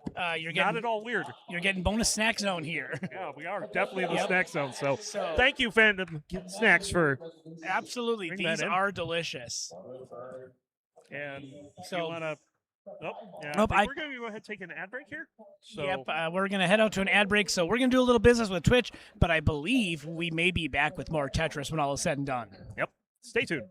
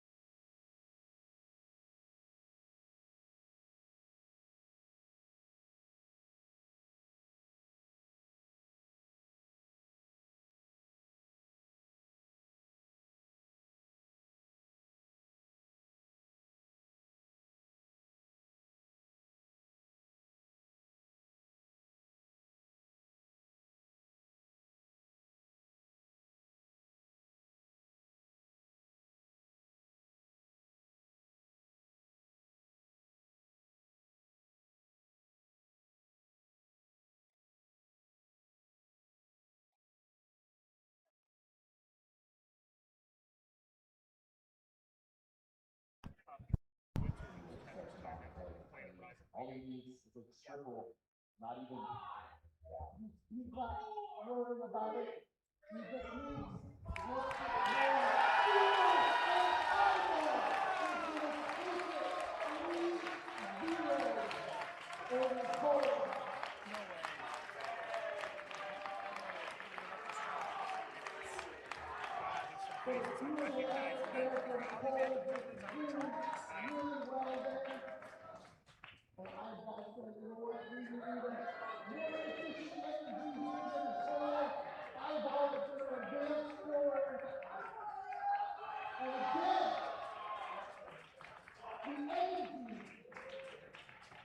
and the elation from eyeball. And you can hear right there.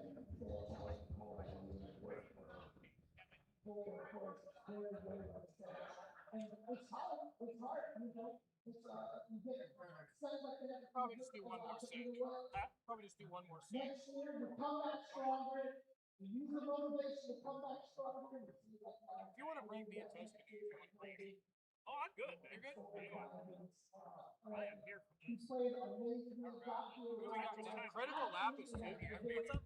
Oh, TT. I want to commentate TT. I can do TT yesterday. I can commentate TT yesterday. That'd be awesome. This will be my last one. Yeah, I'll do this one. I'll be done tonight. Everybody, please give a round of applause for Cole here for being extremely strong. Great job. All right, and also if you guys kind of see good things in practice channel, the bronze finals are happening and taking place right now.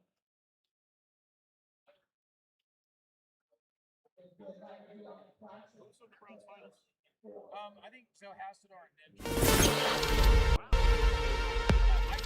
I started playing Tetris around like the third grade, and I got into Tetris 5 years ago when I got like an original copy for my birthday. And I kind of in like the last 2 years, I got like way more into the scene after the 2024 CTWC, and that's when I kind of started getting like all the actual equipment. I got a Game Genie for the first time. I got a CRT, then I got Jim, and then that's when I started like getting more into Tetris. I started rolling starting, I want to say like 18 months ago or like 1.5 years ago. I think I'm like one of definitely like the fastest newcomers on the scene. I was looking at it and like I didn't realize how fast I got there because like I got my roll max out and then the next month I got my PB like 1.37 and then next month I already got a rollover. I was definitely on like a really fast trajectory and then it took me a while to kind of like figure out my comp play. I was a bit less consistent on 29, but over the past couple months I've definitely put up some performances that I'm really proud of. Most recently I think it was Mega Masters where I got like 1.5 plus games in a row against UC, which is like, oh my gosh, I can't believe I did that. But yeah, I guess that's kind of like been my journey with Tetris up until now. Yeah.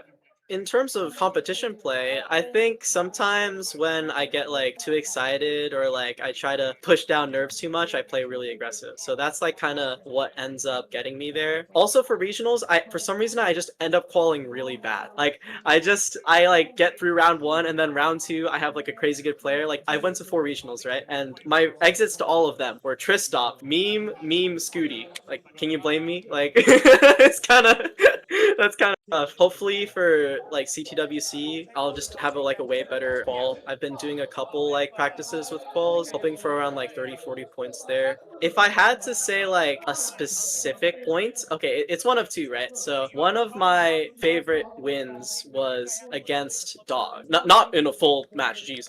Game 2 of my decider with Dog, I was like behind 100k into 29, and then I was able to fight back. Dog got into like a couple hard digs and he ended up topping out, and I was able to beat him with like a 1.5 like that, and that was like really crazy to me because it showed to me like I feel like I play the best when I have the lead, and like that was like my mental when it came to that. But that showed me that like it's not over. Like I have the 29 to be able to come back in that realm. And then aside from CTM, my game 5 against Neko, that was my best loss. That's like one of the favorite games that I've had that I've lost in because it was double rollover. We were both going really crazy on 29. Even though I lost, I felt like really good about how I played because I had like a 1.5 the game before that as well. So that kind of got me over that fear of losing, and it kind of made me have like a really good mental even after I lost. You know, I had like no saltiness or anything like that. I was just like really happy with how I played. I would say that those are like the turning points at which my play got a lot better.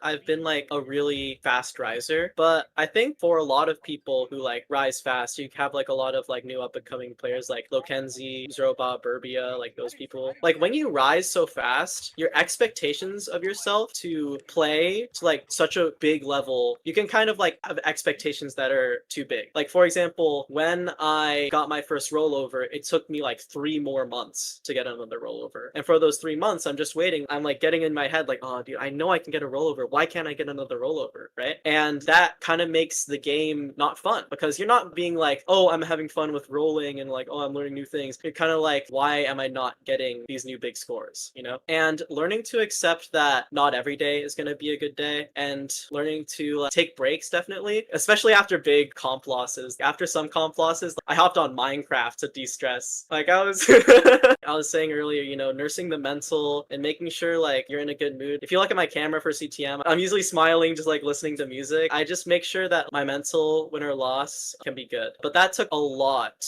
of time to try to overcome that. Why aren't I doing better? You can get in your head thinking like I owe it to myself, or I owe it to my skill level to just like keep practicing and like doing this. Tetris, I feel like, should not feel like an obligation, and it's able to not feel like that for me by like taking good breaks and just like being able to like have fun outside the game. As I said, Tetris shouldn't be like the main thing in my life. I love to sing, I love to spend time with my family and friends. Tetris is just like a thing that I'm very thankful that I'm able to have fun and like be in a great community doing. So when I kind of like realign my mental through that, that's how I've been able to kind of like overcome like that feeling, I guess. I don't know if that makes sense.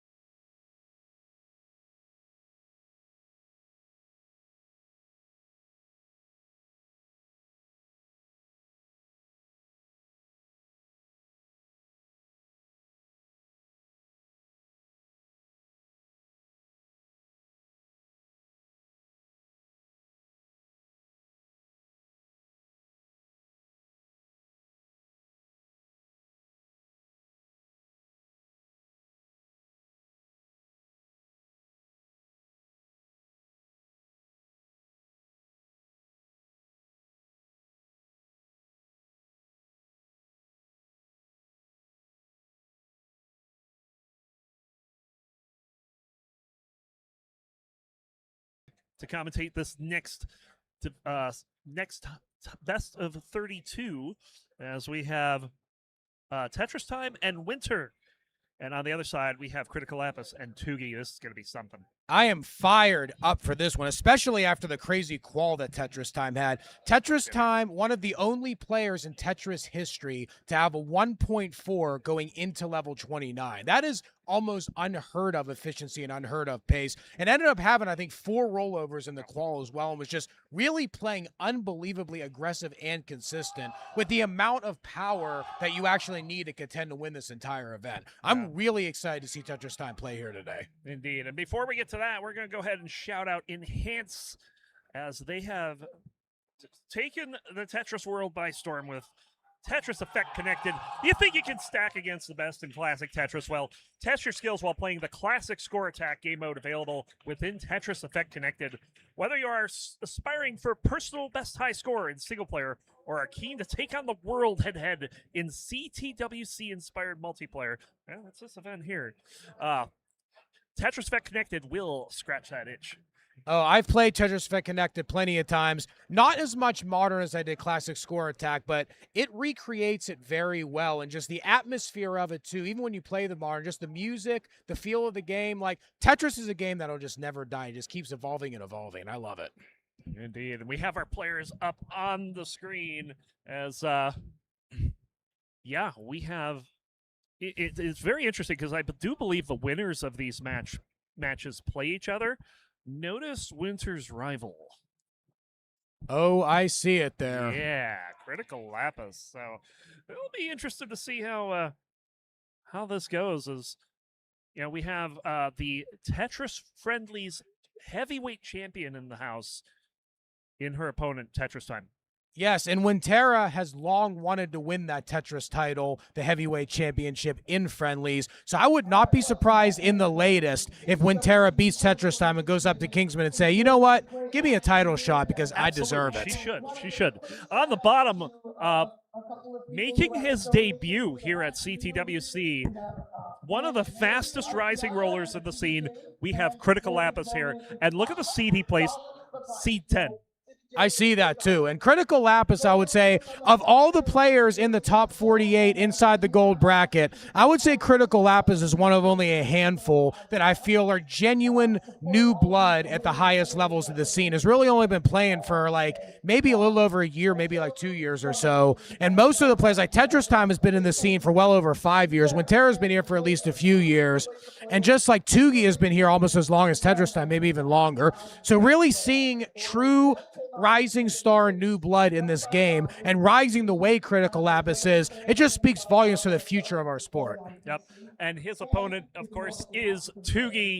Tugi has been in the scene for quite some time. One of his most recent accomplishments was coming in second in the Northeast qualifier earlier in the season back in late 2025. So, but I mean, you know, Tugi is the inventor of the Austrian T-spin. Oh, yes. Yeah. And one thing to remark about Tugi, too, is like Tugi is one of maybe 2 or 3 players at the gold level that is also a top-tier DAS player at the very highest level, along with Pixel Andy. Yeah, that's like there are some like rollers that are good at DAS, but Tugi is of 1.3 at DAS, and actually a former DAS world record holder, fully converting to rolling and then playing in the round of 32 like this, and playing convincingly in quals and in the first round. That just speaks volumes to his level of overall talent. Let's go ahead and get this underway. We have, we'll count them down in 3, 2, 1. Whoa, hold on. We have a competitor asking to halt the countdown. So we will do just that, as Winter apparently having an issue maybe with the seed or controller or something. I didn't see what happened. So we will call that a false start. 5 yards, still first down. All right, we are ready for reals this time. Let's count them down in 3, 2, 1. Tetris! Hell yeah! Let's go. Yeah, we got the hell yeah in chat and everything. Love it. Yeah, all right, so up top we have Wintera and Tetris Time, who have kind of formed a little rivalry of their own. Currently, Tetris Time does have a 2-to-1 advantage over Wintera. And the most recent win he had was a decider in the CTL divisional playoff that relegated Winter down to Division 2. That's a rough one there because Winter has been in Division 1 on multiple occasions. So is Tetris Time as well. And CTL Division 1 is pretty much the highest level of competition you can get outside of CTM Masters. That's not the CTWC. And speaking of CTM Masters, they faced each other there as well. Yeah, and then that one, Winter took the win. So she's got the most recent win over Tetris Time. So this could be a very interesting match, and I'm excited to see how it's going to go. I'm excited too. Meanwhile, on the bottom, Critical Lapis making his debut in match play here at CTWC has been just tearing it up. Indeed. Critically talented. That's all I can say. Oh, here we go. Hey, I have to try. Yep. So we'll see how he can handle the Austrian, as Tugi has been doing really good in live events. So we'll have to see how this goes today, as he's up by about a single and a half here. 186 for Tugi, 185 for Critical Lapis. So both players very close, neck and neck here, and only separated by one line as well. Another Tetris for Tugi. However, that bar, the same bar that was used by Tugi for that Tetris, was not able to be used by Critical. So this is going to allow Tugi to take a little bit of an early lead. Yeah, well, Critical Lapis does get one back, but has had to burn because of all the dependencies on his board. Okay, up on top, we have a little bit of a slight dig situation for Tetris Time. Not a dangerous dig, but it could be a dig that would hurt the pace and allow Wintera to really open up a lead, which Wintera has already done, already up 40,000 points. Still early goings of this, only 47 lines in, but every single point counts whenever you play at this level. I don't know what Tetris Time is doing, because that was only halfway up the screen. I expected that to be about 15 or 16 high. Nevertheless, still got it. Yeah. Tetris Time is fairly well known in the community for extremely high digs.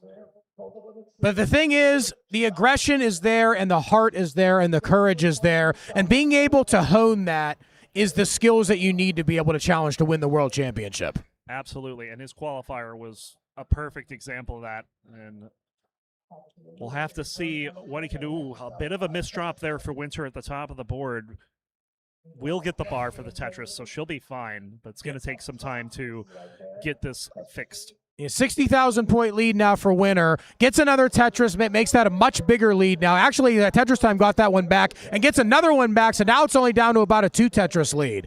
Down on the bottom, Critical Lapis 375, Tugi 392, so still relatively close there. Tugi's going to get another Tetris, goes to 39,000. Still relatively close regardless. Actually, both matches are pretty close. I would say 1 Tetris leads in both situations. Indeed, and Tugi will get another one there. Critical Lapis will fire back, and honestly, these paces for both Critical Lapis and Tugi, this is mid 600. We've seen an awful lot of 18 aggression in this tournament, too, where a lot of times you would think when players have the capability of going ham in the later speeds, a lot of times they don't want to get super aggressive and find out they're in a situation where they're playing 15 rows up the board just because it's 18. The fact that they have the mastery over both the lower and the higher speeds, that is still a very important part of this game. There's a reason we still start on 18 here. Indeed, and we actually saw that in the last set where we had an early top on 18, so I think Zro also had one in his match earlier, so yeah, 18 still important, not just because players top out on it, but also because the players are pushing each other to try to score as much as possible to do as many dangerous things as they can. And psychologically, if you go into the higher speeds with a significant deficit, you start playing more aggressively than normal. And whenever you took 18 too safe, sometimes it can come back to bite you. Yep. And speaking of leads here, Winter's come out to about a 3 Tetris lead over Tetris Time here. And on the bottom, Tugi up by 1 Tetris. We're approaching level 19. We are getting ready to go to transition. Only about 10 or so more lines for all of our players. Looking at the paces on the bottom, 562 and 585. Double 600 transitions. Very likely, if not definitely, incoming here. Yeah, this has been a masterclass for both Critical Lapis and Tugi on level 18. But with level 19, things will change. The speed will increase. And we'll see how the players handle the faster speeds. But misdrop for Critical yeah. Lapis. Not a dangerous one, but it could still hurt the pace. A J would be perfect here. And he's not going to get it, though. No. Improvising a little bit. Lombard dependency, though. It's low enough on the board, it shouldn't be an issue. But sometimes if you get droughted with one of those dependencies, your board can get turned into quick chaos in a hurry. So I will point out that all 4 games transitioned over 600K. That is beyond ridiculous, and that is CTWC 2026. Absolutely. I mean, yeah, absolutely. These players doing everything they can to get every advantage they can. And right now, Winter up by about 2 Tetrises. Tugi also up by about 2 Tetrises. Okay, almost Tetris ready now is Critical Lapis. Critical Lapis is Tetris ready. Tugi is still up by 68,000. Tugi is Tetris ready as well, waiting for a bar. Both players actually waiting for a bar. Drought, 20-piece drought, 30-piece drought actually. 34, 35. What is this freaking drought? 39, 40, 41, 40, 43-piece drought. The bar finally comes a little bit too late. However, the board is still super clean for Critical Lapis. 40, 41 bar should be coming anytime soon. Yeah. Tetris Critical Lapis. All right, and Tugi will get the bar down. 688 Critical Lapis, 775 still for Tugi. Up on the top, 806 winner, 765 Tetris time. So now opening up a little bit of a slight lead as winner. Winner's going to get another Tetris. Winner now at 835. Tetris time in a bit of a dig here, so that lead is going to grow even more. And on the bottom, Tugi still trying to clean this up. Still has the lead, but Critical Lapis is going to bite into it a bit. 777 to 814 down on the bottom. Upper is 871 to 787. Tetris ready winner. Tetris ready for the center well. And another drought forming now. 20 pieces Tetris time. 20 pieces also winner. Center well Tetris. Only going to be able to get one. Back-to-back bars came, but the well was not. Oh, no. Winner's in a little bit of trouble. Winner needs to get something over that right side. Oh, that's a nice placement right there to be able to save that board. Bar down the middle. Perfect there for winner. But winner is getting into another little bit of a dig. And actually still a slight dig as well for Tetris time. But still a 60,000 point lead for winner. So winner is still in good shape as long as winner can get out of this without a misdrop. Yeah, fortunately for winner, Tetris time was also in a dig at the same time and didn't really have the ability to take advantage of winner's situation. On the bottom, Tugi very close to the max out. 888 for Critical Lapis. Critical Lapis recently got back-to-back Tetrises, but Tugi is not letting up at all here and is still clean and Tetris ready with a nice double well. Another Tetris. Tugi gets the max out at level 26. Oh, getting up a little bit high as winner. Nice O piece to be able to save that. But we got a little bit of a mess here for winner. And Tugi is clean. Oh, nice O to be able to try and save that side. Winner in trouble is going to hang him out. Oh, no. And look, that was almost dead tied. 200-point lead, but getting that next piece. TT, Tetris time, takes game number 1. Now back down to the bottom, 908 to 1.089 for Tugi. Tugi with a 180,000-point lead. And we're getting ready to go into 29. Tugi has got to make sure that go into 29 clean because Winter is clean, and Winter definitely has the capability to chase, and Critical Lapis definitely has the ability to chase this down. And he'll go into 29 a little high, but it's going to be okay. Oh, maybe not. Oh, no, Tugi hangs that bar. This is Critical Lapis' chance. Top out at 1111. You need 1112. About 112,000. There's the Tetris Critical Lapis. 2 more Tetrises will do it. Critical Lapis trying to get set up again. We are also in line-out territory as well, so we'll see if that is something that he chooses to do or if he's going to go aggressive here. Nice long bar flat. We are 57,000 points to go. Can definitely line this out. Does not need to do anything super aggressive. Gets it under 50,000 points. And today, I feel like the level 29 chase downs have been precarious. So we'll see if Critical Lapis can get this going. Okay, now one Tetris will do it. A line out is still good, but one Tetris will do it. 36,000 points remaining. Oh. But he gets it open up. Nice triple to save that. There we go. Triple. Half a Tetris is all he needs. Looks like Critical Lapis is just playing it safe, doing exactly what you need to do here. Yep, the consummate professional going to line this out.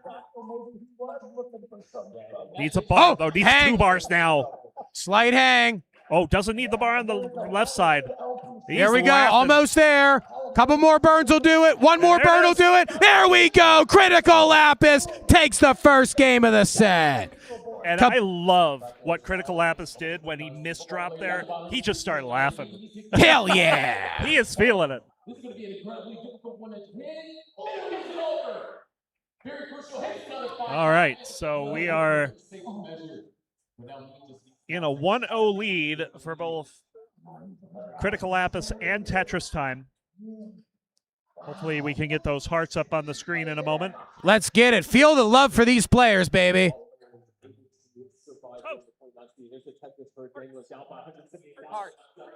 Tetris Time and Critical Lapis.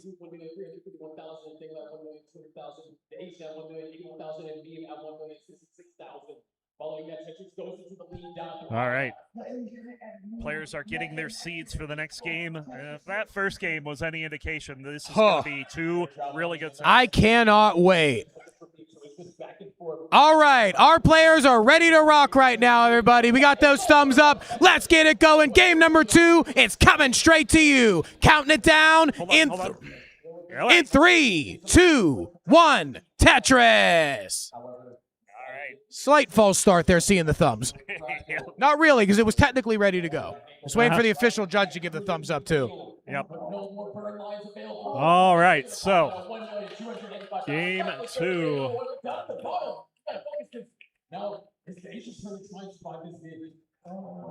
Look at this opening drought for Critical Lapis and Tugi, but they both have a little trouble with it. And so me, gonna take game number 1. So both of these matches. Tetris Time living up to his name right now. Indeed, because it is Tetris time here on a Saturday in Pasadena. It is, but also because he hasn't burnt yet, but he finally will take a burn there. I mean, some of the transitions we see from players, we were talking about last game, going with maximum aggression on level 18, it's actually becoming more common than you think it is. Absolutely. So, on the bottom, Tugi with an early lead, but both players with clean boards. We're going to be ready to start game 2 for both sets at the same time. And up top, close game there. Half a single separating Tetris Time and Winterra right now.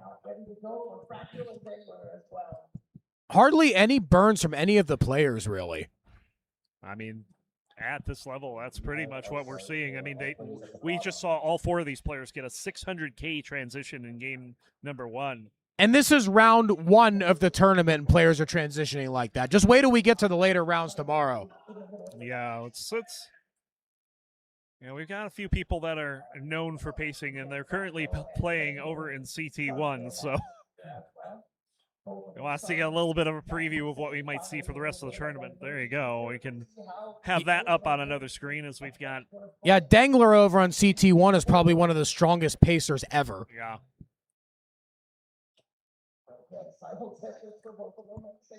So, another Tetris for Tetris Time. Winter looking for a bar to reply, and we'll get it. Now needs to get the well open. Would love a J-piece. Instead finds the C-piece. Good burns. Nice flat placement. Tugi looking for a bar here. There it is. Tetris for Tugi. Critical Lapis had to start burning. So Tugi will take a bit of a lead here.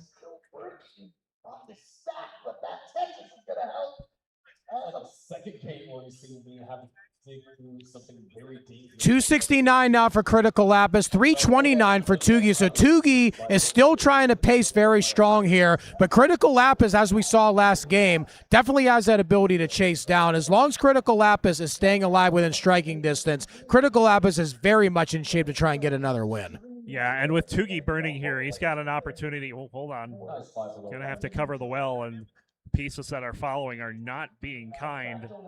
Nice flat burn, though. There's a nice long bar flat there. Up on top, 351 to 357. Pretty neck and neck up there. Indeed. Winter in the lead for now. Tetris Time very high up on the board. Takes the triple and then gets the Tetris. 381 to 357. Another Tetris for Tetris Time, 404. Score not found. The Tetris time's got to say otherwise because that score is right in our face. Both scores are right in our face. We had 404 not found on both of them. So they're saying, yeah, we found it. Yeah, we found the score.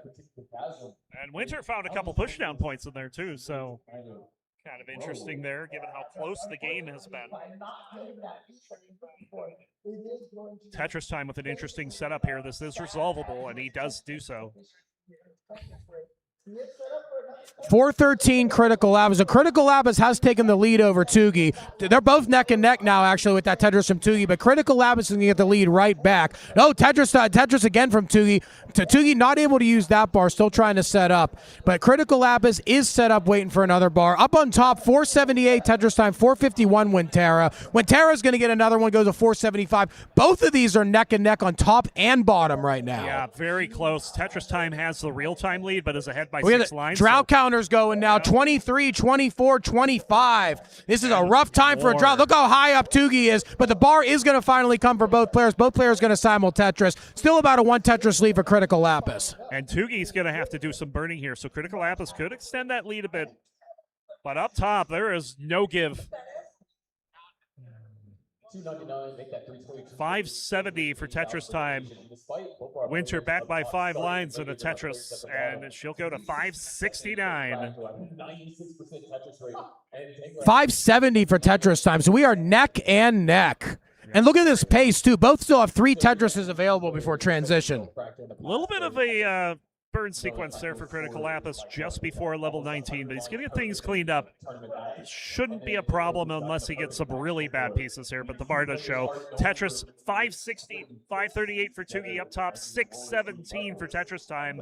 Winter could be a little better than that if she can get a bar, and she does. There we go, 638. And look at the bottom. Both players like simul transitioning almost, and both players right now still neck and neck.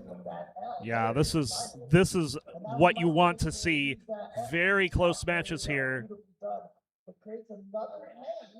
There's another Tetris Critical Lapis. Tugi 588. Oh, I don't think it's super dangerous, but it's going to hurt the pace a little bit. Tugi now down 70,000 against Critical Lapis. Tetris time currently 79% Tetris rate, 78% Tetris rate for Wintera. Tugi gets the right side open. Boom, Tetris for Tugi. That was a great sequence for him. Oh, he misdrops a square, though. Oh, nice long bar flat for Tetris time to fix that up. Gets another Tetris, 757. Has a slight lead over Wintera right now. And Critical Lapis is just extending his lead over these little mistakes from Tugi that are adding up in a hurry. But he's got the board clean, just looking for a bar to try to keep himself within arm's reach of Critical Lapis and maybe take this on the kill screen. 786 Wintera, 844 for Tetris time. Tetris time's going to get another Tetris, 874. 861 to 770 now for Critical Lapis and Tugi. Yeah. There's another Tetris Critical Lapis, 891. Winter there had a really awful left side, but got it fixed pretty quick. But now it's the right side that's a concern because she had to cover the well. She's going to have to do, she gets out of it, just needs a bar. There's the Tetris for Winter. 852 to 912, and another Tetris time, 943. A little bit of a hang right there for Critical Lapis. I don't think that's going to hurt him much. He gets a flat bird to get out of it. Yeah, great play from Critical Lapis to fix that mistake. 963 Critical Lapis, 66,000 point lead. We are getting deeper now into level 19 speeds. We only got a little less than 30 lines before we get to level 29. That's where the real speed kicks in for these players. Tetris time gets a couple holes, but that's not going to stop him from getting a Tetris. There's the max out for Tetris time and Critical Lapis both. Winter and Tugi just behind him. Tetris for Winter into the max. There's the max out for Tugi as well. Oh, Critical Lapis did not go for the double tuck there with that T. I think Critical's waiting for it. Gets it. There we go. There's a double tuck. Try and tuck that one in. I think it should be good. 1.045 to 1.035. We are neck and neck down on the bottom. 1.025, 1.033. Neck and neck up on the top. We got a little bit of a messy board now for Tetris time. Tetris time is in trouble. Only has 5 more lines before transition. You got to get this cleaned up. Have to get this cleaned up. A bar or a J. Gets the J. And he's into 29 at 1,045,000. Wintera, however, getting into a little bit of a slight dig of her own right now before we get to 29. Yeah, that drought kind of hurt both players. 28. There, Put the party down the middle for the Tetris. Oh, no. Critical Labs in a little bit of trouble. Wait, Critical Labs might have a chance to get out of this here. 1.166, get the bar over to the side. There we go. 1.1669, 1.197 over there for Tugi. So Tugi has still got a Critical Labs. His board starting to fall apart. That's going to be it. We're tied 1-1 on the bottom. And Tetris time's going to be done on the top as well. Winter is in a short chase down. She needs one more line, and there it is. All right, 1-1 for both boards, baby. More Tetris, you got it. Hell yeah. Absolutely, and after what I've seen in games 1 and 2 between these 4 combatants, I want to see dual game 5s because this is This has just been fun. Bring it on, HYPE. Bring the hype. That center well for Critical Labs though almost saved the stack. So players get their scores recorded and then they'll get new seeds.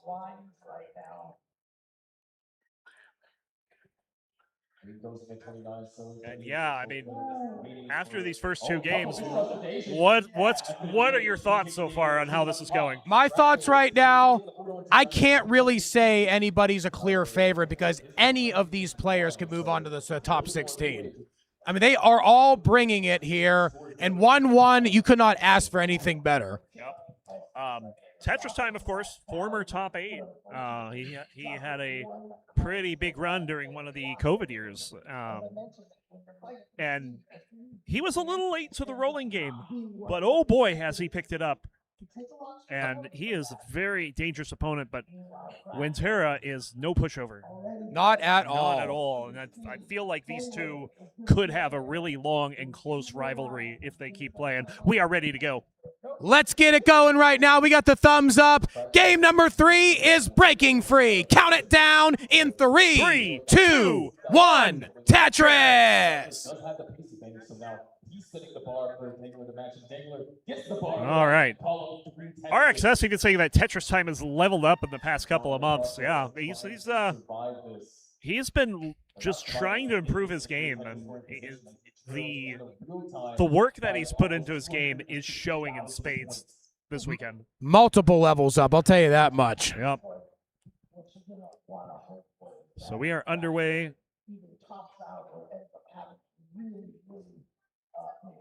Playing a game of chicken. Who's going to take the first burn? It's going to be Winter.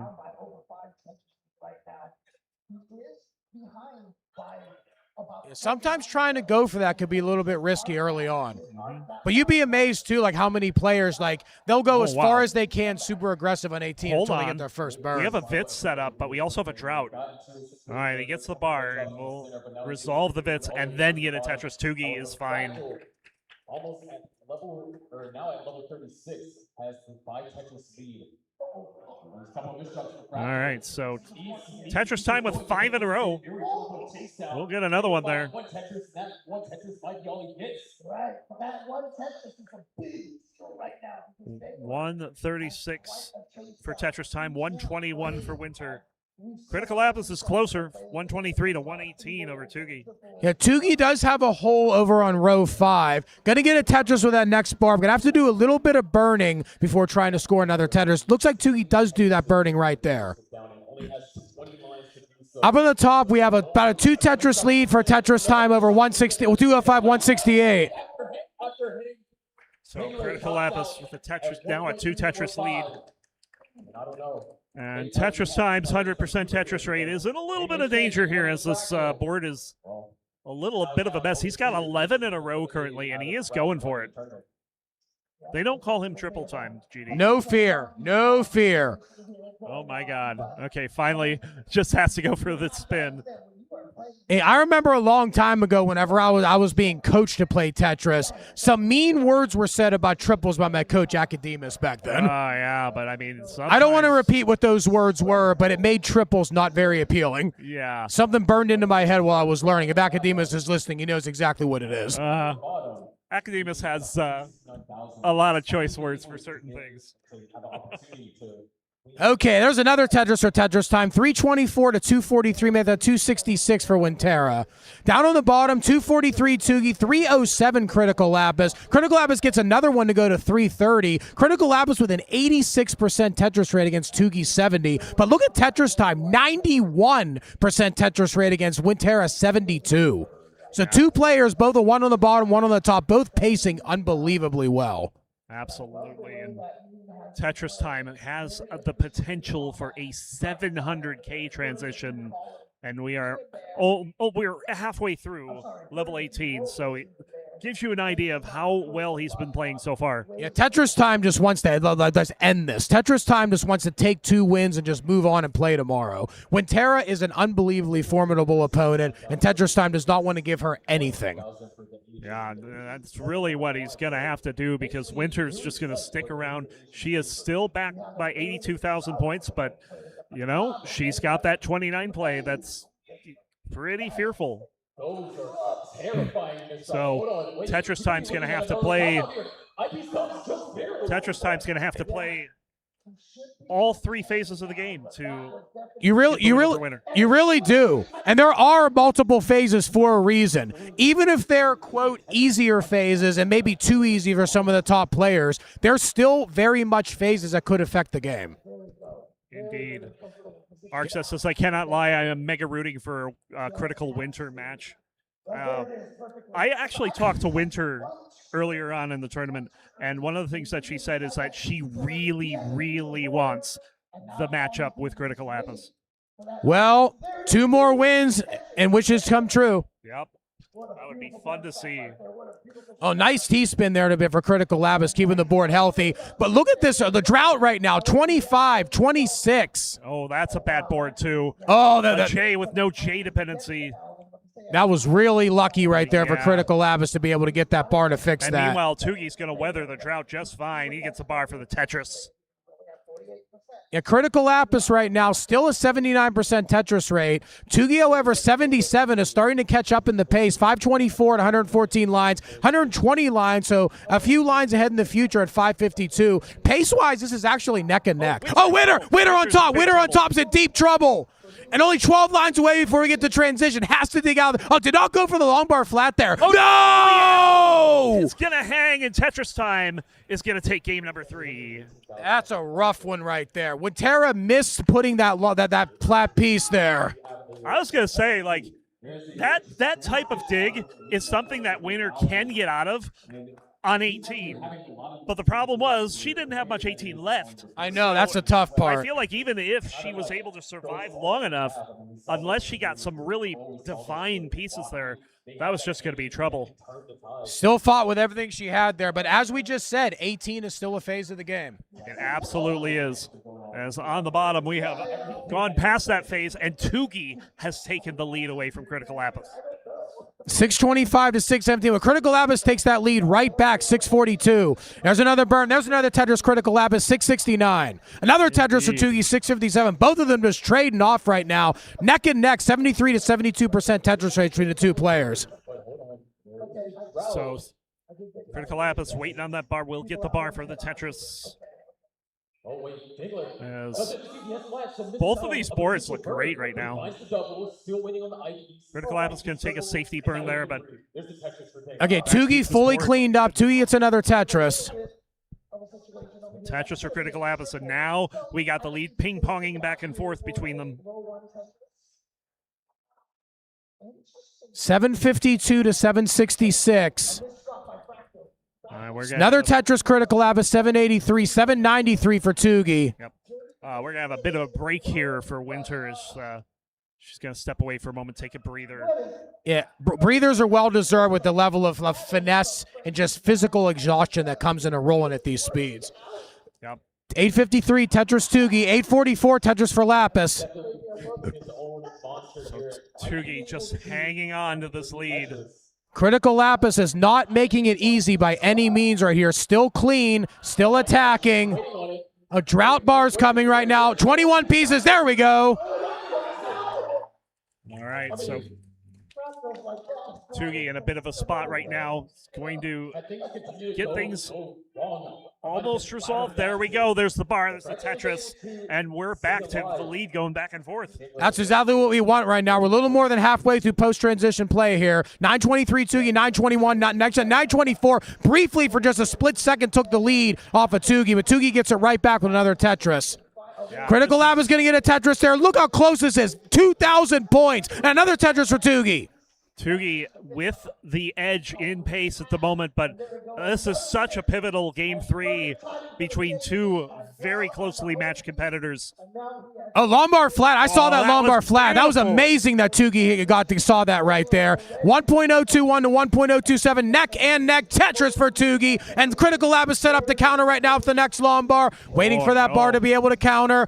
Not getting it yet, though, but the board is still clean. Tugi, meanwhile, also trying to get another Tetris back on the board. 1.091 to 1.066, so less than a Tetris separating our players, and we are almost ready to go to level 29. And we are ready to go up on top as well as Winterra and Tetris Time enter game number 4. But we are in level 29 on the bottom. Critical Lab is in at 1,110,000. Tugi still has a Tetris available. We'll go in at 1,169,000. All right. There we go right now. Tugi gets another Tetris, 69,000 point lead. A diving board there for Critical Lapis, but it's going to get it cleaned up quickly. Getting it down. These are pretty good stacking buff. Both our players. Looks like Tugi's trying to build up a little bit more aggressively here. Critical Labs is trying to keep it a little bit safe. Tugi does have a significant lead of about 130,000, though. Tugi getting the right side open, but he's going to have to close it down again. He does get Tetris ready, but we're in the middle of a drought. 18, 19, 20 pieces and counting. He just takes the triple. It's a little bit dangerous right here. 140,000 point lead, though, for Tugi. Oh, Critical Labs is trying to attack here. Gets another Tetris. Critical Labs setting up for another one. There's another Tetris. Critical Labs 1.243, but Tugi answers back with another one, 1.348. This is a big game here. 1,389,000 for Tugi now. 142,000 point lead over 3 Tetrises, but Critical Lapis is not saying die. Oh, no, missed that barely, but just low enough to be able to save it. 95,000 point lead for Tugi. We're still going up level 33 for Tugi, level 34 for Critical Labs. So not only does Tugi have the lead, Tugi also has more lines to work with. Oh, there's a little bit of a misdrop there for Critical Lapis.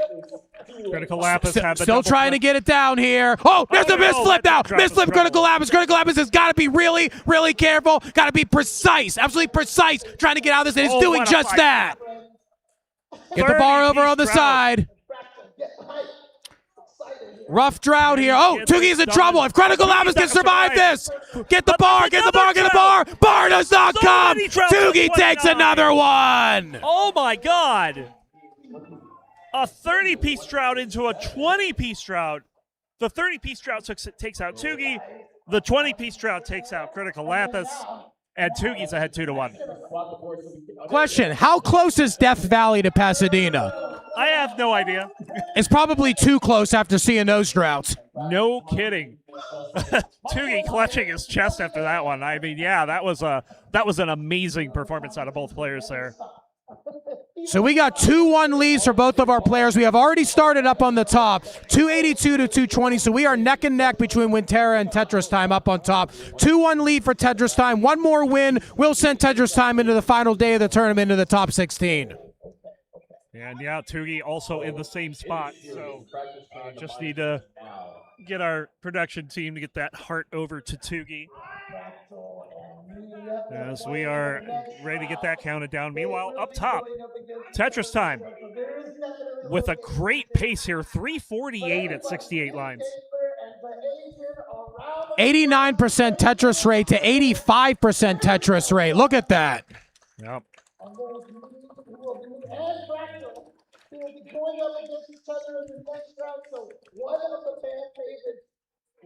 373 to 371. We are still neck and neck right now between these two players. However, Tetris Time is on match point. Setting up a spin or a tuck right here. Gets another Tetris. Waiting for an S to be able to spin or be able to get the J to tuck. Does get the J to tuck. Looking for another J tuck, actually, and does get it. 416 to 419. Another Tetris for Tetris Time. And we are Tetris ready as well for Winterra. Yeah, another close Winterra gets another Tetris, 441 to 439. Neither player really conceding anything right now.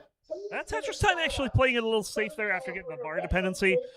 Did get the bar very quickly, but he's clean already. There's another Tetris here.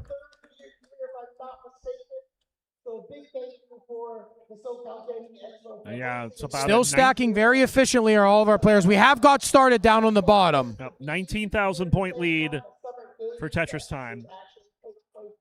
Tugi having a bit of a rough start here compared to Critical Lapis.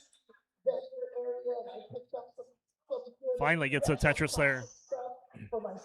Yeah, honestly, if Tugi ends up pulling this off, this would actually be a fairly sizable seed upset of 23/10. Yeah, I would agree, but I feel like Tugi has played very well here.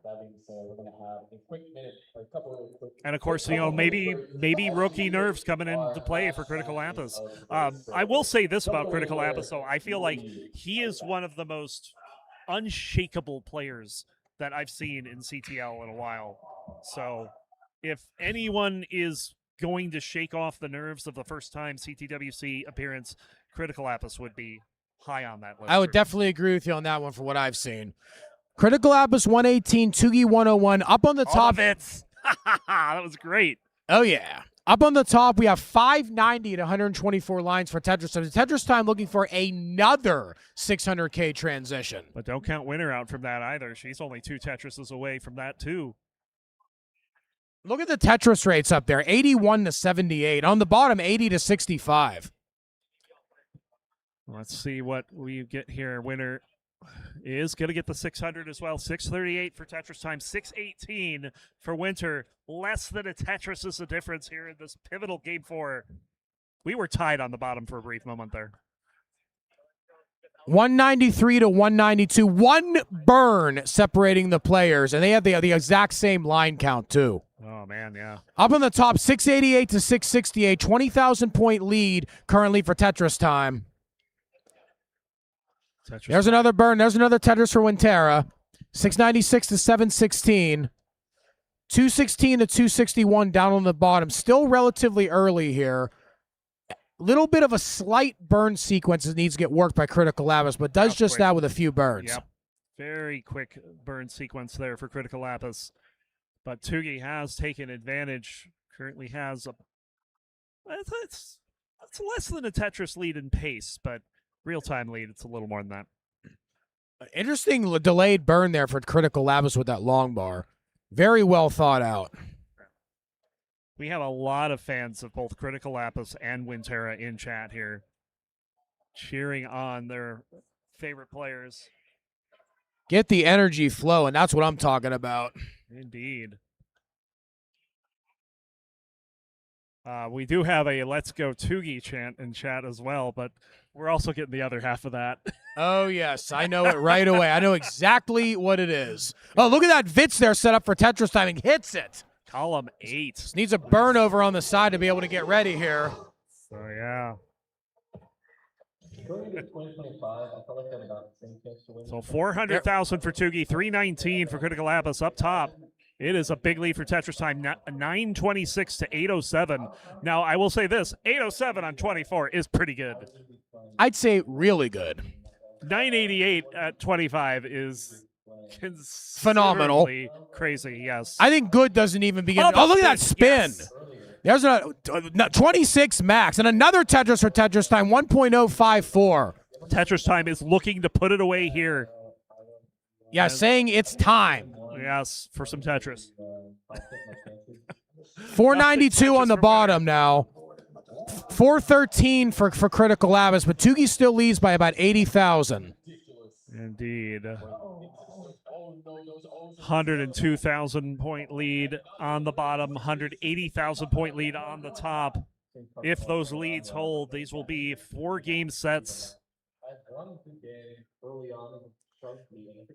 Max out on top for Winter, but almost a 1.2 for Tetris Time now. And there's another Tetris, 1.226. Yeah. This is an amazing game for Tetris Time. Not as good as this qualifying game, but 1,264,000 into level 29. Wants to end it now. Yes, Winter will be back by about 160,000 points entering transition. She's got the 1 million. Oh, look at that tuck from Tetris time. Do you see how precise you had to be to hit that? Very little margin for error on these speeds. 1.317 to 1.134. A little bit of a slight issue for Winter. Oh, double dependency. Nice right there. Getting the L followed by the bar. Perfect. Okay, Wintera's ready to attack. There's another Tetris Wintera. Before you could finish saying double dependency, both of them were filled. You know it. 1.185 to 1.334. Tetris time is still fully clean. Oh, hold on. Okay, there we go. Good burns for Tetris time. Because Tetris time has such a big lead, Tetris time can afford to play safe there. Winter, though, is... Winter's in a little bit of trouble. Oh, gets it all the way over. Winter is still a lumbar dependency. Gets the bar to be able to fix it. Only down by about 120,000 now. Wintera's starting to close the gap. And Tetris time, though, is set up, but that board is spiky as heck. We'll get the Tetris, but now it's going to be in cleanup mode at the 1.4. Okay, Tetris time, trying to get this down right now. Not fully clean. The right pieces come, should be okay. Right pieces did come, and Tetris time is okay, but still 120,000 point lead right now for Tetris time. And it ups it again with a Tetris, 160,000 point lead. Wintera has to go aggressive, does just that, gets another Tetris, cuts the lead back down, only 120,000 points. 1.4 for Tetris time, 1.3 for Winter. Winter setting up again, looking for a bar. Must attack here. Must attack. It does just that. Has to, might have to even try to set up dirty here because Tetris time is not letting up. But gets another Tetris, brings it back up to about 110,000 point lead. Still about 2.5 Tetris. Oh, that bar hang right there. That could be a little bit dangerous. Tuck. Get it all the way down. Has to get that down right now. Oh, go left well. Could go left well right now. Gets the left well. Tetris time. That may be the dagger right there because we have a major dig situation coming up for Wintera. Another misdrop followed by another one. Tetris time takes it down and is going to the top 16. Hell yeah. For Tetris time as well. Run it up. Come on. Let's finish it here. In the 39, 1.652. There's a fist pump right there. I'm feeling the energy. Hell yeah. Hell yeah, indeed. Meanwhile, we have a close one on the bottom. 872 for Tugi, 866 for Critical Lapis. Super close right now, and we're about halfway through the post-transition play here. Critical Lapis is ready and set up to try and score a Tetris. Gets another tuck, followed by a Tetris there. Critical Lapis 898, Tugi 904. Here we go. We'll get them on the big screen here as Critical Lapis playing for tournament life. Tugi looking to move on to the round of 16. Misdrop right there for Tugi. It's going to get a Tetris, but it's going to have to burn this down. Yeah, it is low enough, but this will enable Critical Lapis to try and erase some of that deficit because Critical Lapis is clean and is only behind by slightly over a Tetris. Gets it back right there. We are separated by 5,000 points, and we are ready to go to 29 in just a few more Tetris levels. Both players maxing out here into 27. Another Tetris for Tugi. 1.041 to 1.003. Tetris Critical Lapis 1.046 takes the lead. Yeah, this is a real-time lead, but the pace lead is with Tugi, but it's not by much. Another Tetris for Tugi. Tetris rate's super close. And we got a drought forming right now. This is a bad time for a drought to form. Bar did come before it got too much deeper, though. We are right at the level 29 transition. 2 more lines for Critical Lapis. He's looking for a long bar to get a Tetris into, but he's just going to take the double. 1,058,000. Tugi already at the 1.1. Uh-oh. Critical Lapis is in a little bit of a situation. Is okay, though. Critical Lapis getting things. Oh, got him. Oh, dependency here for Critical Lapis. Oh, gets the bar just in the next time. Gotta get the bar all the way over. We got it. Tugi still leads by 60,000. Critical Lapis just trying to get things cleaned up. That dependency on the left, though. Wow, the double. Got the J. Needs another J dependency filled in by the bar. Only 60,000 points still separating these players. Tugi has. Oh, no. There's some control right there. Got it over, though. Still digging. And Tugi is clean. Ready to keep attack. Oh, there's a misdrop for Tugi. Misdrop. Oh, no. Get it all the way down. Tugi is not chased down for Critical Lapis. 1.188 is Critical Lapis's target. Has to get out of this dig first, though. Must get out of this. Oh, no. Come on. Get it out. There's the flat piece. 35,000 more to go. Get it down right now. The dirty Tetris! Like a BOSS boss! Critical Lapis forces a decider. Hell Are you yeah! kidding me? We're going to game 5. Wow. That was feeling very dire for Critical Lapis, down by over 6 digits in that one. But then just a slowdown from Tugi on 29, and then Tugi was ready to strike the dagger, but never got the bar. That was so close all the way up till that. Even with as close as it was, the fact that Tugi and was only separated by 60,000 points from Critical Lapis about halfway through post right there in level 29, it just left the door wide open right there to be able to get that and to be able to finish it with a dirty Tetris. Oh, I didn't even see that coming. That is authority right there. Yes. So we are going to a game 5 between these two competitors, and this has been a joy to watch. I hope you're all enjoying that at home, because this is in person is amazing. Hey, people in the chat saying I'm more hyped than UFC. That's what I want. Bring the energy here to Classic Tetris. Yep. All right. Decider, Critical Lapis, and Tugi. Yeah, and you all talking in the chat too. Sharky is one of my biggest inspirations as a restreamer, by the way. One of the goats of this community as far as restreaming goes. So we're just waiting on Possum to give us the ready to go as the players are taking a short break before this final deciding match. And you know what? They deserve it. This has been a crazy set. There's been lots of 29. There's been really close games, some of them the whole way. I mean, this is what you want to see in a match here at CTWC. Unquestionably, and if the other games were any indication, I think we're going to see some major fireworks in this one. Absolutely. We are ready to go. Let's go ahead and count them down for the decider. Game number 5 comes alive, and it's starting now in 5, 4, 3, 2, 1. Tetris! A little bit of a fumble there, but this ain't football. Yeah, I usually just count down from 3, but a lot of people like counting down from 5 in a decider, which makes sense. So, but yeah, a lot of long bars here in the early going before they're even thinking about getting set up, but they got there in different ways, but they're now back to the same board. This is what we want to see right now. The biggest thing, the most important thing is we don't want to see anybody have any early top out. We want to see this go all the way, make the other player earn it, whichever one wins here. I gotta say, like, it was kind of funny how that start went, because there were so many similar pieces. They took different paths to get to the same board, and then we're just playing mirror Tetris for like another 10 pieces after that. That's what I love too. We got a slight dig early on for Critical Lapis. It's not going to be much of a dig because the pieces are coming, and he has got it open up again.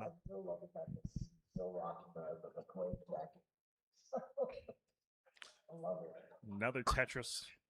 Critical Lapis. 2 back-to-back bar scoring there. Tugi, however, is continuing to answer 140 to 98. Still early days in this one, but Tugi has continued this amazing 18 play. 86% Tetris rate. Almost every game this entire set, Tugi has been like 80 plus in level 18. Yeah, this has definitely been a showcase on 18 for these players. Critical Labs is laughing over there. I don't know at what, but but he's got a weird board at the moment. Gonna want to fix that in short order. Gets the T, so he should be fine. Couple good tucks here. 185 Tugi, 148 Critical Lapis. Yeah, it seems that Tugi also was not a fan of those pieces, as he also had to do a little bit of a dig, but Critical Lapis can't get a long bar for the Tetris here, so piling up the delayed burns on the right. Gets another bar to be able to score 174, 233. Tugi now up by about 60,000. Tugi is playing very strongly here in this game, potentially looking at a mid-600 transition if he keeps this pace up. But now we got a drought coming, 20 pieces and counting. They both get the bar. There's another Tetris Tugi, 281, 221 now for Critical Lapis. I like what Tugi's setting up here. He needs a J. He doesn't get it, though. That does work well, too, actually, being able to get that L in. Yeah. But he was trying to set up he had some really awful pieces, so he tried to save it by setting up a delayed Vitz, but didn't get the J to actually get it set up. Actually, look at this. The entire deficit has been erased by Critical Labs. Critical Labs is actually ahead by about 1,000 now. Yeah. And that's just basically on the back of Tugi having to do a small dig. They're both back into a clean board. Tetris for Tugi and another one. Still getting a few more burns down here to be able to clear the board back up as Tugi. Tugi does just that. Critical Labs gets another Tetris back to neck and neck here. 380 points. And separated by one line, too. Yep, 380 points is the difference between two singles and a double. This looks a little bit slightly messy for Critical Lapis, though. Actually, a T-Tuck would be really good over on the left side and make it not real. Oh, that Tuck works as well. Yep. Just needs to clean up that middle there. Meanwhile, Tugi in a drought as well. Waiting on this bar. Bar shows up. He gets the Tetris. Another Tetris as well. And Tugi. Oh, wait. Critical Lapis is going for the center well dirty. Looking for the bar. Where is the bar? Takes the safety double. Oh, that is a rough piece right there with that S. He's fine, though. There we go. One of the worst feelings in Tetris is when a piece comes and you have nowhere to put it, and you just know the dig is coming. But in that case, that was masterfully executed by Critical Lapis. Yeah, that was very good. Getting out of that. Keeping himself competitive, only backed by a Tetris and change against Tugi here, who is looking to try to close this out in 5. But you know what? Critical Lapis looking to do the same. No fear. No fear at all. Only separated by a little less than a Tetris are both players right here. There's another Tetris for Tugi. 481, 441 now for Critical Lapis. Make that 463 with another score. Interesting hang. Oh, actually a T-Tuck will work there. Ends up doing the T-Tuck. Another T-Tuck. There, another masterfully stacked sequence there for Critical Lapis. Indeed. Currently 39,000 points is the lead for Tugi as we're approaching level 19 in our final game in this round 1 matchup. There we go. Another 551 Tugi. Now, Tugi still has 2 more available as well. Yep, still on pace for 600. Well, maybe not. Oh, going all the way left instead of going flat over there. Interesting setup here for Critical Lapis. Critical Lapis just going to burn in at 519. And gets things cleaned up. 598 for Tugi. 547 Critical Lapis. We are now on level 19 speeds. Decider time. Winner goes to the top 16. All right, 601 to 549. Another Tetris for Critical Lapis, but Tugi answers right back. No fear right here from either player. There's another Tetris there for Critical Lapis, 601. Yeah, these players are playing this tight, too. Like, this is some really good stacking here on 19 speeds. Oh, that was a little close one there for Tugi. Tugi's got a slight mess here, but nothing dangerous. Yeah, Tugi didn't realize the misdrop in time to try for the Tugi spin. Yeah. Does have the board in relatively okay position to get out of the dig and still has the lead. Yep. Oh, Critical Lapis takes one of those Tetrises back. Is only a little over a Tetris behind. And a much cleaner board, too. Tugi is clean now, though. He'll get the Tetris for Critical Lapis, but Tugi will answer back. He still has a 36,000-point lead here on level 22. Yeah. He got a mess for Critical Lapis, actually, though.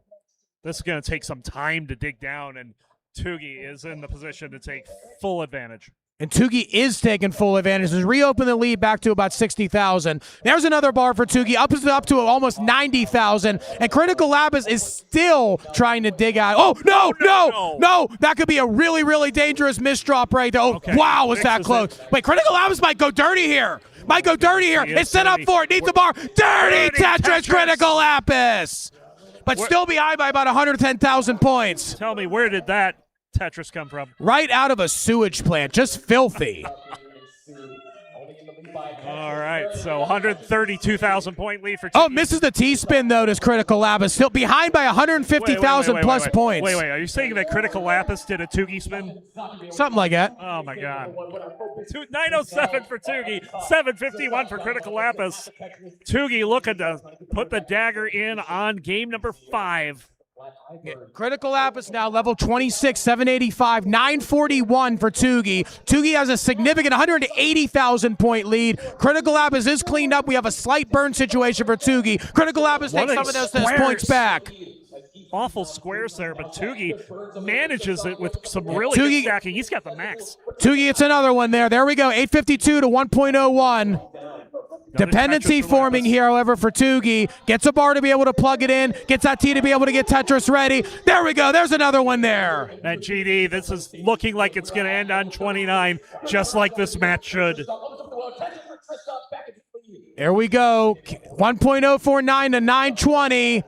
Oh, Tugi with 2 dependencies. Gets them both filled. Gets a bar for the Tetris. Has one more before 29. Critical Lapis with 1 line before 29. He'll max into level 29. All right, here we go. Critical Lapis down the bottom. But we're going in 1.1 for Tugi. 115,000 point lead at a Tetris there. 4 Tetrises ahead now. Here we go. Tugi gets another Tetris. 1.199. 183,000 point lead. Tugi is authority right here. Yeah. Critical Lapis is not going quietly here, though. Yeah, Tugi is very low here. Getting it down. Oh, Critical Lapis is set up. Tetris Critical Lapis 1.064. Needs to go full aggression right now. There's another Tetris for Tugi 1.29. Yeah, Tugi's going full aggression, and he's up by 5.5 Tetrises. And another one for Tugi, 1.33. This is an absolute clinic from Tugi. This is great 29 play for both players, really. Oh, Tugi, slight burn. Nowhere to really put that piece, unfortunately. Oh, nice be able to play it down. Tugi's getting it back down. Critical Lapis getting into another dig. Misdrops that O piece. Critical at 1.195. Has to try and dig out of this. Tugi's also in a dig. Critical Lapis trying to get out of this. Does a little bit of a sacrifice there, but is getting this cleaned up. Still fighting here, but Tugi is still up by a lot. Level 34, time running out. 1,375,000 to 1,000,000. No, there's a hang. Critical Lapis has a chance. Critical Lapis has a chance. 147,000. No, there's a hang right there. No. Come on, get it down. Tuck it over. Time is running out. Still has time. 3 Tetrises, 1,375,000 and a still has time. Come on, Critical Lapis, take a few burns right now. There's a bar right there. It's not a Tetris, unfortunately, but if this can get cleaned up, full aggression may have an outside chance. Burn. Get it down. Only 15 lines left. 3 Tetrises or 2 and change. That change includes a triple. Oh no, this is running out of time. Gotta go super dirty here. Gotta go. I don't know if there's gonna be enough runway. Don't know if there's gonna be enough runway here. And there's a drop. That's gonna be it. Tugi moves on to the top 16. Hell yeah! Tugi sucks. Tugi just performed a clinic on level 29 in game number 5.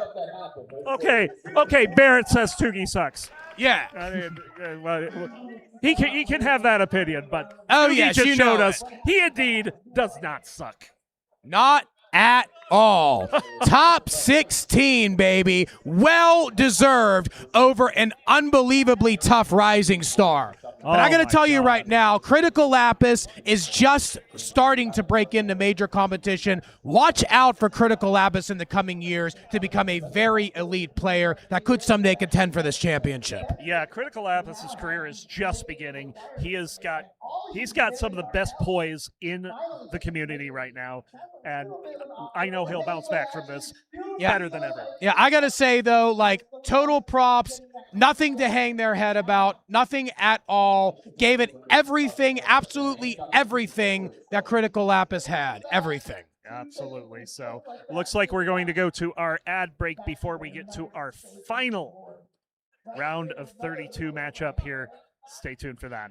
Hey, such an honor commentating you today, Ronkley. You know it. Absolutely. Hell yeah.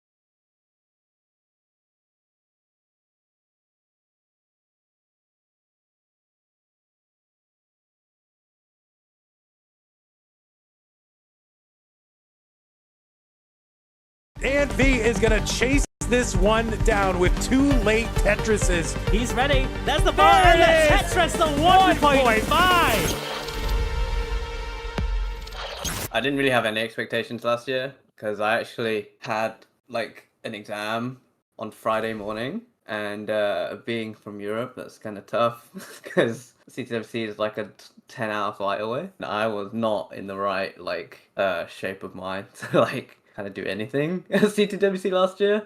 In addition to that, last year, generally, was just pretty bad throughout the whole of 2025. So I wasn't really expecting to beat Dengler. The fact that it even went to a decider in the first place I was pretty happy about. I got 2 decent wins over there. And in the end, even if I had beaten him in that decider, the next game was Alex T anyway. I didn't really have anything to complain about at the end of it. I was kind of zoned out a bit from Tetris in general. I was literally just coming in to play a Masters every month, and that was literally it. I was not playing outside of a tournament. But going into CTUK, even though I did kind of just get swept out, it was the Evesy who kind of shocked the whole tournament anyway. Player. She's improved so much over the last 6 months, a year or so, which I'm glad as well, because the last few years it's literally just been me and SV at CTUK, and I feel like Evesy coming in, going to CTWC, it just makes our whole UK scene just that little bit stronger, which I'm happy about, even if it means that my own performance suffers. It's at my expense, right? So no hard feelings, it's all good. For the calendar year, Austria is the first one of the year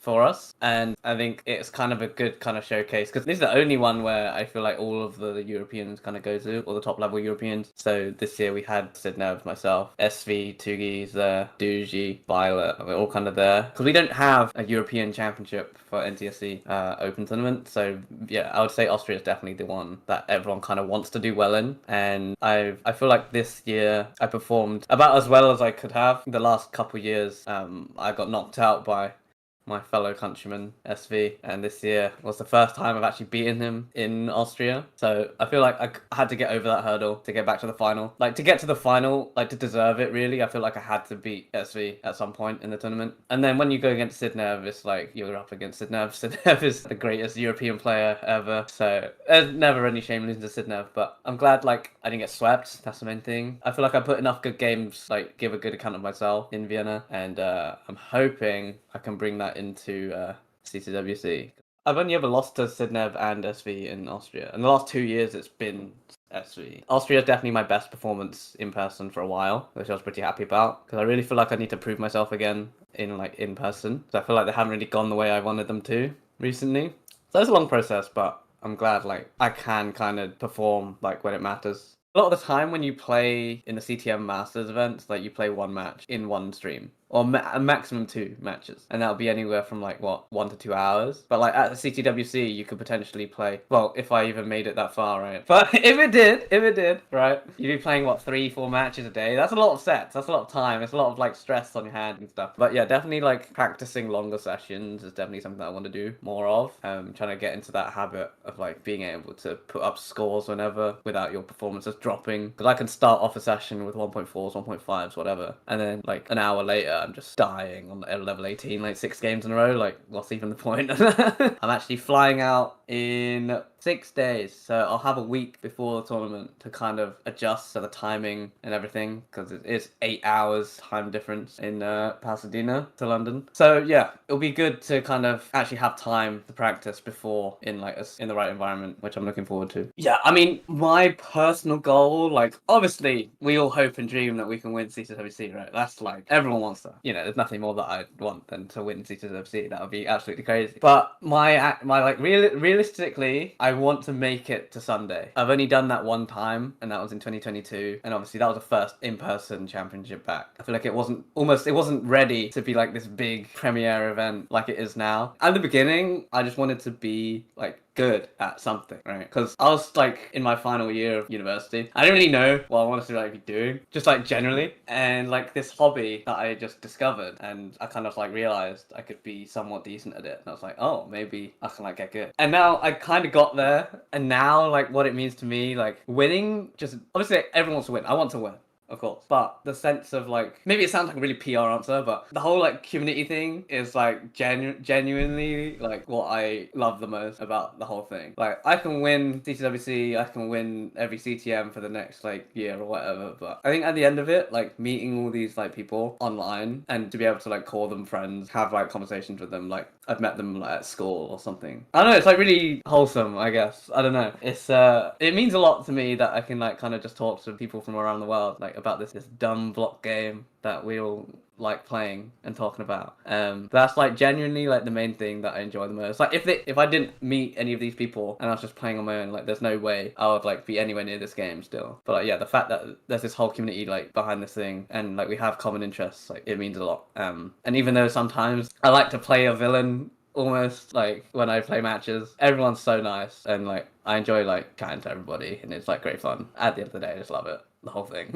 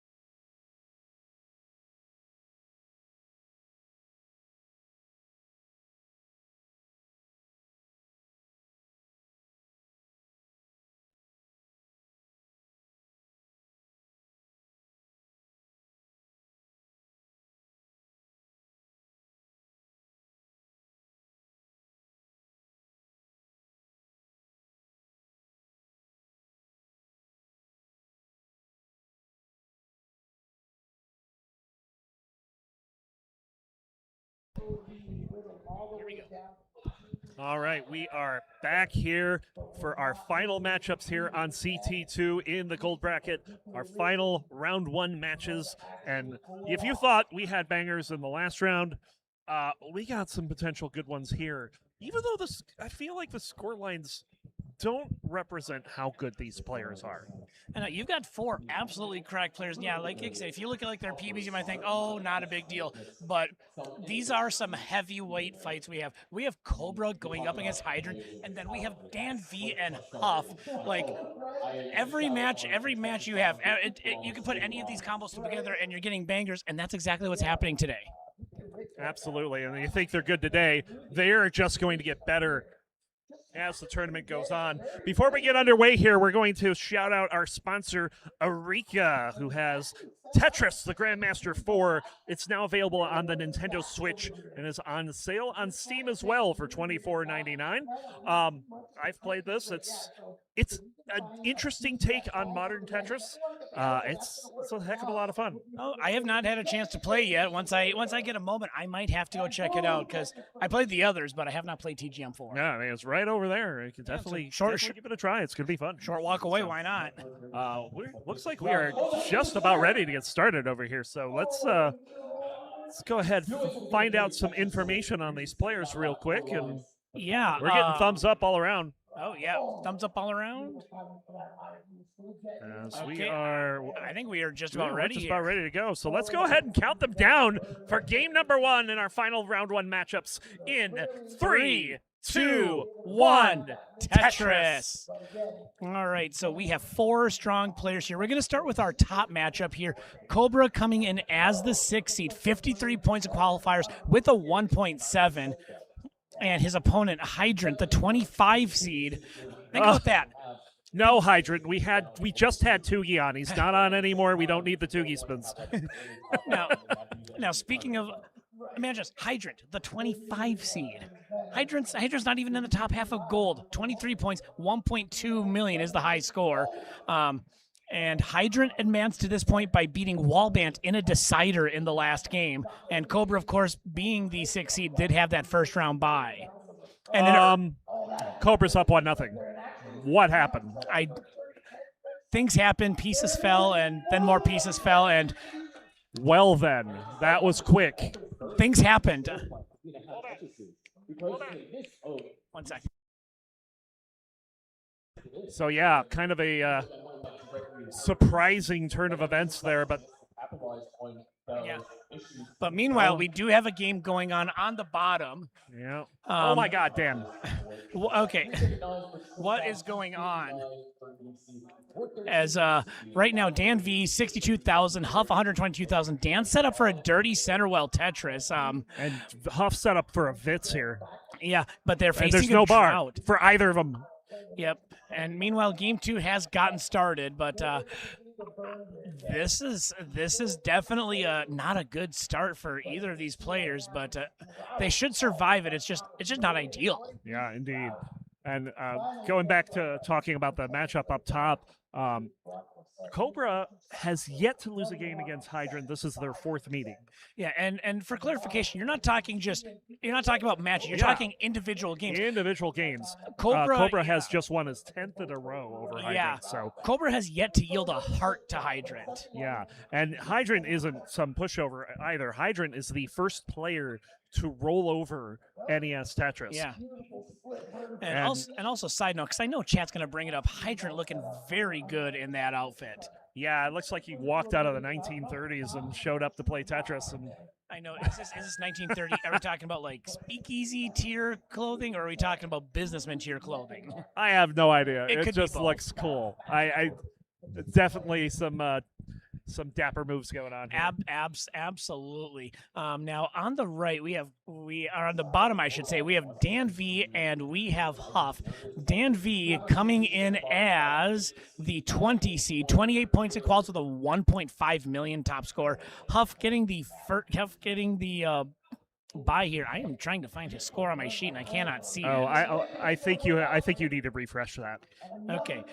Let's give it Yeah, the old I bad think boy you have refresh. Because Huff. But you don't have Dangler or Huff in there. Okay, there we go. There you go. Huff the 11 seed, 40 points with a 1.5 top score, and Huff with that first round bye. But Dan V got here by beating Broden 3-1. So made it through round 0, made it to round 1, but now he's got to deal with the big bad Huff. Yeah. And these two have faced off once before. It went to Huff 3-0. All the matches we're talking about prior to today happened in the Classic Tetris League. So this is the first time these players are meeting outside of that event. And that's kind of a surprising development considering how often these players play Tetris. You would expect them to have met up maybe at a CTM or maybe even in like something like a CTBW or maybe even a prior CTWC, but no, it's just all CTL all the time. Yeah, it's not like it's the first tournament that some of these players have been at in person together. No, in fact, I think Hydrant, he and Tristup are the only ones that have been in CTM Masters every year since 2019. Oh, wow. So Cobra here with an early lead, 20,000 points on the bottom. Huff with a 5 Tetris lead over Dan B. Yeah, they have reached the turn on the bottom in that first game. Meanwhile, up top, they're in game 2, halfway to 19, but 500K pace for Hydrant. For Cobra, it's about the same. You see those Tetris rates are close to identical, so... There's the bar. I was about to point out the drought, but the drought is a thing of the past. Yep. For now. That's what we like to hear. We don't like the droughts of the present or the future. We like them to all be in the past. Yes. No more droughts, please. Absolutely. Otherwise, you might hear me saying stuff like, give me the bar. Yeah. Up top, Hydrant has pulled it back within 2,000 points, so that early trouble looks like he's put that behind him. Absolutely. Take a game here. Yeah, I mean, they're still fairly close up top. It is relatively early. Huff, they're about to go to level 19. Huff with a lead of about 4 Tetrises and a little more, but they are in a drought. It's about 20 pieces. Huff's going to get a Tetris out of it. Dan is going to continue to burn this down. Yeah, we're right at the level 19 transition too, so Dan really needs to focus on getting this board in a healthy state, and that T is not what the doctor ordered. No, 15,000th worst T piece hang ever. But yeah, get that J rather over it, but He'll set him back a little bit, and he's already back by about 138,000. So, yeah. And on the other hand, up top, you've got a slightly closer game. 440K for Hydrant, 401,000 for Cobra, who's going to get a Toastress, make it 424,000. They have passed the turn. Hydrant with a little bit of a line lead in the line count. He's a little further ahead in the sequence.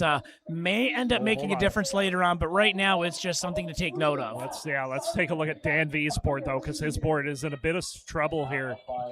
Yeah, this is a little bit of Swiss cheese. He's got alternating gaps right there in column 6, then 1, then 2. Yeah, he's having trouble finding the right pieces to get out of this burn. And having trouble. It really is not hurting him right now because he didn't have a long bar dependency to use it on. Yeah. And he's going to get this down, though. Dan V getting this cleaned up.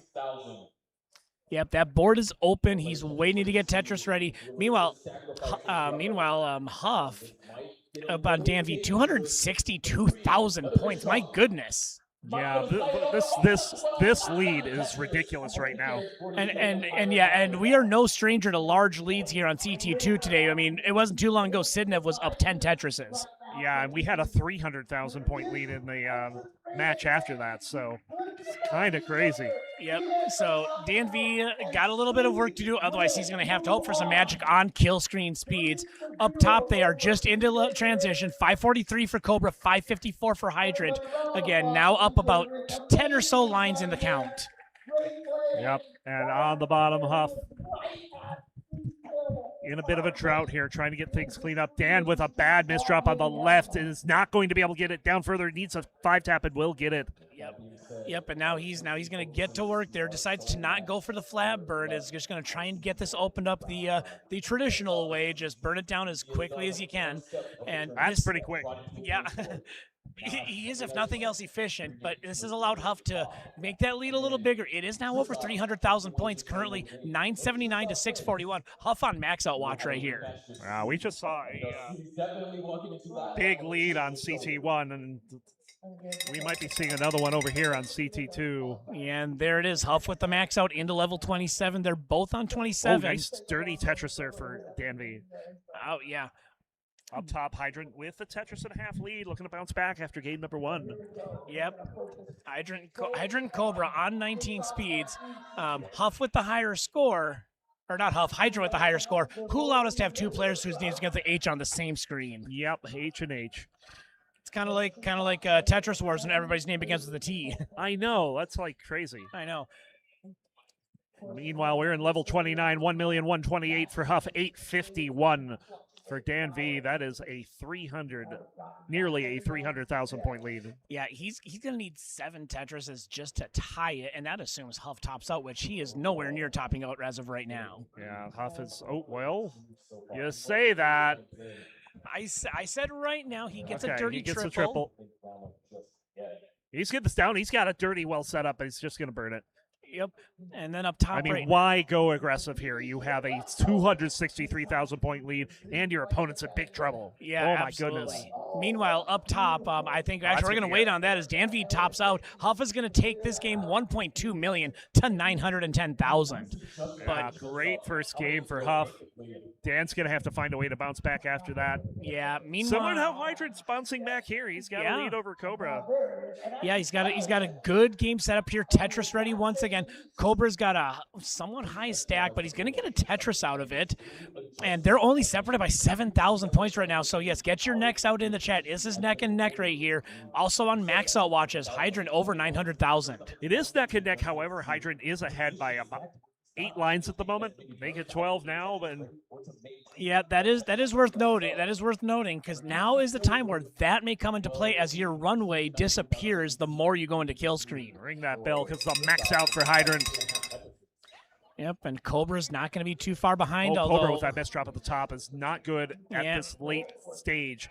Yeah, Cobra also joining the T-Piece Hang Club along with Dan V. Oh no, he needs a bar left. Gets the bar left. Yep. But now Cobra needs to get this brought down. Cobra's in a big trouble here. And he's going to go into kill screen with his next burn. Needs a long bar desperately, and he's getting droughted. And he goes into kill screen, and that'll do it. Hydrant takes game number 2, and we're all square. And probably maybe more importantly for Hydrant's mental state, his first game win ever against Cobra. Yeah, I mean, even for your top players, they may say, "Oh, it doesn't bother me, it doesn't get to me," but you got to believe, even subliminally, that plays a role. Knowing I've never taken a game against this player. Yep, and now he has. And you know what? I feel like this match is way closer than the sheet says. So Puppy Heart getting us set up for the next game, whether it's game number 2 on the bottom or game number 3 on the top. And I imagine we'll do a simul start, and we'll try and sprinkle in some cool factoids about the players we have up there, both in and out of Tetris. Oh. Yeah, thumbs up. Let's get this counted down for games 2 and 3 in 3, 2, 1. Tetris. All right, we're gonna start with Hydrant. Tell you a couple of cool things about him. Went to school and currently works in architecture. And as I mentioned before, he and Tristop, the only 2 players to have done Masters and CTM every year since 2019. That is an impressive streak. That's amazing. And also, Hydrant played tennis until college. Another tennis player. Yeah, we've got some patterns here. We're noticing tennis players in Tetris, volleyball players in Tetris. A lot of musicians in Tetris. Yeah. Yeah, but Hydrant also one of a handful of storm chasers in the Tetris community. Oh, wow. I did not know that. Yeah, Hydrant, Mathwiz, Jedi Evan, T-Storm, Draco. Those are the 5 I know. Insane. So. Yep. And then Dan again in a bit of a deg here on level 18. So yeah, see what he can do. Absolutely. Dan V just has some weight on that column number 3, but we'll let you know about Cobra 2. Condolences to Cobra's Dallas Stars in the playoffs. Fell to my Minnesota Wild. Cobra and I had a lot of fun chats about those matchups when the Stars and the Wild were playing. But Cobra also plays a lot of other NES games, SMB 1 and 3, also does Dragon Warrior Randomizer, and also plays Osu and Taiko. My last NHL game I saw was Detroit versus Minnesota in Minnesota. Was it the Wild or the North Stars? It was the Wild. Oh, wow. Was back in 2009. No way. A while back. Yeah. Tetris for Huff. Yep. He's got double the score of Dan right now. But yeah, around the horn, 195K for Hydrant, 129 for Cobra. On the bottom, 131 for Dan V, and 171,000 for Huff.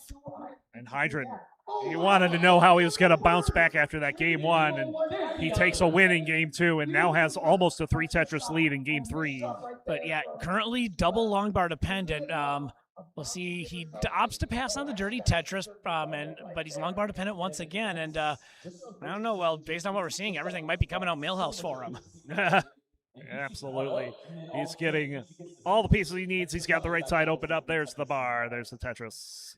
Yep. He's holding on to that 2 Tetris lead. On the bottom, it's just about a 5 Tetris lead for Huff, 267 to 181.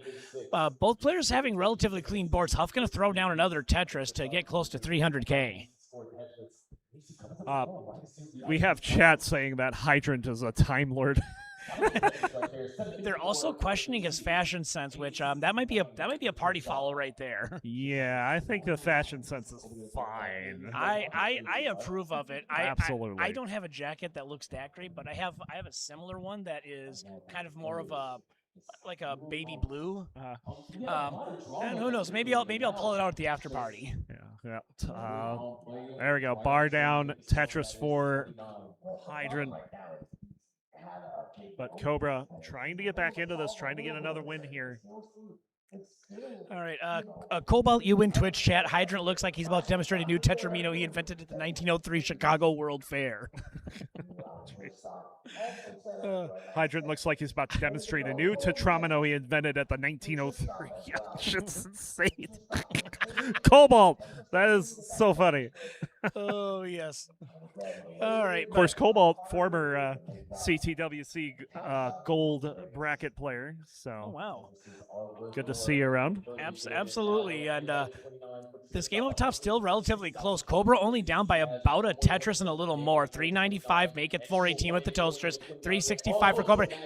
You know, dueling Toastresses over here. Why the heck not? And then on the bottom, Huff's up by 64,000 on Dan V. Yep. So high boards here on the bottom, but bar shows up. Both players able to get it down. No issues here.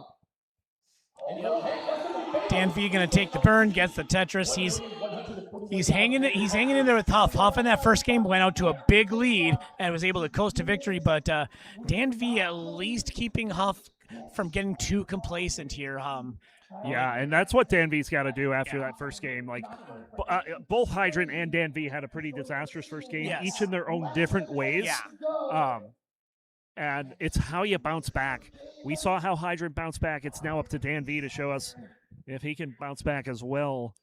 Yeah, I mean, if you're Dan V, you've got to know that it can't get much lower than that first game with that big lead. But if you're Huff, you got to think Dan V is going to come back that much harder in game 2, which he is.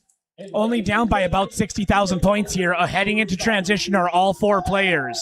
Yeah, I cannot hear a thing right now because, if you're watching CT1, you know why. It's very loud in here. Yeah. Look at this, 615 for Huff. He's still got 1 Tetris. Yeah. So, but he's going to burn into 19. That's a 617 for him. Yep. And getting Up top, droughted. 611 for Hydrant. Yep. And 577 for Cobra. Dan V in at 606. Hydrant at 636. So these Really good transitions here. Yeah, not only good transition, but still close and competitive here in the second and third games, respectively. Samish asking if Green Tea won the TGM CTWC. I actually wasn't here to watch it, so I'm watching the VOD on that one. Yeah, we'll have to take a rain check on that one. Yep. Wait, do people in the chat even know what a rain check is? Yeah. Yeah, we've reached Tetris Unk status. Yeah,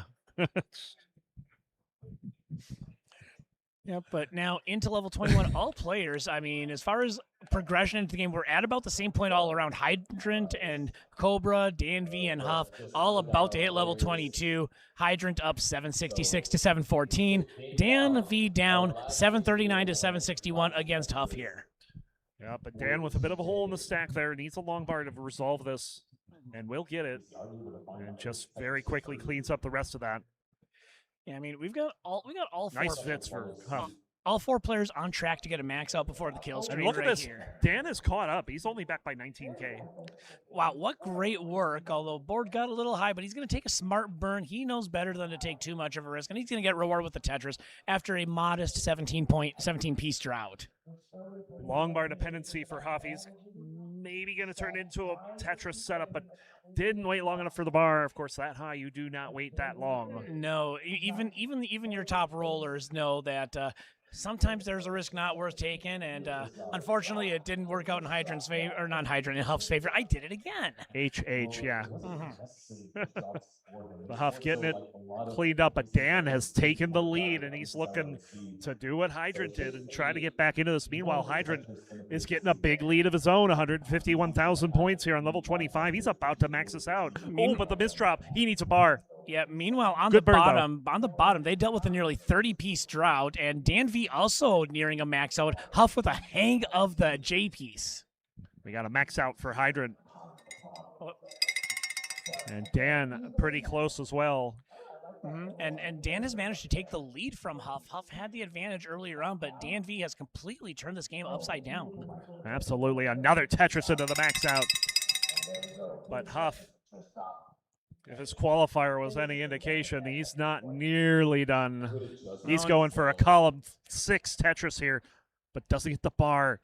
Dan also kind of going a little aggressive on 28. This could backfire for both of them if they're not careful. Absolutely. Right when they decide to go for their moves, they just got S and Z bursted. The S's and the Z's starting by where they're 2 of the top 7 pieces in Tetris. Huff, though, gets into 29 with that big center well. Looking for a bar, is not getting one as there's another drought coming in up top. Hydrant's going to fall apart on 29 at 1,000,211. So Cobra has a chase down. You need 1,000,212. Yeah, this is about a 6 Tetris deficit. Oh, for and Dan's Cobra to done. overcome. So Huff is in a chase down. You need 1,131. So we have 2 players, both on the right side of your screen, in the midst of a chase down on the kill screen, and all their opponents can do is watch. So Cobra has maxed out. Huff has maxed out. But Cobra is in trouble. He is not. Oh, he's not going to complete the chase down. Hydrant takes a 2-1 lead. Meanwhile, on the bottom, Huff still back by 2.5 Tetrises. I think this is line-out territory. Do not trust commentator math, though. It's a little dicey. He's got about 60 lines, and he needs 100,000 points. Yep. So odds are close. He's gonna want a Tetris just to make it safe. Yeah, a Tetris will make it safe. A triple might even make it safe at this point. Yeah. But Huff right there, looking a nice combination of cool as a cucumber and locked in like Svavar. Yes. So Huff getting this down. Still needs another 78,000 points and change. Gonna get that right side cleaned up. Yeah, this is starting to look more and more like maybe you need a Tetris here. I think so. He's got just over 30 lines left, but he has 60,000 points to overcome. He's gonna need a Tetris before 39 if he wants to complete this chase down. I gotta believe Huff knows what the Tetris math is in order to complete this chase down. But naturally, I approve of the toast chase down strats. Yeah, 41,000 points. This is definitely going to require at least a triple. Well, he does have the long bar dependency set up in the right side, but is he going to go for the left well? Oh my God, we're running out of time. 10 lines remaining, and he doesn't have any time left. He's got to start setting up for a Tetris here. He's not going to get the Tetris though. He's in trouble. He's got a burn. 15,000 points. He needs a bar. He gets a bar, but it's not enough. He still has 11,000 points to go. He's on level 39, and he's not going to get it done. Dan V will tie it at 1. He tried his hardest. He tried to line out and set up for a Tetris, but it just didn't materialize. Huff falls 8,380 points short. Yeah, man, what a game on the bottom there. We got Hydrant on the verge of advancing to the top 16. And on the bottom, we have a game 3 to decide who will take the lead in this one. So Pumpy will get them set up. Dr. Layup says, let's go Dan V, the bad boy of Tetris. Seriously, the bro's 12. Like, how much of a bad boy can a 12-year-old be? No kidding. Of course, to be fair, he's been 12 every year he's been here, so. The ageless wonder, Dan V. Yes. Well, we love Dan V around here. He is just bathes in the fountain of youth every day. Yeah, I mean, Dan V is a pillar of the community. He does a lot of YouTube work for CTM. Let's go ahead and get this counted down. Game numbers 3 and 4. We'll start in 3, 2, 1. Tetris. Yeah, Dan V, the YouTube editor for Classic Tetris Monthly. He's, yeah, I thought I remembered hearing that, but I wasn't able to confirm. And me being somewhat new to the community, I have this in my head. You tell me if I'm wrong. Wasn't his screen name at one point Dan Dweller? Yeah, he has pretty much. Because now it's Dan V Pants. Yeah. So whatever Van Dweller, the owner of CTM, whatever he changes it to, Dan V changes it with the V and D reverse. Oh, that's awesome. Yes, I love it. It's good. We have a big drought. Yeah, at the start of this game here. I do not love this drought. I don't think the players are loving this drought. 35 and counting. Yeah. Start printing the milk cartons. Oh my God, Huff misses the 4-tap. And he's in trouble now. That square is not going to help. Nope. The squares are doing square things again. And Huff is gonna work on flinging some pieces around to get this. And we've got another drought. But Huff has the well open. Will he get the long bar? He's not waiting for it this time. Nope, he's just gonna burn because guess what? This drought is ridiculous. Another 30+ piece drought here. We're not even 30 lines in. I know. You can count the number of long bars probably on one hand these two players have received. No kidding.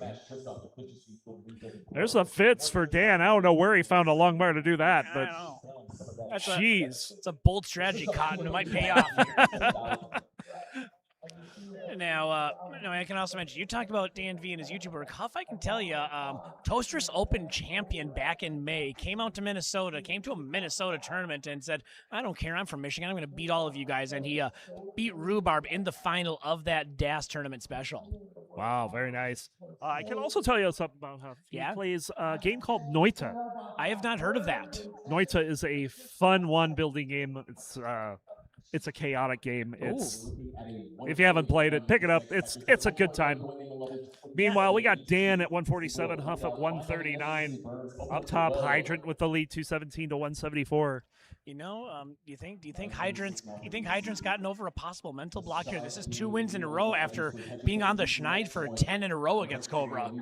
It possibly could be, but I also have felt that Hydrant's been around the scene for a while. Yeah. Obviously, he was the original player to roll over the game. Yeah. But then he kind of fell off for a while. Yeah. And even in wars, he's got super grandmaster status. Yeah. But for a while, he wasn't even counting for the tournament norm. Right. So when you beat someone, you have to beat like 5 super grandmasters to get tournament norm. We had to change that back because of how good he has gotten over the last year. But, oh no, right at that point, hangs the L piece. So now Hydra's going to have to work on taking care of this high hang. And it's going to give Cobra a chance to build up a little bit of a lead here, halfway to level 19. That'll work.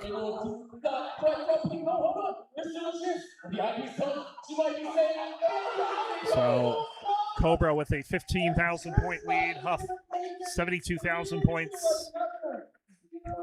Yeah, meanwhile, we got another drought forming on the bottom. What is this seed, Ron Clee? This is like 3 massive 20+ piece droughts that they've encountered. No kidding, Pumpy. What are you doing, my guy? Look at this. It's going to be another 30-piece drought. Third one of this length or longer this game. Yeah. And this one is not going to be kind to Dan V. 40 pieces. And he hangs the bar in column 9. Huff is up 2-1. That was an absolute struggle seed.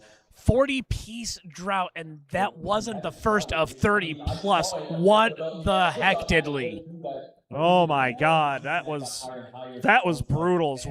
Just absolutely crazy. So not even Norg is that ruthless. Indeed. Special shout out to Parker Portlock for the $175 contribution to the Matcherino. We are up to $5,000 in the prize pool. Thank you so much. Yep, and if you haven't done so already, make sure you hit up that Matcherino as well. But yeah, up top, we still have Hydrant and Cobra going at it, and this one is pretty close as we hit the turn. 442 for Hydrant, 437 for Cobra. Although we got a drought farming up there too. I guess the droughty seed from below is rubbing off on the top now. Yeah, I ran out of my water in the water bottle, and I can tell from the way this Tetris is going. That's how droughty it is. We can't even stay hydrated at the commentary booth. No kidding.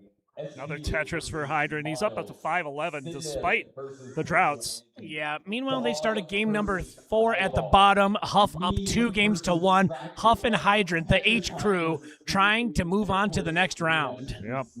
Oh, Cobra getting into some trouble high up on the board. It's got some time before level 19 to bring this down. Yeah. That was a brilliant T place. You do not want to place that flat in that situation. No, but he has got the well open, wants to try and get a long bar, but even though you're a roller and you can just slide pieces all over, you do not want to transition that high up. Never. He is getting this open. Right side is open. All the holes are gone. Yeah, we just need a long bar, but what do we have here? It's a drought. He takes a triple in at 503, and will then go ahead and take the Tetris. 569 for Hydrant. Compared to what we've seen, that was a mild 26-piece drought. Yes, very mild. No. We kind of got a little roughed up on the bottom here. Yeah, but a very nice upside down L tuck from Dan V. Gets himself set up for the Tetris, and he's going to throw it down. Yep. And Dan V only down by 3,000 points. So it's a little early to call it, but if you want to call it neck and neck, I will not judge you. Neck and neck. There we go. Up top. Close one there. Both players will score a Tetris. Yep.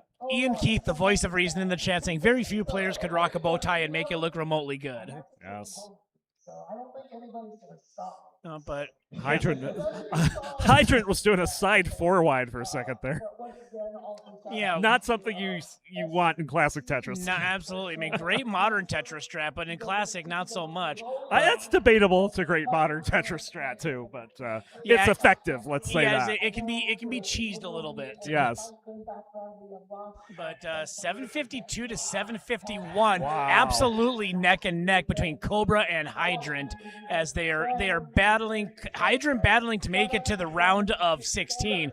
Cobra battling to force a decider.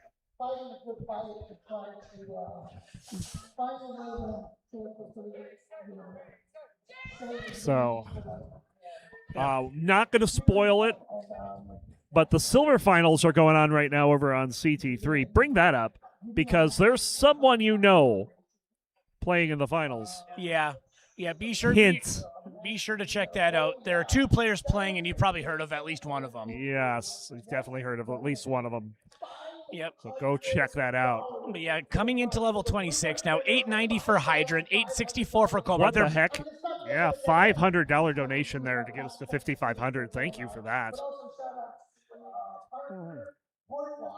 Cobra with the lead here, but it's not much. 900 to 899. 85-point difference between the players. I know you can't get much closer than that. That is nearly push-down point territory. And, yeah, you gotta call that neck and neck. Yeah, absolutely. Where's Jeff and Alex Kerr when you need them? But Cobra is Alex next is Tetris. here. Yeah, he is here. Cobra with his next Tetris will get a max out. Hydrant is probably 3 Tetrises away from it. But guess what? Another drought. You don't say. Nice fits for Huff there. All right, and there it is. Max out for Cobra in level 28, about to hit the kill screen. Level 29 is coming, and Huff Sport is, Hydrant's, now I've done it. Hydrant Sport's in trouble. He's got 5 lines to go. He's got to get this open and get a bar down, and that double flip might spell disaster. He's going to be done at 922, and we're going to decider up top. You know what that means, Ronkley. We need more points. Chris Berman, where you at? Yep. Rumbling, stumbling, bumbling. But right now, on the bottom, they are still going at it here. We got Dan V at 511K, Huff at 409. They are just about hitting the turn here, and Dan V on track for a 600K transition, looking really good here if he wants to make this a game 5. Colin has taught you enough, and then after 409, you say, giddy up. Yep. I love it. No, but yeah, I don't know. Yeah. Is it possible that this resurgence from Hydrant coincides with the fact that he's gone full beard now? Power of the facial hair, but we're going to get the 2 players ready here for game number 5 as Dan and Huff. Dan with the lead. He's looking to push a game 5 as well, and they are started up top. So, yep, let's score some points over here. And Cobra trying to avoid the tie right away, gets the 4 push-down points early. Oh, yeah, we need more points. Uh-oh. We sure do. Huff with the misdrop there. Oh, my. And the double tuck of the J. That's the second time I've seen someone go for and get that frame-perfect double tuck on 18. Man, when I grow up, I want to get tucks like that. No kidding. You are grown up. Sorry. Yeah, true story.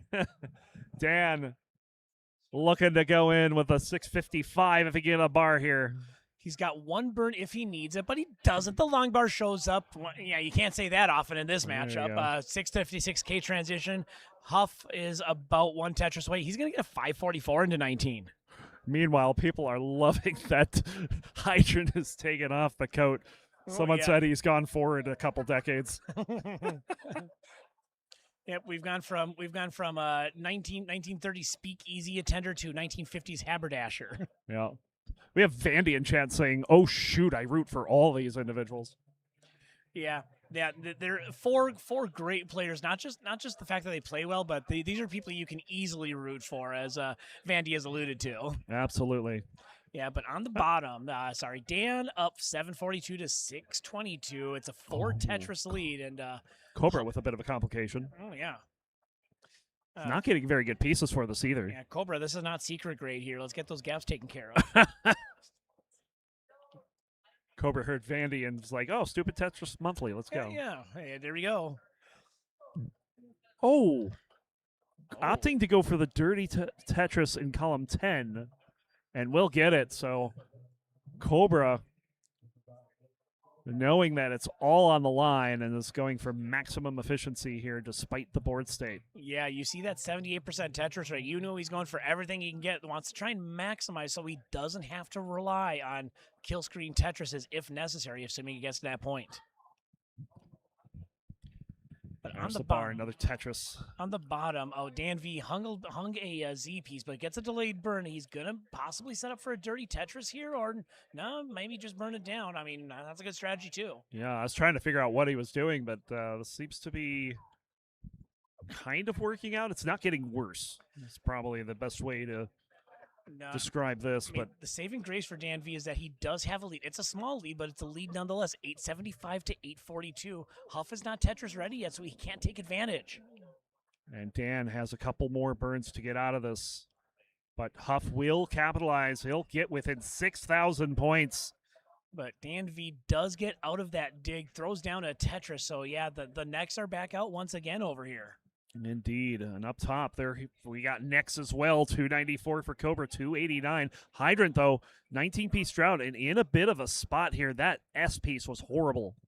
Yep, and Hydrant, he's got a little bit of difficulty to deal with here. It's not Danger Will Robinson yet, but it's not where he wants to be. No, and he's having to make some compromises on this board that's going to extend this dig even further. Yep, so and Cobra has taken the lead, but on the bottom, we are in almost level 29 territory within 12 lines. So yeah, Dan looking to catch up to Huff, who's got the max out. There's the max for Dan. Level 29 is around the corner. Yep, and we've got dueling max outs over here. Dan trying to force this decider. Huff trying to dispatch Dan V and move on to the next round. They're into kill screen. 1.01 for Dan, 1.1 for Huff. Yes, this is critical game 4 for Dan. His tournament life on the line. Yeah, we'll give a quick update up top. 370 to 349. Hydrant leading in that decider as they're over 90 lines. Dan's in trouble. He does get a piece to the left that's going to delay him needing to do anything about it. And then that flat L was beautiful. And Huff is going to top out at 1,118,000. Dan has a chance. You need to get to 1,119,000. But he needs a 5-tap of a long bar, and he needs it post-haste. And in order, okay, good 5-tap. However, he needs another one, and we'll get it. Yep. Oh, no. But Dan hanging the T. It's not over yet. Nope. He is still trying to. Oh, he does misses that 5-tap. He needs an L, and he's not going to get it. Huff and he's getting going to top 16. Oh, man, just an unfortunate sequence of events for Dan. Just kept missing a couple of drops here and there, and then when he missed a drop and he needs a long bar, he gets droughted. Unfortunate sequence that leads to Huff moving on. Absolutely. And up top, we have our final matchup of round number 1 in a decider. Hydrant at 490, Cobra at 476. We are just about at level 19. Mm-hmm. And this is what you want out of a decider. You want to see these players go the distance, and they are trying to make that happen. Yes. So here we go. Another Tetris. Yep, and they're in. Hydrant going to throw one down as well. And now the crowd is into this Cobra. one. Hydrant 2. The fans are confused.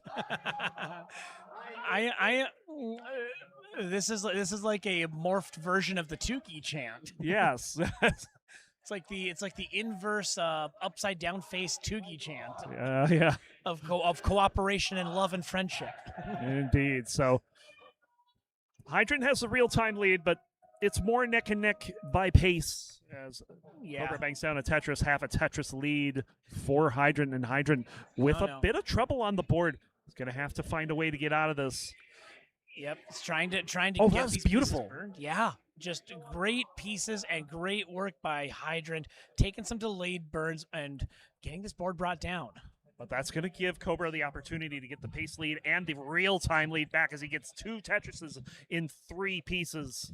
Yeah, you see that Tetris rate, 71% to 65%. Cobra leading there, and as a result, also leading on the scoreboard despite not having as many lines clear as Hydrant. Gets a bar over for the Tetris, 786.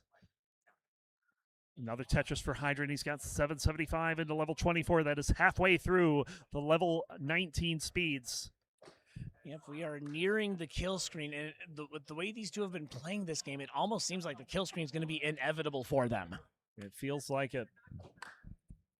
Cobra, another Tetris. Hydrant has to cover the well. But and get it back open, and we'll get the bar for the Tetris. Yeah, Cobra up only 11,000 points. This game remaining close. It's anybody's guess who's going to get this one, but guess what, folks? We have a little drought here, 18 pieces, and a hang by Hydrant of the Z. Yeah, and he gets another 18-piece drought there. But he's on level 26 now. Yep. So it is crunch time, and Cobra getting into a little bit of a spot. Yep, he's going to take that flat burn. Really smart. It gets my seal of approval for whatever that's worth. Hydrant going a little aggressive here. Yep, but he needs some pieces here. He's going to get not good. He's going to get some burns, but he's got to keep bringing us down. The L spam is bailing out Hydrant here. Yeah, what a well-timed burn from Hydrant. Wow, we got the fans behind both of these players right now. Yep. We're about to hit level 29. Another Tetris for Cobra. He's got a 5,000-point lead. Kill screen and max out coming for both players. Double There's max the max out.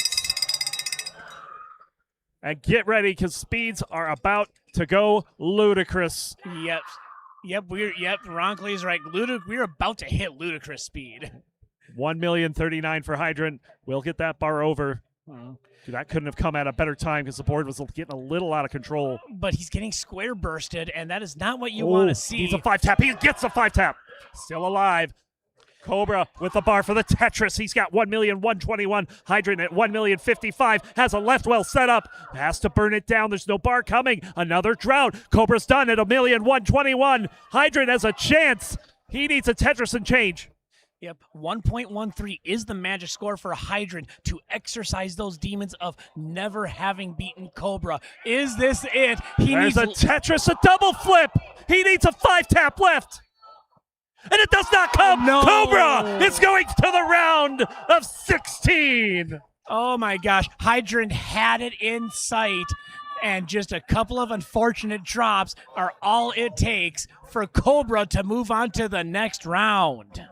Oh my God, what a set between these two. It started out really, really jank, but those games after that were amazing.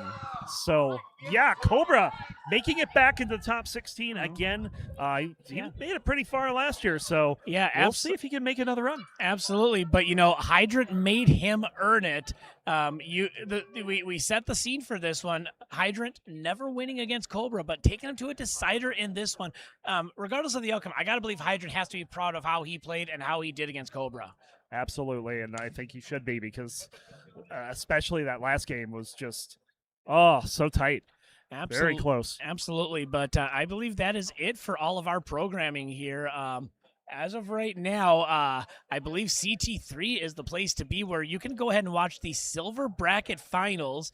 Since we're probably going to raid over there, I think I can spoil that it is Green Tea and Sam Z in the finals of silver. Yeah. And right now, Green Tea up 1-0. So on behalf of Ronkley, I am Toast. Thank you all for coming out to CT2 today. We will catch you at the next one. See you, bye.